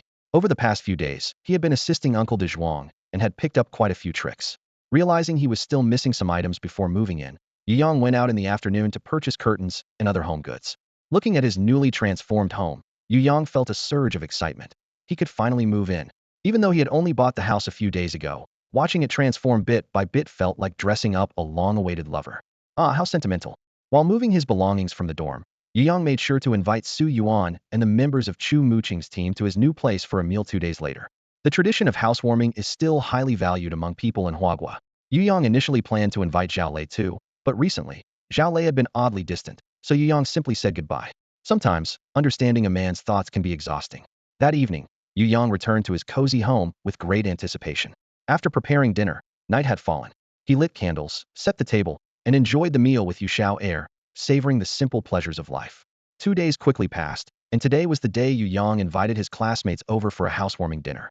He personally cooked a large spread of dishes and bought a couple of special ones from outside.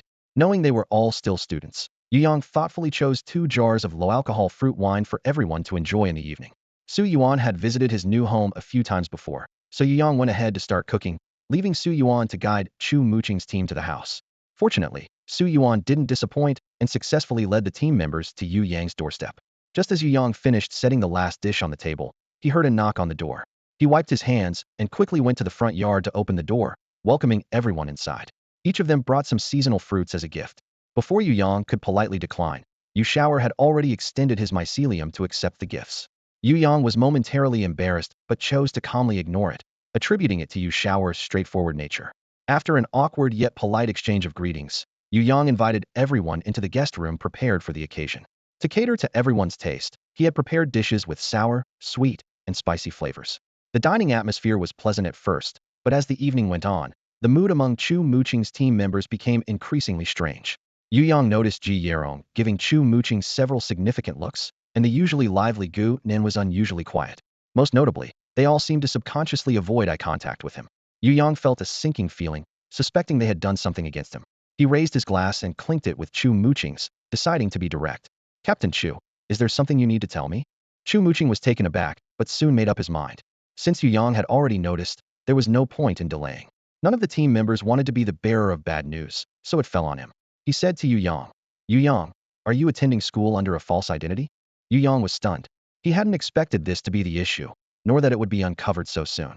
Judging by their expressions, they seemed quite certain, likely having solid evidence. Thus, Yu Yang didn't deny it and waited quietly for him to continue.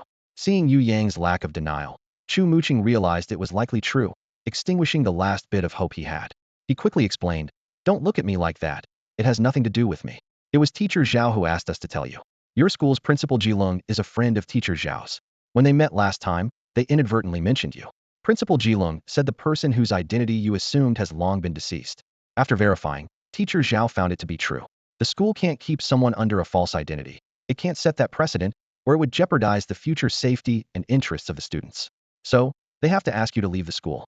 Teacher Zhao said you did the school a great favor in the Ghost Mist Forest, so he won't hold you accountable. But from now on, you're no longer a student of Lingchuan Intermediate Academy." Yu Yang nodded, acknowledging that a lie is still a lie, and he never expected to keep it hidden forever. Fortunately, his previous efforts were not in vain. He had read almost every book in the library, fulfilling his initial goal upon entering the school, leaving him with little regret. However, he couldn't help but worry that his new friends might distance themselves from him because of this, as he genuinely wanted to build friendships with them. Well, some things cannot be forced. Chu Muqing finally voiced what had been weighing on his mind, and seeing that Yu Yang didn't react negatively, the atmosphere at the dinner table became much more relaxed. Gu Nan and Su Zhishan started chatting freely, while Su Yuan kept his head down, focusing on his meal. Though he didn't say much, his actions spoke volumes about his stance. During the meal, everyone tactfully avoided the sensitive topic, and after finishing, they all stood up to leave. Chu Muqing stayed behind until the others had left, then took out a small cloth bag from his pocket and handed it to Yu Yang with a smile, saying, "This is a giant eagle egg we got from our last mission. A powerful family took an interest in it and bought it for their young lady as a battle pet. We exchanged that egg for a lot of supplies, and everyone chose what they needed. We saved a spatial ring for you, though it's only 5 cubic meters. I hope you like it. Oh, and there are also 12 silver coins inside from the other gains of that mission." Yu Yang was pleasantly surprised, having thought he would have to say goodbye to the spatial ring. But now there was an unexpected turn of events. He carefully opened the cloth bag, took out a sapphire ring, and channeled a bit of his elemental energy. Instantly, a 5 cubic meter space appeared in his mind, with a small pile of silver coins in the corner. Yu Yang's eyes lit up, thinking to himself that his friendship with these companions was indeed worthwhile. In his excitement, he called over Yu Shower, who he jokingly put to work as a child laborer on the spot, to make a small vial of venom, which he then gifted to Chu Muqing. Chu Muqing knew well the potency of this substance and carefully stored it in his own spatial ring, thanking Yu Yang before catching up with the rest of the team. He understood that this gift was Yu Yang's way of showing appreciation to the team, and he needed to inform the others. Meanwhile, Yu Shower, for the first time, experienced a sense of exhaustion. The next morning, Yu Yang woke up from his sleep, sat up, and was momentarily dazed by the crisp and pleasant sound of birds chirping outside the window. After being expelled from school, his life lost its focus in an instant, and he realized he needed to find something to do. Yu Yang considered the money he had left. He had bought a house and acquired quite a few things, leaving only a few gold coins in his possession. Although he had some savings, living a life where expenses outweighed income was unsustainable. Thus, he decided to implement a strategy of increasing income and reducing expenses. On the income side, Yu Yang focused on the upcoming beast tide. The recent restlessness among the city's residents clearly indicated a business opportunity in this area. For reducing expenses, he planned to start with his daily food and clothing. Previously, he had hardly spent any money on meals, as he ate free boxed lunches at school, but that wouldn't work now. He planned to make his own steamed buns and rice, and as for vegetables, he could grow some quick-yielding ones in his yard. Considering the small size of the yard, he decided to set up a multi-layered terrace-style rack. The old door panels he had previously dismantled were still outside, ready to be repurposed. He initially thought about raising a few chickens and ducks, but realizing he might have to go out to hunt primal beasts and be unable to return home for several days, he decided he wouldn't have the energy to care for small animals and gave up on the idea. Yu Yang felt a sense of regret. The school didn't refund any tuition fees for the semester, which was frustrating. He didn't dare to go back and demand money, fearing they might shamelessly ask for the rewards he earned for tasks during his time there, as those tasks were meant for enrolled students. Well, if they were unprincipled, what could he do? Yu Yang quickly accepted reality, obediently starting his work by dragging the old wooden boards inside. Fortunately, the terrace-style rack wasn't too complicated. After designing the dimensions, Yu Yang began cutting the wood. Using a saw to cut the wood was too slow, so he followed the grain and used an axe to split the wood slowly. Though not very precise, it was good enough for a rack. Once all the parts were ready, assembling them was much quicker. He made 2 rows of wooden racks where he could grow cilantro, celery, spinach, and more. Since he was already at it, Yu Yang didn't mind the extra effort and even made a smaller terrace-style rack for growing bean sprouts and yellow chives at home. After finishing the rack, Yu Yang prepared to go out and buy seeds. as well as stock up on rice, flour, grain, oil, and other essentials. He also needed to get some medicine, considering he was about to start living at home. As he walked down the street with a large cloth bag, he noticed many unfamiliar faces in the city. Yu Yong immediately recognized them. Their distinctive adventurer aura was unmistakable. With the influx of these adventurers, the atmosphere in Teak City changed dramatically, with the usual peace and tranquility replaced by a tense and murderous air. It seemed the beast tide was indeed approaching. Feeling a sense of urgency, Yu Yong realized he hadn't prepared his weapons yet, so he quickened his pace, eager to gather everything he needed and return home to get ready. The shopping went smoothly for the most part, except at the pharmacy, where Yu Yong was shocked to find the price of wound medicine had increased more than fivefold. He had never realized this pharmacy was such a ripoff. The young shop assistant chuckled and explained, "Sir, are you new to Teak City? You might not be familiar with the situation here. Normally, we're just an ordinary city, but during the beast tide, this place becomes a prime location. Every year at this time, with the influx of adventurers, prices in related industries skyrocket, especially in inns and pharmacies. Our prices are already quite reasonable." Yu Yong suddenly understood why he had seen some adventurers carrying their own bedding. They were clearly intimidated by the local prices. However, he still needed to prepare some medicine, as he planned to venture into the beast tide, and essential wound medicines were necessary. He reluctantly accepted the high prices. As he left the pharmacy holding the wound medicine, he thought to himself that this was the real deal. He had just heard from the shop assistant that the square had started putting up lists showing the latest movements of the beast tide, indicating that its arrival was imminent. After Yu Yang returned from outside, he immediately set aside other matters to focus on upgrading the explosive spores. The first step was to give the extremely fragile spores a protective coating. He imagined rolling the spores in lime slurry and letting them dry naturally, which would provide them with a thin, hard shell. Learning from the painful lesson during his last experiment with Yu Shower, Yu Yang was more cautious this time. He placed the cooled lime slurry 15 meters away, then had Yu Shower summon number 1, number 2, and number 3. Number 1 was responsible for remotely operating the experiment with a single explosive spore. Unexpectedly, the task was completed smoothly, with number 1 executing it perfectly. The thin layer of lime slurry quickly solidified on the spore's shells. After a short wait, it was number 2's turn to test. He spaced the coated spores apart in a cotton-lined wooden box, and then conducted a series of simulated running and jumping activities with number 2. Overall, the experiment was relatively successful, though the explosion effect was less than ideal. Yu Yang recalled the sand thrown up by the blast shockwave during the last test, which injured him and Yu Shower. Despite the ordeal, it inspired him to enhance the explosive power. He specifically sought out sharp metal shavings to mix into the lime slurry, rolling the spores again, and repeated the process several times for assurance. However, Yu Yang soon encountered a problem. The shells were too thick, preventing the spores from exploding on impact. He had to experiment repeatedly to find the optimal number of coatings, wasting over 10 valuable spores before determining the ideal thickness for both maximum explosive force and successful detonation. This new version of the spores was significantly more powerful, with the metal shrapnel capable of piercing wooden boards. Yu Yang planned to add poison to the surface for an even greater effect, creating a lethal weapon against beast hordes, which he named Thunderbolt Seeds. Unfortunately, Thunderbolt Seeds were better suited for attacking single targets with less defensive strength. Yu Yang thought to himself that if he could make grenades, filling them with several Thunderbolt Seeds, even the toughest beasts would be vulnerable. However, while the idea was promising, Yu Yang had no knowledge of grenade construction and could only rely on intuition. He guessed that a grenade might involve a spring that remained compressed until use, where it would decompress to trigger an explosion.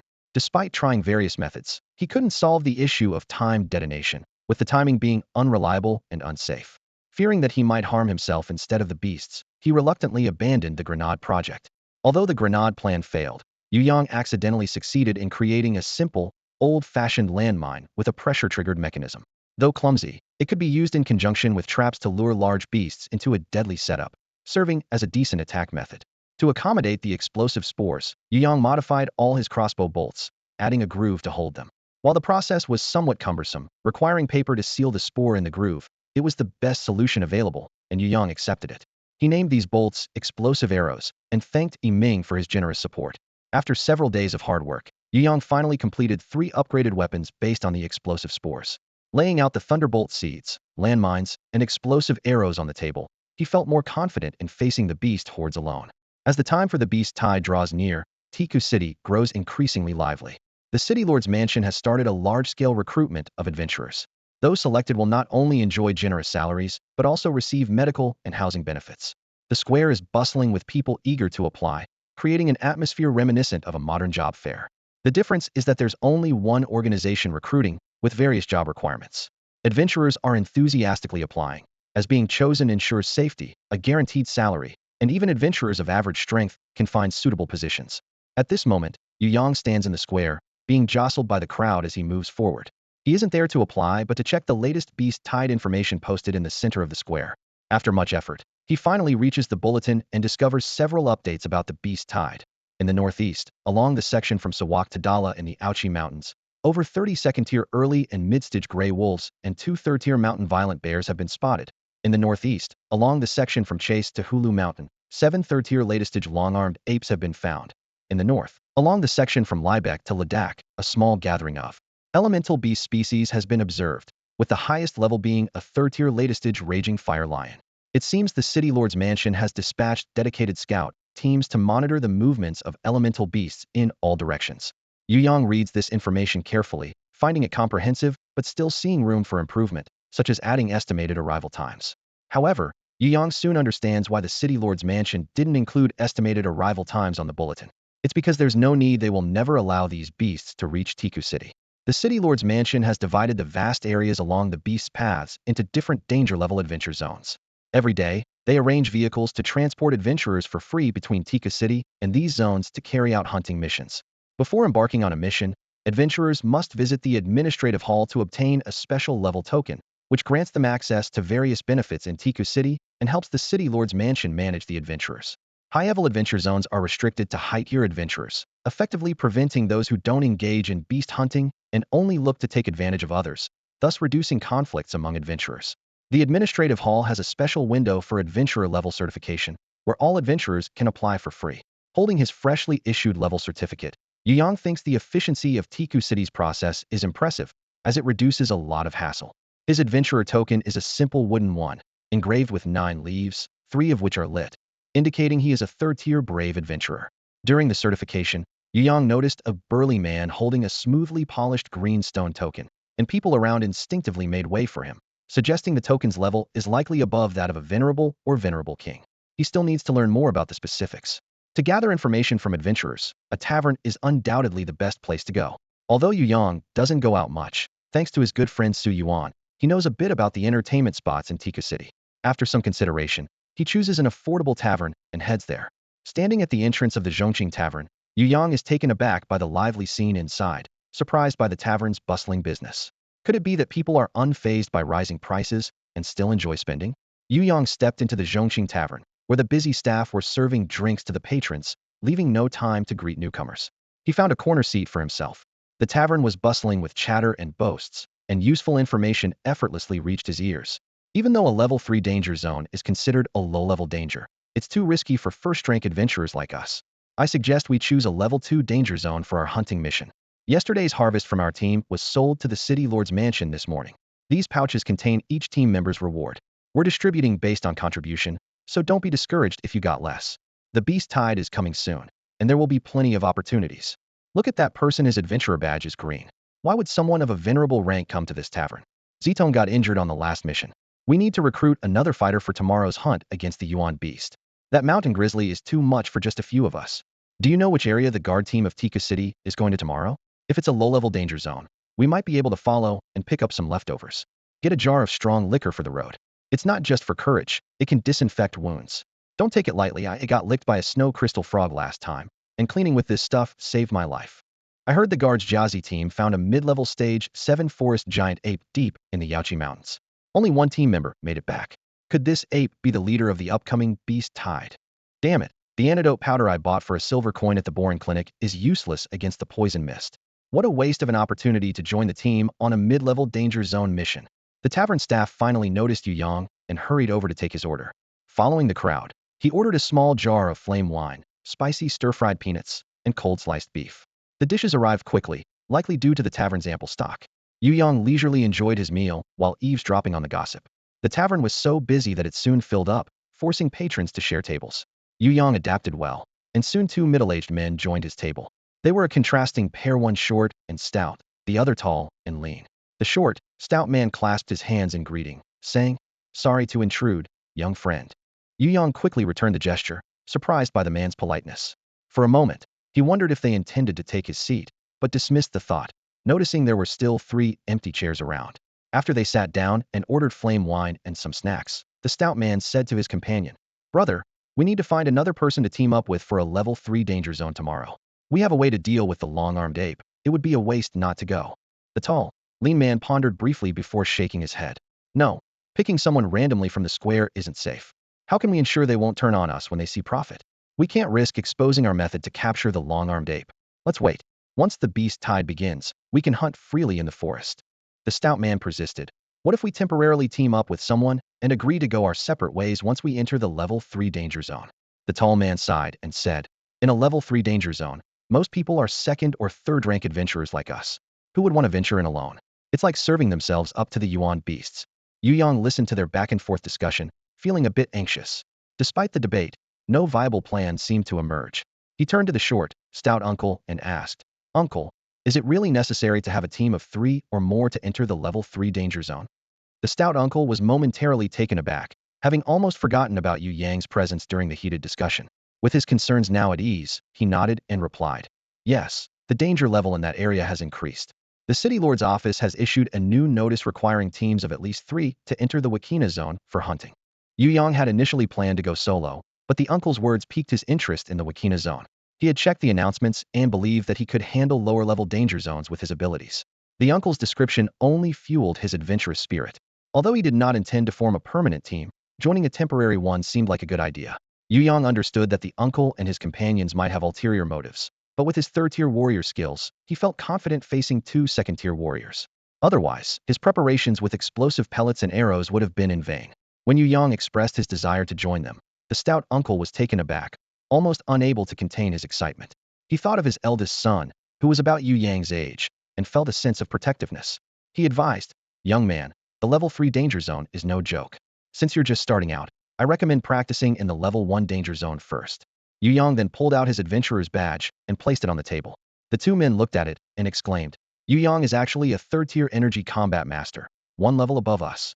Quite impressive." Seeing this, the stout uncle stopped trying to dissuade him and was even more thrilled. They could finally enter the Wakina zone to capture the long-armed apes. They had prepared extensively for this mission, nearly exhausting their savings.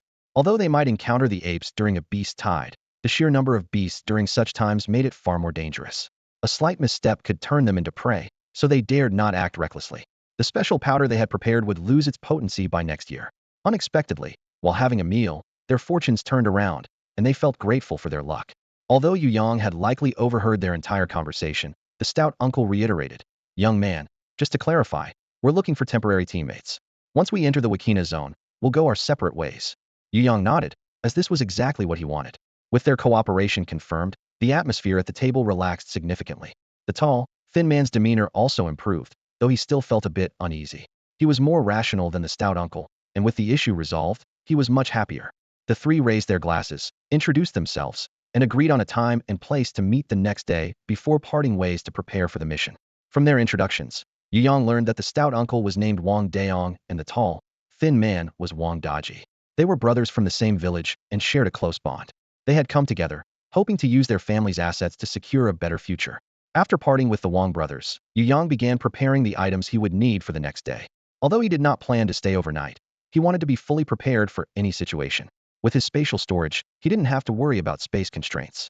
Yu Yang specifically bought some compact, long-lasting wood fruitcakes. Despite their poor taste and tough texture, he valued them highly as a lifesaver in critical moments. They were better than eating unknown fruits in the wild. Once home, Yu Yang took out his explosive pellets, landmines, and explosive arrows, carefully checking them before storing them in his spatial storage. He also added several barrels of drinking water, an iron lunchbox, 2 fire starters, and a bone knife for dissecting beast carcasses. He also remembered to pack a pickaxe, some medical ointment, and bandages. After organizing his supplies, Yu Yang had a simple dinner and went to bed early. He needed to rest and recharge for the challenges of the next day. The next morning, Yu Yang woke up early, put on some comfortable clothes, and packed a small bag. After a quick breakfast, he hurried out the door. There was still half an hour before the free transportation arranged by the city lord's mansion was set to depart. Adventurers filled the streets, all in a rush, making Yu Yang anxious about securing a seat. He quickened his pace. By the time he reached the square, it was already packed with people. Yu Yang's heart sank as he spotted his short, stout Uncle Daong waving frantically from the vehicle. After a moment of hesitation, Yu Yang decided to cut in line. pushing forward with feigned composure despite the disapproving looks from others, his face flushing with heat. He reassured himself that, as a team member, it was only natural to join his teammates on the bus. Fortunately, Uncle Daong was good-natured and hadn't taken anyone else's spot, so the three of them squeezed together, barely managing to sit down. Sorry, Uncle Dodgy, Uncle Daong, I'm late. Could you please make some room? Yu Yang explained with an awkward smile. Wang Daong bore him no grudge over this small matter. Instead, he was grateful. Yu Yang's presence was a great help to them, and no one worried he'd abandon them halfway. The vehicle soon started its journey. Tika City was quite far from the Wakina district, taking over 40 minutes to reach. Once they passed the city gates, the adventurers on the bus became alert, keeping their weapons within reach. Suddenly, Yu Yang felt a layer of invisible energy enveloping the vehicle. A young man in black sitting nearby looked up in surprise and exclaimed to his companions, "Wow, I can't believe they've actually installed a protective system on the bus." His voice was loud enough to catch the attention of others inside. "I heard about it before, but thought it was just a rumor. Tika City has really gone all out this year," someone else chimed in. "This way, we won't have to worry about being ambushed by primal beasts on the way." "Not entirely," another person added. "The protection level is limited, but as long as we don't encounter high-level primal beasts, we should be fine. Next year, we should come back to Tika City to hunt primal beasts. Their conditions are among the best in the surrounding towns," another agreed. "Exactly, and they buy the prey at regular prices, not trying to lowball us. Now they've even added these precious protective systems on the transport vehicles. How do they make any money?" someone wondered. "You're thinking too small. Tika City isn't like the small towns around here. The city lord's mansion buys the primal beasts from us, and then alchemists turn them into valuable blood elixirs. Even the lowest grade one costs 50 copper coins, and the 7th or 8th grade ones are sold at auctions. Their value is beyond our imagination." Yu Yang looked up, taken aback. Blood elixirs? Alchemists? He felt like he had discovered a new world. He was also intrigued by the protective systems, something he'd heard about in the Awakening Tower but never had the chance to learn more about. His school didn't have any related books, and he couldn't help but feel he had missed many opportunities. He turned to the equally excited Uncle Daong and asked, "Uncle Daong, do you know about alchemists? I've never heard of them before." Uncle Daong chuckled and proudly explained, "You've come to the right person. A couple of years ago, a kid from our village got chosen by an alchemist to be an apprentice because he could identify herbs. I learned all this from his family. Apparently, there's a special sect for alchemists, and apprentices are basically servants there. But if they're talented, they can become outer disciples, which is a huge step up. Even as an apprentice, that kid earns 150 copper coins a month. That's quite a lot." Yu Yang thought to himself, noting that even the laborers in trade caravans only earned about 60 copper coins a month. The vehicle swayed gently as it moved forward, and before Yu Yang and Uncle Daong could exchange more than a few words, they arrived at their destination. Unfortunately, Uncle Daong had limited knowledge about alchemists, but Yu Yang thought he could ask Su Yuan when he got the chance. As a member of an established old family, Su Yuan was sure to know more about them. Once the vehicle came to a stop, the adventurers disembarked one by one, and the vehicle set off back to Tiku City. The departure time in the afternoon was fixed, so if the adventurers wanted to return today, they had to make it back before the scheduled time. Uncle Daji and Uncle Daong were eager to hunt the long-armed apes. They quickly bid farewell to Yu Yang and headed deep into the forest, disappearing among the trees within minutes. Yu Yang summoned Yu Shower, ready to begin his hunting spree. Yu Shower used its mystical abilities to summon 3 mushroom clones with dark red veins covering their surfaces. These clones were now perfectly capable of carrying out reconnaissance missions. They were small, incredibly fast, and could even disguise themselves as fruits in the forest. With the help of these clones, Yu Yang soon discovered a group of early second-tier red-tailed snakes. 8 large snakes, each 5 to 6 meters long, coiled on a boulder. Their heads were triangular, and their vertical pupils shone with a cold light. Their bodies were covered in tiny scales that reflected dazzling light with every slight movement. At that moment, they seemed to have just fed, lounging lazily and occasionally shifting their positions to rest more comfortably. Suddenly, one snake lifted its head, pinpointing Yu Yang's hiding spot with precision, and raised its upper body in alert, hissing.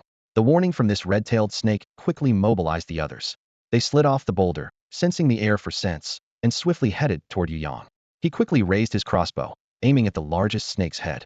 He hadn't expected to be exposed so soon and realized he would need to buy some scent-concealing powder for future hunts. The crossbow bolt flew out, its tip gleaming coldly, and made contact with the snake's body. The snake's scales flashed with a green light, and when the bolt struck, it produced a metallic clink.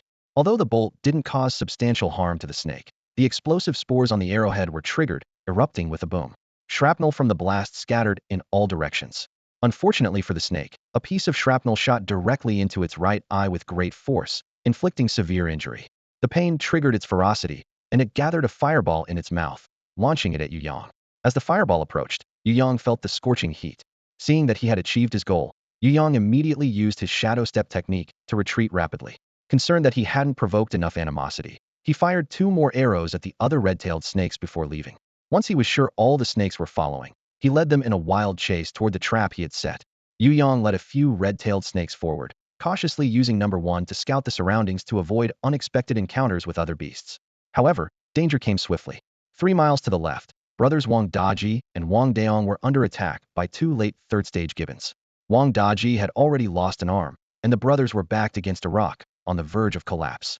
Initially, Yu Yang didn't want to provoke these gibbons, knowing he wasn't capable of fighting creatures beyond his level. But they were teammates, and he had already set landmines, so perhaps he could take a chance. If he failed, no one could blame him for fleeing. He was doing all he could. Resolute, Yu Yang changed direction and headed towards the Wang brothers. When he arrived, Wang Daji was unconscious, leaving only Wang Daong struggling to hold on. Suddenly, an arrow shot out, striking the gibbon poised to attack Wang Daong. The defensive capability of the late third-stage gibbons far exceeded that of the early second-stage red-tailed snakes, and the arrow's explosive effect barely singed its fur. Focused entirely on their prey, the gibbons were unprepared for an attack from behind. Even a minor injury to their fur was unforgivable. Seeing Yu Yang, Wang Daong's hope turned to despair. He didn't want Yu Yang to get into trouble and shouted frantically, "Run!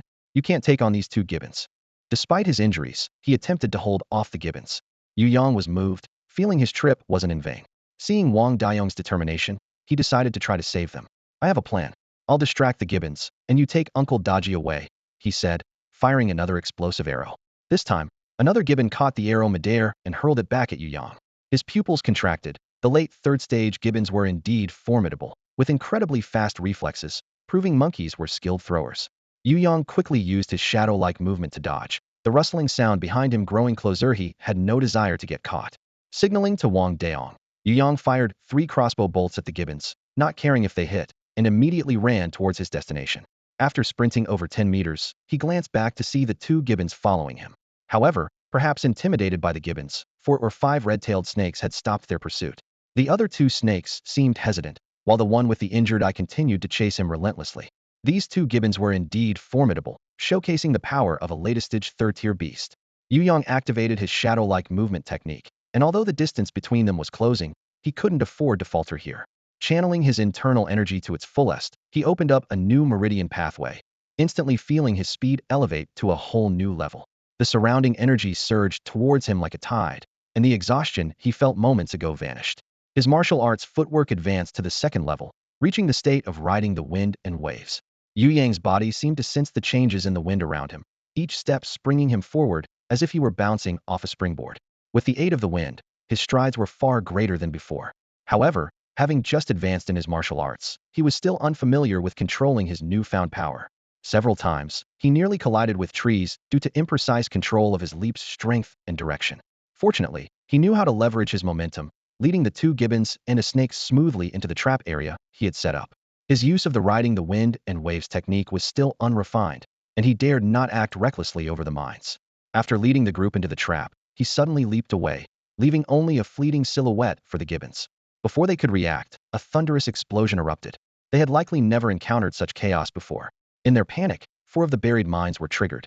Although this didn't kill the 2 beasts on the spot, the explosions left them severely wounded and terrified, with no will to resist, only wanting to escape swiftly. Yu Yang had already fitted his crossbow with poison-tipped bolts. With the gibbons' defenses breached, this shot would surely end them. The toxin, specially concentrated by Yu Shower, proved remarkably effective. The 2 gibbons collapsed after barely 7 or 8 steps. The red-tailed snake, arriving just a moment too late, managed to survive, but, seeing Yu Yang's ferocity, immediately attempted to retreat to save its life. However, Yu Yang had no intention of giving it that chance. Not being a third-tier beast, the snake lacked the energy to unleash another supernatural attack.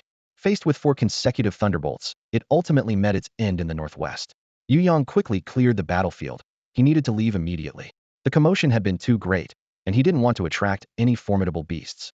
Yu Yang carefully unearthed the unexploded landmine, fully aware of its importance as a strategic resource that must not be wasted.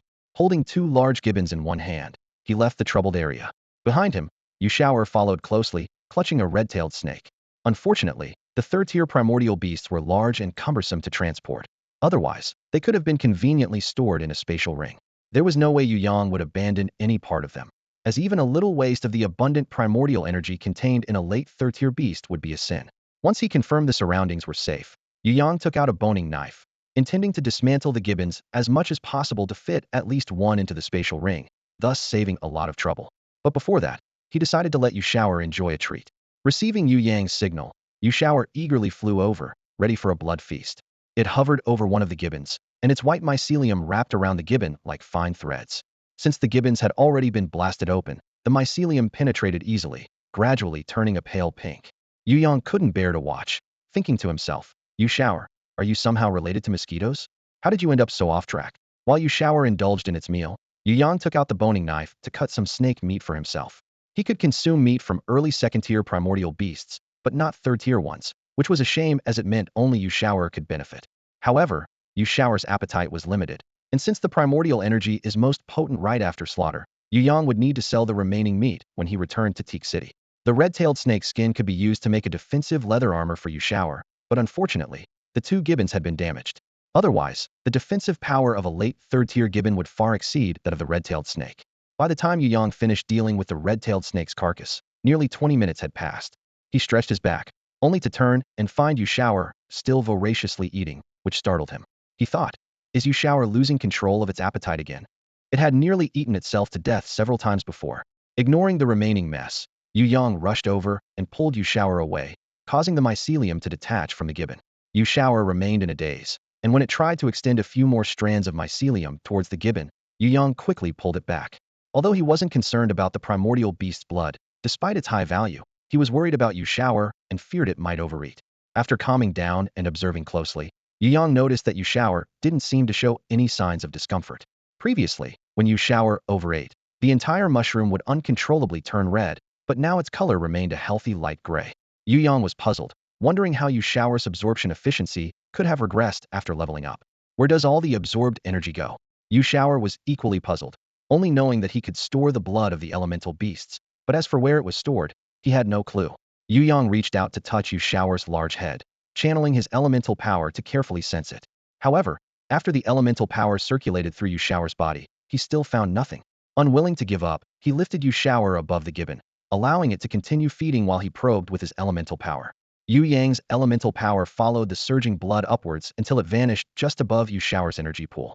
Observing closely in that area, he finally deduced, from subtle hints, the reason why Yu Shower could store blood. The last time Yu Shower evolved, Yu Yang found it strange. The evolution was almost entirely centered around the fire attribute elemental pearl, yet Yu Shower's own abilities did not significantly improve. At the time, he thought it was due to inadequate storage capacity, but now it seemed that Yu Shower's body had already assimilated the elemental pearl. Now, that fire attribute elemental pearl had become the place where Yu Shower stored blood. However, Yu Yang couldn't help but wonder about the storage capacity of that fire attribute pearl and whether the elemental power in the beast blood would dissipate if stored for too long. These needed to be tested with Yu Shower's cooperation. Holding Yu Shower in his arms, Yu Yang gently patted its head and discussed, Yu Shower, can you spit out some of the blood you just absorbed? Yu Shower pretended not to understand, as it was the first time it had ever encountered someone asking a symbiotic plant to regurgitate what it had consumed, an unbelievable request.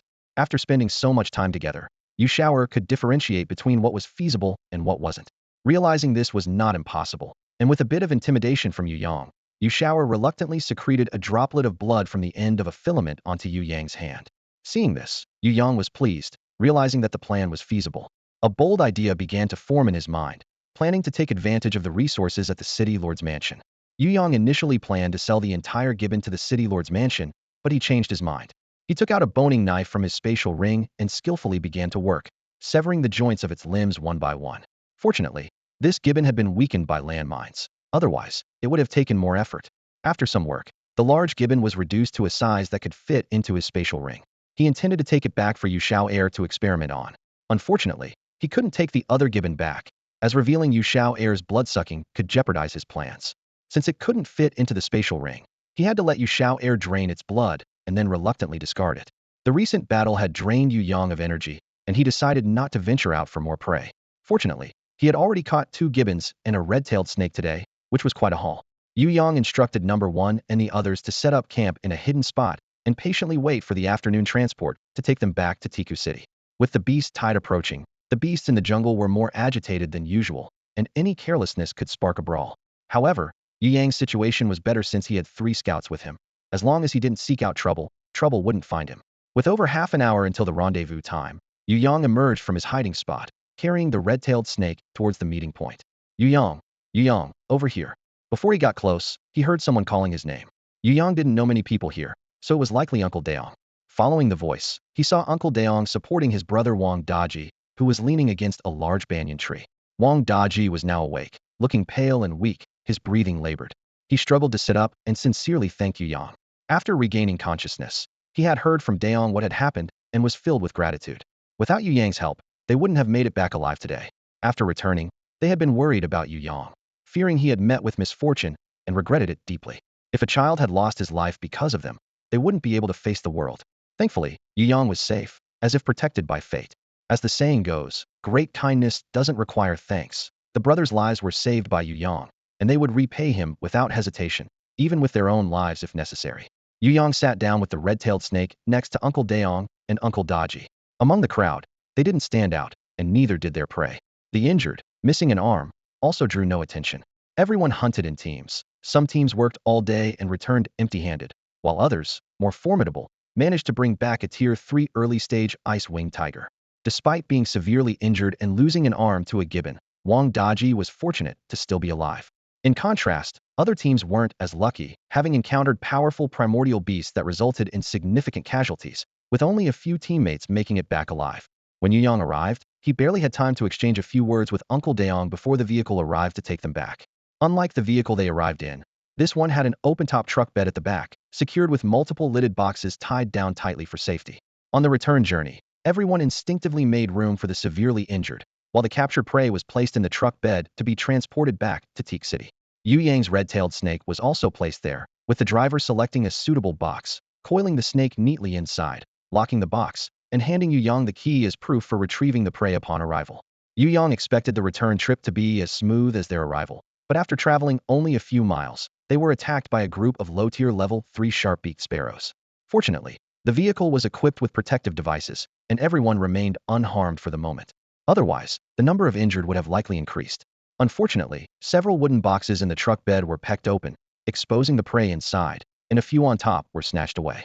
The passengers could only watch helplessly as their hard-earned catches were devoured, quietly accepting the loss. Luckily, the sparrows were too distracted by the feast to continue pursuing them. Everyone breathed a sigh of relief, knowing that although the protective devices were effective, stronger attacks would deplete their energy faster. Had the sparrows continued their pursuit, there was no telling how long the devices would hold up. Fortunately, the rest of the journey was uneventful, and they returned safely to Teak City. Upon returning to Teak City, the group learned that many vehicles leaving the city that day had been attacked by a horde of primal beasts.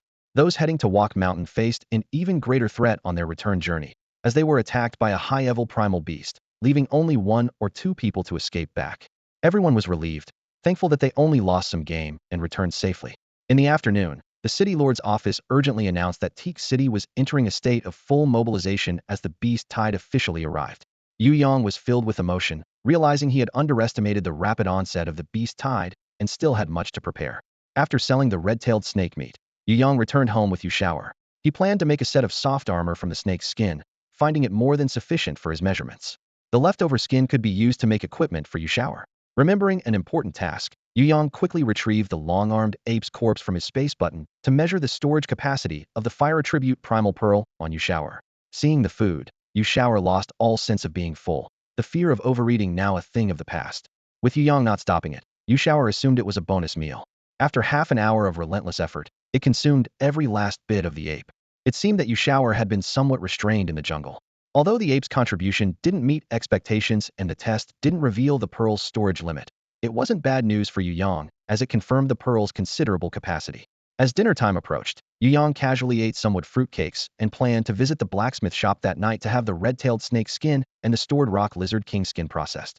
The shop he was going to was the same one where Su Yuan had previously ordered a custom crossbow for him. Though pricey, the quality was assured. Yu Yang placed a rush order, which would be ready by the next afternoon, costing him a silver coin just for the processing fee, which made him wince. Nevertheless, he needed to find a chance to enter the higher-level areas, as he couldn't afford to lose his life over a small oversight, and extra protection was always beneficial. To my dear friends, I've revised my currency exchange policy. Now, 1 gold coin can be exchanged for 100 silver coins, and 1 silver coin for 100 copper coins. Upon reaching his doorstep, Yu Yang unexpectedly encountered Chu Muqing. Knowing her team had tasks during the Beast Tide, her visit surely meant she had something to discuss. Yu Yang quickly welcomed her inside, prepared a cup of tea, and only then did Chu Muqing, slightly embarrassed, reveal her purpose. Yu Yang, I'm here on behalf of a few squad leaders from the school. We'd like to buy some of the venom secreted by you shower.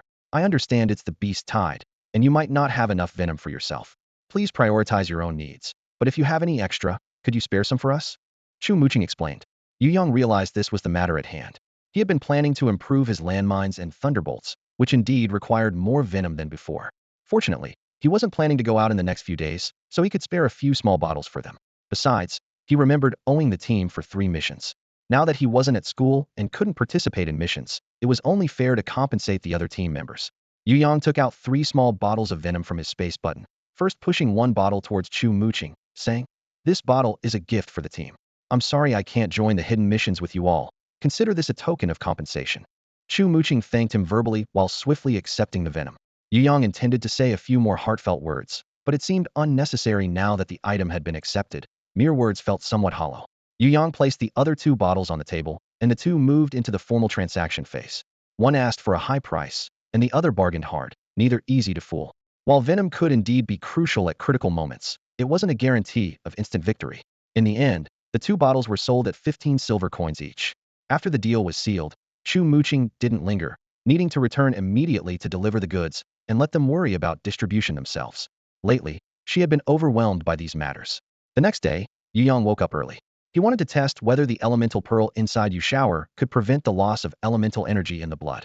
Unfortunately, he was too excited yesterday and forgot to save some of the gibbon's blood as a control group. However, Yu Yang was familiar with the natural rate of elemental energy loss in blood since he had hunted many prey before and could estimate it roughly. By now, since the gibbon's death, retaining 60% of the elemental energy would be considered a good outcome. Yu Yang called Yu shower over. It had gotten smarter and realized that Yu Yang wasn't greedy, so it graciously indulged his little quirks. Still, it might be better to change this habit.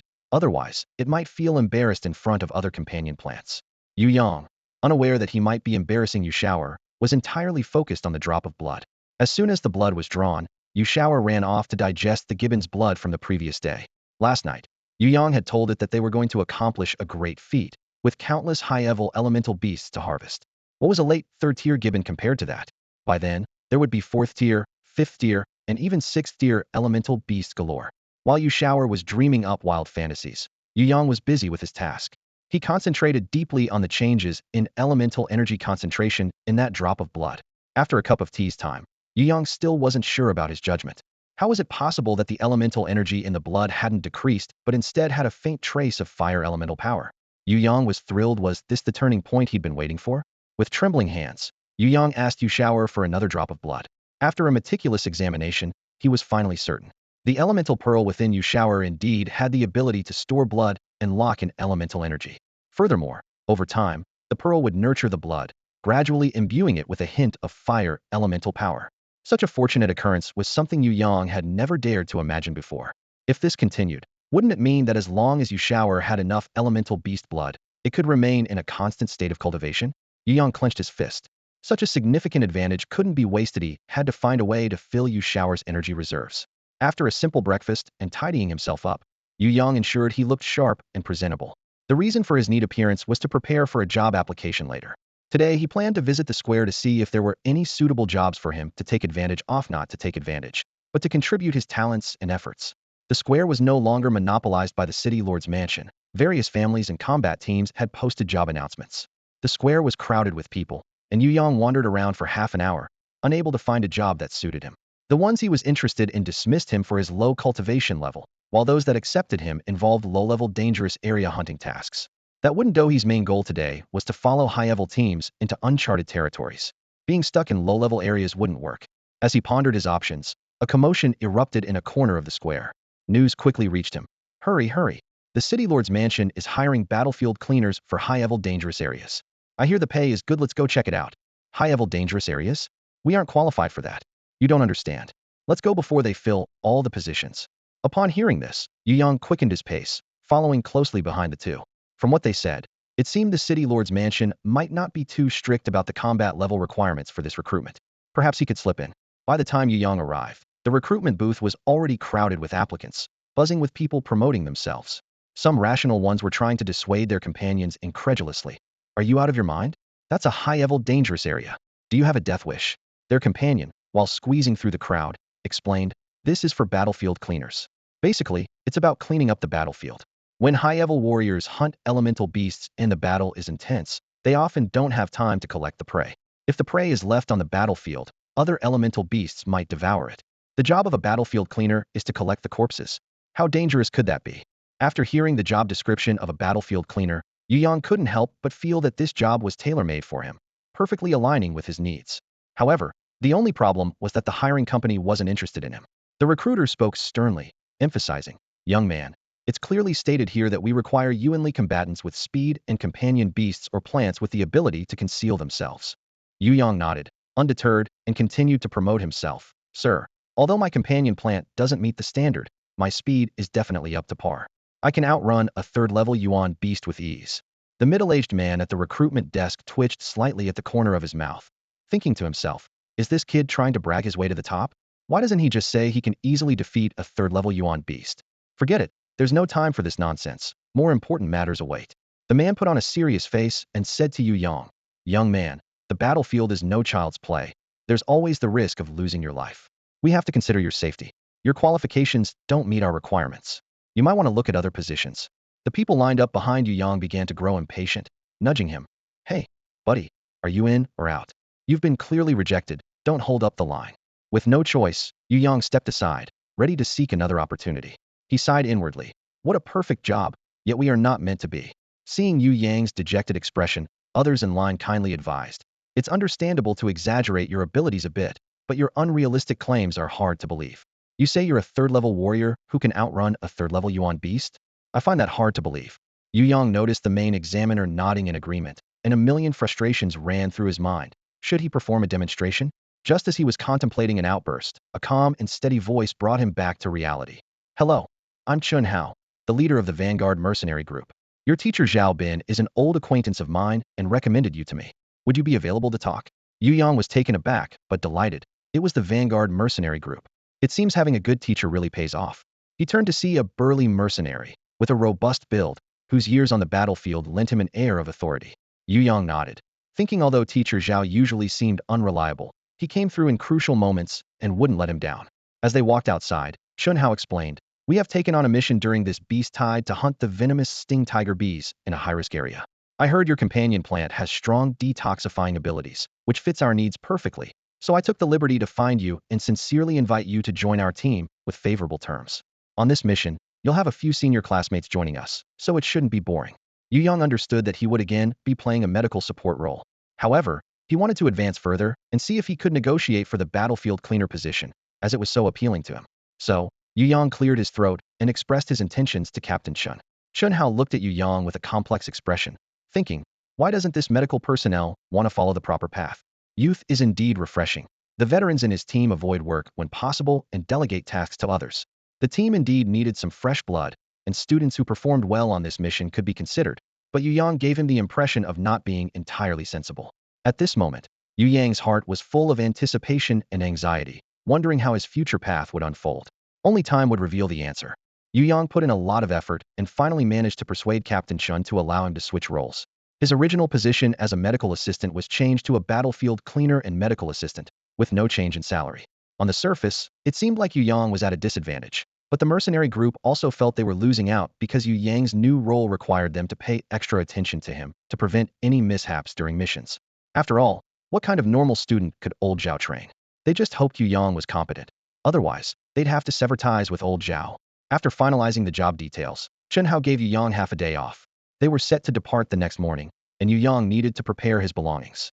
He noted the meeting time and place and left in a hurry. The soft armor he ordered last night would be ready for pickup that afternoon, just in time to wear it the next day. Unexpectedly, he ran into an old acquaintance at the store Zhao Lei. At that moment, Zhao Lei was standing with a charming girl who was very interested in the soft armor made from the mid-4th-tier rock lizard king skin and was pestering the shop assistant to buy it. Before Yu Yang entered, he heard the shop assistant telling the girl, I'm sorry, but I can't sell this to you. It was custom made with materials provided by the customer, and they're coming to pick it up this afternoon. Zhao Lei advised. Fei Fei, let's not make it difficult for the staff. We can look at other options. The charming girl seemed reluctant, clearly wanting to ensure Zhao Lei's safety. When the shop assistant saw Yu Yang enter, he exclaimed with delight. Sir, you're here to pick up your order? Here's your soft armor. Please have a look. Zhao Lei turned and, upon seeing Yu Yang, exclaimed in surprise. Yu Yang, is that you? Yu Yang smiled slightly and nodded in response. Long time no see, Zhao Lei. Are you here to shop? Zhao Lei felt a mix of emotions. The gap between him and his former classmate was now undeniable. Yu Yang's life was improving, with influential friends and being chosen by senior teachers for missions. What was once admiration had turned to indifference, and Zhao Lei thought bitterly, Yu Yang's identity is fake. So what right do I have to compare myself to him? The charming girl sized up Yu Yang, tugged Zhao Lei's arm, and softly asked, Brother Zhao, do you know him? Can he part with it? Yu Yang immediately replied, I'm afraid I can't part with it, little lady. I need it urgently too. Zhao Lei, with a detached expression and growing disdain for Yu Yang's belongings, decided not to pursue the matter further. The girl contemplated for a moment and suddenly exclaimed, Are you the imposter from Brother Zhao's school? Yu Yang thought to himself, quite an accurate assessment. Seeing no denial from Yu Yang, the girl angrily questioned, How can you still have the nerve to stay in Tiku City without fearing awkward encounters with classmates? While inspecting the soft armor, Yu Yang said to Zhao Lei, Control your little girlfriend. I don't hit women, but I could make an exception. The charming girl shrank back in fear, and Zhao Lei frowned. Is Fei Fei wrong? What right do you have to stay here? Yu Yang raised an eyebrow, surprised at his once timid roommate's newfound courage. He then grabbed Zhao Lei by the collar and dragged him outside. Before Zhao Lei could react, he was hit with a heavy punch. Struggling to summon his companion beast, he found his neck gripped by Yu Yang, who coldly remarked, If I were you, I wouldn't summon the companion beast. Zhao Lei wanted to argue, but upon seeing Yu Yang's deathly cold eyes, the fire in his heart was instantly extinguished. After dealing with Zhao Lei, Yu Yang headed straight home with his belongings. To be honest, he felt a bit uneasy. The incident with Zhao Lei was just a small reflection of the turmoil his identity theft had caused at school. While he could ignore other issues, tomorrow's task required collaboration with some senior students, and he wasn't sure if he could trust them to have his back. He decided to wait and see who he would be working with, and if necessary, he would adopt a cautious approach and stick to being a medical support member. This way, he would become the team's protected member, and hopefully, no one would target him. Having just completed a mission a few days ago, all necessary supplies had been replenished and stored in his space button, so he didn't need to purchase anything else. However, he needed to give some specific instructions to Yu Shower to ensure it didn't inadvertently reveal all their resources. With this in mind, Yu Yang detoured to the market and bought 2 live chickens, carrying one in each hand as he headed home. The chickens weren't for his own nourishment, merely a side benefit. They were actually intended as training tools for Yu Shower. Yu Shower faced a pressing issue. Once its mycelium absorbed blood, its color changed from white to a noticeable pink, which was far too conspicuous. Yu Yang devised a method for it, using a dozen or so inner mycelium strands to absorb blood as the primary feeding strands, with auxiliary mycelium surrounding them. This setup would ensure that Yu Shower's feeding process would not visibly alter its appearance. Yu Yang spent half the night training Yu Shower until it finally met the standard. It wasn't that Yu Shower was difficult to operate. Rather, it had become picky and didn't like blood without elemental energy. After much coaxing, Yu Shower finally began working. If Yu Yang hadn't caught on in time, it might have succeeded in slacking off. By the later hours of the night, Yu Shower had finally mastered the art of drinking blood gracefully. Yu Yang's plan for tomorrow was to have Yu Shower assist him in transporting Yuan beast corpses. During the process, Yu Shower could discreetly extend its mycelium to siphon off the blood for itself. Additionally, he needed to remind this ancestor not to cling to high-level Yuan beasts. They needed to share the wealth. Focusing solely on one source would not end well. When Yu Yang woke up in the morning, he still felt incredibly tired. He slapped his face with both hands. He needed to be fully alert, as today's mission involved heading into a high-risk area where any small mistake could be fatal. Once he was ready and dressed, he stepped outside to find Yu Shower standing energetically in the yard, wearing its newly made protective soft armor made from red-tailed snake skin. The mushroom looked quite proud. Yu Yang washed his face with water, trying not to dampen Yu Shower's spirits. After all, it was just a dull gray mushroom wrapped in a piece of dark green cloth, hardly an impressive sight. As Yu Yang was about to leave, he initially wanted to retract Yu Shower back into his body. However, the little creature was adamant about not doing so, fearing that its soft armor might fall off. Left with no choice, Yu Yang took it along, attracting attention on the street, which was somewhat embarrassing. The crowd of onlookers caused them to arrive at the meeting point later than expected, but fortunately, it was still before the specified time. When Yu Yang arrived, several upperclassmen from the same school were already waiting, much to his delight. as they were all familiar faces. There were Chu Muqing and Ji Yeong, a couple, Wang Luan, the owner of the spectral ghost cat companion beast known for its stealth, clearly the official battlefield cleaner for this mission, and Su Yuan's cousin, Su Ran, with whom he had worked before and was well acquainted. Yu Yang felt relieved, knowing that none of them had a penchant for meddling, so internal conflicts were unlikely. Ji Yeong couldn't help but feel a bit exasperated upon seeing Yu Shower's attire. She opened her mouth as if to speak, then closed it, eventually managing to say, "Shower, when we get back, I'll give you a nice outfit." Yu Shower immediately perked up, eagerly nudging Ji Yeong aside to get closer, showing great enthusiasm. Seeing Chu Muqing's displeased expression, Yu Yang worried that Yu Shower might get scolded, so he reassured, "It's fine. Yu Shower has spores, it's not a male." Chu Muqing's expression remained stern, clearly a bit jealous. Thinking quickly, Yu Yang said to Yu Shower, Chu Muqing said he'll buy you a nice outfit too when we return." As expected, Yu Shower was instantly drawn to the idea, seemingly indifferent to who made the promise. Chu Muqing, gritting his teeth, retorted, "Why don't you say you'll buy it yourself?" Yu Yang shrugged helplessly. "Even if I did, it wouldn't believe me." Fortunately, it was soon time to set off, and Chu Muqing was finally relieved. By now, Yu Shower had grown up and was particularly disciplined when it came to serious matters, no longer wandering around the team begging for jerky. It stood obediently behind Yu Yang, following the team as they headed out of the city. At this moment, it resembled a little mushroom, exuding the aura of an army. Yu Yang was accompanying such a large team on a mission for the first time.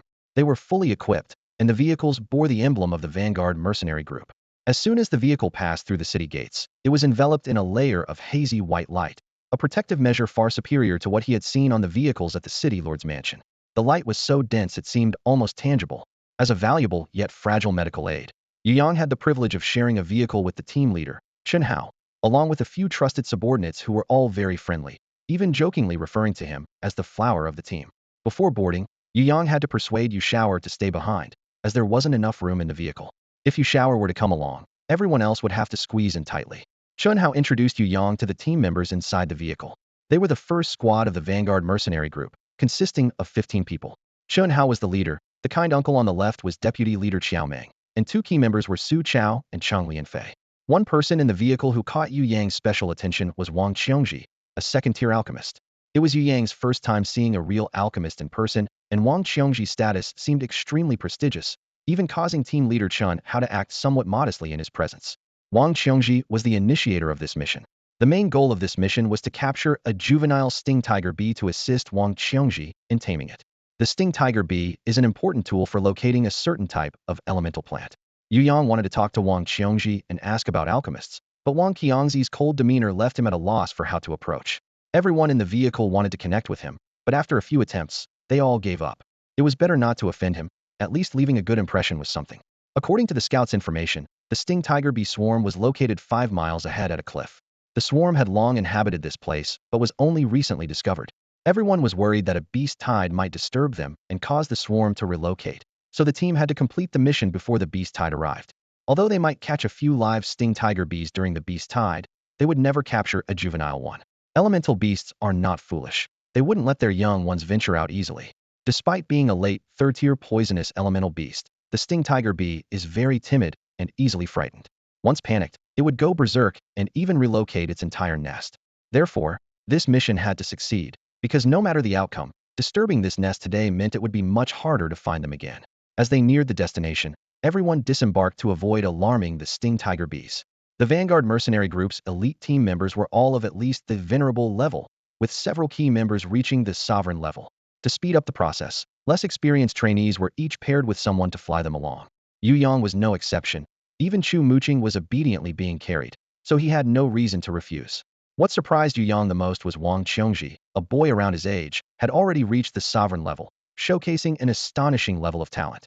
The group moved forward silently, their footsteps barely audible even when stepping on branches. Yu Yang felt a sense of lightness until he stood firmly on the ground, marveling at the high caliber of this team. He also yearned to become a silent, stealthy hero like this, but when he thought of his usual clumsy attempts at martial arts, he couldn't help but sigh at the gap in skill. A professional's skill is evident at first glance. He should continue to train diligently. The group arrived at the edge of a cliff, surrounded by barren land with no signs of animal life. After completing his reconnaissance, the scout approached Chen Hao to report, "Captain, the nest of the sting tiger bees is located midway along this cliff, beneath a protruding rock." The cave extends 50 meters inward, with a complex terrain and likely multiple exits. Shunhao nodded and asked for detailed information on the number of sting tiger bees and their beast level. After verifying all the information, Captain Shun organized his team to methodically carry out the mission. Yu Yang was curious about their strategy. After all, these were not ordinary bees. The sting tiger bee's hive was hidden in the cliff, making the usual methods ineffective. Smoking them out would be challenging as the hive was located in the middle of the cliff, making it hard for the smoke to reach the target accurately. If they set a fire at the entrance, the queen and young bees would have already relocated. Soon, Yu Yang understood the team's strategy using humans as bait, a timeless approach. This time, he wasn't participating. His role was as a valuable medical support, while his senior colleagues were reluctantly roped in. Those who usually carried themselves with flair had no room for objection in Captain Chen's eyes. You guys, with lower ranks, are perfect for bait low attack power with the added boost of our secret weapon. When the sting tiger bees see you, they'll definitely chase after you. Captain Chen's words nearly broke Chu Muqing's composed demeanor. Who would want sting tiger bees chasing them? Although they had reached the level of a sovereign, they lacked practical experience and were usually top talents. But since Captain Shun had spoken, they had to suppress their dissatisfaction, despite their eagerness to prove themselves in battle, only to find their first task as bait. Captain Shun instructed his men to draw 3 10-square-meter circles on the ground with a white powder. He then took out a small jade-colored porcelain bottle from his space buckle and explained to the group, "This is the secret weapon to attract the sting tiger bee's fragrant powder. Each of you will sprinkle some on yourself shortly. Its scent is highly attractive to the sting tiger bees, making it very effective as bait." With that, Chunhao opened the bottle, and a peculiar smell filled the air. Yu Yang couldn't help but admire. This really is some advanced tech, and Chun and his team aren't holding back. Fortunately, Captain Chun had some conscience and reminded them of the sting tiger bees attack method. The primary attack of the sting tiger bees is their stinger. As you know, their venom is quite potent.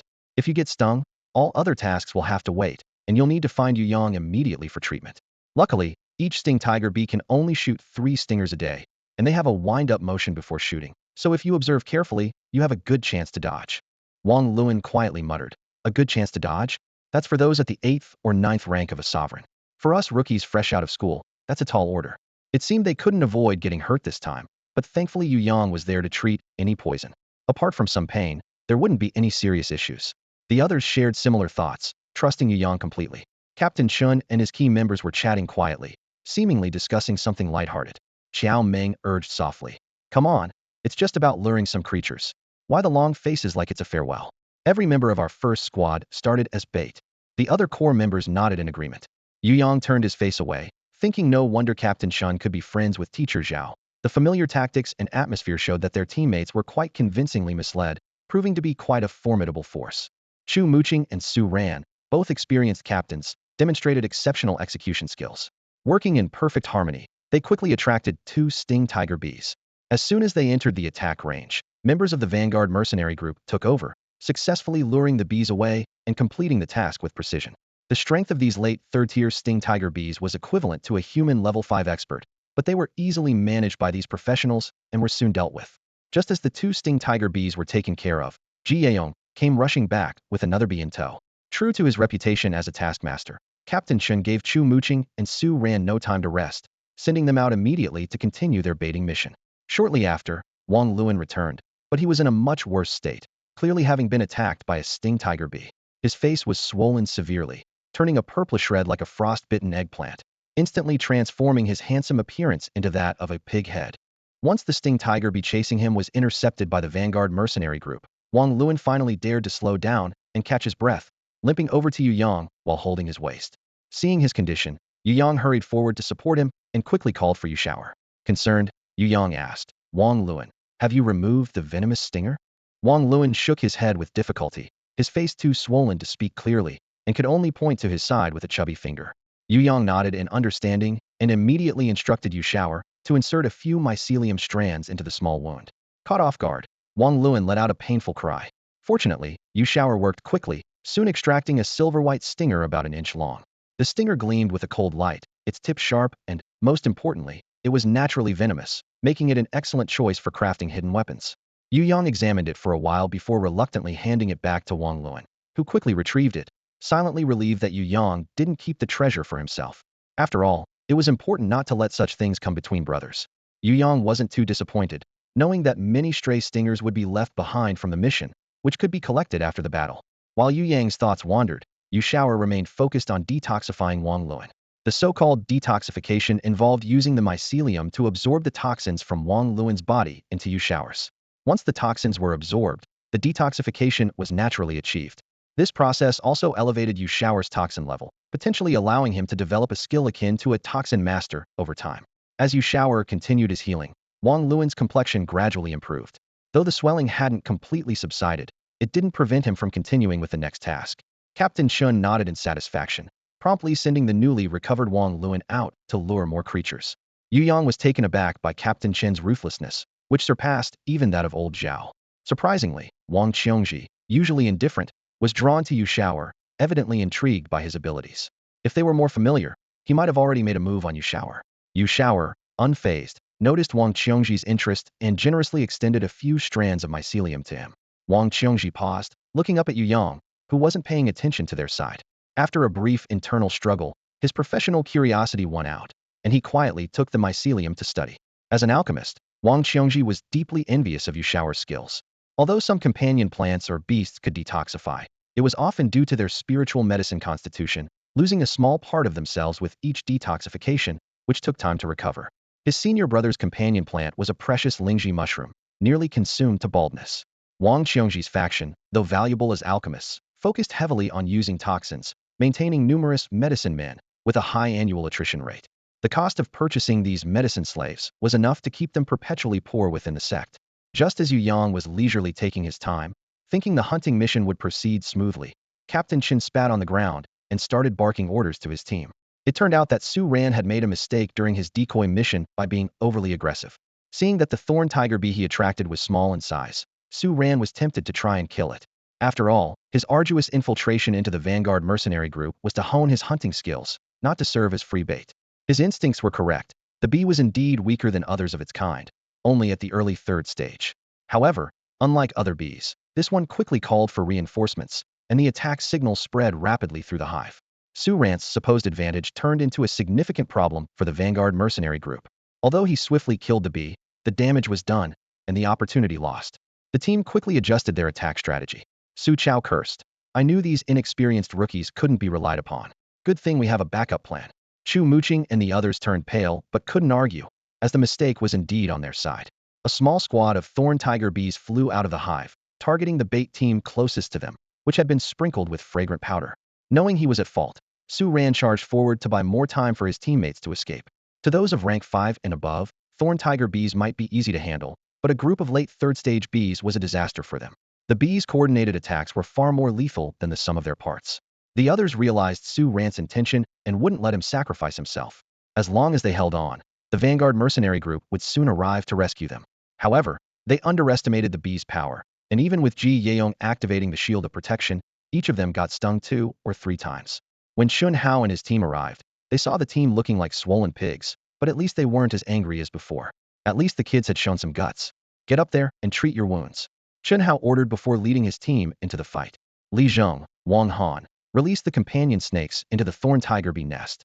Bite and retreat, don't linger. Su Chao and Cheng Lianfei intercepted the bees emerging from the cave. Xiao Ming and Wang Dongjin had their companion beasts monitor the situation from above, ready to report any sign of the queen bee immediately. Each person took their role, and the battle shifted into a full-on assault. Seeing the vanguard mercenary group in action, Chu Muqing had nothing left to do but dejectedly seek out Yu Yang for healing.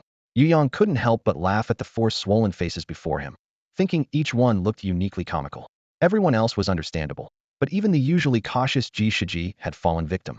It's a pity there were no phones in this world. Otherwise, capturing these blackmail-worthy photos could be valuable in the future.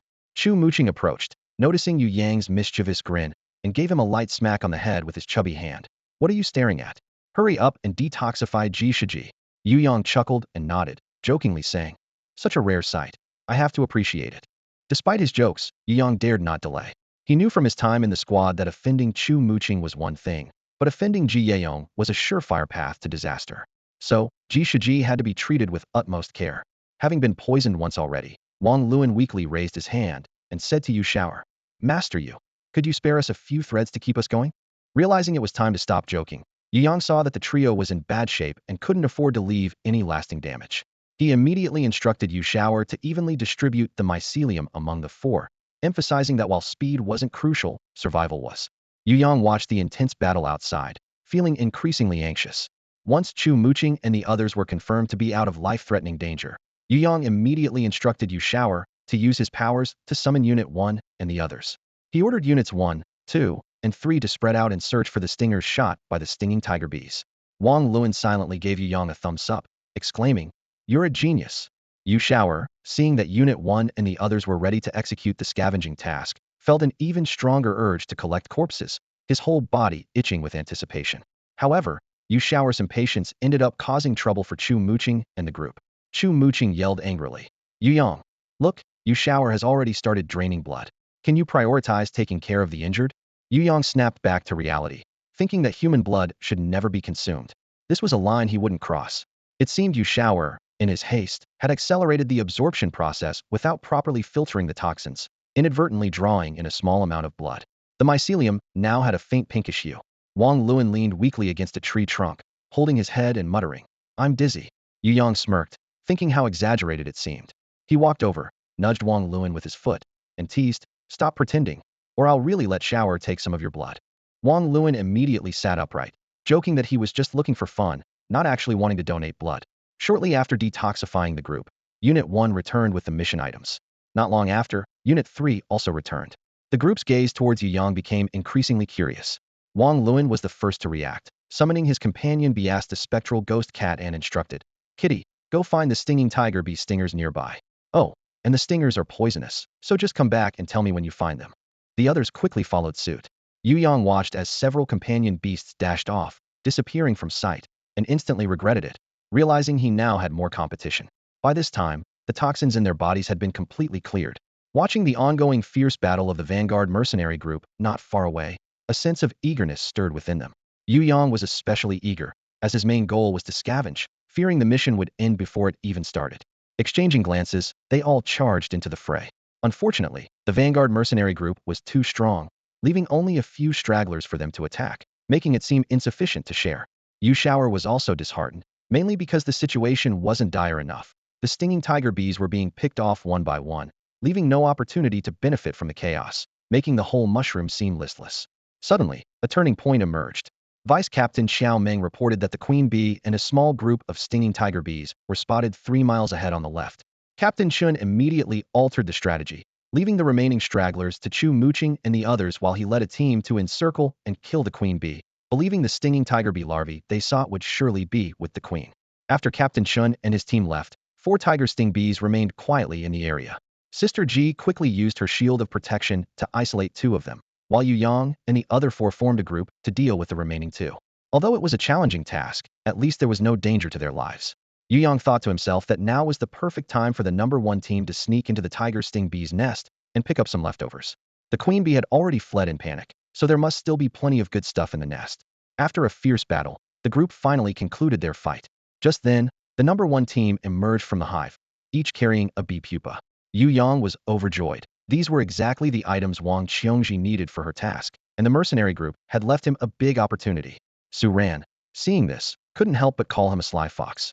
The hive's passage was so narrow that only Wang Luan's ghost cat could barely fit through, leaving the others helpless. However, that was fine. Even though they couldn't participate, they could still enjoy the benefits. Su Ran was puzzled as to why Yu Yang didn't go for the honey, and instead brought back these seemingly useless pupae. Yu Yang was surprised at their lack of understanding. How could they not know that bee pupae could hatch in a valuable tiger sting bee larvae? Something seemed off. Was there more to the story? Ji Yeong noticed Yu Yang's confusion and explained, "Tiger sting bee eggs are unique. Once deprived of the care of the hive, they quickly perish, so the pupae can't hatch. Only the young bees are valuable." Yu Yang suddenly understood, but had no intention of discarding the pupae. After all, the freshly dead pupae must still contain energy and would be delicious when fried. He decided to invite everyone over to his place for a meal, believing that the fried pupae would be a perfect dish. However, as soon as he said this, everyone was stunned and looked at Yu Yang in disbelief.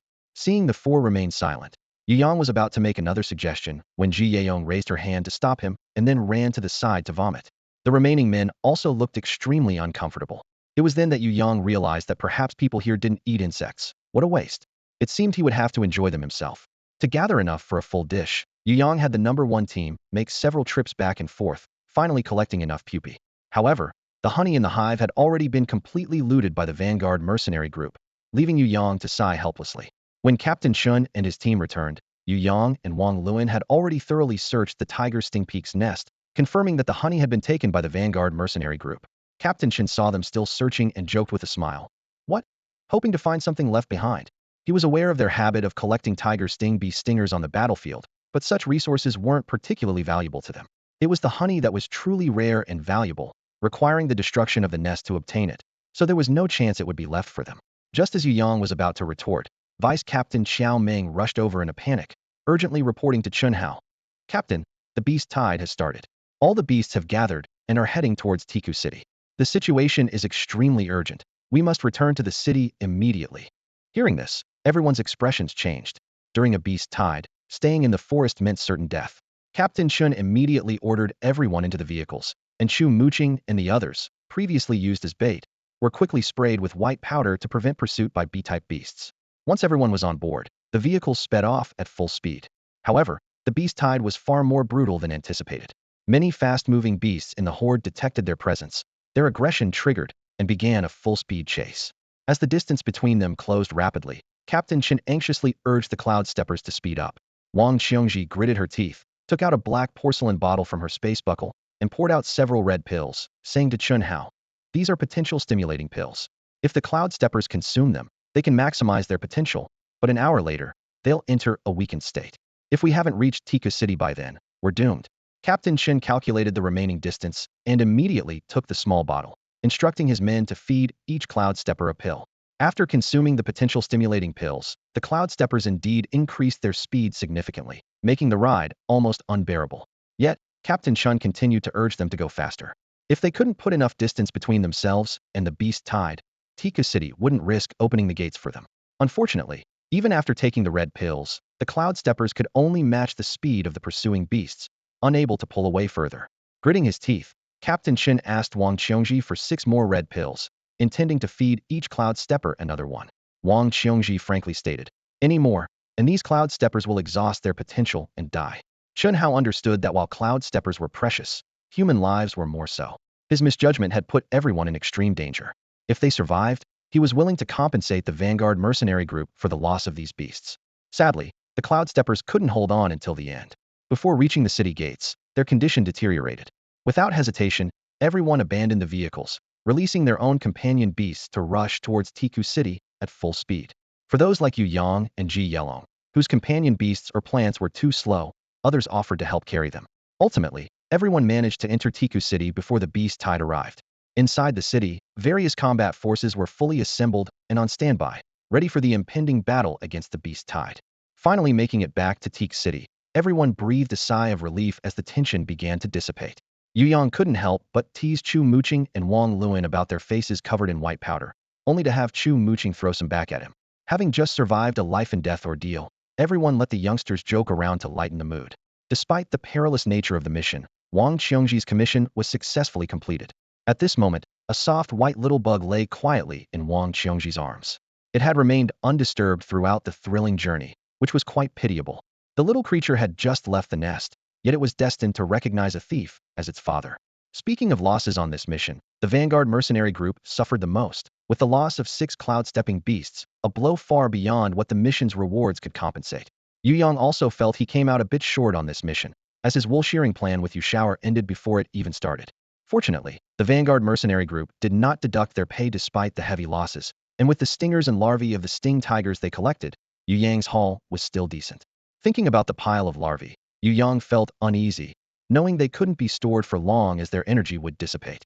He decided to leave early, planning to go home and prepare a good meal to calm his nerves.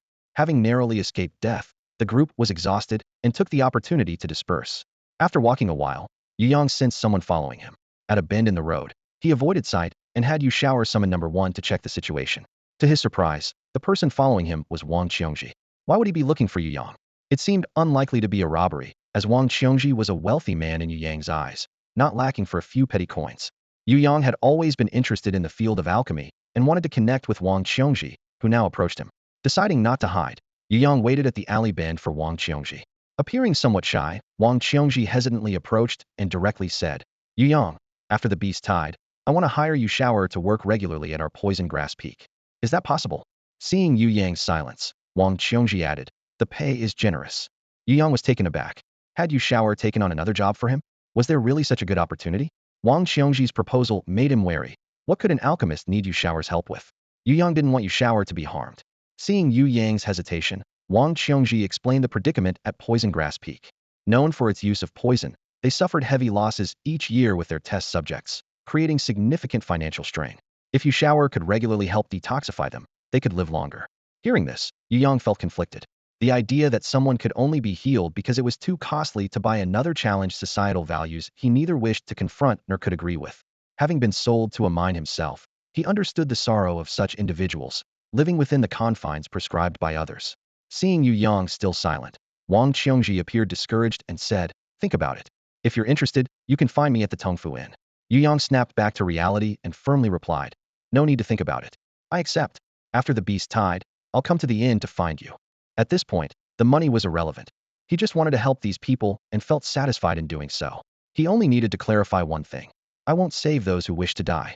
Though Wang Qiongji didn't fully understand, he nodded. To him, it seemed strange that anyone would choose death when life was possible. With their agreement confirmed, they each went their separate ways. Although Yu Yang had lost his appetite for fried larvae, life had to go on. That evening, he somberly finished the entire plate of larvae. In the evening, Yu Yang took out the bee pupae from his spatial ring one by one. Holding a pair of scissors, he carefully cut open each cocoon, and as expected, none of them were alive. He boiled some water, blanched the bee pupae, drained them, and prepared to fry them. Although the aroma of the freshly fried bee pupae was already mouth-watering, Yu Yang knew that such ingredients were rare and must be cherished. He decided to make one spicy stir-fried dish and another 5-spice flavored. Considering he had to fight the next day, Yu Yang refrained from drinking alcohol, feeling slightly regretful, as if something was missing, especially the cilantro. However, life is rarely perfect, and the delicious meal before him was enough to satisfy him. After dinner, Yu Yang took some time to modify his landmines using the stingers of the hornet bees. Since it was inconvenient to go out, he risked testing the power of the new landmines in his courtyard. Luckily, the right side was a deadened alley with no one around, although he still got scolded by his neighbors. Unexpectedly, the addition of the stingers increased the explosive effect of the landmines by 20, with the hornet bee stingers embedding themselves entirely into the wall. This inspired Yu Yang to order some iron nails, believing the effect would be significant. He noted this down in his notebook, planning to visit the refining hall the next day to custom make a batch of refined iron nails. He didn't mind if they were expensive. The most important thing was that they were sturdy, as this concerned his safety. With the beast tide approaching, Yu Yang had no experience in dealing with it. The attack rhythm in Tiku City was entirely controlled by the city lord's mansion. He didn't know when a low-level lone adventurer like him would get the chance to fight. He planned to gather some information at the square the next day. After finishing his tasks, Yu Yang went to bed early to replenish his energy, anticipating that tomorrow might be a tough battle. The next morning, Yu Yang woke up early, had breakfast, and headed to the square. To his surprise, when he arrived, it was already bustling with adventurers, even more crowded than when he first came for a job. People were recruiting teammates, and small vendors were selling their goods by the roadside, creating a lively scene. Most adventurers focused on job offers from noble families and the city lord's mansion, as they paid less but offered more security. In contrast, private teams were risky, with frequent instances of betrayal, leaving weaker adventurers to remain as lone wolves. After gathering information, Yu Yang learned that adventurers without teams like him could only join the hunt during large-scale battles between humans and elemental beasts. Until then, they had to stay in the city. While wandering around the square, Yu Yang noticed a recruitment posting with a downtorth named the Suicide Squad officially released. Despite the intimidating name, it attracted many people to line up and register. After inquiring, Yu Yang found out that this was a customary practice during beast tides, similar to battlefield cleaners, and the requirements weren't too high. Before the beast tide strikes, warriors typically prioritize using long-range weapons to conserve human strength. During the intervals between attacks, if the assault from the beasts at the rear isn't too fierce, it provides a valuable opportunity to collect the beast carcasses. Once hired, each person receives a stamp. For every carcass found, a mark is made on it. The bodies are placed in wooden frames lowered from the city walls, and the warriors on the walls pull the prey up, with a designated person recording the details. Rewards are calculated based on the number and level of the prey. At the end of the task, rewards can be claimed using the stamp. Yu Yang nodded, realizing how crucial the stamp was for this task. If someone else took it, all efforts would be in vain. The person explaining this to him smiled and shook his head, indicating that this reasoning was obvious. Without guaranteed benefits, who would risk their lives? However, The work of the Daredevil team isn't easy. It requires constant vigilance, being alert to all surroundings. They must watch the beast's movements and keep an eye on human activities. Once both sides engage in battle, staying outside would be a death wish. One must stay focused. When everyone else runs back, they wouldn't fail to notice. As Yu Yang listened to the explanation, he couldn't help but imagine a group of crabs scrambling for food, only to retreat back into their holes when waves crashed in. Although this imagery distracted him a bit, it didn't hinder his understanding of the job. Essentially, isn't this just a low-budget version of a battlefield cleaner? While battlefield cleaners follow teams into high-level areas to collect high-tier beasts, the Daredevil team picks up low-level beasts right at their doorstep. Before the full-scale battle begins, they have nothing much to do, so why not earn some extra money? As for the danger, everyone is already prepared to hunt beasts during the tide, so what's a little risk? Yu Yang thought the same and decided to join in. After a long wait in line, he finally received his number 99. Yu Yang, with no immediate battle to engage in, found a quiet corner to sit and listen to the chatter around him. Nearby, a group began discussing the current beast tide situation, a topic of great interest to him. The latest news indicated that the Yuan beasts had surrounded Teak City, yet had not launched an attack, suggesting more beast groups were on their way. This year's beast tide seemed larger than usual. His companions were surprised, as the size of the beast tide was typically consistent each year. The sudden increase implied the leader of the tide had grown stronger, capable of rallying more Yuan beasts. One of them expressed concern. Doesn't this mean Teak City is in danger this year? The threat of the beast tide is significant even without breaching the city. If it does break through, it would be a massacre. However, another companion dismissed the worry, reassuring, it's not that serious. The city's lord is a formidable figure at the 5th rank of the sovereign emperor level. As long as the incoming Yuan beasts don't reach the 8th rank, Teak City will stand firm. Yu Yang was astonished, wondering how such a small place could attract such a powerful individual. But what good is the lord's strength? Another companion argued. He'll only face off against the tide leader, possibly without even fighting. It's us on the ground doing the real battling. Seeing the conversation heat up, another group member stepped in to mediate. Come on, we're just support. The elite forces are the ones truly defending against the tide. Why worry so much? As the discussion waned, Yu Yang remembered he needed to order a batch of refined iron nails from the armory hall. He confirmed the assembly signal with the recruitment officer before leaving the plaza. Just after placing his order, a red signal flare shot up from the city, startling Yu Yang with the realization that the beast tide had officially begun. He was already suited in soft armor, while Yu Shower needed to gear up on the spot. Without delay, Yu Yang summoned Yu Shower, dressed it in a small green coat, and dashed out of the shop. Many others were also rushing towards the plaza, indicating fierce competition among comrades. Fortunately, Yu Yang arrived early enough to be assigned to a section of the city wall, already crowded with over 20 daredevils, each with their companion beasts or plants, leaving little room to stand. From the wall, they could see the Yuan beasts approaching like a black tide, with the front lines already attacking Teak City. Facing their section were early second-rank tunneling rats, causing concern among the group. These beasts were troublesome due to their burrowing nature, making arrows less effective. Thankfully, the wall had added defenses, preventing the rats from infiltrating the city, though the daredevils faced greater danger than elsewhere. In contrast, other sections faced only first-rank brute pigs, easily dispatched by archers, leaving the daredevils to collect remains. Here, they had to fight and collect, slowing their earnings. Yu Yang remained optimistic, seeing the situation as an opportunity to hone their reflexes against the tunneling rats. A bite from them wasn't fatal, unlike other Yuan beasts. Eventually, they would all have to fight. Yu Yang instructed Yu Shower to summon its companions to monitor the battlefield, both to locate higher-ranked corpses and to guard against tunneling rat ambushes. As the swarm of tunneling rodents drew closer, they finally came within arrow range. At the captain's command, a barrage of arrows rained down like a storm, causing heavy casualties among the unsuspecting rodents. However, they quickly adapted their strategy and began to move underground. The captain, with a grim expression, could only estimate their distance. Fortunately, the rodents typically didn't burrow too deep, allowing the archers to conduct a few rounds of blind firing. Shoot at 80 meters ahead. Shoot at 60 meters ahead. This was a real test of the commander's skills. Unfortunately, they couldn't immediately assess the results of each volley.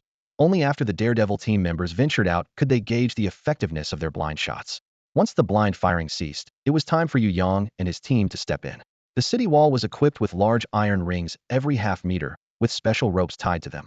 To prevent them from being easily bitten through by the beasts, the ropes were reinforced with wire, making them heavier but more secure. The group lined up and used the ropes to slide down to the base of the wall. As soon as they landed, some stray tunneling rodents emerged from the ground to launch a sneak attack. Known for their agility and cunning, these rodents were rarely targeted during hunts due to their low value. Many fell for their tricks at first.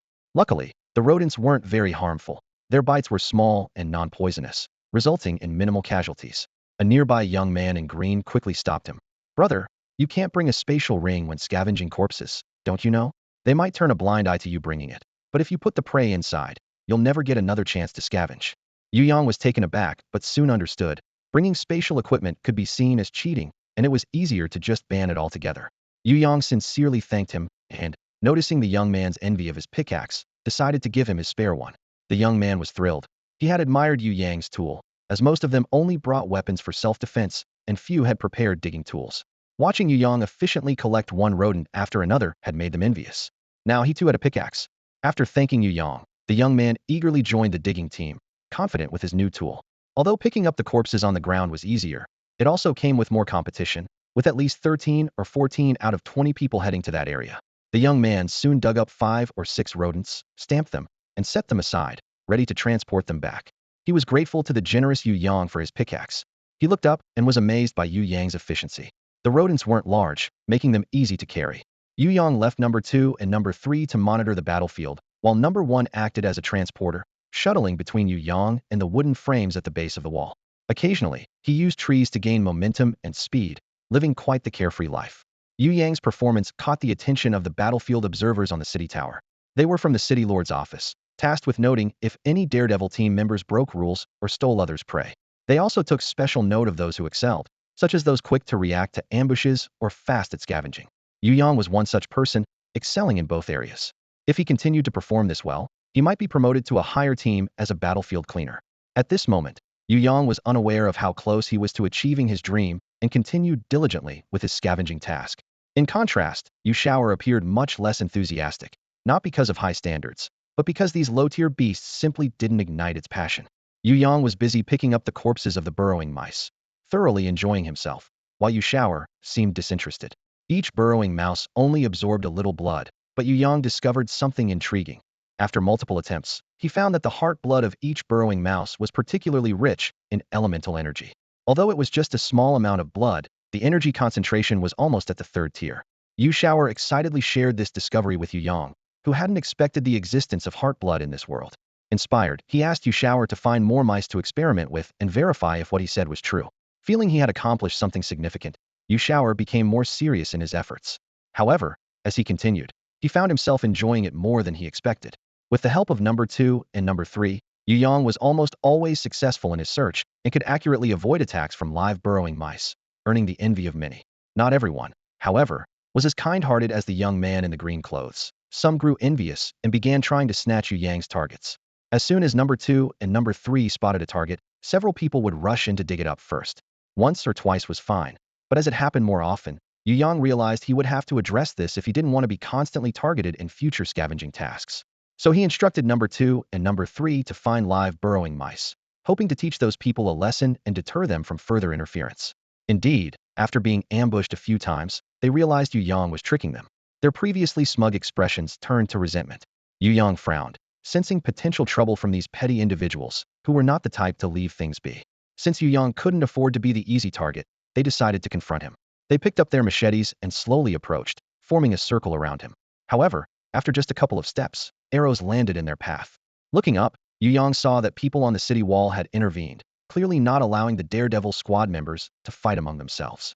Yu Yang sighed, a bit disappointed. If he dared to make the first move, next time those arrows might not be aimed at others. He reluctantly abandoned his plan. Suddenly, a piercing whistle from the city wall signaled the start of the second wave of the beast tide. Those collecting burrowing mouse corpses immediately dropped everything and rushed toward the wall. Realizing the urgency, Yu Yang joined the retreat. After a few steps, he noticed Yu Shower was missing. Stopping to look around, he finally spotted Yu Shower struggling to run from the southwest.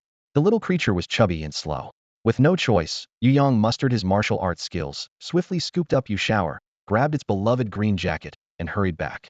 At this point, Yu Shower had fallen behind, and Yu Yang was slightly lagging behind the others.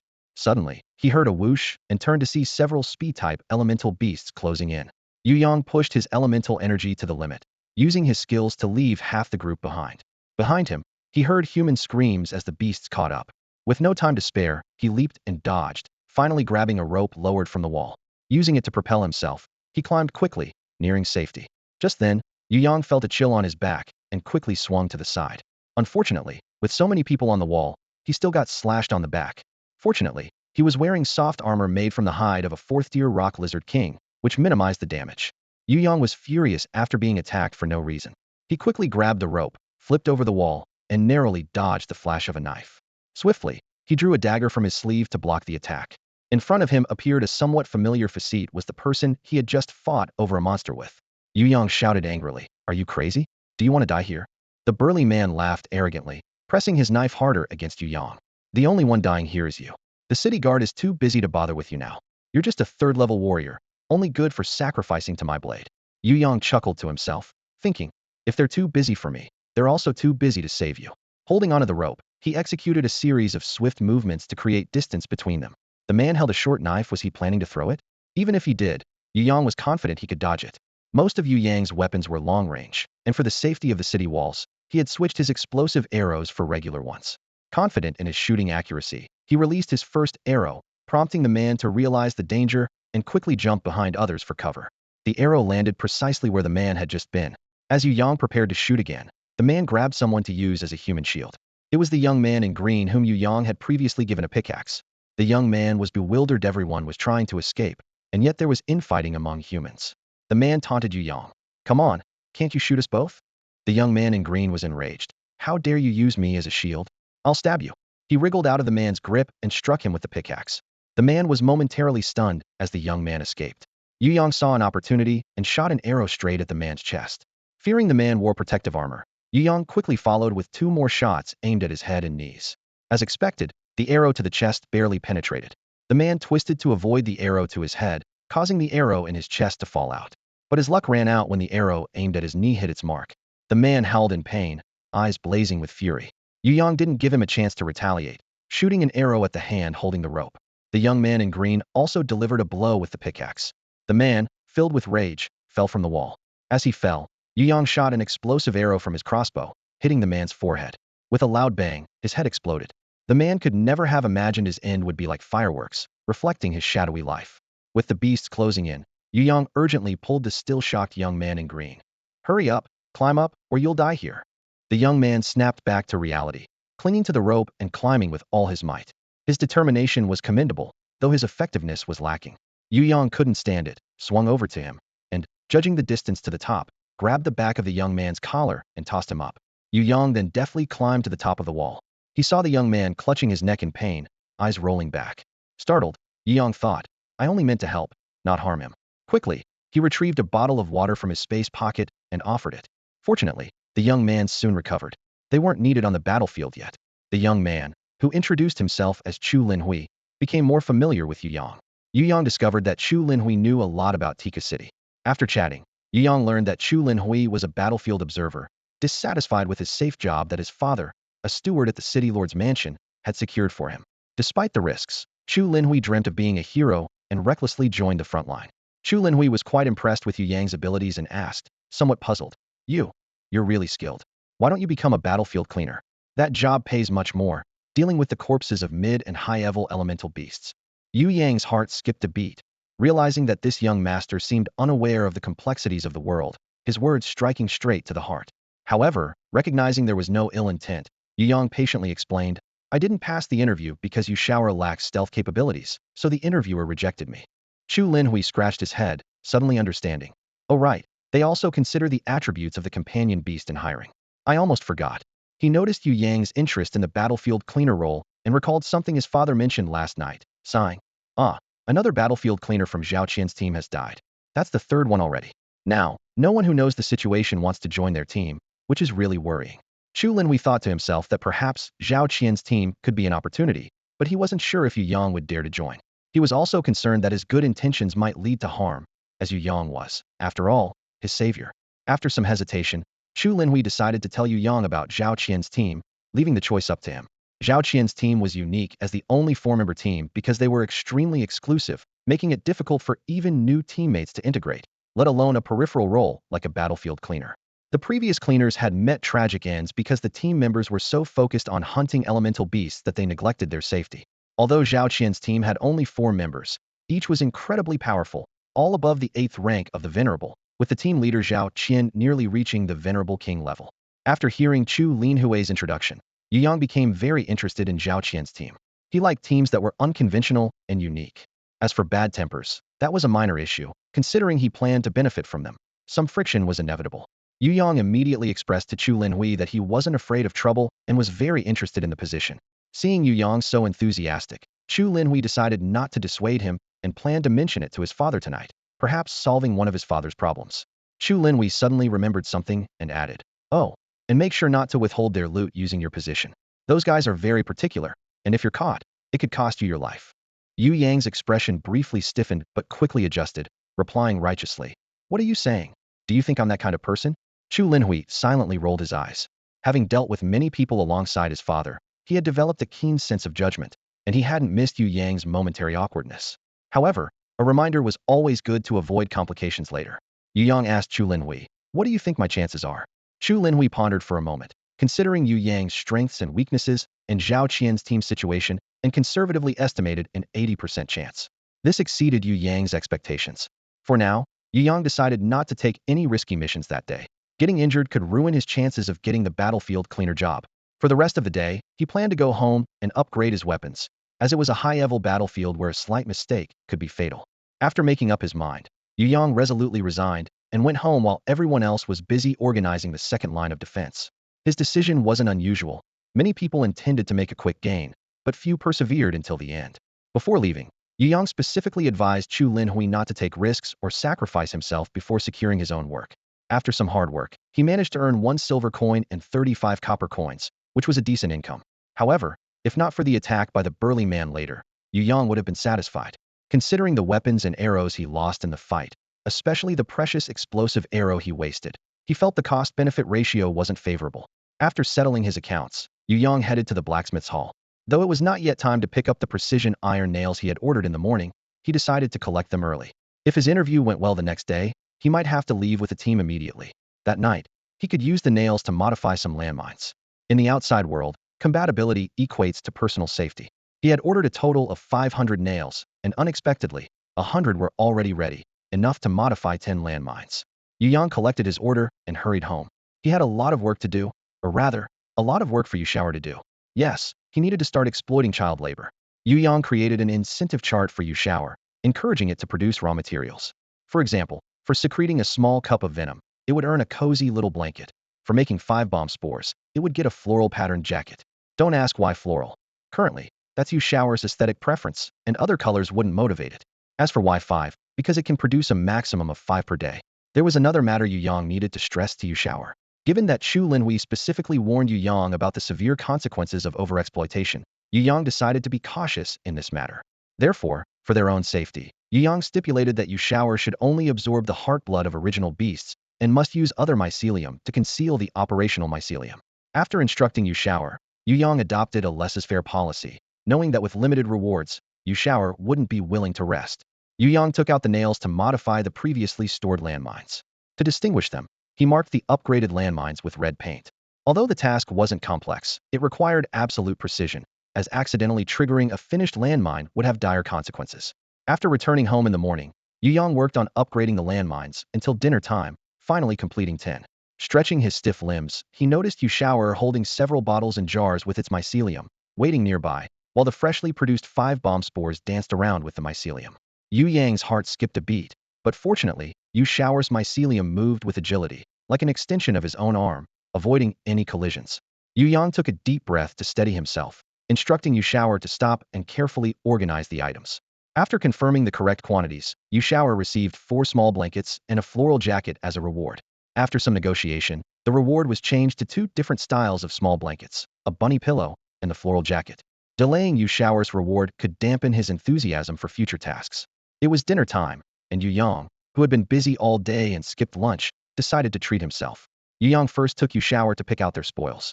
As usual, Yu Shower had an excellent eye for quality, choosing items that were both good and affordable. The seamstress at the shop watched Yu Shower with mixed feelings, unsure if he was easy to please or difficult. The floral jacket Yu Shower picked out had used nearly all the scraps in the store. The 2 small blankets were found only after searching through the entire stock to meet Yu Shower's satisfaction. Although Yu Shower wasn't particularly skilled in choosing patterns, he was extremely discerning about fabric quality. The material had to be soft, wrinkle-resistant, and elastic, with strict standards for stitching. Luckily, the shop didn't have a bunny pillow, or Yu shower might have been even more demanding. After seeing Yu shower off, the seamstress felt her shop was much brighter. The bunny pillow turned out to be less troublesome than expected because Yu shower had already set his sights on one. Yu Yang followed along, paid, and easily brought it home. With their tasks completed, they headed home immediately. Once Yu shower's matters were settled, Yu Yang still had work to do on his own. He needed to poison various weapons and encase bomb spores to create explosive devices that were easy to store. Thankfully, the workload wasn't too heavy and didn't interfere with Yu Yang's rest that night. Yu Yang and Chu Linhui had arranged to meet at 8 a.m. To learn the results as soon as possible, Yu Yang arrived at the square early. As the time approached, Chu Linhui arrived with an older man. Chu Linhui introduced them to each other, explaining that Yu Yang was his lifesaver, even though Yu Yang didn't quite see it that way. The older man was Chu Linhui's father. The man shook Yu Yang's hand warmly, praising him as a fine young man, as if they were old friends. Yu Yang thought to himself whether he should tell the man that their familiarity stemmed from a past interview, where the man had been the unyielding interviewer. Perhaps the man had encountered too many shameless people, so his impression of Yu Yang remained as a sense of familiarity. The previous night, Chu Linhui had told his father all about Yu Yang's strengths. While Chu Linhui wasn't particularly outstanding himself, he did have a knack for recognizing talent. However, to be responsible, the older man decided to conduct an interview himself. Yu Yang finally got the chance to showcase his abilities. During the last interview, he hadn't dared to say a word, fearing he might hit a nerve. This time, after the interview, the older man was impressed with Yu Yang's scouting abilities and speed. Yu Yang didn't mention that his companion plant, Yu shower, could detoxify, fearing it might trigger some unpleasant memory for the older man. For now, at least, the man was extremely satisfied with him. As Chu Linhui's so-called lifesaver, Chu Linhui's father wasn't just there for the interview. He knew the lifesaver title was somewhat exaggerated, but after questioning battlefield observers in the same area as Chu Linhui, he found that Yu Yang had indeed been helpful. So, he decided to show his appreciation. Having ties with Zhao Qian's father, he intended to use his influence to ensure Yu Yang's safety during missions. Chu Linhui's father personally took Yu Yang to meet Zhao Qian's team. Initially, the team members regarded Yu Yang with indifference, but after Chu Linhui's father had a private conversation with Zhao Qian's gaze turned to one of suppressed disdain. Yu Yang felt uneasy, suspecting Chu Linhui's father had put him in a difficult position. After Chu Linhui's father left, Yu Yang awkwardly faced the team. Zhao Qian looked at him coldly for a moment before impatiently instructing a short, chubby team member. Qin Hui, make sure he doesn't die out there. Although Qin Hui didn't understand why their leader had taken a special interest in Yu Yang, he would follow orders without question. Yu Yang didn't feel complacent about receiving special treatment. He was acutely aware of the team's hostility. The members didn't even bother to introduce themselves, confirming Chu Linhui's warning that Yu Yang would have to rely on himself. The beast tide assaulting the city had entered its second day, with fewer low-level beasts left. After the archers' barrage, it was up to them to handle the mid to high-level beasts. Zhao Qian led the team to their designated area. After the archers finished their round, it was their turn. The 4 team members summoned their companion beasts and plants. Yu Yang also called out Yu shower and dressed it in protective armor. The others glanced at it briefly before looking away, thinking to themselves, this is the first time they've seen a companion plant dressed in armor. How weak must it be? Is he really fit to be a source force combatant? While they silently observed Yu Yang, he was also discreetly assessing them.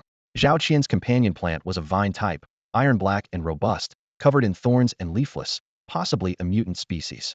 Among the team, the only other name Yu Yang knew was Qin Hui, whose companion beast was a palm-sized squirrel, entirely blue. There was also a girl and a boy dressed in black. The girl's companion beast was a giant horned bull, known for its powerful charges, which Yu Yang had never seen before. The boy in black had a companion beast that was a golden-winged oriole, with moderate attack strength but exceptional speed.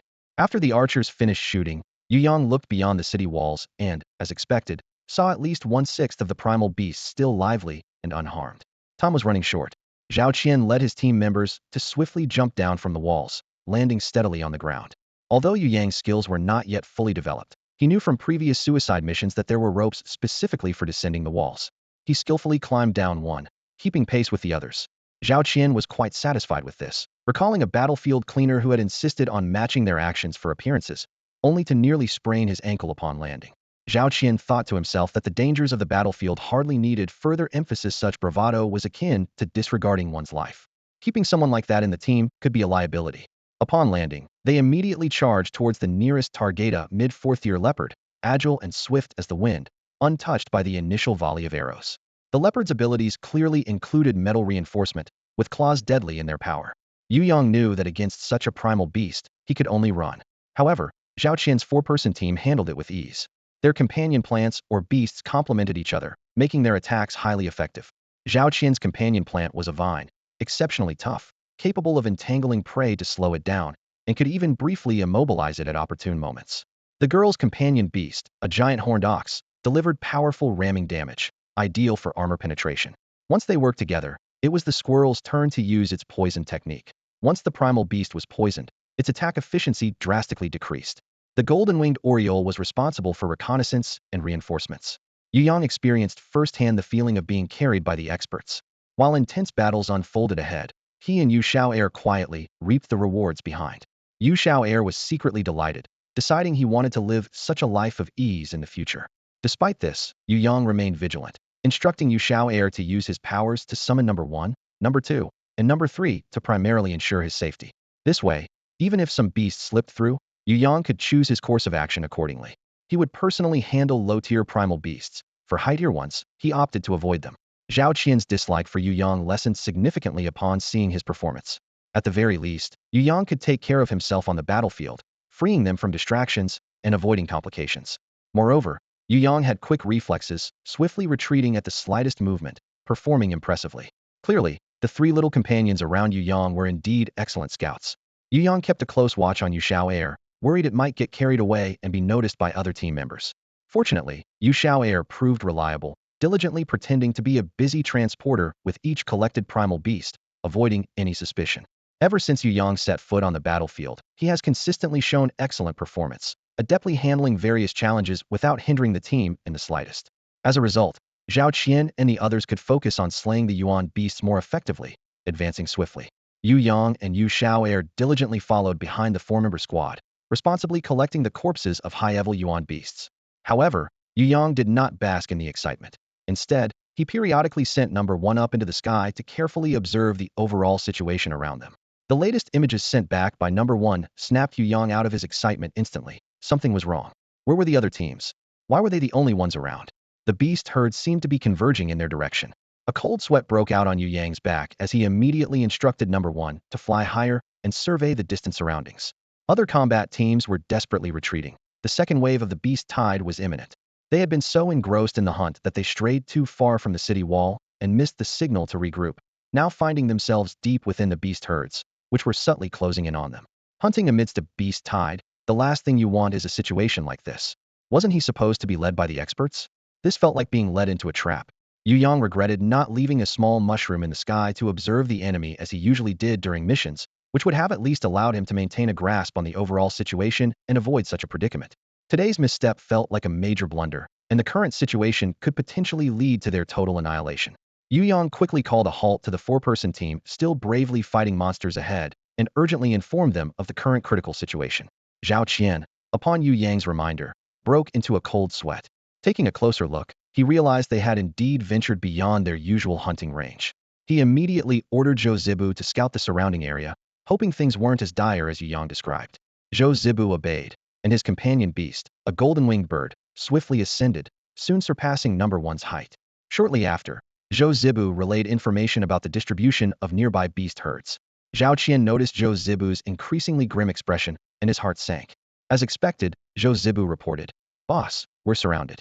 Leading them are 3 Yuan beasts above the 5th tier. Once the beast tide starts, we'll inevitably clash with them. What should we do? Boss, we can't match their strength. Fighting Hedon would be a death sentence." The others were equally shocked upon hearing this, understanding the gravity of the situation. 5th tier Yuan beasts only, the captain had the strength of a Quasiking, possibly allowing for an escape. But what about the rest? It seemed unlikely they would get out unscathed this time. Zhao Qian's face turned ashen. The team had made a grave mistake, and he blamed himself. But now was not the time for blame. The priority was to preserve as many team members' lives as possible. At this moment, he didn't dare hope for a complete return of the team. The one he most wished to abandon was Yu Yang.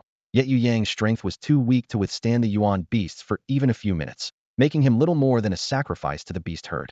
Zhao Qian tried to calm himself as he asked Zhou Zibu for detailed information about the location and combat level of each primal beast leader. On their way back to Tiku City, there was a mid-level tier 5 Tianmu frog 4 miles ahead, a low-level tier 5 wind wolf 3 miles to the left, and a low-level tier 5 white-tailed eagle 4 miles to the right. Each primal beast had about 10 to 15 subordinates ranging from Tier 3 to Tier 4. After hearing Zhou Zibu's report, Zhao Qian felt increasingly burdened. Although the three primal beasts were spread out, their Tier 5 strength meant they could converge almost instantly. If any one of them blocked their path, they could end up facing all three Tier 5 beasts at once. The only girl in the team mustered her courage, raised her trembling hand, and tears streamed down her face.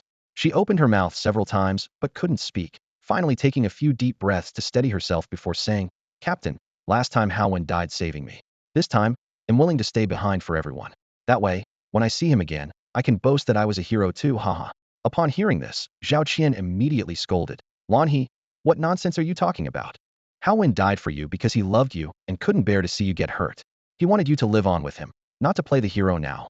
Lan He couldn't stop her tears as she shook her head furiously, unable to argue with Zhao Qian. She didn't want to die either, but she knew deep down that only she and the captain had the ability to buy time for the others to escape. She didn't want the captain to bear this responsibility. Howin's parents had been looked after by the captain's family all these years, and she was grateful for that. She also believed that even if she died, the captain wouldn't neglect her parents. As everyone was about to face a life-and-death situation, Yu Yang quietly raised his hand. He had a plan in mind, but was unsure whether to share it. At that moment, Zhao Qian was agitated and didn't want to pay him any attention. Seeing that no one was listening, Yu Yang mustered the courage and said, "I have a plan that might hold off the Wind Wolf and the Tianmu Frog for a while. If you can escape from under the white-tailed eagle's watch, we might all get away."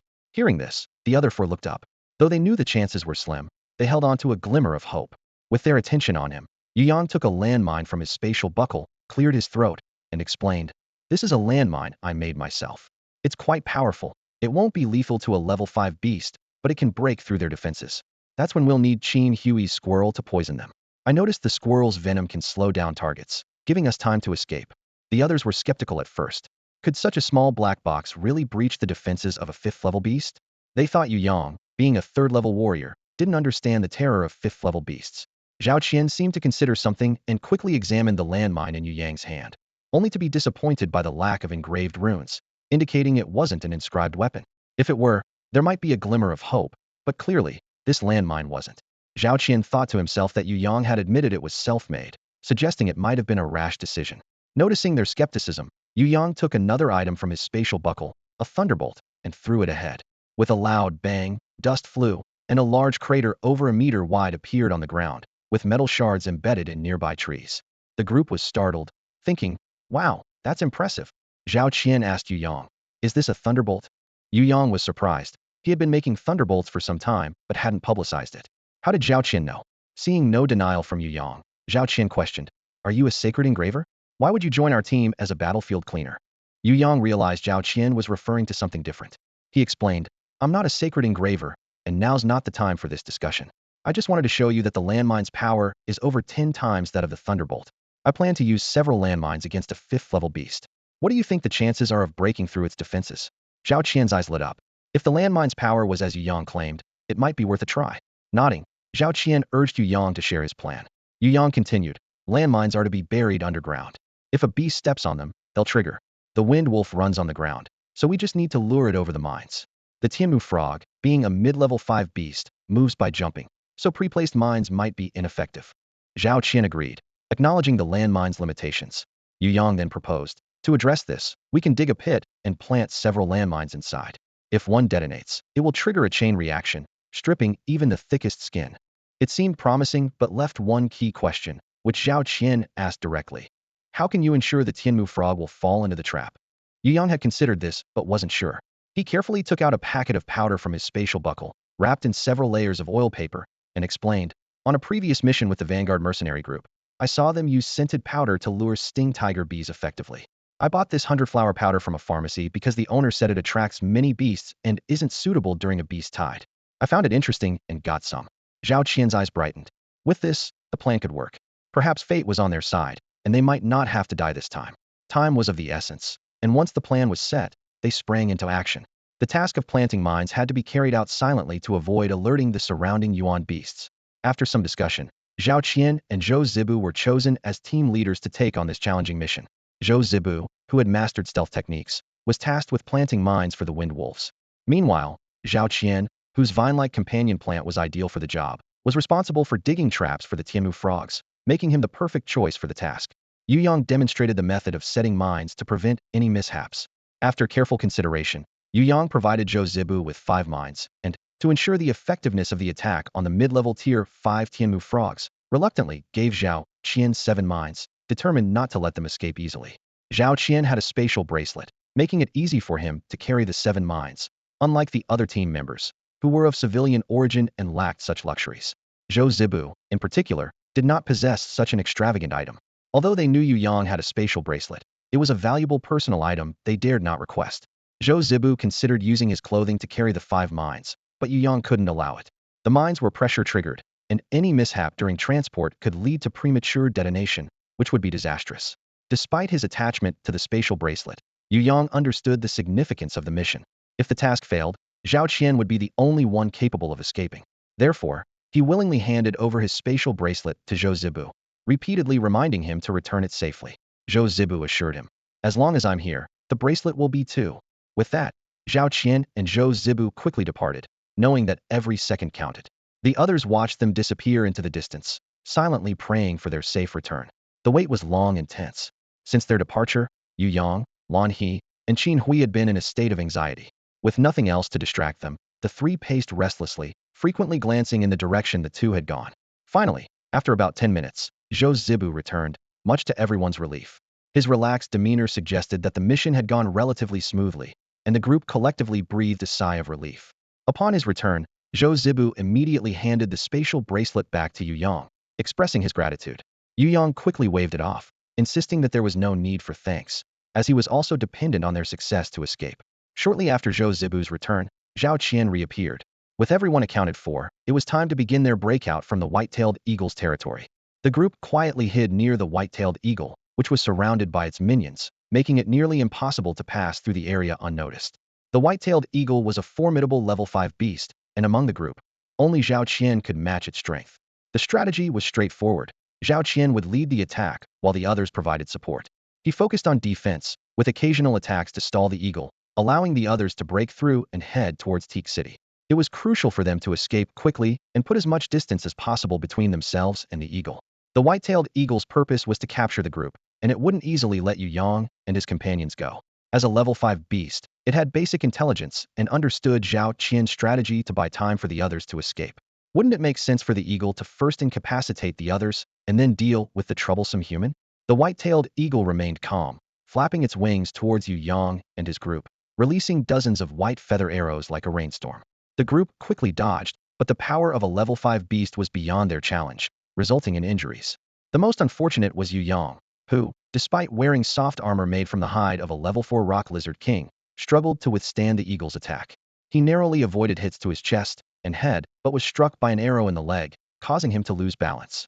Fortunately, Lan He was beside him and grabbed him in time. Seeing that he could no longer walk, Lan He furrowed her brow, summoned her companion beast, the giant horned bull, and tossed Yu Yang onto its back to carry him forward. Although this temporarily resolved the immediate crisis, the giant horned bull moved at a painfully slow pace.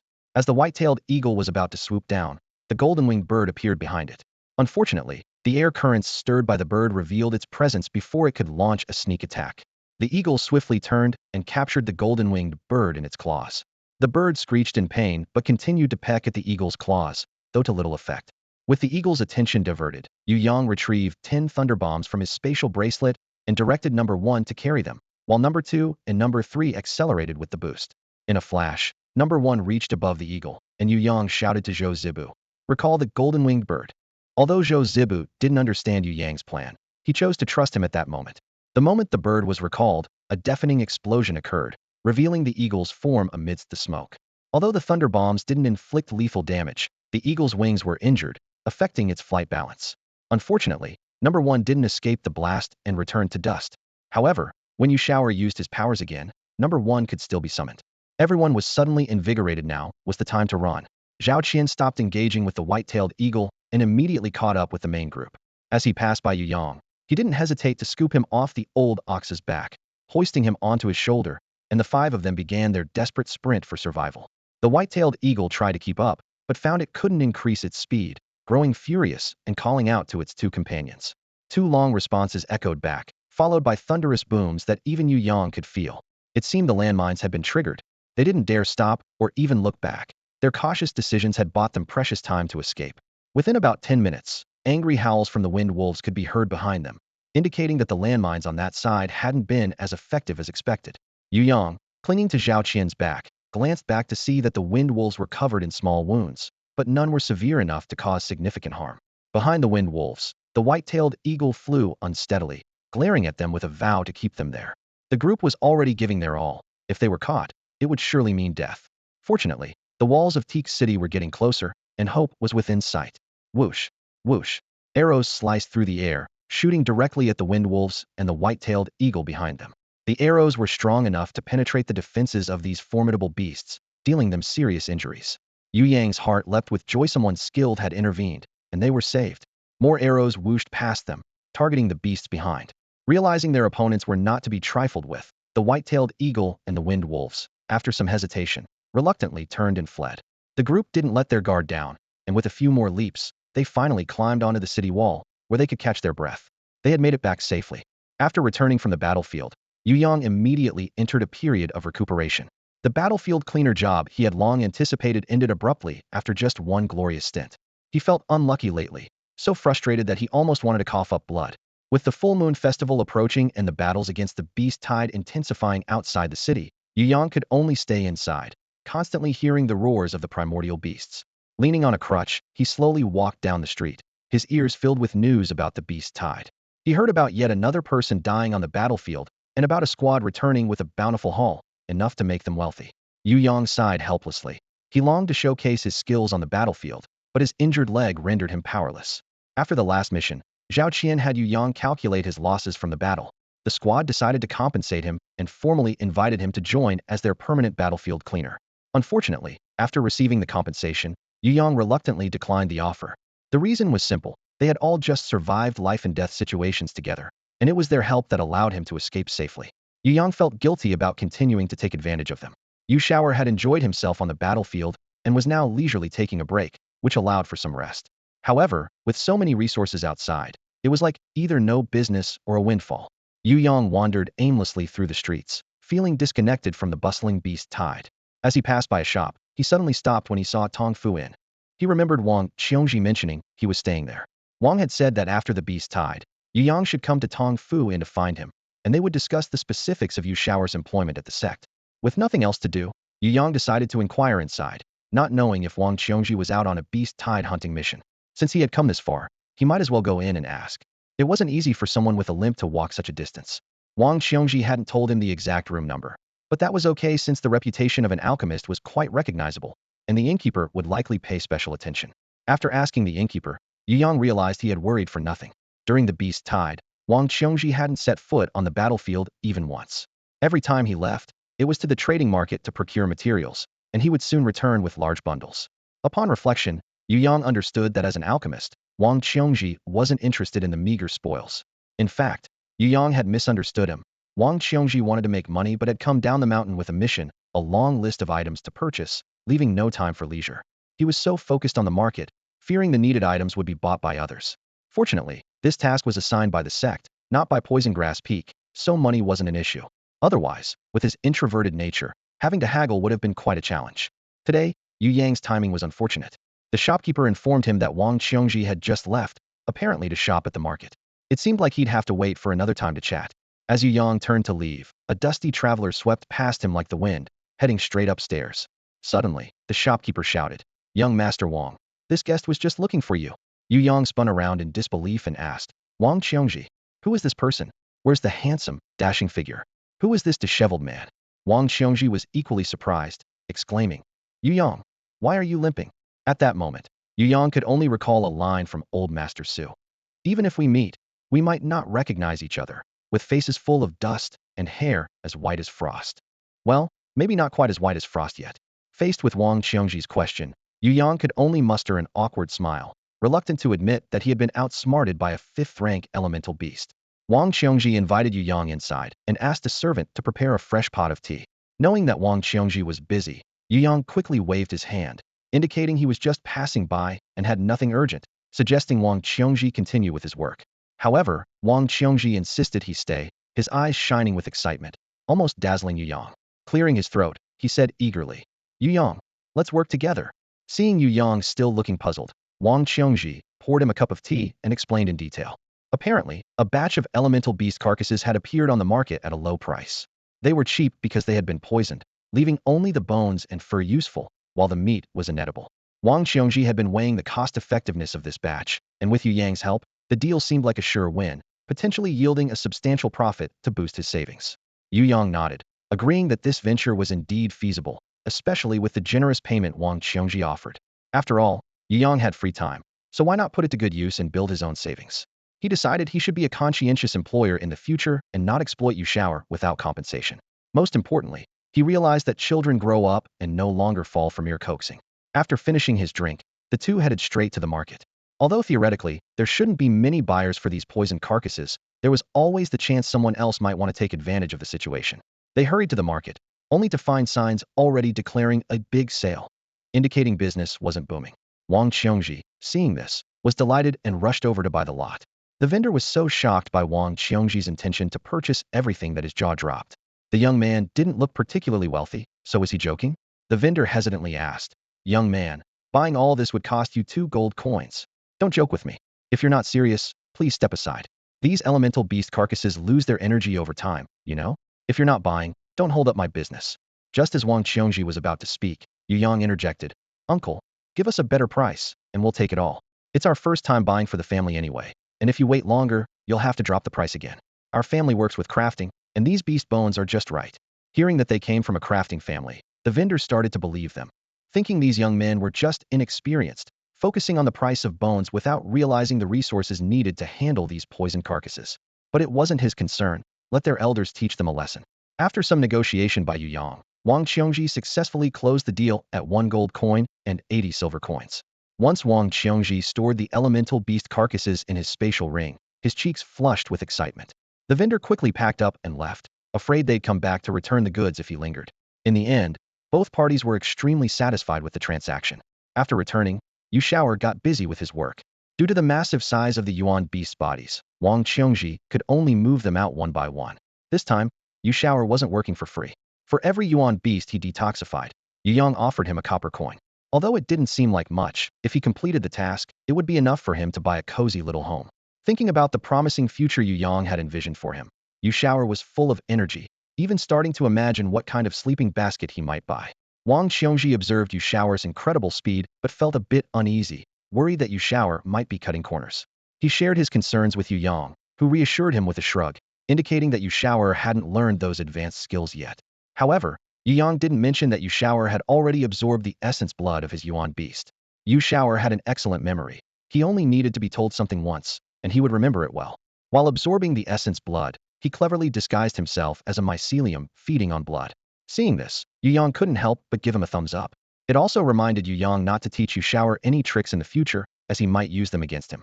The quality of this batch of Yuan beast corpses varied, with second-tier and third-tier ones present, as well as quite a few fourth-tier and fifth-tier ones. Overall, the quality was decent.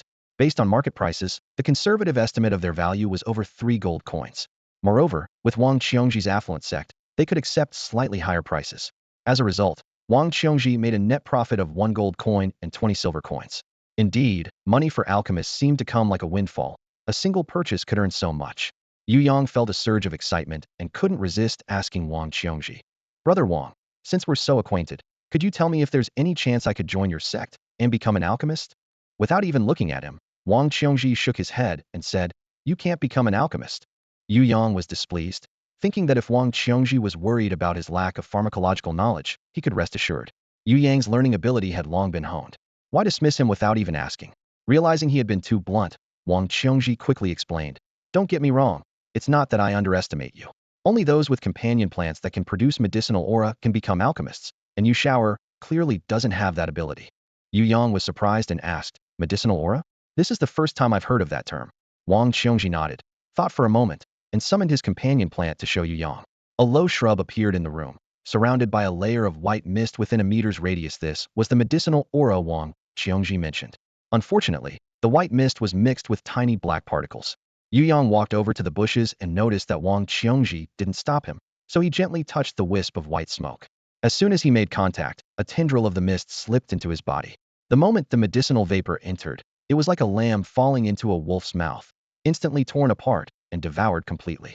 Yu Yang was startled. He hadn't intended to absorb the vapor, knowing its preciousness. Wang Xiongji was also taken aback, not because he was worried about the vapor, but because his companion plant, the thunder vine, was toxic, making the vapor poisonous and not safe for just anyone to absorb. He quickly asked with concern, "Are you feeling any symptoms of poisoning?" Yu Yang took a moment to assess himself and, finding everything normal, shook his head and replied softly, "I'm fine, I just accidentally absorbed some of your medicinal vapor." Wang Xiongji felt a pang of worry, momentarily forgetting that Yu Shower was nearby, silently hoping that its master wouldn't be left in danger. Wang Xiongji explained, "My companion plant is toxic, so the vapor it produces can't be absorbed casually. I forgot to warn you earlier." Yu Yang nodded and asked, "After absorbing that wisp of vapor, I feel much better. Does it have a supportive effect on cultivation?" Wang Xiongji was surprised, not expecting Yu Yang to be so perceptive, and immediately grasped the key point. The reason why their alchemists could cultivate so quickly wasn't due to exceptional talent, but rather the catalytic effect of the medicinal vapor. Unfortunately, most of the companion plants on Poison Grass Peak are toxic, and the vapor they produce is mixed with poison, making it unsuitable for aiding cultivation. Wang Xiongji couldn't help but feel regretful, knowing that the vapor from his thunder vine was so potent, yet unusable. Just then, his gaze accidentally fell on Yu Shower, who was detoxifying a beast's corpse, and a sudden idea struck him: perhaps Yu Shower could handle this kind of toxin. Upon considering the possibility, Wang Xiongji was so excited that he couldn't contain himself. He wanted to experiment immediately. If this worked, it would be more thrilling than earning 2 extra gold coins, especially since there were many fellow disciples at Poison Grass Peak. It would truly be a case of one person's success benefiting everyone around them. Of course, Wang Xiongji wasn't reckless. He had a few precious antidote pills. By inhaling a small amount of the medicinal fumes from the Legong vine, even if he was poisoned, it wouldn't be severe. If Yu Shower couldn't help, he could still use an antidote pill. With this in mind, he didn't wait any longer and sat beside the Legong vine. Instantly, the medicinal fumes, along with tiny black particles, surged into his body. He quickly withdrew to keep the toxin within a controllable range. Closing his eyes, he felt the process carefully. Indeed, the annoying black substances also entered his body, wrapped in the medicinal fumes, and quickly absorbed. It wasn't long before he showed symptoms of poisoning. When he felt chest tightness and palpitations, he immediately called Yu Shower to detoxify him. Yu Yang was startled, not expecting Wang Qiongji to be so reckless. Why couldn't he wait and test it on a small rabbit or something? Yu Yang didn't understand Wang Qiongji's urgency. Every second's delay felt like a hundredfold torment. Fortunately, Yu Shower was effective, alleviating the dizziness, headache, chest tightness, and palpitations, and gradually improving his condition. After Yu Shower detoxified him, Wang Qiongji just felt a bit weak, but no other discomfort. He closed his eyes to feel his body's condition, and indeed, all the toxins were cleared. Wang Qiongji was overjoyed, almost moved to tears, unable to express the overwhelming excitement in his heart. He could only give Yu Shower a big hug. Yu Shower immediately struggled, waving its mycelium. Jokingly, selling oneself would require a different price. At that moment, Wang Qiongji somehow connected with Yu Shower, generously offering to buy it a cozy home. No, 3. Yu Shower stopped struggling and obediently patted Wang Qiongji's back with its mycelium. Yu Yang thought something was amiss. Sure enough, Wang Qiongji returned with Yu Shower, who was now preoccupied with its new bed, lacking the motivation to work. It worked sluggishly, almost leaving trails of slime. Even so, Wang Qiongji was just grinning foolishly, oblivious to everything else. Yu Yang was angry. If this batch was ruined, would Wang Qiongji still pay him? Yu Yang collected the 3 brightly colored baskets from Yu Shower, saying nothing but giving it a stern look. Yu Shower couldn't withstand the pressure, and even Wang Qiongji snapped out of his excessive excitement, adjusting his attitude and quietly doing his work. He packed the processed Yuan beast corpses into another spatial button. Watching Wang Qiongji's actions, Yu Yang had a question he'd long wanted to ask. "Brother Wang, you bought so many Yuan beasts at once, and with the beast tied outside, won't the items lose their Yuan power before they can be delivered back to the sect?" Wang Qiongji waved the spatial button in his hand, saying, "This is a task item for procurement personnel, very precious. It must be returned to the sect after use. This spatial button has been specially treated to slow the loss of Yuan power. It can store items for a month or 2 without issue." Yu Yang was surprised. Wasn't this similar to the effect of Yu Shower's fire tribute Yuan beads? Could they have refined Yuan beads into the spatial button? However, this wasn't something he could ask directly. Whether Wang Qiongji knew or not was uncertain, and asking could expose their possession of Yuan beads. So, Yu Yang changed the topic. "Brother Wang, isn't your sect focused on alchemy? Won't the bones and hides of these Yuan beasts go to waste?" Wang Qiongji shook his head with a smile. "No, our sect is called Tianyin sect, divided into three main disciplines. The first is the alchemists who focus on refining medicine. The second is the inscriptionists who specialize in sacred inscriptions. And the third is the puppet masters who focus on puppet making. Our poison grass peak is a branch under the alchemists. As for the bones and hides we can't use in alchemy, they are usually utilized by the puppet masters, so nothing goes to waste. Under Yu Yang's strict supervision, Yu Shaoer finally completed all his tasks before lunch, and Yu Yang successfully received his payment. For this detox job, Wang Qiongji paid Yu Yang 30 silver coins in total, 20 of which were negotiated by Yu Yang, while the remaining 10 were the actual fee for the detoxification. To express her gratitude, Wang Qiongji also gave Yu Shaoer a small red envelope with 1 silver coin inside. Both Yu Yang and Yu Shaoer were very satisfied. Yu Yang politely declined Wang Qiongji's invitation to stay for lunch and took Yu Shaoer out shopping. He didn't forget to pay Yu Shaoer for his work.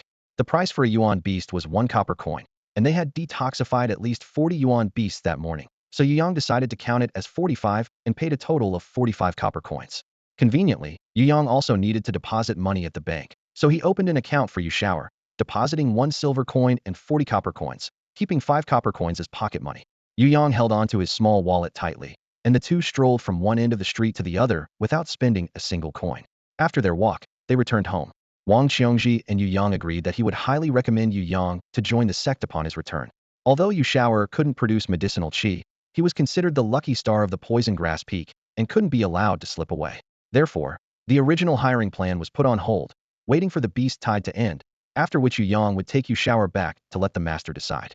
However, given the master's miserly nature, it was almost certain to happen. Having made a small profit, Yu Yang was content and, with nothing else to do, stayed home with Yu Shaoer. Yu Yang focused on recuperating and tending to the small vegetable garden, while Yu Shaoer summoned a few companions to play hide and seek for fun. Days passed by in this manner, during which Chu Muqing visited a few times to purchase the venom secreted by Yu Shaoer. Wang Daong and Wang Daji, the two brothers, somehow found out where Yu Yang lived and, upon learning of his injury, visited him several times. Wang Daji's condition had improved significantly. Although his arm would never grow back, at least his life was no longer in danger. They decided to return home to farm peacefully after the beast tide. They also brought Yu Yang news that the city lord had negotiated with the leader of the beast tide, and it was about to end. Sure enough, within a few days, Yu Yang heard that the yuan beasts outside the city were beginning to retreat, and Tiku City was preparing for an auction. A top-tier blood pill was the talk of the town, shifting people's focus swiftly from the beast tide to the auction. When Yu Yang went to the clinic to change his bandages, the cast on his leg could finally be removed, though unfortunately, his leg still couldn't bear weight, and he would need to use crutches for another week or so. As soon as the beast tide ended, Wang Qiongji came to arrange a time for Yu Yang to visit the sect. Looking at his newly tidied home, Yu Yang felt a pang of reluctance. He realized that there was a high chance he would be joining the sect, which made him happy, yet somewhat melancholic. Fortunately, he owned the house, so he wouldn't lose it by being away for a long time. He couldn't help but ask Wang Qiongji, "If I join the sect, how often can I come home?" Wang Qiongji, surprised, replied, "You can come home anytime. Do you plan to live at the sect?" Although the sect provides dormitories, many find them inconvenient and buy homes in Tiku City. But your place is indeed a bit far. It takes 2 hours to walk to the sect. However, once you have enough money, you can buy a snow-stepping flying horse, which will significantly reduce travel time. Yu Yang's worries vanished instantly.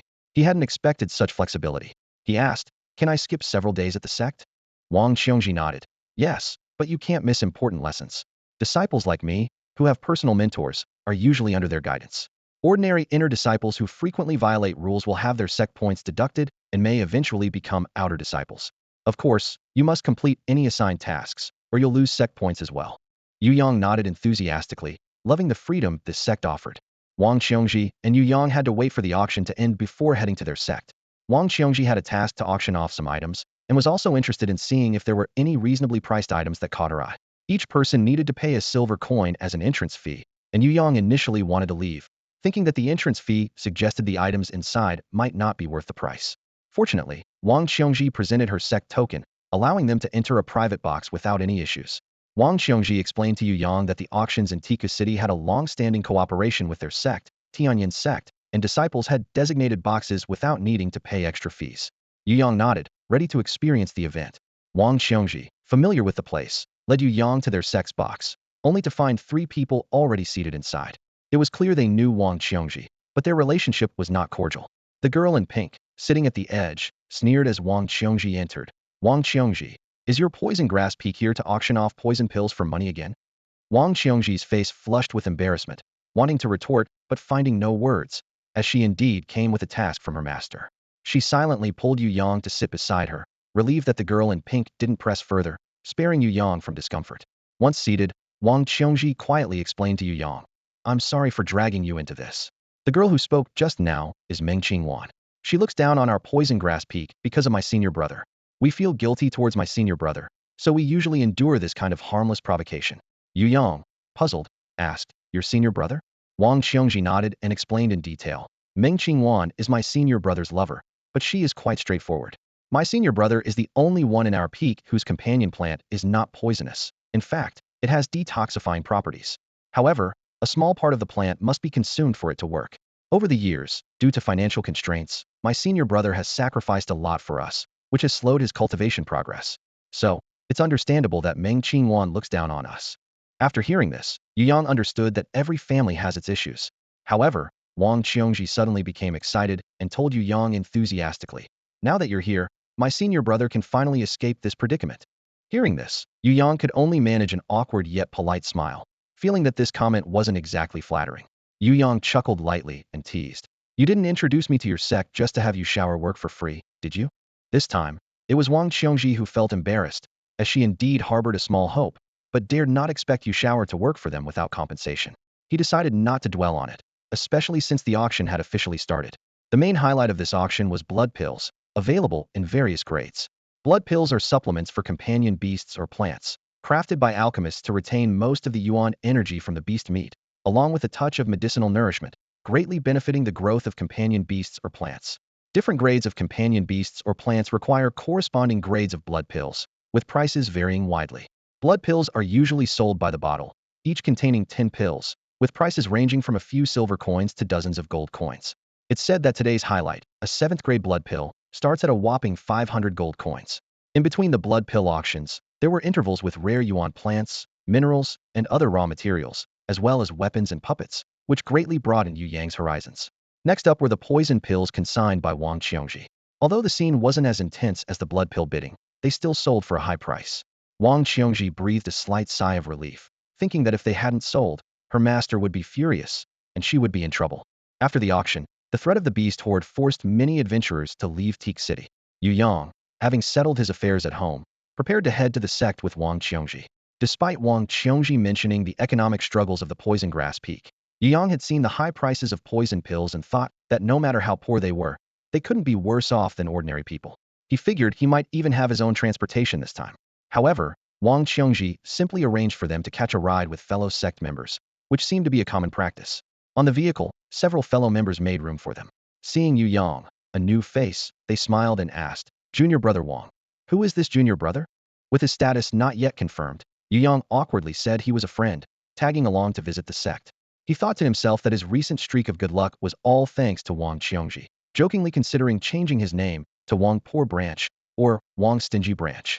In truth, Yu Yang was unaware of Wang Qiongji's financial burdens. Although alchemists earned well, their expenses were also high, with even minor material purchases costing silver coins. He had to save diligently for future needs.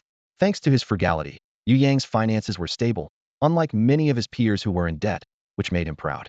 Wang Qiongji introduced Yu Yang, saying, "These are brothers from the Immortal Grass Peak, who often help us up and down the mountain."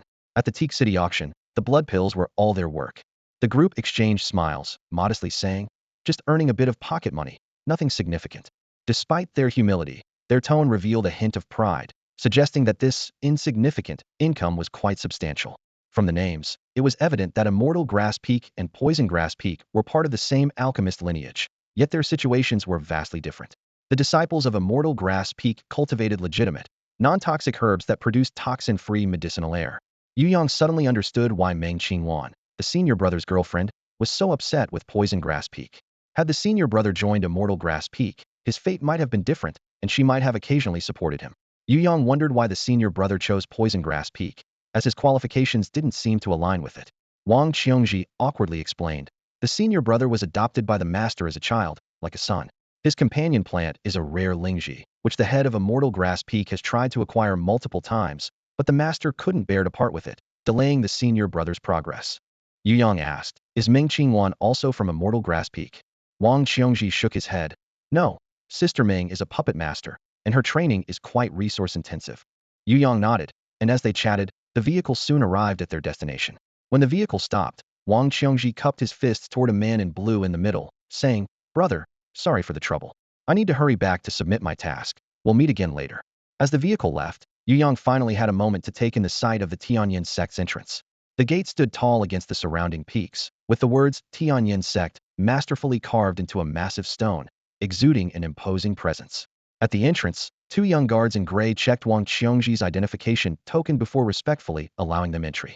Inside the gate, servants were busy cleaning, and they all showed great respect upon seeing Wang Qiongji and the other inner disciples. Wang Qiongji led Yu Yang inside while introducing him to the surroundings. Those in gray clothes are miscellaneous workers within the sect. The outer disciples wear crimson robes and are mainly responsible for cultivating yuan plants. The inner disciples have different attire based on their factions, and I'll point them out to you later. Yu Yang nodded, realizing they were in the outer area of the sect, mostly frequented by miscellaneous disciples. As they continued further in, they would soon see the outer disciples busy in the fields. They walked and paused intermittently for about half an hour before finally arriving at the territory of the Poison Herb Peak. Wang Qiongji made sure to settle Yu Yang in his accommodation to rest while he went to report to his master, hoping to persuade him to accept this valuable opportunity. Time was of the essence, and missing it would be a lifelong regret. Wang Qiongji estimated he had a 90% chance of securing this, mainly because Yu Yang's arrival could help the senior brother out of his current predicament. In fact, the master had forbidden the senior brother from sacrificing himself to aid other disciples. But with so many people, problems kept arising. The senior brother's companion plant was insufficient to share among everyone. Yet, he couldn't ignore those in need. Despite everyone's restraint, accidents still occurred during the refining of poison pills, such as toxic gas leaks, harmful vapors, or even accidental consumption of the pills, often leading to emergencies. The antidotes didn't always work immediately. So when the senior brother did step in to help, the master had to turn a blind eye, as he couldn't watch his disciples perish from poisoning. Even if Yushauer didn't possess medicinal vapors, the master would still accept him. Most importantly, Yushauer could absorb the toxins from medicinal vapors, which would greatly benefit the disciples of Poison Herb Peak. Although no one openly admitted it, who wouldn't envy the disciples of Immortal Herb Peak? Despite their average talents, their ability to use medicinal vapors for cultivation helped them advance far beyond others. Wang Qiongji noticed that his master was in a foul mood, his face dark, suggesting another issue had arisen with the senior brother. After cautiously handing over the money from selling poison pills, the master's expression finally softened. Only then did Wang Qiongji bring up Yu Yang. Upon hearing that Yushauer could absorb various toxins, the master showed great interest. Although he was still hesitant about accepting Yu Yang as a disciple due to sect rules since their allowances were issued by the sect, and admitting a disciple without medicinal vapors would be hard to justify, learning that Yushauer could absorb toxins from medicinal vapors sparked the master's first inclination to take on a personal disciple. Inner disciples receive their allowance from the sect and must be recruited according to sect rules, but personal disciples are selected by the master himself, without needing the sect's approval. After Wang Qiongji finished explaining everything, she nervously waited for her master's final decision. Her master slammed the table and decisively said, "Go. Bring Yu Yang here. I want to take him as my personal disciple." Wang Qiongji was startled, realizing that among all the disciples at Poison Grass Peak, whether it was the senior brother raised by the master or their group of junior disciples, none had ever been a personal disciple.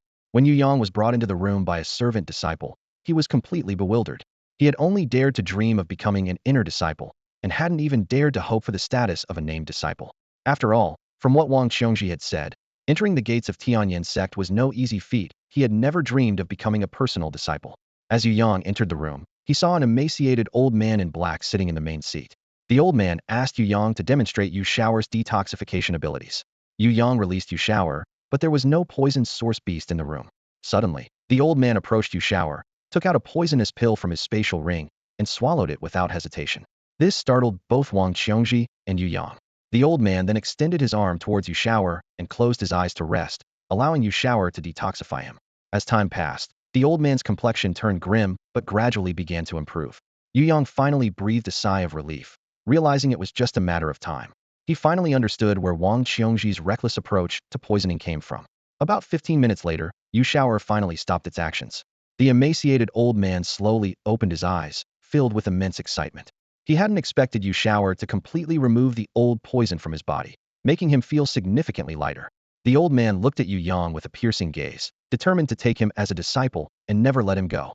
And so, in a state of bewilderment, Yu Yang became the first and, for the time being, the only personal disciple at Poison Grass Peak.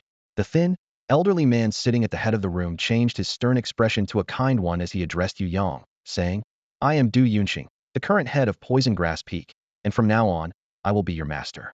Your monthly stipend will be the same as your senior brothers and sisters, 1 silver coin, and you will also receive 10 blood pills matching your companion plant's level. To be honest, Yu Yang wasn't particularly focused on these rewards. The blood pills, which were exceptionally precious to others, were merely supplementary for Yu Shower, as it could store and refine beast blood at any time for upgrades. Some matters needed to be set straight from the beginning. Otherwise, he would end up working for free in the future. Yu Yang wasn't going to sell out Yu Shower for a trivial benefit. Therefore, Yu Yang didn't agree immediately but instead bowed towards the head of the room and said, Master Du, before formally becoming your apprentice, there are a few things I would like to confirm with you. Fortunately, Du Yunqing did not seem displeased. Instead, he nodded, indicating for Yu Yang to continue. In fact, he appreciated Yu Yang's character, believing that it was better to establish some rules early on to prevent future conflicts. Seeing Du Yunqing's agreeable demeanor, Yu Yang continued, Master Du, although my companion beast can detoxify, it also incurs a cost on itself, so detoxifying others should not affect Yu Shower's health or training progress. Du Yunqing nodded immediately, finding this reasonable.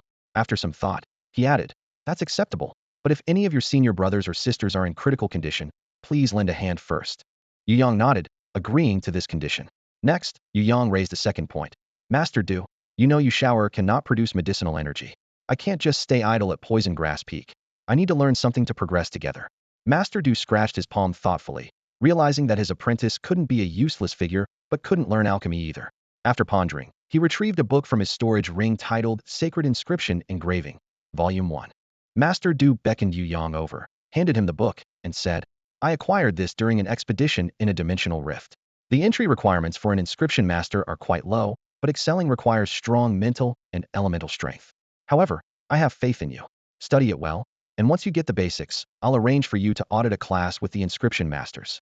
Yu Yang held the tattered book, flipping through it briefly, relieved that the text and images inside were intact.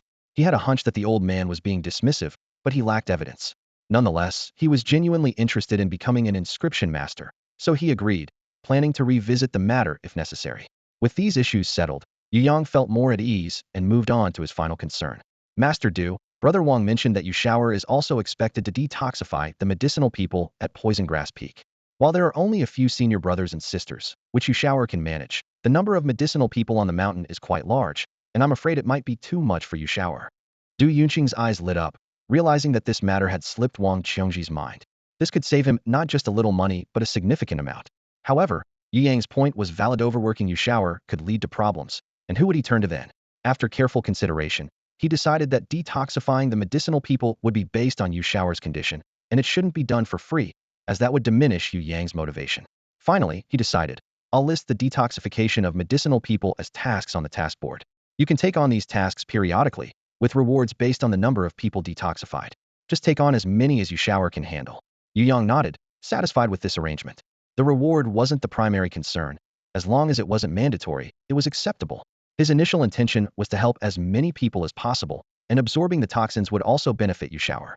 With everything agreed upon, Yu Yang had no further objections. He bowed to the elder, acknowledging him as his master, and said, Disciple Yu Yang greets master. After formally becoming a disciple, Yu Yang followed his sixth senior brother, Wang Qiongji, to complete various formalities. Now known as the ninth disciple, he had 8 senior brothers and sisters above him. Most of them were out on missions, busy with their own lives, and rarely gathered together. Fortunately, their master's birthday was coming up in a month, and everyone would return for the occasion, giving Wang Qiongji the chance to introduce Yu Yang to each of them. Wang Qiongji, holding the master's token, took Yu Yang to the sect's administrative hall, where they smoothly completed the necessary paperwork.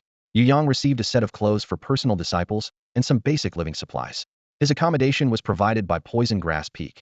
Though the room was small, it was well equipped, with a small courtyard in front suitable for planting common herbs. After showing Yu Yang to his room, Wang Qiongji prepared to leave, reminding him, Junior brother, my room is at the end of this row. Feel free to come to me if you have any questions. Yu Yang nodded and saw off his new 6th senior brother, then began to carefully examine his room. Despite its size, it was fully furnished, with curtains and other essentials. He only needed to lay out his bedding to settle in. He released Yu Shower, set up a small sleeping basket, and the two officially took root in Tianyan's sect. Yu Shower explored the room, familiarizing himself with the new environment. while Yu Yang sat cross-legged on the bed, taking out the book, Sacred Inscription Engraving, Volume 1, from his spatial ring. He was disappointed to find it was merely an advanced catalog of inscriptions, lacking any introductory material. Although the book was of high quality, Yu Yang felt it was beyond his reach. Since his master instructed him to learn the skills of an inscription master, he sought opportunities to learn stealthily. However, he soon realized that inscription masters and alchemists belonged to different systems, making it difficult to attend outer sect disciples' courses. Ultimately, he decided to approach his chief master directly. After examining the book and confirming the lack of introductory guidance, his master, albeit reluctant to admit disappointing his young disciple, informed him that arrangements had been made with the outer hall's steward, allowing Yu Yang to audit the classes. The outer sect inscription classes were not held daily, as disciples had many other duties to attend to. However, the outer sect exchange hall was open year-round, where idle disciples shared their knowledge. Recently, Yu Yang had been diligently studying at this exchange hall. As a personal disciple of an alchemist, he couldn't study the basic knowledge of alchemy and instead focused on inscription courses. Not proud of this fact, he asked Wang Qiongji to get him a set of outer sect disciple clothes so he could blend in more easily.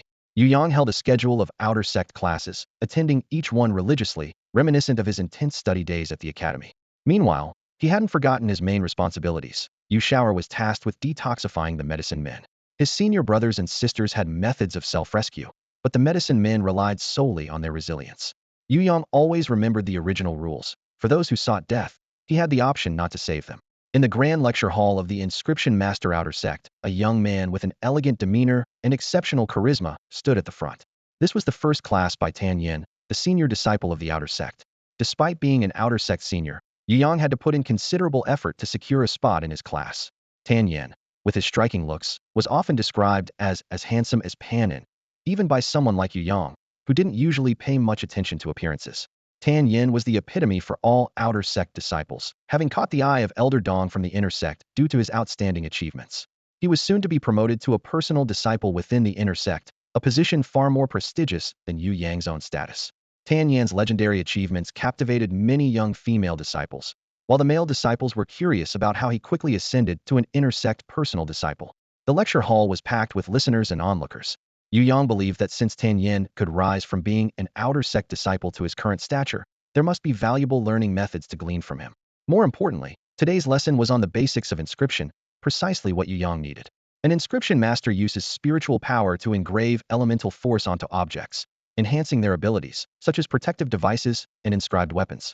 While the concept is simple, many outer sect disciples face two main challenges: insufficient spiritual power to complete an entire sacred pattern, leading to elemental force collapse and failure, and insufficient elemental force, causing interruptions or instability during inscription, which could lower the grade of the inscribed pattern or even cause explosions when using the rune. These issues are unavoidable in learning inscription. Tan Yin offered several solutions based on his own experiments that he found effective for outer sect disciples. Beginners often use special inscription paper to practice, as it's cost-effective, but the paper is fragile and any fluctuation in elemental force can destroy it. Although cheaper than other materials, many outer sect disciples couldn't afford this long-term expense. To address this, Tan Yin sourced materials to have puppet masters create reusable sand trays. While more expensive than inscription paper, the long-term savings were significant. Tan Yin advised everyone that while sand trays are great for daily practice, once their skills improved, they should switch to inscription paper to better control elemental force. Initially, Yu Yang was very attentive, but gradually he began to suspect Tan Yin might be promoting products. However, he couldn't deny that he was intrigued. Judging by the enthusiastic response from the audience, the sand trays might sell out quickly. This world, clearly unaffected by e-commerce, seemed easily swayed, with money flowing out at the slightest persuasion. Fortunately, Tan Yan's class wasn't just about promoting products. He shared several practical tips that addressed Yu Yang's current challenges, making the session worthwhile. After leaving Zixuatang, Yu Yang hurried to the puppet master designated by Tan Yan, eager to purchase a sand table. Despite his swift actions, he still had to wait in line for half an hour before he could buy one. The sand table cost 10 silver coins. Yu Yang initially thought of bargaining, but he nearly lost his chance to the person behind him. It was clearly a seller's market here, so he quickly paid for it and left with the sand table. He thought to himself that if he could use it for 2 months, he would break even. Yu Yang pondered that the life of a rune master seemed quite promising, as even the ordinary outer disciples treated money lightly, spending 10 silver coins without hesitation, suggesting a bright future ahead. In reality, the monthly allowance for outer disciples of rune masters was not high. They often needed to take on tasks to supplement their household expenses to barely maintain their cultivation resources. However, having entered the sect with great difficulty, who wouldn't want to strive for a future? Therefore, they were willing to spend generously on sacred rune engravings. It wasn't just the 10 silver coins for the sand table. It was not uncommon for them to spend everything on materials they fancied. Yu Yang had only learned some basic introductory knowledge on sacred rune engraving. After returning to his dorm, he specifically looked through this sacred rune engraving, Volume 1, given by his master.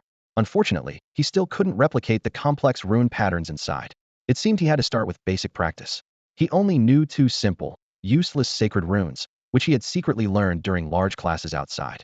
Fortunately, Yu Shower had completed the task of detoxifying the medicine person, saving some points, allowing him to splurge a little at the Tianyin Sect's library. The Tianyin Sect's library was located on Chongwen Peak, an independent peak within the sect, not affiliated with any faction. It took an hour's walk from Duchao Peak to Chongwen Peak. With no money or means of transportation, Yu Yang had to rely solely on his feet.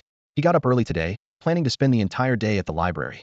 After a quick breakfast, he took 2 buns for lunch and hurriedly left the dorm for the library. Upon arrival, Yu Yang discovered that the library charged by reading time, and no books were allowed to be borrowed. He glanced at the pricing. The first floor cost 20 points per hour, the second floor 80 points per hour, and the third floor 300 points. As for floors above the third, a special waste token was required for entry. Yu Yang took out his identity card and saw his meager 32 points, questioning the hard work of Yu Shower these past days. Was the little guy playing while doing tasks for him? Otherwise, how could he not even accumulate 2 hours of reading time in so many days?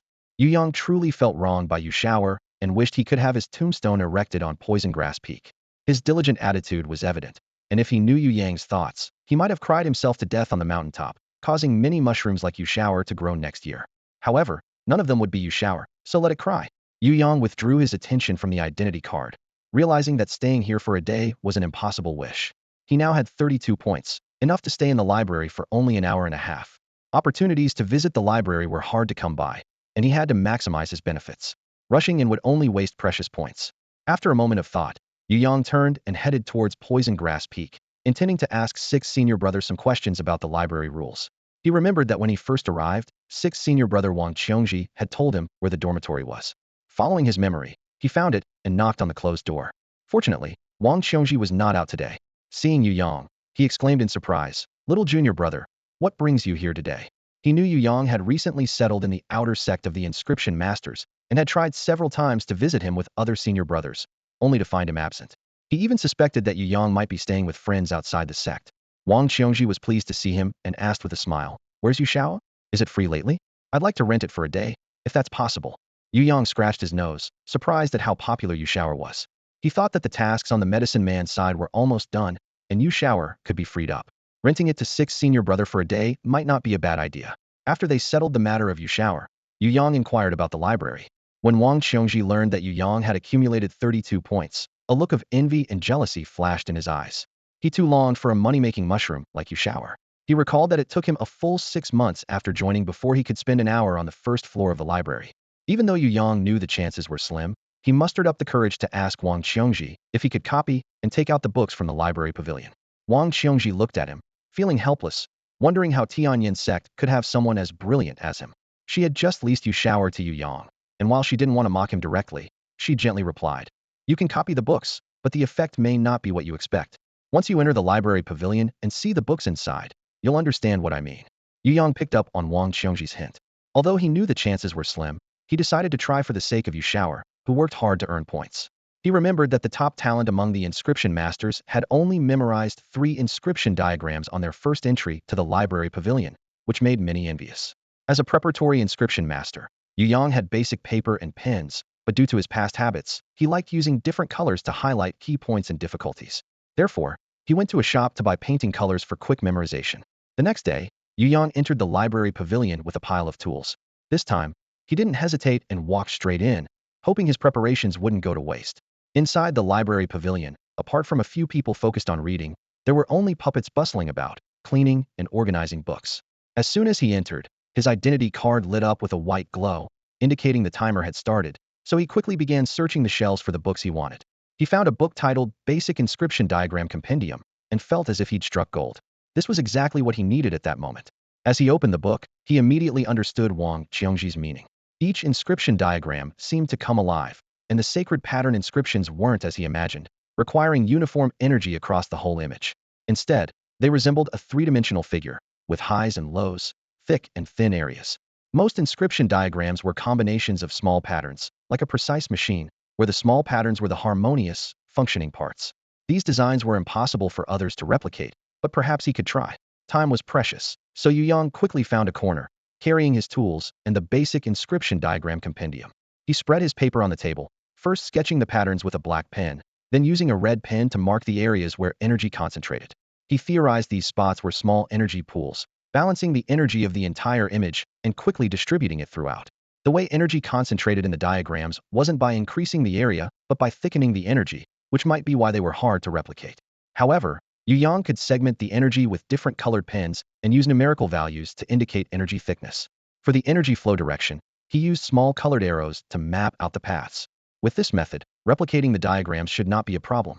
What took the most time was carefully observing the subtle changes in the diagrams to ensure perfect replication and minimize failure. Despite focusing intently and working swiftly, after an hour and a half, Yu Yang had only copied about 20 diagrams. To replicate the entire basic inscription diagram compendium would require at least 3 more hours, so he'd have to return another time. Although he wanted to extend his time, once the white glow on his identity card disappeared, the library pavilion became overwhelmingly oppressive, with the pressure increasing over time.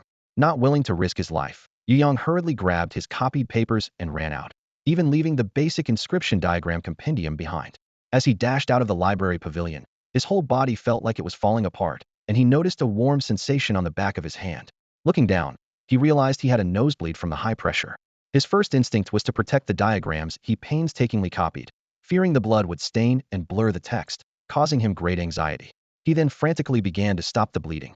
Fortunately, there was no one outside the library pavilion to mock him, as occurrences like this were common and everyone was accustomed to them. As Yu Yang delved deeper into his studies, he gradually developed his own understanding of the inscription atlas. Initially, he thought the inscription atlas functioned like talismans in fantasy novels, capable of sealing powerful abilities and unleashing them spectacularly in battle. However, he soon realized this wasn't the case. The power of the inscription atlas is often tied to the medium it is inscribed upon, and it doesn't have the same magical effects as talismans. The inscription atlas might as well say to the talisman, "Brother, sorry for the comparison." For instance, inscribing the atlas on a weapon can enhance its attack power, durability, sharpness, and flexibility. In the case of protective devices, to shield an entire carriage, the entire carriage must be within the area covered by the sacred inscriptions. Over generations, inscription masters have devised clever ways to streamline their work. Nowadays, they often create semi-finished products, akin to modern computer chips. For protective devices, most inscription atlases are pre-drawn on the medium, and when installing them on a vehicle, one only needs to make a small hole in the carriage to fit the medium and adjust the pattern slightly. Yu Yang leafed through the book in his hands, his mind racing.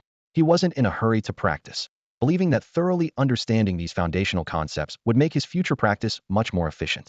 He realized the close relationship between inscription masters and puppet masters. Every component of a puppet could be strengthened by an inscription master to enhance its capabilities.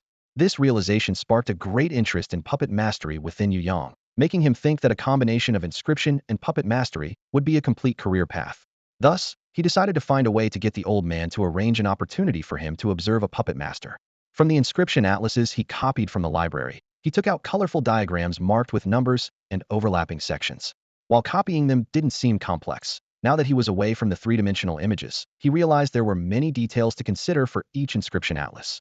Fortunately, Yu Yang had his own method for organizing things, using a layered approach that kept the data from becoming chaotic. He carefully examined an inscription atlas with reinforcement effects, silently deducing the path of elemental energy within it. After confirming its accuracy, he began to draw it on a sand table. Unfortunately, his first few attempts failed due to minor errors, only succeeding on his 5th try. Yu Yang watched the faint white light on the sand table and sighed, thinking that it was barely above failure and wouldn't even meet the lowest evaluation standards. He gently tapped the sand table, feeling a previously unnoticed layer of light under his fingertip. With a slight push, he heard a pop as his finger went through, touching the sand, and the white light dissipated. This level of protection was no better than adding a sheet of paper, and thinking about the materials used, Yu Yang felt a bit helpless. Although the sand table saved on paper costs, the pen used for drawing the inscription atlas was specially made, with ink shining like mercury, costing real silver, not to mention his hard-earned elemental energy. However, he wasn't going to be discouraged. as this was just the beginning and a promising start. Suddenly, an idea flashed through his mind. What if he could create a puppet for Yu and others to operate? He wasn't sure how to drive the components of a puppet, but he believed it was highly feasible. If successful, creating a few super strong puppets could provide more flexible combat power. Yu practiced until past 10 o'clock at night, when he suddenly heard a loud knock at the door, prompting him to pause and take a short break. At this hour, it was likely that Yu had returned from work. Recently, Yu had been quite popular at the Medicine People Hall. As a companion plant, its presence seemed to resonate more with the medicine people than humans did. Yu had received numerous gifts, such as delicious snacks, wild fruits, and occasionally, a few low-grade elemental plants picked by the medicine people from the mountains. What delighted Yu the most were the small jackets and blankets sewn by those skilled in handicrafts. Naturally, Yu was also a child who understood the importance of reciprocating. Yu knew about these exchanges because one day he saw Yu using a small cloth bag given by his sixth senior brother to pack many pastries items Yu hadn't shown much interest in before. Yu didn't stop him. In fact, he approved of Yu's actions. However, he made sure to check everything Yu took out each day to prevent any important items of his from being gifted away. When Yu opened the door, he saw Yu standing outside with a pile of bags. Yu handed each item to Yu for inspection. Besides the usual items, there were a few small stones today. Yu picked up the stones, which appeared ordinary with a bluish-black exterior, but the inside revealed an orange, translucent, and crystalline texture, making them feel heavy in his hand. Could they be crystals? Yu had never seen such stones before. Since they were a gift for Yu he assumed they weren't too valuable and didn't pay much attention. After confirming everything was safe, he let Yu handle them. Unexpectedly, the next day, Yu brought back more of the same stones, and the orange interior was even more pronounced. If these stones were truly found by accident, it would be unlikely to find them every day. That left only one possibility. The medicine person who gifted the stones had discovered a mineral deposit and was using Yu to pass the information. Discovering a new mineral deposit could be highly profitable, whether mined personally or reported to the sect. Perhaps the medicine person, for some reason, couldn't mine or sell it themselves and couldn't conveniently report it to the sect, thus taking the risk to seek help from an outsider like him. After pondering for a moment, Yu took out the stones again. He needed to get them appraised by the sect to determine their value before taking any action. He was willing to help, but not for free. The next day, Yu took a few stones to the sect's appraisal center, primarily serving puppet masters who needed various mineral materials for crafting. A certificate was necessary for buyers to feel assured. Yu paid a silver coin for the appraisal, feeling a pang of heartache, but the result was satisfactory. This type of stone was called flame crystal. When ground into powder and added to the special ink used by inscriptionists, it could enhance a weapon's elemental energy conductivity. It was a common additive for ink. While not particularly expensive, flame crystal had a good market demand and promising economic value. Yu felt confident about this business opportunity. That afternoon, he went to the Medicine People Hall. Yu could come and go freely there, but Yu, as a legitimate disciple of the Poison Herb Peak, had to show his disciple badge, which was understandable considering the young gatekeeper. He had only seen the high-ranking inner disciples and occasionally some outer disciples on missions, but never the attire of a direct disciple. After checking Yu Yang's identity jade token, the gatekeeper's attitude became extremely enthusiastic and respectful. It turned out this was the person his elder brother had instructed him to wait for. The young gatekeeper looked around to ensure no one was watching, then quickly took out a small stone from his pocket and softly asked Yu, "Sir, are you here for this?" This amused Yu greatly, sparking a keen interest in this meticulous medicine person. Yu tossed the ore in his hand a couple of times and smiled as he asked the young boy, "What's your relationship with him?" He knew well that the boy's cautious brother wouldn't randomly send someone with a message. The boy's eyes sparkled with excitement as he replied, "Master Gaoji, my name is Jiang Yun, and I am the younger brother of Jiang Yi. My brother said that once you arrive, we can leave the medicine house." Yu raised an eyebrow slightly, thinking to himself that he hadn't planned on rescuing anyone this time, which might disappoint the young boy. After all, the residents of the medicine house led hard lives, and Yu had just escaped his own troubles, leaving him no energy to save others. The young boy didn't notice the subtle change in Yu Yang's expression and continued to lead the way confidently.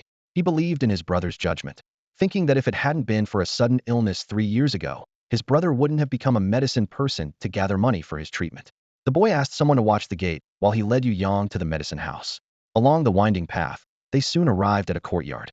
Even before reaching it, Yu could smell the strong scent of herbs. The ground by the walls was barren due to years of wastewater dumping, and the peeling wall paint gave the place a particularly dilapidated look. The boy knocked on the door with a crisp knock, knock, knock. Shortly after, the door creaked open, revealing an elderly woman who, upon seeing the boy, impatiently said, Jiang Yun, why are you here to see your brother again? Leave quickly. If the steward sees you, you'll be in trouble. With that, she moved to close the door. The boy hurriedly stepped forward, wedging himself in the door gap, and said sternly, Granny Lee, I'm not here for my brother this time. This gentleman is a direct disciple from Poison Grass Peak. Seeing this, Yu Yang took out his disciple token. Upon recognizing the token, the old woman immediately opened the door and respectfully let Yu Yang in. Inside the courtyard, the boy led the way while the old woman rushed to find the steward of the medicine house. She understood that Yu Yang was here for Jiang Yi and knew she couldn't take responsibility if he wanted to take him away. Despite her age, Granny Lee moved swiftly, soon reaching Steward Chen's courtyard. After notifying a servant, Steward Chun hurried out, exuding the scent of perfume, clearly having just left a place of leisure. Granny Lee, are you sure that person is the new direct disciple from Poison Grass Peak? Steward Chun asked urgently. Granny Lee nodded repeatedly. Steward Chun, I wouldn't joke about this. But since Jiang Yun brought him, I don't know if there will be any complications with Jiang Yi. Steward Chen's face darkened. Then he shook his head. It's fine. Jiang Yi belongs to fourth young master, who isn't easy to deal with. Even though this one is a direct disciple, everyone at Poison Grass Peak knows there's no real difference between inner disciples and direct disciples. I doubt he would oppose fourth young master over a medicine person. The boy hurried along the narrow path, his footsteps echoing with urgency. Yu Yang followed him effortlessly. Soon, the boy stopped in front of a row of wooden huts and opened the door to reveal a pitch-black wooden tub. The thick liquid inside glowed with a greenish hue, chilling to the bone. Jiang Yi sat dazed inside, barely conscious, his breathing shallow, as if he wouldn't last much longer.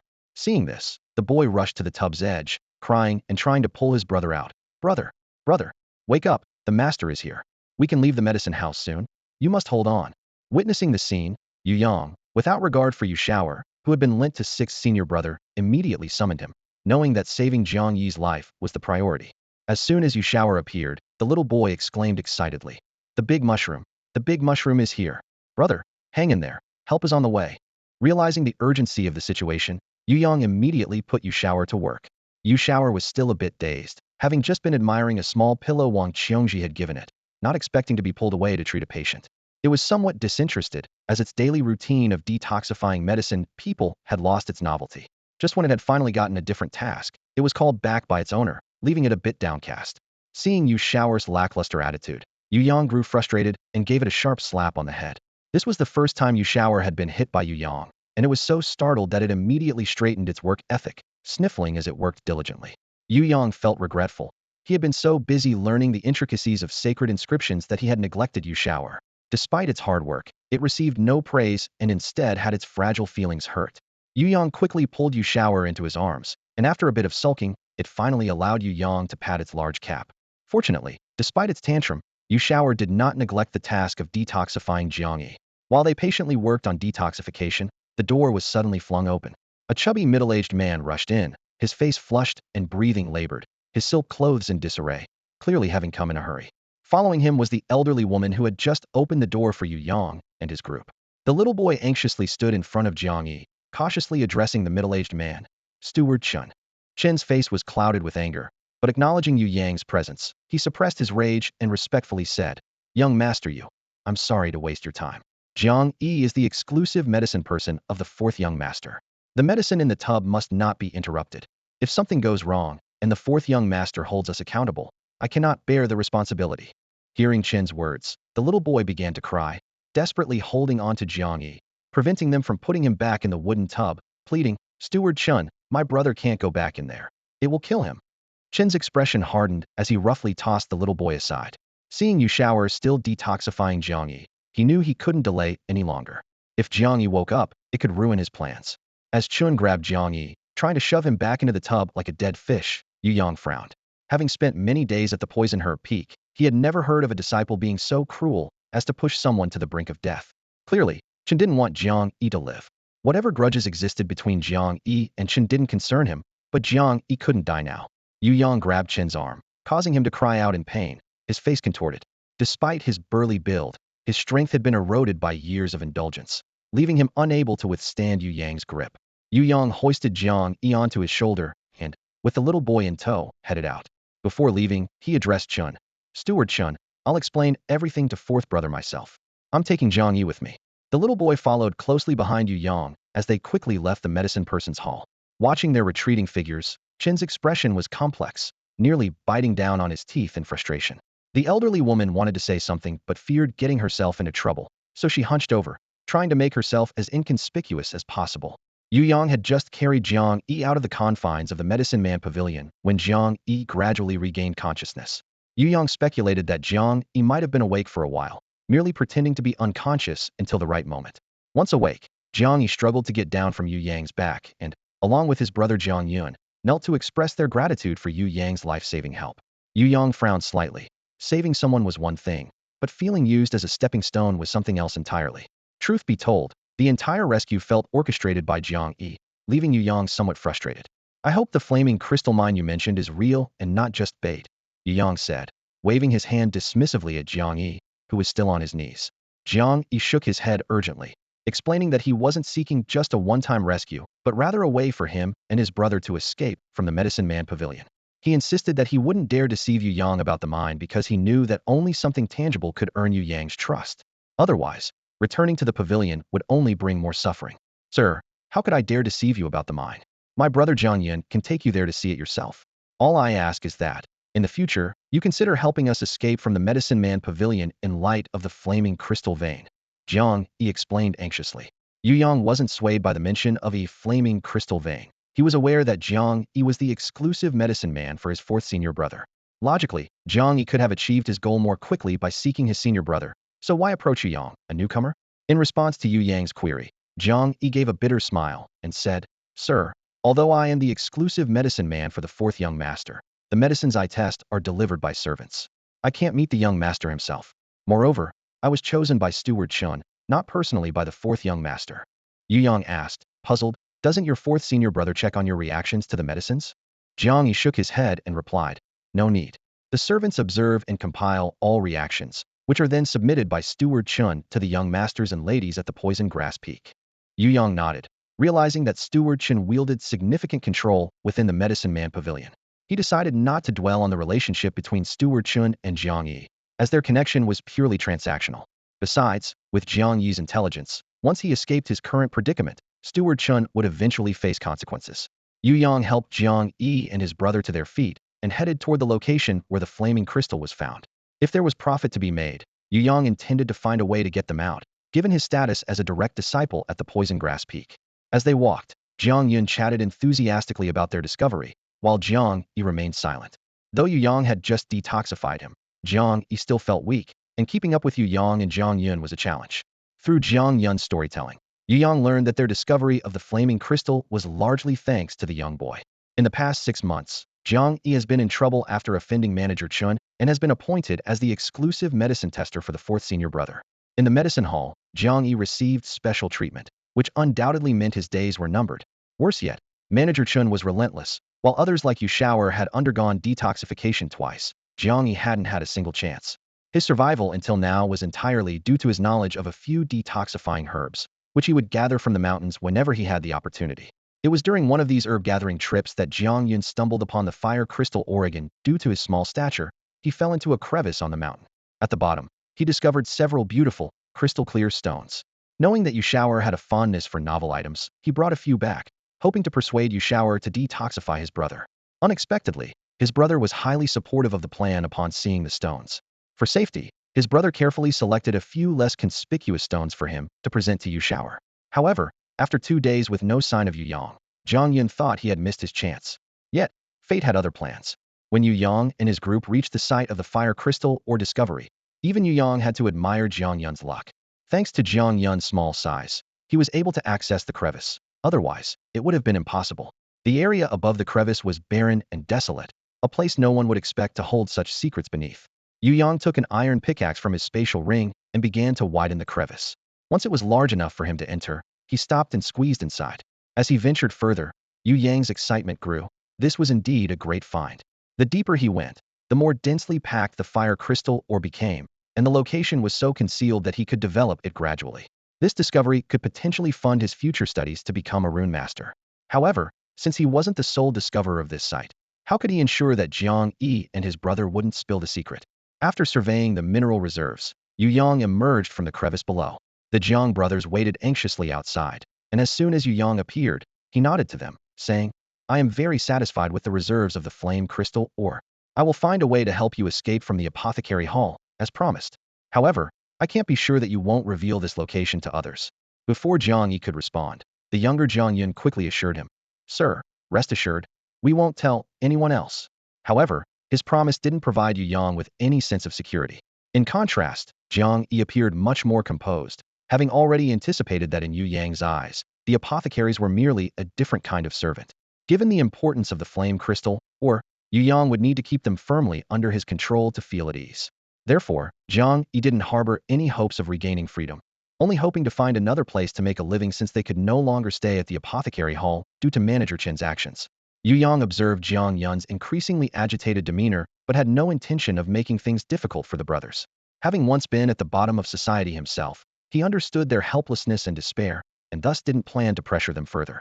He reassured them, All right, Jiang Yun, there's no need to worry. I've checked it out. This small flame crystal vein can be mined in about a month. For now, you'll have to bear with me for a month, and once the mining is complete, I'll set you free. Yu Yang's words instantly sparked hope in Jiang Yi's eyes. The thought of gaining freedom after the mining was completed was something he hadn't dared to dream of since entering the apothecary hall. Jiang Yi tried to suppress his excitement, his hands trembling slightly, with a hint of moisture in his clenched fists. Turning away from the Jiang brothers, Yu Yang didn't focus on them anymore. The matter of the ore was settled, and there was no rush to start mining. However, since Jiang Yi was the exclusive apothecary of the fourth brother, Yu Yang needed to inform him first to prevent Manager Chen from exploiting any loopholes, which could lead to misunderstandings before the brothers even met. Yu Yang planned to find his sixth brother, Wang Qiongji. Firstly, as a local, the sixth brother would likely know more about the fourth brother's temperament and could provide some insights. Secondly, through the sixth brother's reactions, Yu Yang could gauge the importance that alchemists placed on their exclusive apothecaries. Since it was clearly inappropriate for the Jiang brothers to return to the apothecary hall, Yu Yang decided to take them back to his dormitory for the time being. After leaving the brothers at his place, Yu Yang prepared to go out to find his sixth brother. Before leaving, he instructed Yu Shaoer to summon number 1 and the others to keep watch over the two brothers at home, ensuring they wouldn't cause any trouble. When Yu Yang arrived at the place of his sixth senior brother, Wang Qiongji, he knocked on the door and saw Wang with a long face, which made Yu Yang's heart tighten. He suddenly remembered that he had forcibly called back Yu Shaoer today, who was originally rented out to his sixth senior brother. What was he to do now? Had he inadvertently offended the only senior brother he was familiar with? Fortunately, Yu Shaoer, unbothered, immediately dashed towards his sixth senior brother, nuzzling and rubbing against him like a little puppy. It hadn't forgotten that its small cushion was still in the hands of the sixth senior brother. Eventually, Wang Qiongji vented his displeasure, and Yu Yang breathed a sigh of relief. Otherwise, he would have found it difficult to apologize, as it would seem unreasonable and might even backfire. Yu Yang cautiously proposed a compensation plan, and only then was the matter completely resolved. Finally, he could inquire about Jiang Yi's situation. To his surprise, it was much simpler than he had imagined. For alchemists, the concept of a dedicated test subject wasn't particularly significant. The main reason for such a notion was the concern that it might interfere with experimental data for others. However, ever since Yu Shaoer helped detoxify, the concept of a dedicated test subject had been greatly diminished. As for Yu Yang's intention to release Jiang Yi and his brother from their status, although rare, it was not impossible. As long as he was willing to spend some points, it was quite manageable. Upon hearing that points were required, Yu Yang's heart sank. It wasn't that he was unwilling, but he had already spent his accumulated points in the library, leaving him with a measly 2 points, which was hardly sufficient for anything. Hearing about Yu Yang's predicament, Wang Qiongji wiped his face, realizing that Yu Yang might have misunderstood the value of points. He knew how hard points were to come by, and if it weren't for the special tasks at the Poison Grass Peak specifically for Yu Shaoer, he wouldn't think taking on a task would be so easy. For just 2 test subjects, 2 points were enough. Yu Yang was momentarily taken aback, not expecting the purchasing power of points to be so strong. However, solving the problem was better than not, so he decided to let his sixth senior brother handle it. The fourth senior brother was currently away, and once he returned, Yu Yang could simply go over and say hello. In fact, the purchasing power of points wasn't that high. It was just that the status of test subjects was exceedingly low in the eyes of alchemists. After resolving the issues with Jiang Yi and his companion, Yu Yang could finally focus on mining. The flame crystal vein was not far from Poison Grass Peak, as Jiang Yun's short legs and arms limited how far they could venture during their free time. Although the area was sparsely populated, Yu Yang decided to start working early to avoid any unforeseen complications. To maintain secrecy, he chose to dig during the day. In such a desolate place, any light at night would attract treasure hunters. Fortunately, Yu Yang's conditions were much better than when he was at the Blackstone mine. He had upgraded his tools to well-crafted iron picks, hammers, and chisels. He also bought some meals from the cafeteria to save time during lunch. With everything ready, Yu Yang set off. Upon reaching the mine, the first thing Yu Yang did was to have Yu Shower use his supernatural abilities to summon number 1 and the others. With number 1's surveillance, Yu Yang could work more securely. Although this flame crystal vein wasn't particularly impressive and lacked valuable accompanying ores, it wasn't difficult to extract. Yu Yang could mine 400 to 500 pounds of flame crystal ore each day, which he found quite satisfactory. He wasn't greedy and would head back once his spatial ring was full. Today was particularly lucky. He discovered a fist-sized high-grade flame crystal ore. However, the surrounding rock structure was exceptionally tight, requiring considerable effort to extract it, and by then, it was already getting dark. Just as he finished packing up to leave, number 1, who was standing guard outside, relayed some unusual information. A tall, slender youth wearing the attire of an outer disciple appeared near the mine. Yu Yang wondered if he was also there to gather herbs like Jiang Yun. However, the youth stopped about 500 meters away at a cliff.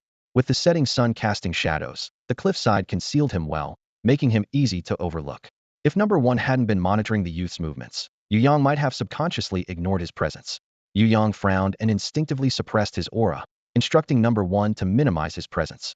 The youth's actions seemed peculiar, and Yu Yang didn't believe he was simply looking for a place to hide. Sure enough, within a quarter of an hour, a dark figure swiftly approached the cliff where the youth was. Yu Yang took one glance and immediately had number 1 withdraw his surveillance. That one look told him this person in black was far beyond his current ability to handle. Fortunately, the person in black was entirely focused on the outer disciple, and number 1 quickly retracted his gaze without attracting attention. Although Yu Yang had number 1 shift focus, number 1 couldn't move positions for the time being, so their conversation was relayed back to Yu Yang through number 1. The young man respectfully said, "Master, I am ashamed of not living up to the expectations of the Yuanli continent. Despite reaching the 5th level of respectability at the age of 18, I am still not qualified to enter the inner sect of Tianyin sect. For now, I can only patiently wait for the outer sect competition 3 years from now. If I can successfully enter the inner sect then, I will have the opportunity to learn the inner techniques of Tianyin sect." Hearing this, Yu Yang's heart raced with a sense of destiny finally arriving. He hadn't expected that people from Yuanli continent had already begun planting spies in this world. Yu Yang tried to calm his emotions, realizing that a dimensional war was inevitable. Suddenly, a scream interrupted Yu Yang's thoughts. The sound of fierce fighting was so clear that Yu Yang didn't even need a broadcast to understand what was happening. The battlefield quickly shifted toward Yu Yang, and he could even hear his master's voice. It seemed like some minor figure from another plane, overestimating their abilities, dared to covet the resources of our burning heaven continent. Several powerful pressures were recklessly oppressing all living things nearby, and even though Yu Yang was hiding in the mine tunnel, he couldn't escape. A metallic taste rose in his throat, and he coughed up blood. He dared not make a sound, only hoping that the fighters above would quickly leave the battlefield. Unfortunately, things didn't go as he wished. Before they had exchanged many moves, Yu Yang could no longer hold on. Although the powerful attacks didn't directly hit him, the residual waves of energy were enough to overwhelm him. Bright red blood flowed uncontrollably from his eyes and ears, and Yu Yang felt as if his head was splitting, and his heart and lungs were on the verge of shattering.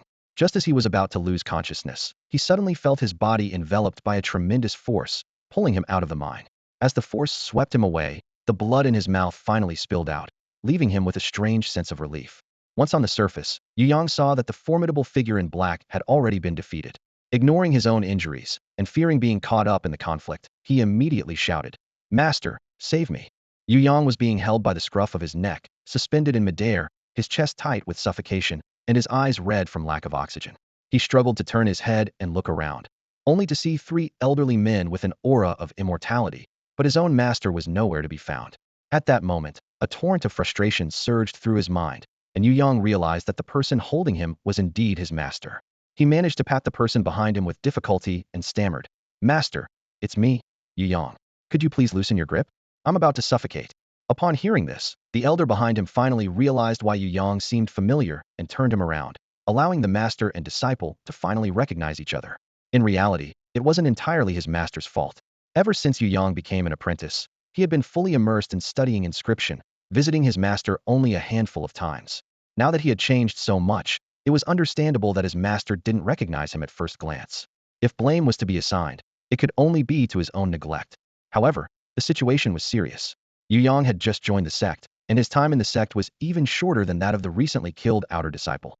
Therefore, this matter couldn't simply be brushed off due to their master-disciple relationship. Du Yunqing didn't wait for anyone else to speak and asked, Yu Yang, why are you here? Yu Yang realized the gravity of the situation. He didn't want to be mistaken for an undercover agent from another realm. Since even high-ranking members like his master were involved, it was clear that anyone implicated would not have a good outcome. Although the flame crystals were valuable, preserving his life to enjoy them was more important. So, without hesitation, Yu Yang quickly retrieved all the flame crystal ores from his spatial ring, including the top-grade flame crystal that had landed him in this predicament. He also explained the situation involving Jiang Yi and his brother. After hearing Yu Yang's account, Du Yunqing remained silent, inwardly lamenting his disciples' bad luck. The sect had been monitoring that group for a long time, and Yu Yang had not been involved until this unfortunate encounter. Given the seriousness of the matter, they needed to thoroughly investigate the reasons behind his presence there. If Yu Yang weren't the personal disciple of the peak master of Dutsao Peak, given the way these high-ranking members operated, he might have already been dead. In this sense, Yu Yang's luck wasn't entirely bad. However, his actions constituted a crime of mineral theft within the sect, which, although a crime, was far less severe than treason. Usually, unless it involved valuable resources, such actions were often overlooked, as it was impossible to completely prohibit them. Unfortunately for Yu Yang, he had stolen minerals right under the noses of the sect's high-ranking members, including the head of the discipline hall, making it impossible for them to let him off lightly. Du Yunqing held Yu Yang's clothes with disdain, wiped the blood off his hands, and casually tossed Yu Yang aside. He coldly remarked, "Hurry up and clean yourself up. Look at the state you're in." Then, he turned to the elder in black beside him and respectfully said, "Hall Master Xing, my rogue disciple here has been caught stealing our sect's minerals. How should we punish him? Your enforcement hall has the final say, and I will not object. He hasn't faced much hardship since joining, and it seems he's become a bit complacent." Hearing that his master still acknowledged him as a disciple, Yu Yang felt a sense of relief and thought, "Thankfully, master hasn't given up on me." The people present, all astute individuals, naturally understood the underlying message in Du Yunqing's words. However, the elder in black, as the head of the enforcement hall, was known for his fairness and strictness and would not let anyone who could harm the sect go unpunished. He addressed the crowd, saying, "Once we return, I will have a thorough investigation conducted to understand the full story. If he indeed stole minerals, he will be fined all the minerals he previously took, and his cultivation will be sealed. He will then have to mine 20,000 pounds as a penalty. If this boy is linked to people from other realms, I believe you all know what needs to be done."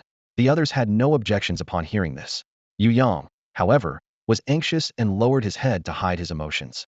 His identification was just processed a few months ago, and given Tianyin's sex capabilities, he doubted they would miss this issue. With the undercover situation resolved and Yu Yang caught as a small fry, the big shots didn't linger and left to attend to their own matters. After confirming the others had left, Du Yunqing didn't rush to leave with Yu Yang. Although Yu Yang's momentary panic was brief, Du Yunqing had noticed it. Even though Yu Yang's temperament suited him well, if Yu Yang harbored any thoughts of harming the sect, Du Yunqing wouldn't show any leniency. Seeing his master not intending to leave, Yu Yang's heart sank, realizing he had slipped up earlier. He decided to take a gamble, hoping that after revealing the truth, his master would consider their relationship and not immediately condemn him. Of course, he also prepared for the worst-case scenario. The stash of explosives and landmines in his space ring hadn't been used in a long time. After mentally preparing himself, Yu Yang knelt down with a thud and began to recount his story. How he was neglected by his family, sold to a black stone mine, and eventually entered the current continent through a space portal in the mine, leading to his recent fortuitous entry into his master's tutelage. He recounted everything in detail. There was no point in hiding anything now. Only by being completely truthful could he hope to dispel his master's doubts. Du Yunqing listened, feeling somewhat moved, but not as strongly as Yu Yang had anticipated. In this world, space rifts were common, and outsiders were inevitable. As long as they bore no ill intentions, they were generally left alone. However, from what Yu Yang described, he seemed to have significant ties to the Yuanli continent, which wasn't the main concern. The main issue was that the space rift connecting the two continents appeared to be unusually stable, and that was a matter of great significance. After revealing all his secrets to his master, Yu Yang anxiously awaited the final judgment. He had a premonition that things wouldn't end well this time. He just hoped the punishment would be within what he could bear. Du Yunqing pondered for a moment. He believed Yu Yang's words, but his belief alone wasn't enough. Everything seemed too coincidental. The undercover agent they caught was from the Yuanli continent, and Yu Yang happened to be from there too. He also happened to be at their meeting place. Who could be sure Yu Yang wasn't taking a risky gamble? The people in the law enforcement hall certainly wouldn't believe it. Du Yunqing glanced at his new disciple, who was still kneeling on the ground, and his eyes flashed with a decision. He then said to Yu Yang, "You don't have strong evidence to prove you're not with them. Now, I'll give you a chance to redeem yourself. Tell me the exact location of the rift between the two realms, and I can ensure your safe stay in the sect." Hearing this, Yu Yang's heart sank. He wasn't a fool. There would inevitably be a war between the two realms. Although his original world hadn't given him much warmth, it didn't mean he was willing to be the sinful facilitator.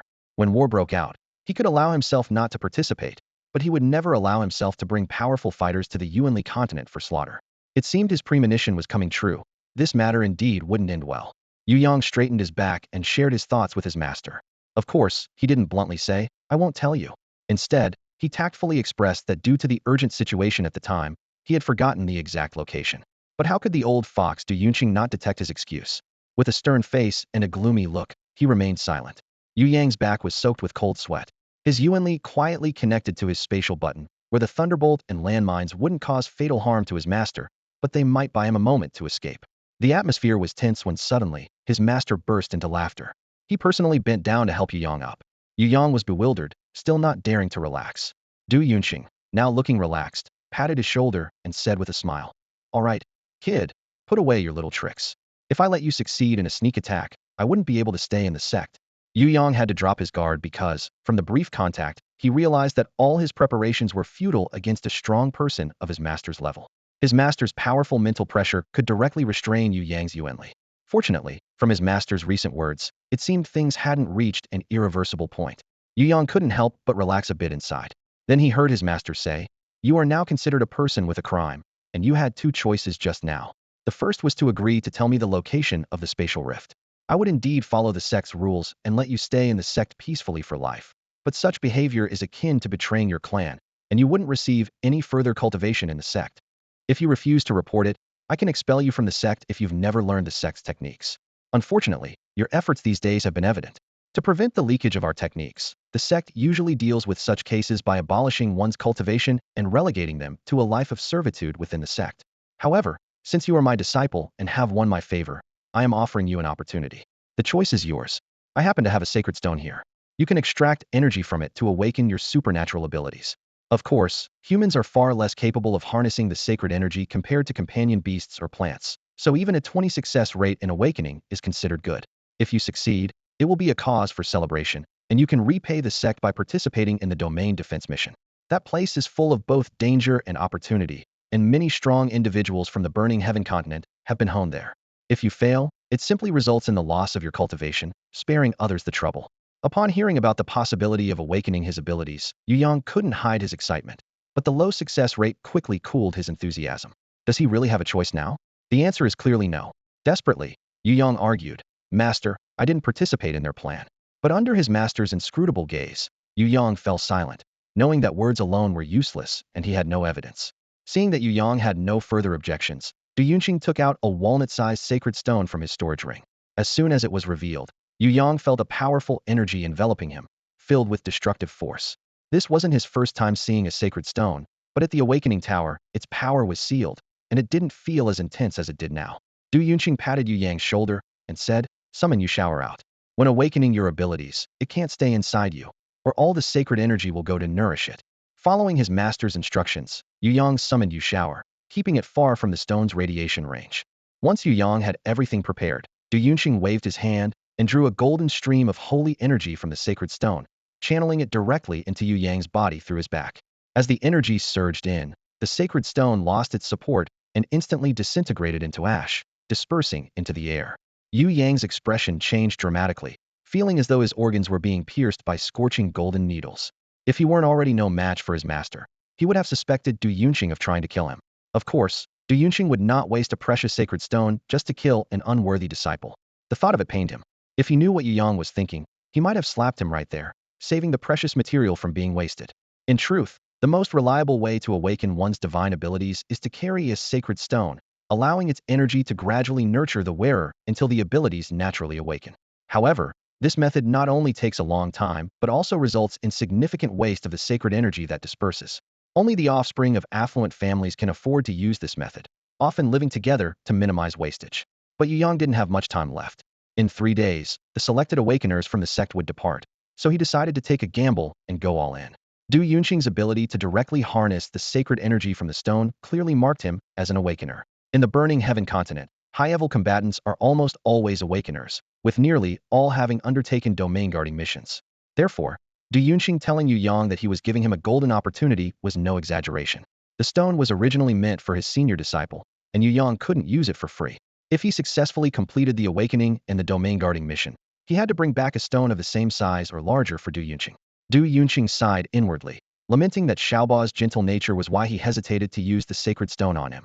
In the sect, with Du Yunqing's presence, no one dared to cause trouble, but outside, the competition was fierce and unforgiving.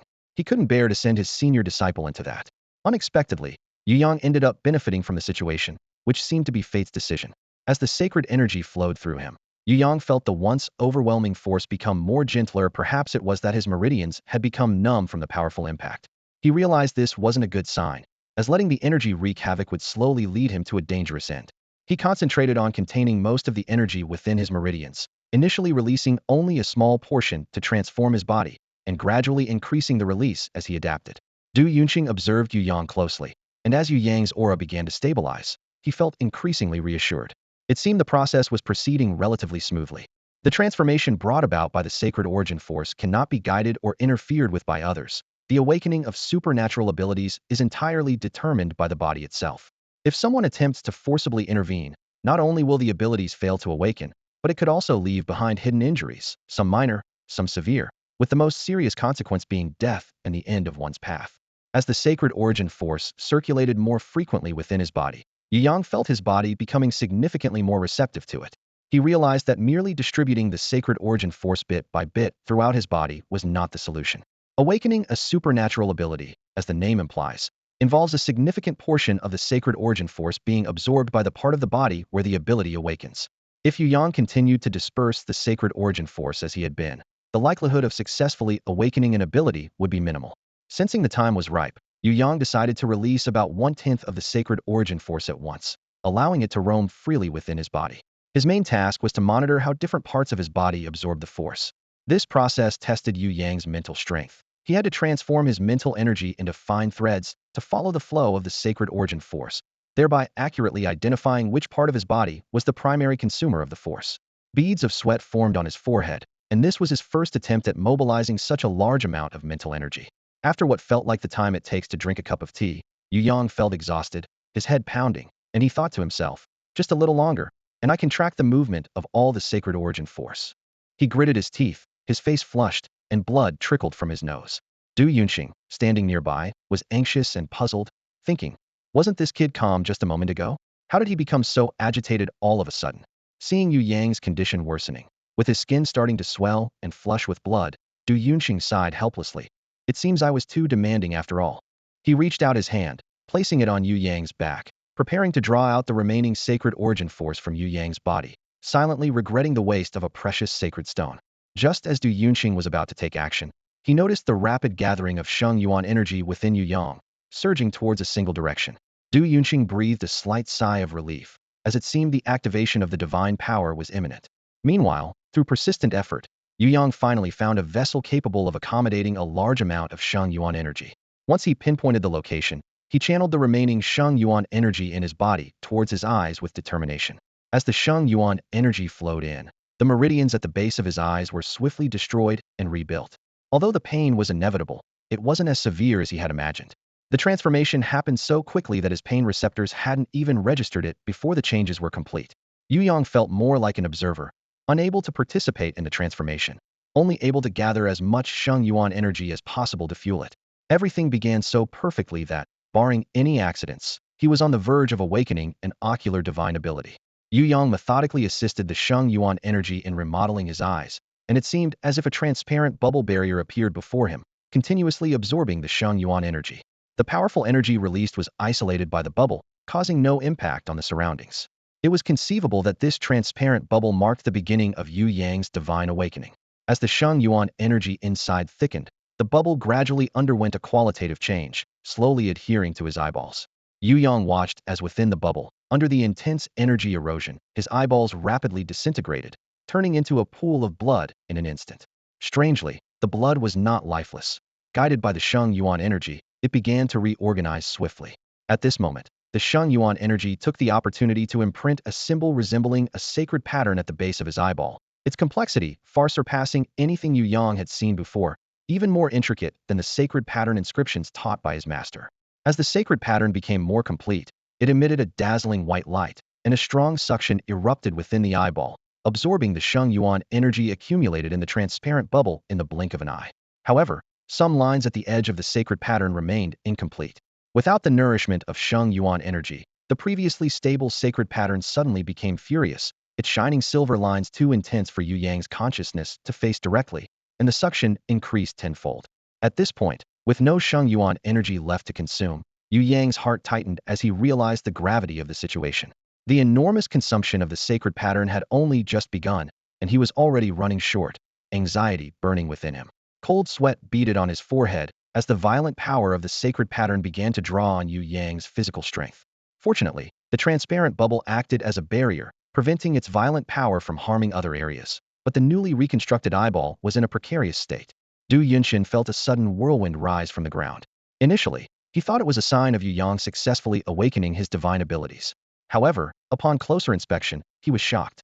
Yu Yang's face was twisted in pain, his teeth clenched tightly, and the most alarming sight was the blood tears streaming from his tightly shut eyes. The scant traces of sacred energy in the air quickly converged towards Yu Yang, but the amount was so minuscule that it was like a drop in the ocean for him. Du Yunshin dared not hesitate. Ignoring the pain of parting with his treasured items, he quickly took out a few fragments of sacred stones from his stash.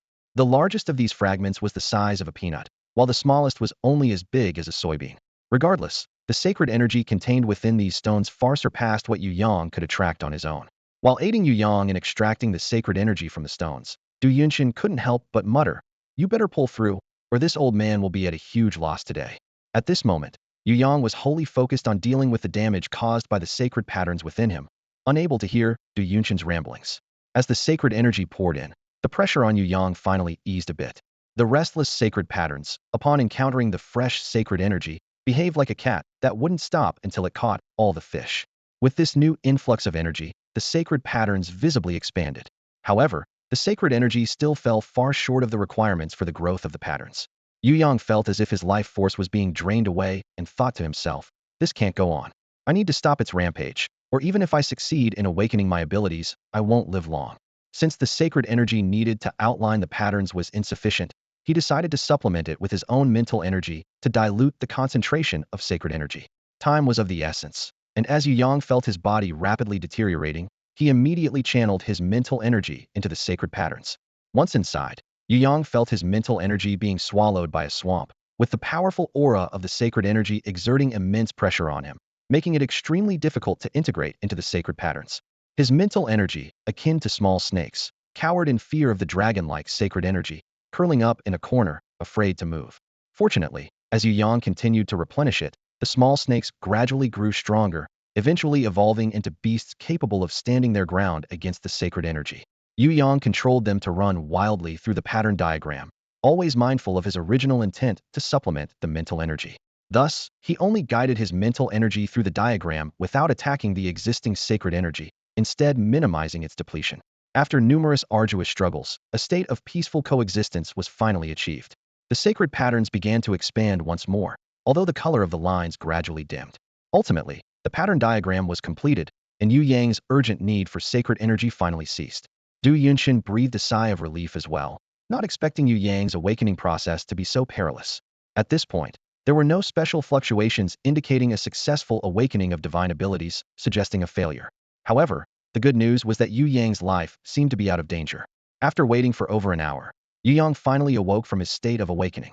However, when he opened his eyes, both Du Yunshin and Yu Yang felt a sinking feeling. At that moment, Yu Yang's eyes had turned a dull gray, losing their usual brightness. Du Yunshin asked hopefully, "Yu Yang, can you still see anything?" Yu Yang shook his head, realizing the moment he opened his eyes that he might have gone blind. Internally, he was overwhelmed with emotion, far from the calm he showed on the outside. It felt as if a storm was raging, suffocating him, and the world was collapsing around him. This reminded Yu Yang of his past life, where he felt shackled and constrained. Du Yunshin noticed the gray color in Yu Yang's eyes slowly turning into a faint aura of death, and was shocked. How could someone as young as Yu Yang be facing a life-threatening ordeal? Could it be a calamity from awakening his powers? At Du Yunshin's level, he was well aware of the hidden truths of the Flame Sky continent. For those exceptionally gifted in awakening, the heavens often sent down tribulations to maintain balance. However, Wasn't Yu Yang's awakening a failure? Standing before Yu Yang, Du Yunqing felt powerless against the aura of death, which was fatal to anyone it touched. Only those who experienced the tribulation had a sliver of hope for survival. Nonetheless, Du Yunqing could use his powers to examine Yu Yang's eyes. His ability was related to spiritual sight, capable of seeing through illusions, which suited Yu Yang's condition perfectly. Once he activated his powers, Du Yunqing's eyes shone brightly, and his dark pupils quickly absorbed the surrounding light like an abyss. As his gaze fell upon Yu Yang's eyes, the gray aura enveloping them melted away quickly, like snowflakes under a blazing sun. What seemed like an easy task turned out to be more challenging than anticipated. The outer layer of gray aura was indeed easy to dispel, but as he delved deeper, the difficulty increased. If the outer layer was like snowflakes, then slightly deeper, they turned to ice, and further in, to cold, stubborn stones. Du Yunqing's powers were becoming strained. The initial force that broke through was now insignificant. Determined, Du Yunqing unleashed his full strength, which he had been holding back, launching a powerful assault towards Yu Yang. It was as if a mighty army was advancing, unrestrained, cutting through obstacles. Meanwhile, Yu Yang felt a bitter resignation. Did his master see him as a dead man, disregarding his feelings entirely? Previously lost in melancholy, Yu Yang was forced to muster his remaining strength to resist his master's fierce attack. In his desperate struggle for survival, he hadn't noticed that although his defensive position was gradually collapsing, the lifelessness in his eyes was slowly dissipating. It seemed as though the ominous aura wanted to resist, given its notorious reputation. However, Yu Yang's genuine desire to live meant that the influence of this lifelessness on his mind was minimal. As a result, Du Yunqing inadvertently benefited from this. Yu Yang's worries were unnecessary. As a master, Du Yunqing wouldn't make such a basic mistake. The main issue was Yu Yang's lack of trust in his master, which was understandable. Who would trust a master who might offer him up to the sect at any moment? Du Yunqing immediately noticed the change in Yu Yang's state. Previously, the grayish aura was powerful but disorganized, like scattered soldiers. With Yu Yang's willpower joining in, it gradually formed a cohesive force, capable of withstanding Du Yunqing's attacks. Du Yunqing was pleased, realizing that this ability wasn't a failed awakening, but rather an awakening yet to be completed. At least Yu Yang had gained some control over it. Du Yunqing's supernatural power slowly withdrew from Yu Yang's body. Earlier, he assumed Yu Yang had entered a trance-like state, providing an opportunity to check his eyes. Now that Yu Yang's consciousness had clearly returned, continuing would do more harm than good, and he wouldn't engage in a losing endeavor. However, looking at Yu Yang now, although his eyes remained blind, they had regained a certain luster, and the mist floating in them showed a hint of vitality, no longer the dead, dull haze. Du Yunqing felt slightly relieved. The process of Yu Yang activating his supernatural ability was fraught with challenges. If Du Yunqing's heart wasn't strong, he might have fallen before Yu Yang. Now that Yu Yang's condition had improved slightly, Du Yunqing dared not fully relax, given how unpredictably troublesome Yu Yang could be. Fortunately, after all this turmoil, Yu Yang's condition finally stabilized. Apart from his blindness, everything else seemed fine. Since attempting to awaken his powers yesterday, Yu Yang not only failed to succeed, but also ended up losing his eyesight. Concerned that he might take it hard, his master specifically sent 6th senior brother Wang Qiongji to take care of him. Wang Qiongji was shocked when he first heard the news just a few days ago. Yu Yang was perfectly fine, so how did he suddenly become blind? On reflection, perhaps it wasn't so sudden. After all, during the beast tide in Tiku City, Yu Yang had once been shot in the leg by a bird-type elemental beast, leaving him with a limp. Accidents always seemed to happen to him unexpectedly. When Wang Qiongji hurried to Yu Yang's residence, he found the situation wasn't as dire as he had imagined. Yu Yang was in better condition than expected, with everything at home orderly. Xiao Er was busy opening the door for him, while Number 1 and others surrounded Yu Yang, providing comprehensive service and attending to his needs with great care. Yu Yang's mindset was also much improved from the previous day, because his master had told him that he hadn't completely failed in awakening. Rather, he was in a dormant phase due to insufficient energy. Once his powers fully awakened, his eyesight was expected to recover. In truth, Du Yunqing felt a bit uncertain while telling Yu Yang this, as he had never heard of an interrupted awakening process in all his years. Typically, there are only 2 outcomes for awakening powers: either a successful awakening, celebrated by all, or a failure, resulting in significant energy loss. Yu Yang's situation was rare, and even Du Yunqing wasn't sure if his awakening could be reactivated. Yu Yang, however, wasn't naive enough to believe everything he was told without question. Despite the thin presence of holy elemental force in the air on the blazing sky continent, it still existed. As these forces were gradually drawn towards him, Yu Yang felt his eyes absorbing their nourishing power. In fact, he wasn't completely blind. Perhaps due to the power of his abilities, he could now see the elemental and holy elemental forces around him. The elemental force appeared like a layer of white mist, while the holy elemental force was interspersed with orange light points. He couldn't see objects without elemental force, such as ordinary tables and chairs, and he couldn't see people unless they were channeling elemental force. Nevertheless, this was sufficient for his daily needs. In his eyes, Xiao Air appeared like a bright bulb, and number one and others, being energy forms conjured by powers, were clearly visible to him. As a result, Xiao Air became his guide. Wherever Yu Yang wanted to go, he just had to give directions, and Xiao Air would lead him there, while number one and others helped him avoid obstacles. Yu Yang wanted to take a stroll in the courtyard, so Yu Xiao led the way. If there were any obstacles like tables or benches along the way, Yu Hao would stop in front of them and guide Yu Yang along a relatively safe path. Seeing that Yu Yang was in decent shape, Wang Qiongji couldn't help but express her indignation on his behalf. Look at what you've gotten yourself into. You solved the issue with the Jiangyi brothers, and I heard he's now favored by the Hall of Punishment, having joined the law enforcement hall. Even as an outer disciple, it's a huge step up from before. While nibbling on the snacks Yu Xiao brought, Wang Qiongji continued her rant. And look at you. All the ore you mined was confiscated, and you ended up doing hard labor for the sect.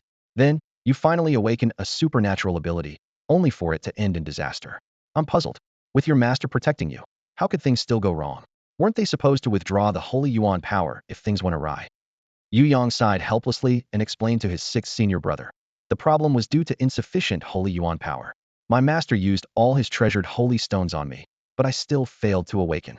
It was beyond anyone's control. Wang Qiongji gasped in awe and admiration, giving Yu Yang a thumbs up. Remembering Yu Yang's blindness, she added, I think you're your master's nemesis. Since meeting you, how much has he lost? If you don't bring him some good stuff from outside the domain this time, he might just sever the master-disciple relationship with you. Yu Yang believed this wholeheartedly, feeling a warm surge of emotion. Through these experiences, he truly came to appreciate his master and decided to treat him like family in the future. As they chatted idly, there was a sudden knock at the door. Wang Qiongji got up to open it, puzzled. Besides me, who else do you know here? Could it be our senior brother or sister returning? To her surprise, it was Jiang Yi standing outside. Jiang Yi, why are you here? Wang Qiongji, seeing him, felt a sense of rejection towards the Jiangyi brothers. Although they were blameless, Yu Yang's suffering was all because of them. Jiangyi didn't enter, but instead took out an old brocade pouch from his pocket and handed it to Wang Qiongji. I know Mr. Yu's misfortune is all because of me. Please, sixth young master, pass this pouch to Mr. Yu. It should be of some use to him, as thanks for freeing my brother and me from the Medicine Man Pavilion. Though I'm not capable now, I will repay him greatly in the future. With that, Jiang Yi bowed deeply towards the room and left.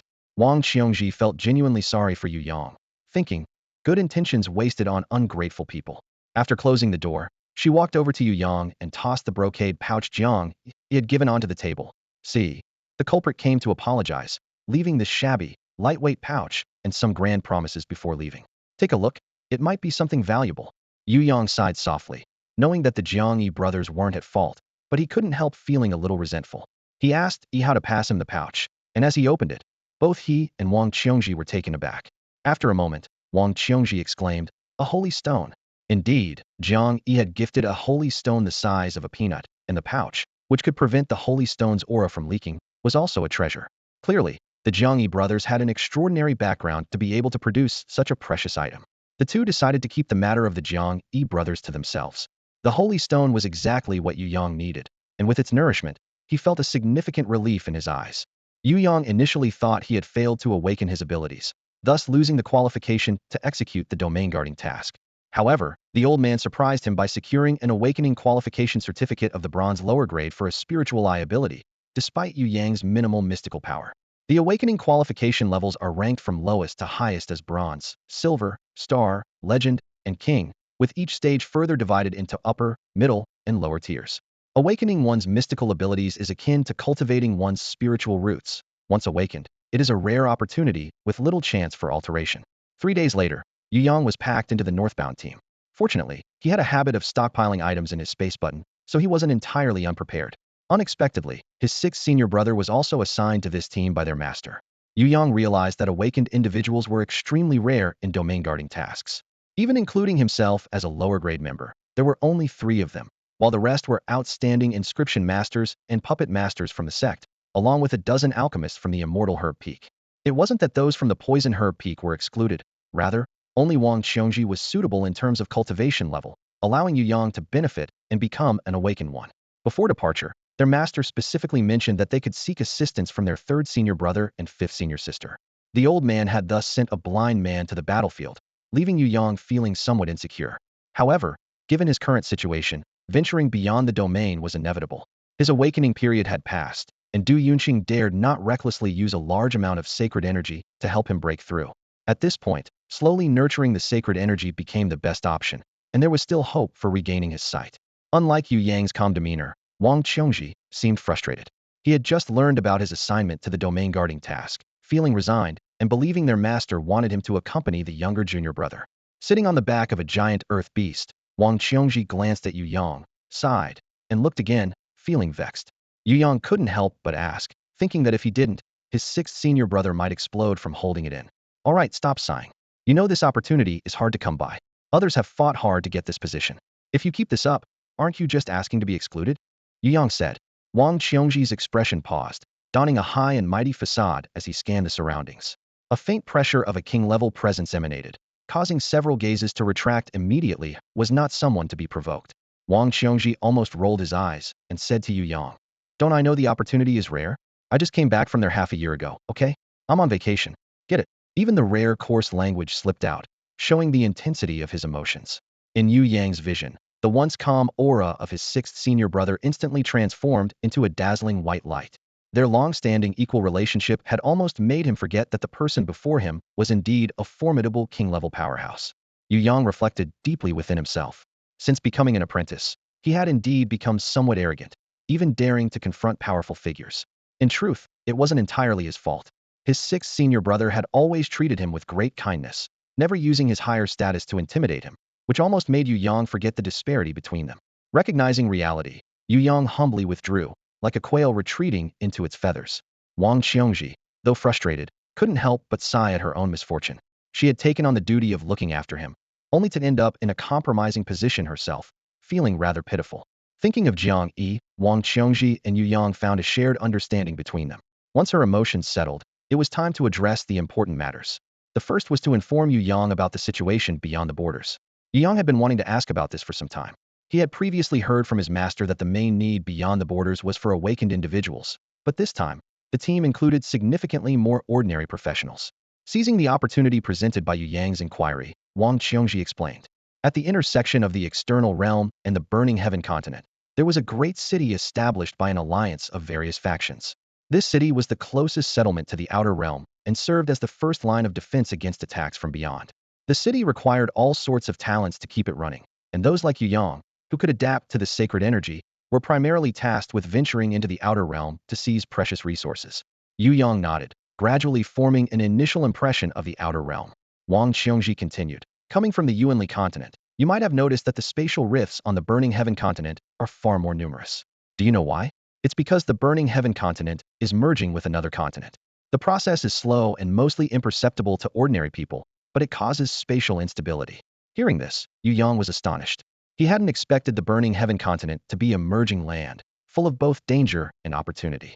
Instead of fear, a sense of excitement ignited within him. He recalled his master mentioning that the sacred stones in the burning heaven continent were largely obtained from this outer realm. Despite the incredible speed of the earth-walking beasts, it took the group over 2 months of intermittent travel to finally reach the outskirts of the burning sky city. It was no exaggeration to say that they journeyed from a land of blooming flowers to a desolate desert wasteland. At the start, Yu Yang thought the earth-walking beasts were not quite fitting for the prestigious reputation of the Tianyuan sect, which typically handled diplomatic affairs with high-flying airships. However, once they entered the desert, he understood why. The harsh desert environment, with its relentless sandstorms, severely impaired the visibility for airships. The earth-walking beasts, being native to such conditions, had their own methods to cope with the severe climate. While the harsh weather posed some obstacles for the cultivators, the fierce winds mixed in the sandstorms were truly deadly. This area was close to the edge of the continental fusion, where space was extremely unstable, with dangerous spatial rifts appearing frequently. The endless desert was slowly formed by the erosive power of space. Since entering the desert, the earth-walking beasts had activated their highest level of protection, but the disciples of the Tianyuan sect couldn't just stay within the safety zone. On the contrary, their trials were just beginning. In the sandstorm, visibility was severely compromised, and even a powerful figure like Wang Qiongji found her sensing range halved. Fortunately, everyone was sensible enough to keep their combat within a controllable range, ensuring they could quickly return to the earth-walking beast's protective circle if danger arose. The Yuan beasts that could survive in such an environment had unique survival skills, making them rare and valuable materials. Moreover, the chances of finding spatial stones here were higher than elsewhere, making this place a rare treasure trove from a certain perspective. Furthermore, it was an opportunity for combat practice, as everyone who reached the Burning Sky City would be part of the combat forces. Although alchemists and inscriptionists were not known for their combat prowess, those who came here were exceptionally talented. They either possessed remarkable combat abilities or were outstanding support specialists. As such, puppet masters, who were the main combat force, naturally sought to recruit them into their teams. Yu Yang sat atop the earth-walking beast, watching the spirited young men around him, either in groups or venturing out alone, leaping out of the earth-walking beast's protective range to engage in fierce battles with the Yuan beasts. To say he wasn't envious would be a lie. After all, he too harbored ambitions of earning great fortune, but now could only watch others fight to their heart's content, leaving him feeling frustrated. Yu Yang thought to himself that although it wasn't convenient for him to step in right now, Yu Shower could. The little creature seemed excited, showing no signs of worry for its master. Instead of letting it stay idle, it would be better to allow it to experience the world. After all, with 6 senior brother around, there was no way anything would happen to it. This would also be a good opportunity to train Yu Shower's independent combat skills. Besides, with the protection of his master and senior brothers and sisters, Yu Shower no longer had to worry about anyone openly targeting it. Now was the perfect time for Yu Shower to shine. With a thought, Yu Yang laid out the thunderbolts and landmines neatly on the ground ahead. Wang Qiongji noticed Yu Yang's actions and, out of curiosity, glanced at those black objects. When she sensed the intense energy fluctuations within those seemingly insignificant items, she couldn't help but take 2 steps back. However, she remembered her main task was to protect her junior brother and suppressed her emotions, returning with a calm expression. In Yu Yang's view, 6 senior brother returned, his aura strong, and a dense white light enveloped him like a solid form. Wang Qiongji hesitantly pointed at the items on the ground and asked, "Junior brother, are you planning to give up and sell your trump cards?" Yu Yang smiled slightly without elaborating, motioned for Yu Shower to come over, and deliberately put protective armor on it. He then pointed to the items in front of them and said, "Yu Shower, these are for you to use. It's your time to shine. Since my vision is failing, I'll have to rely on you in the future. Do your best and bring back more Yuan beast corpses." Hearing this, Yu Shower became extremely excited, never having felt so important before. It was already familiar with Yu Yang's attack patterns and no longer needed his guidance. It immediately summoned numbers 1, 2, and 3. Numbers 1 and 2 were tasked with finding isolated prey, while number 3 carried thunderbolts for combat support. Upon receiving their orders, they quickly set off. Yu Yang watched Yu Shower lying quietly beside him, lost in thought. Does it have minions now? Is it so confident that it doesn't even need to watch the battle? Yu Yang rubbed his temples in frustration, while Wang Qiongji couldn't help but laugh. Like master, like companion. However, her laughter faded soon after. Since numbers 1 and 2 joined the battlefield, a steady stream of prey was brought back. Although they weren't very powerful, it proved Yu Shower to be a competent independent hunter. Numbers 1 and 2, originally scouts, were directed by Yu Shower with ease. Their simple strategy of locating targets and then blasting them proved effective. Yuan beasts with low defense could be taken down with a single thunderbolt, and after 3 or 4, their corpses could be easily collected. Smaller prey could be carried back by numbers 1 and 2, while larger ones required Yu Shower's intervention. Occasionally, they'd target more challenging Yuan beasts, but fortunately, their speed was impressive. The frequent sandstorms and scattered rocks became the perfect setting for them to showcase their skills. Watching Yu Shower and its companions haul back prey repeatedly, Wang Qiongji could only watch in envy. As an alchemist, she avoided risking the awakening of her companion plant's powers, which meant their combat abilities were generally low, forcing her to fight personally. Yu Shower's remarkable performance attracted attention, with its efficiency and speed surpassing that of a typical 3-person team. Most importantly, numbers 1 and 2's ability to find prey was unmatched. The typical scouting Yuan beasts, like eagles and hawks, struggled due to their size and had mostly lost their reconnaissance abilities, leaving teams blind. In contrast, numbers 1 and 2 thrived. Initially, people regarded Yu Yang as a blind man, keeping their distance out of respect. But seeing his companion plant's outstanding performance, Yu Yang unexpectedly attracted the interest of several teams. He was even considered for recruitment, as they began to think about including him in their ranks. After numerous battles, Yu Yang noticed that Yu Shower increasingly favored using the Pili Z weapon. It's small and agile, allowing for easy throws at targets. If 1 doesn't work, he'll throw 2, and if 2 don't work, he'll throw 3. If 3 still can't break the defense, he simply switches targets. In contrast, landmines need to be buried in advance and require luring beasts close, which Yu Shower disdains because, as a mushroom, it doesn't require much thinking. Surprisingly, Yu Shower's reckless style made him the most efficient, at least in terms of the number of prey. He only picks easy targets and retreats without hesitation when facing stronger opponents. Yu Yang didn't push him to challenge himself, as he found Yu Shao's approach quite agreeably. At least it was safe. If they encountered a tough opponent, Yu Yang was always there to step in. Initially, they thought these practice activities would last a few days, but unexpectedly, the hunting squad faced setbacks that afternoon. The first to be hit were number 1 and the others, as several strong gusts of wind stealthily mixed into the howling winds, tearing number 1 and number 2 in half, dissipating them into the air.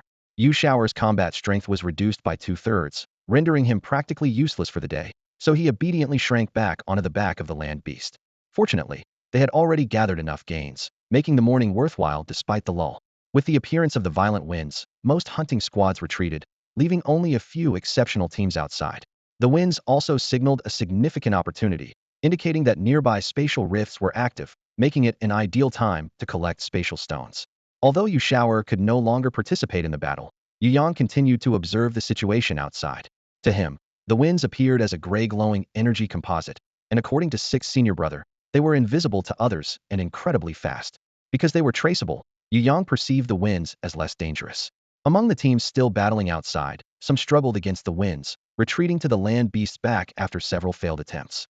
Meanwhile, some teams handled the situation with ease. Yu Yang noticed a lone wolf who always managed to stay a step ahead of the winds, sometimes cleverly using their force to successfully hunt prey.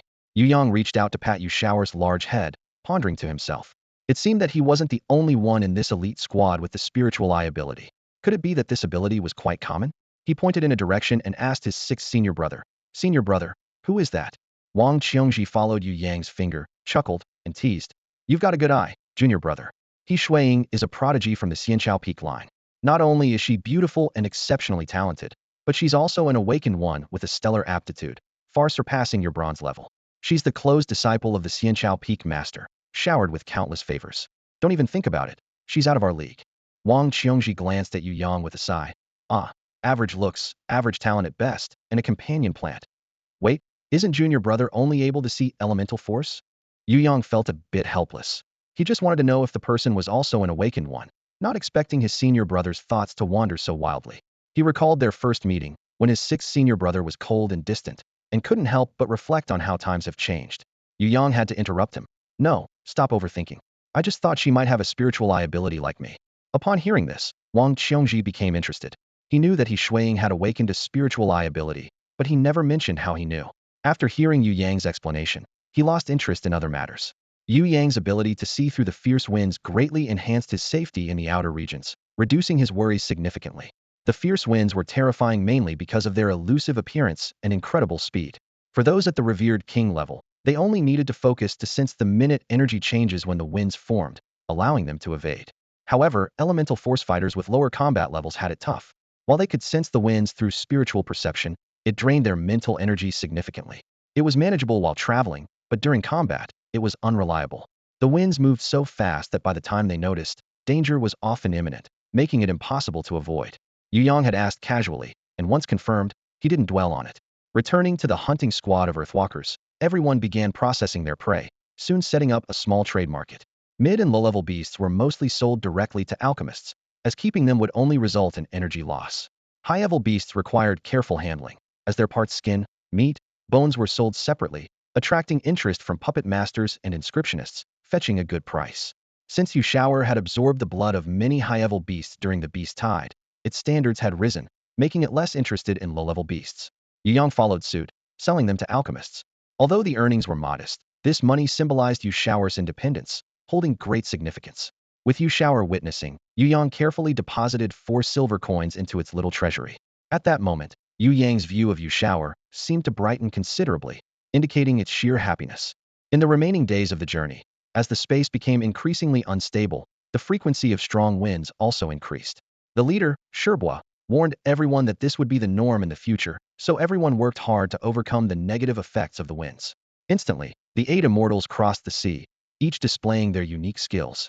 The simplest yet most effective method was to strengthen one's own protection, which was precisely the forte of the inscription masters. The puppet masters also transformed into armor makers, seizing the opportunity to benefit. Yu Yang watched all of this, feeling anxious inside. He was capable of reinforcing and lightening inscriptions, and he couldn't return empty-handed from this treasure trove.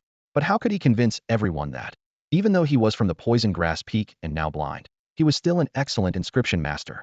After some thought, Yu Yang decided to create a finished product first, and Yu Shao Air and its small army were perfect for his needs.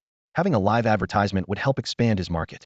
Number 1 and its companions made an impressive debut, capturing the audience's attention. Many witnessed Number 1 and Number 2 being sliced in half by the strong wind, proving their fragile nature. With his target confirmed, Yu Yang immediately began preparations. Yu Shao Air already had soft armor, but numbers 1, 2, and 3 needed custom-made pieces from the puppet masters. Fortunately, their small size allowed Yu Yang to outfit them with leftover materials at a relatively low cost. In less than an hour, Yu Yang received the finished products and started inscribing runes right beside the stalls. The spectacle of a blind man drawing runes attracted a large crowd, though some scoffed at Yu Yang's methods, dismissing them as mere showmanship. They stayed, ready to see him fail. Yu Yang carefully unfolded Number 1's soft armor, made from the skin of a first-level fire lizard. The faint flow of elemental energy allowed him to see the area for inscription. Observing the outline of the armor, Yu Yang mentally mapped the placement of the rune patterns. To resist the strong winds, at least 5 layers of low-level reinforcing runes were needed, which posed a significant challenge for Yu Yang, as he had only successfully combined 3 runes before. Today, he decided to push his limits. Despite the challenge, Yu Yang felt confident in his chances of success. It wasn't arrogance. Rather, his current state was ideal for inscribing runes. Losing his sight had not been a hindrance, but had instead reduced distractions. He could accurately perceive the changes in elemental energy within the rune diagrams. Recently, Yu Yang felt that his conditions as an inscription master were exceptionally favorable.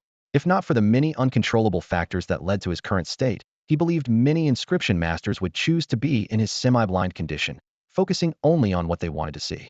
As the smooth flow of elemental energy etched onto the soft armor through his pen, the noisy surroundings faded away, leaving Yu Yang solely focused on the piece of armor in his hand. Focus is an essential skill for every inscription master, with most other requirements being relatively low. However, the demand for mental strength is an absolute threshold, as it directly determines the success rate of rune inscription. Yu Yang had just completed 3 reinforcement inscriptions, and beads of sweat were forming on his forehead. A young man in black nearby noticed this and shook his head slightly. His companion, puzzled, asked, "Brother Liang, his energy seems to flow smoothly while inscribing the runes. He seems to have some foundation. Why are you shaking your head?" The young man, referred to as Brother Liang, explained, "He does show some aptitude for being an inscription master, and it's clear he aims to create a 5-pattern combination inscription. But look at his cultivation level. He's only at the 3rd rank of a brave. I fear his energy won't hold out for long." The young man guessed correctly. Yu Yang was indeed in a precarious situation, but he remained calm. Not long ago, he discovered another use for Yu Shower. Previously, he thought of Yu Shower as just a power bank for himself. After some experimentation, Yu Yang realized that Yu Shower could also serve as his power bank, as long as he controlled the input voltage. At Yu Yang's current level, absorbing the energy equivalent to 7 strands of mycelium was just right. Yu Yang gestured, and Yu Shower quickly replenished his energy. To ensure there were no mistakes at critical moments, he carefully selected 7 strands of mycelium and braided them together, ensuring a flawless transmission process. With Yu Shower's energy in place, Yu Yang's internal void was filled.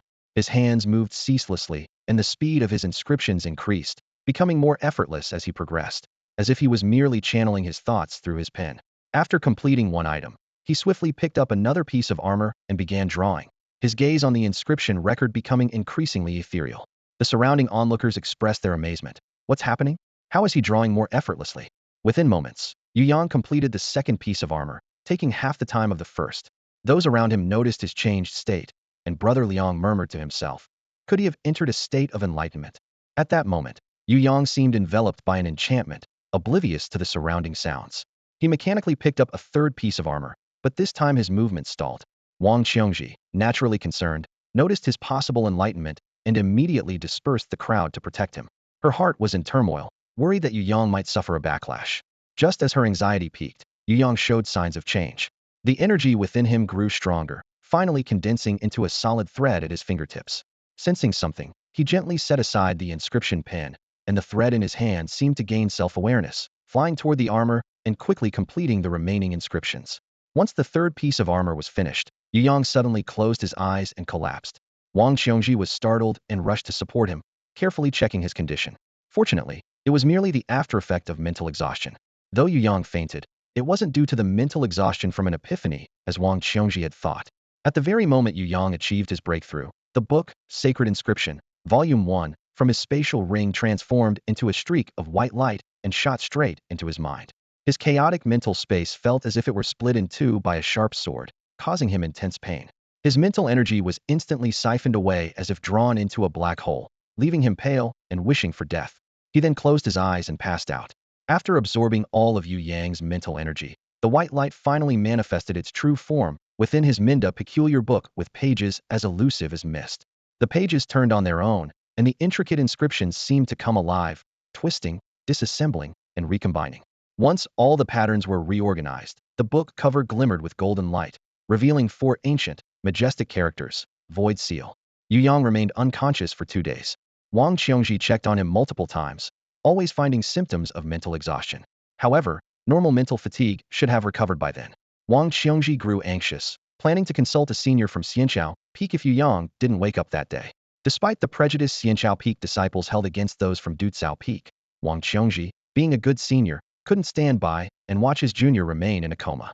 Fortunately, Yu Yang awoke that afternoon. He felt immensely satisfied, perhaps because his mental space had been unlocked, causing his mental power to more than double. The immediate benefit was a more precise control over external objects. Although he still couldn't see sand and stones, his heightened perception allowed him to deftly avoid obstacles and sandstorms. While not entirely at ease, he was no longer clumsy. Yu Yang's primary concern was returning to normal life, so his excitement was short-lived. Recalling the white light he saw before fainting, he calmed down and discovered an ancient book in his mind. Void Seal. What was this? He remembered the white light emerged from his spatial ring, so he searched through his possessions and confirmed it matched the sacred inscription, Volume 1, given by the old man. Yu Yang attempted to open Void Seal to inspect its contents, but after turning just one page, his vision blurred, and he nearly fainted again. His mental energy was completely depleted from just glimpsing a shadow, and the book closed once more. Yu Yang felt helpless, but the Void Seal seemed somewhat dormant, unlikely to have any adverse effects unless he actively interacted with it. Wang Qiongji noticed that Yu Yang had just woken up, but his face was pale, and he seemed on the verge of fainting again. She quickly stepped forward to support him, expressing her concern. Junior brother, you really need to take care of yourself. How did you become so weak? Is it because of mental exhaustion that you might faint twice? Yu Yang shook his head, adjusted his breathing slightly, and gradually regained his composure. Remembering that the painting he left behind when he fainted was still outside, he inquired about it and learned that his 6th senior brother had indeed kept it safe. Yu Yang picked up the last piece of the painting's soft armor and examined it closely. In the latter stages, he had abandoned the inscription pen and used his elemental power to form lines for engraving. Could it be that this very method aligned him with the requirements of the Void Seal, allowing the book to reveal its true form? Seeing Yu Yang engrossed in his work, Wang Qiongji couldn't help but smile. Junior brother, do you know you're famous now? Everyone's saying you're a genius inscription master from Dukafeng. If Master finds out, he won't know whether to laugh or cry. Oh, wait, you weren't supposed to practice the alchemist's arts in the first place. When you return, who knows if the inscription masters will try to recruit you. Junior brother, you wouldn't abandon us for a bit of fame and fortune, would you? If you stay at Dukafeng, Master will surely have you learn the puppet master's skills as well.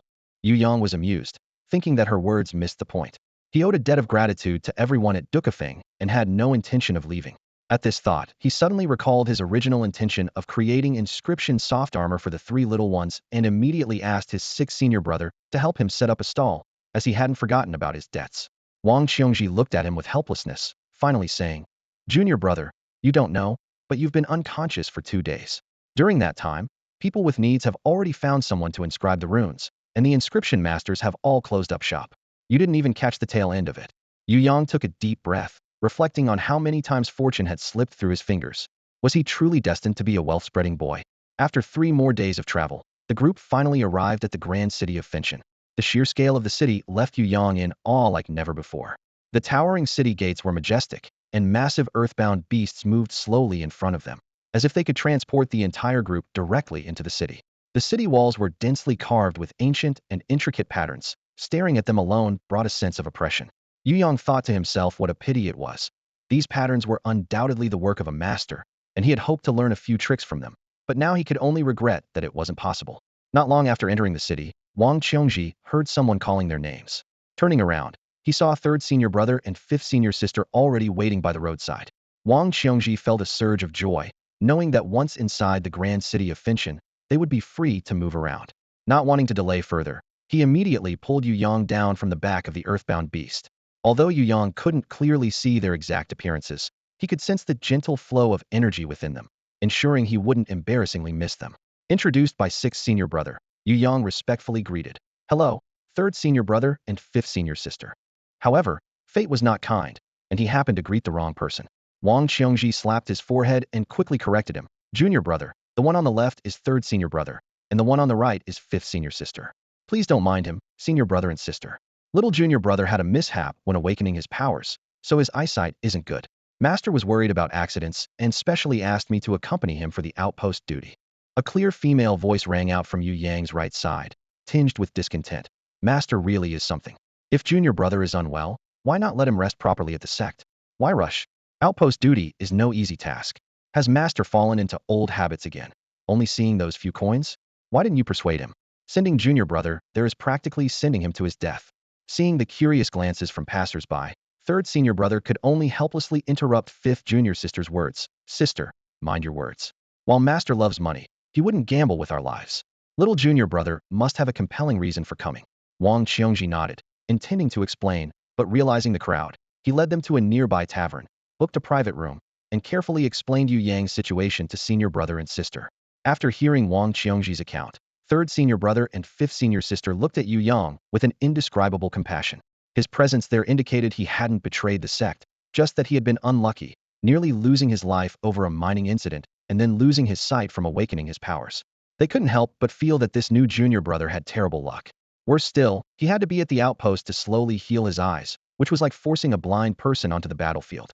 Unconsciously, fifth senior sister's tone softened towards Yu Yang. "Yu Yang, this is our third senior brother, Tao Yin, currently at the 8th level of the Honorable King. I'm Su Leilang, your fifth senior sister, at the 6th level of the Honorable King. Our cultivation may not be high, but we won't let anyone bully you.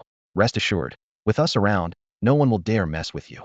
Wang Qiongji's eyes lit up, hearing this, realizing that third senior brother and fifth senior sister would also join little junior brother's team for the outpost task.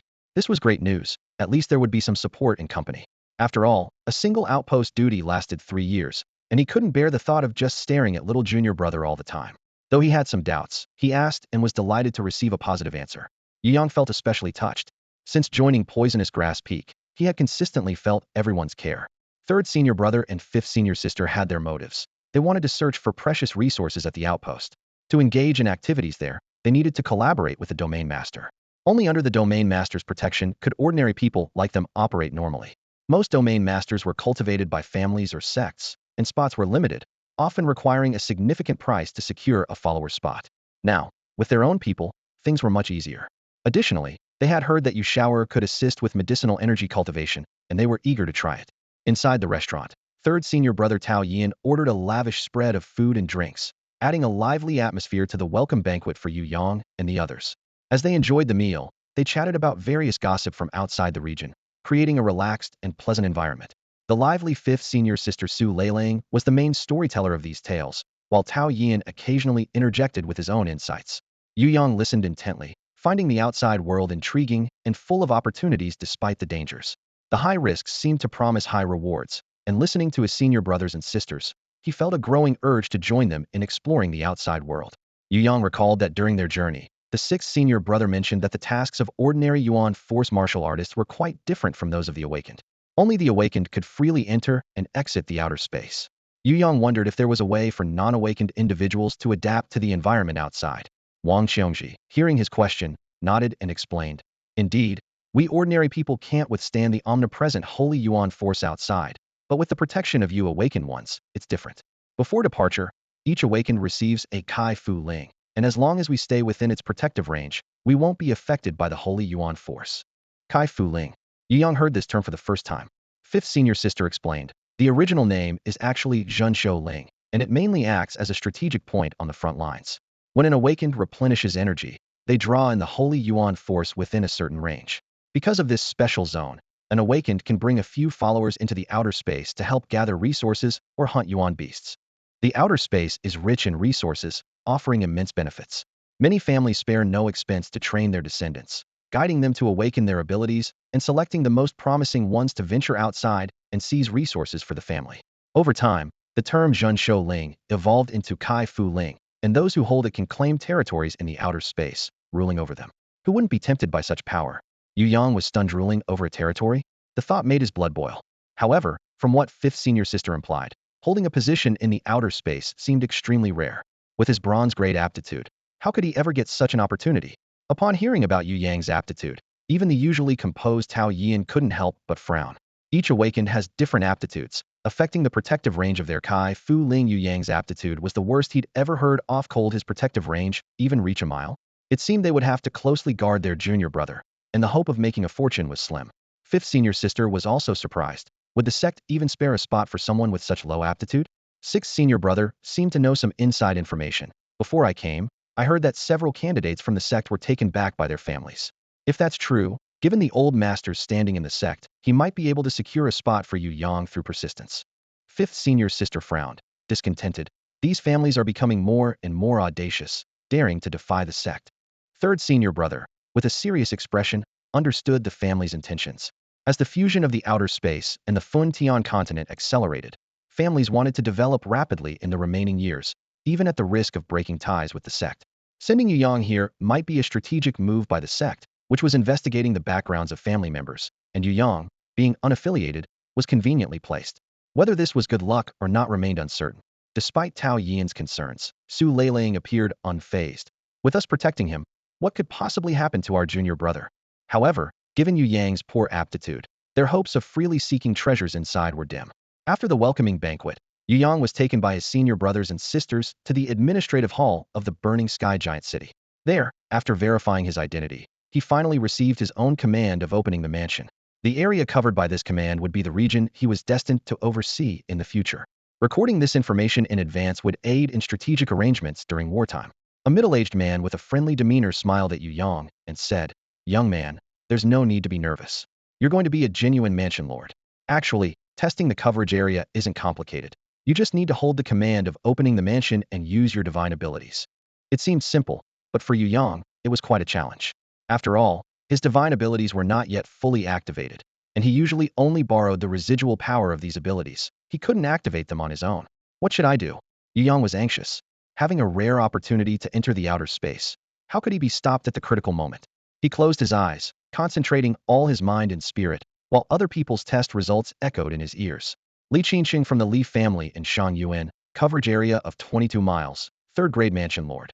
Lu Qingqing from the Lu family in Dangzhou, coverage area of 56 miles, 6th grade mansion lord.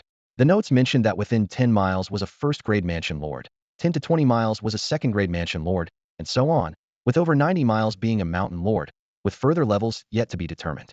The crowd immediately became restless, with exclamations ringing out. Wow, a 6th grade mansion lord's range right from the start. Is the Lu family in Dengzhou about to rise? People speculated that the Lu family, in order to bring her back, had even offended the Tianyin sect, clearly seeing her as the hope for the family's rise, a rare talent that appears only once in many years.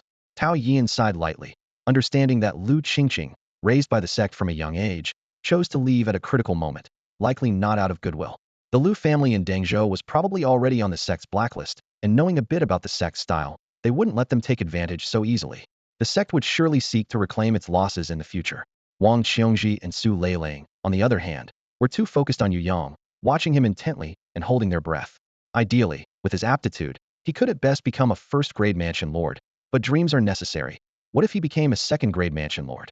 However, reality proved that dreams are unreliable and can shatter at any moment. Yu Yang strained until his face turned red, finally managing to cover an area of just 1 square meter. The entire hall fell silent, so quiet you could hear a pin drop, before erupting into uproarious laughter. Tianyin sect, Yu Yang, 1st grade mansion lord. Oh my, has Tianyin sect fallen into decline?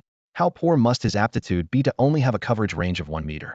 No wonder Lu Qingqing had to return to her family. Perhaps she had already seen that the sect was running out of successors. The noisy chatter was incessant, but after Wang Qiongji and the others snapped out of their daze, they immediately regained their composure, and their imposing aura made the surrounding crowd gradually quiet down. It was only after He Shuiying's test that the sect's reputation was restored.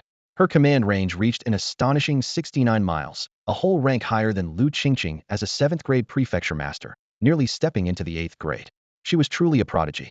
Another awakened member of Tianyin sect, Zhou Zhuahao, also had a command range of 46 miles, making him a 5th grade prefecture master. This managed to silence the public's doubts. It seemed that the sect's standard was still intact, and Yu Yang was just an anomaly. Wang Qiongji and the others hesitated, unsure how to comfort Yu Yang, as they hadn't expected his test results to be so extraordinary. However, Yu Yang himself was quite satisfied. During the test, he tried countless times but couldn't activate his abilities, so he had no choice but to desperately absorb the sacred energy with his body, resulting in the 1 square meter coverage range.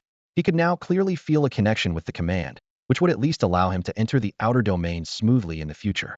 Yu Yang had a clear understanding of his own strength and planned to prioritize recovery while seizing opportunities when he entered the outer domain, all with the fundamental aim of restoring his vision. Compared to the noisy onlookers, the middle-aged man nearby was much more composed. He had already tidied up his broken mask and returned to a serious demeanor. He took out a map and called Yu Yang over, saying, "Young man, come choose your guard position. The guard range is your command coverage plus an additional 20 miles. Let's just say your range is 20 miles. You can choose from these areas."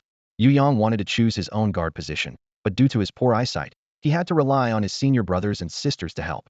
The three of them approached a large map, where most areas were marked with simple terrain features. However, a few places were detailed with precise descriptions of the terrain, the types of beasts that resided there, and the various resources available. These areas were separated by large and small red circles. A middle-aged man smiled and said, "The areas encircled in red are already occupied by other lords. Your circle is the white one. As long as it doesn't overlap with others, you can choose and apply your spiritual mark." They looked at the map and saw that Yu Yang's small white circle stood out. Its petite size was advantageous, as it could fit into any nook or cranny. Su Leilang pointed to a spot and discussed with Tao Yian, "Senior brother, let's choose this place. The Lord of Region 172 is our sect brother Qi Nan. He wanted us to join his team a few days ago, but we declined to wait for our junior brother. We should be able to join him now, and placing our junior brother's base nearby will allow us to take care of him." Tao Yian nodded, agreeing with his junior sister, but they needed to consult Qi Nan to ensure they weren't choosing a dangerous place for their junior brother. Wang Qiongji, who hadn't spoken, was sent by the third senior brother to find Qi Nan at the sect station. The middle-aged man didn't rush them, understanding the importance of choosing a base. It affected the Lord's future development and even the safety of the front line. His greatest concern was people who lacked a clear understanding of their own abilities. Soon, Wang Qiongji returned with Qi Nan.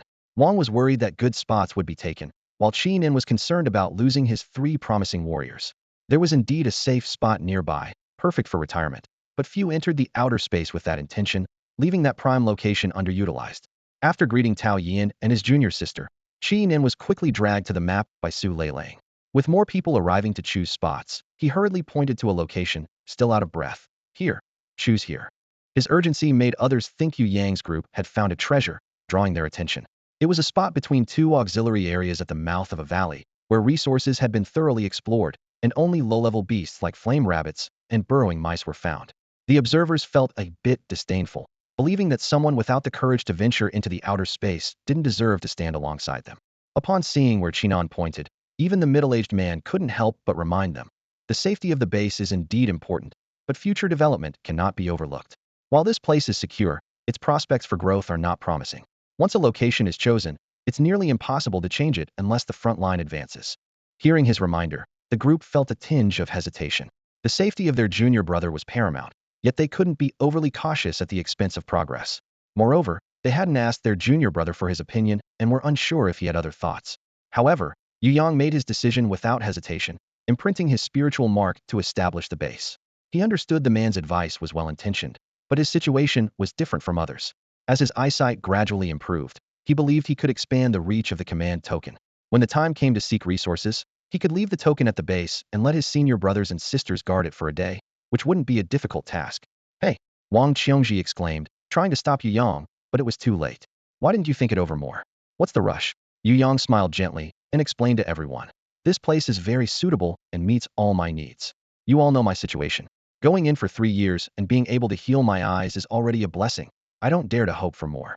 Wang Qiongji hurriedly said, "Who told you you'd only be stationed for 3 years? Seeing Yu Yang's hesitant expression, Wang Qiongji remembered that he had indeed mentioned this, but he meant it as a minimum of 3 years, which was the alliance's fee. However, those resource-rich places are ones where people wish they could stay indefinitely. Wang Qiongji regrettably slapped his forehead, thinking, "I've doomed my junior brother." After listening to his 6th senior brother's explanation, Yu Yang adapted well. He understood that he could rely on himself to find resources, but having a stable base gave him much greater peace of mind. Furthermore, when his vision was not yet restored, his senior brothers and sisters couldn't rest properly while trying to protect him closely. as his command token could only cover a mere 1 square meter. The situation is already set, and further contemplation is futile. The disciples of Poison Grass Peak are known for their poverty. Although the senior brothers and sisters wish to help Yu Yang, they are powerless to do so. However, they do have an abundance of one thing: a wide variety of poisons. Although Yu Shower can also use poison, his large size and slow movements often prevent him from deploying poison effectively at critical moments. The senior brothers and sisters are not stingy and generously provide Yu Yang with poisons. Yu Yang carefully stores the various medicines in bottles of different shapes, organizing them neatly. This trip will last 3 years, and Yu Yang hasn't been idle. He needs to prepare some daily necessities. Ever since the Void Seal appeared in his mind, his enthusiasm for engraving sacred patterns has been unprecedented. Unfortunately, he did not prepare many materials for engraving runes while in the sect, so he can only purchase them in the Burning Heaven Giant City. This is a seller's market, with the prices of all kinds of raw materials being astonishingly high. Fortunately, with the treasure bank branches widespread, Yu Yang withdrew money from the branch in the Burning Heaven Giant City and bought all the necessary items. The stay in Burning Heaven Giant City was brief, only 3 days, mainly for the new lords to purchase supplies. During these days, Yu Yang gained a bit of fame. After all, a lord with a domain covering only 1 meter had never been seen before, which was quite unworthy of the title of lord. Thus, unbeknownst to him, he earned the nickname Village Chief. To be honest, calling him a village chief was out of respect for the Tianyin sect, as that small distance didn't even qualify as a village. On the morning of departure, everyone gathered early at the city gate, forming loose groups, with each sect and family distinctly separated. Yu Yang stood with a few senior brothers and sisters, accompanied by Qi Nan, the client of this mission. Qi Nan is a 4th-grade lord, with a domain covering 39 miles, and is very likely to be promoted to a 5th-grade lord. Unfortunately, he is still a 4th-grade lord for now. The alliance rule allows 1 person per 10 miles, so this time he brought Tao Yian, Su Leiling, and Wang Qiongji. They have a good relationship, and Qi Nan assured them, patting his chest, that he would treat Yu Yang as a dear junior brother and would not let any high-level elemental beasts enter his domain. Around 8 in the morning, the leader finally appeared. The leader was a 9th-grade lord from the Alliance, with cultivation reaching the 5th level of Sovereign Emperor, immensely powerful. Once he opened his domain, all the lords and their followers were encompassed within its range. Each sect and family had their own means of transportation, and for this journey, the Tianyin sect traveled in an exquisite and luxurious flying boat. With a mighty leader and the journey through the Burning Heaven Continent's territory, as long as the damage from the sacred Yuan force to ordinary people was shielded, there was virtually no danger. When Yu Yang entered the foreign space, he didn't experience any noticeable changes. Unlike the intense sensation when entering a spatial rift, everything here felt so natural, as if it was meant to be.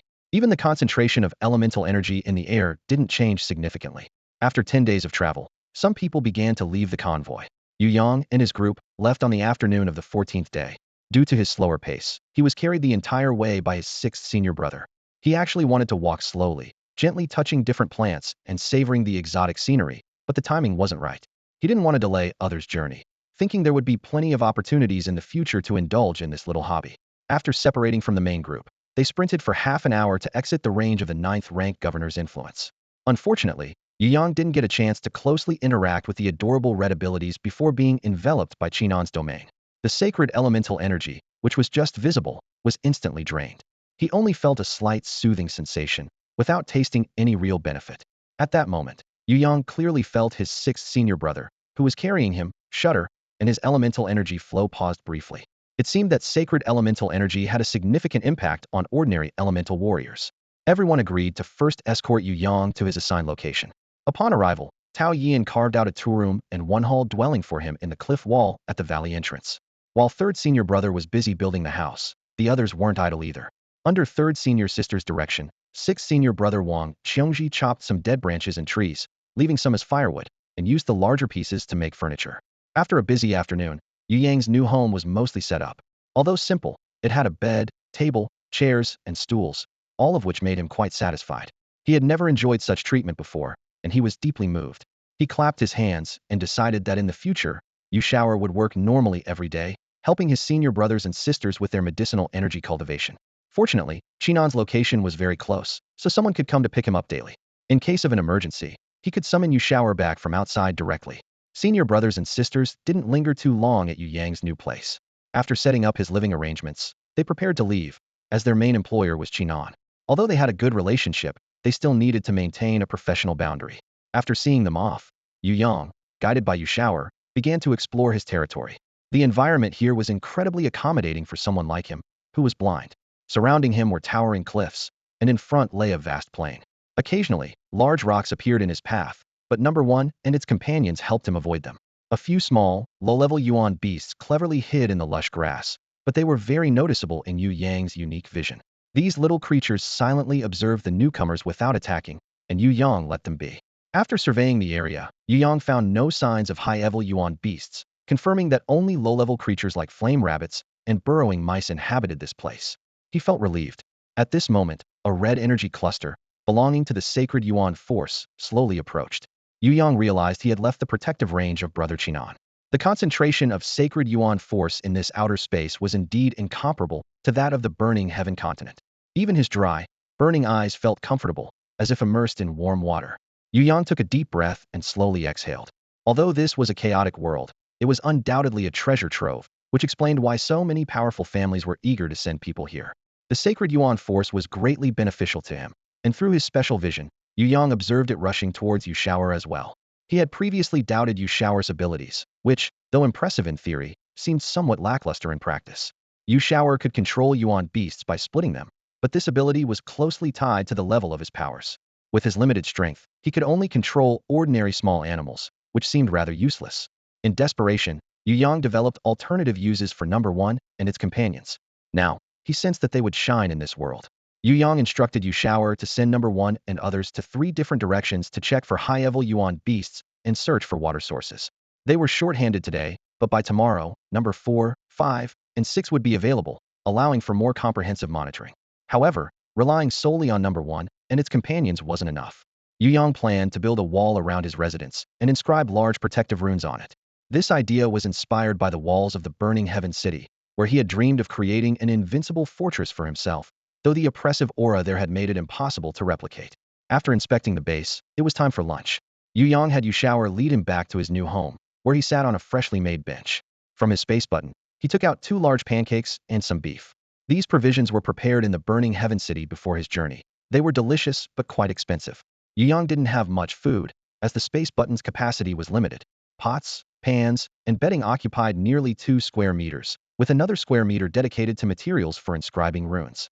The remaining 2 square meters held a small cabinet neatly filled with various medicines and weapons, such as explosive pellets, landmines, and bursting arrows. He had squeezed the food in wherever possible, but it would only last 2 days if rationed. However, Yu Yang wasn't worried. He believed there would be plenty of game on his land, though he lacked vegetables and fruits. Yu Yang regretted his lack of foresight. If only he had brought some seeds. While wandering outside, he had grabbed a handful of soil, testing its quality. It was loose, fertile, and moist, an ideal place for farming. Unfortunately, without seeds, this fertile ground would go to waste. Planting some vegetables would have meant fresh produce in no time. However, he could instruct number 1 and its companions to monitor the local wildlife to see if they consumed any edible plants. If they did, he could test these for toxicity and transplant them into his territory if they were safe. While Yu Shaoer could detoxify, Yu Yang preferred to avoid the unpleasantness of poisoning. Detoxification took time and would reduce his combat effectiveness, so he was determined to minimize risk. After lunch, Yu Yang took out pots, pans, and other items from his spatial ring and asked Yu Shaoer to help organize them while he went to make the bed. With Yu Shaoer's assistance, Yu Yang carefully explored the overall structure of the house. He planned to have number 1 and the others go out to find some elemental plants and place them by the doors and tables in each room. This way, even without Yu Shaoer's help, he could roughly understand the layout of the house. There are a few reasons why third senior brother helped Yu Yang build the house into the rock wall. Firstly, construction was very convenient. With just a few powerful moves, a spacious area could be carved out, and any desired layout could be achieved, like a 3-bedroom to a living room setup. Secondly, the house was stable and safe. At least in windy and rainy weather, there was no worry about the house being blown away or the roof leaking. The greatest advantage was its hidden location. A house dug into the mountain, with a little exterior decoration, had excellent concealment and was unlikely to attract the attention of higher-level elemental beasts or other people. Therefore, most new mansion lords would choose cave dwellings before they had fully developed their wings.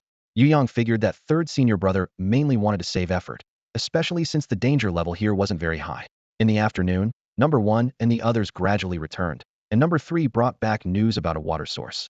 Unfortunately, this water source was located within senior brother Chinan's station, so Yu Yang had no choice but to give up.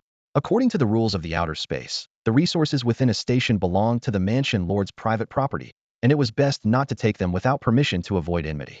Yu Yang couldn't help but sigh at how desolate this place was. Since he couldn't get water from senior brother Chinan's place, it was okay for emergencies for the next couple of days, but long-term use was clearly inappropriate. Once number 4, number 5, and number 6 came out tomorrow, they would have to search for a suitable wild water source. If they still couldn't find one, Yu Yang planned to dig a well within the station. Digging a well was something Yu Shower and the others couldn't help with, so Yu Yang would have to do it himself. However, it wasn't a big issue, as he was experienced in mining. As the saying goes, if you're skilled in one trade, you're skilled in all. Besides the water source issue, number 1 and the others brought Yu Yang a few pieces of good news. The first was that this valley, excluding the area of Yu Yang's station, extended only a little over 10 miles south, and the other side of the mountain was a cliff. This meant that in the future, no other mansion lords would come to compete with Yu Yang for this valley. Previously, Yu Yang planned to build a wall around the house, but now he decided to directly seal the valley entrance, making all the land inside his own. The second piece of good news was that their flight path revealed no high-level elemental beasts, and the neighboring 2 mansion lords had their houses quite far from his, usually guarding the high-quality resources within their stations. Number 2 also found an unclaimed wild bamboo grove not far from their station. Bamboo could not only be eaten as bamboo shoots, but the leaves could be used for tea, and mature bamboo could be made into various furniture, even woven into baskets and sieves, with many uses. To prevent it from being claimed by others in the future, Yu Yang planned to transplant some bamboo to the valley entrance as soon as possible. This way, it could both obscure the view and be convenient for nearby use. Why not? As evening approached, Yu Shower brought back a catch for Yu Yang to enjoy. A few days ago, on the back of a land-walking beast, Yu Yang had earnestly told it that he was blind and would have to rely on it for support, a mission too important to forget. Not providing a meal at noon today was its failure. Yu Yang remembered that when they were at the Blackstone mine, he had stored many things early for the winter, and Yu Shower needed to prepare early, too. Unfortunately, the prey in this area was too limited and not big enough. In the future, when number 1 and the others went out, they would also have to keep an eye out for good hunting grounds. Yu Yang felt a bit helpless about Yu Shower's offering. He didn't want to cook. Wasn't it better to eat something ready-made? The answer was no. He couldn't dampen Yu Shower's enthusiasm, as he would need its help in many ways in the future. Coincidentally, 6 senior brother had just gathered firewood for him this morning, which was now ready to use. While the elemental energy in the beast was still intact, Yu Yang could clearly see the outline of the prey. He took out tools from his spatial ring and quickly processed the catch. Considering his situation, he decided to make a clear stew. After all, if he were to grill it, he would have to observe the cooking level, which was too difficult to manage. It was better to just put it in a pot to stew. As long as the water didn't boil dry, the meat inside would still be edible. After this bland dinner, Yu Yang prepared to rest. Before going to bed, he specifically sent number 1 and the other 2 outside to stand guard. After all, being new to the area, good habits needed to be cultivated. That's all for today. Thank you so much for watching. I hope you guys enjoyed. If you wish to have another part of this recap, please give us at least 1,000 likes. Please don't forget to comment and subscribe to our channel for more content like this. Until next time.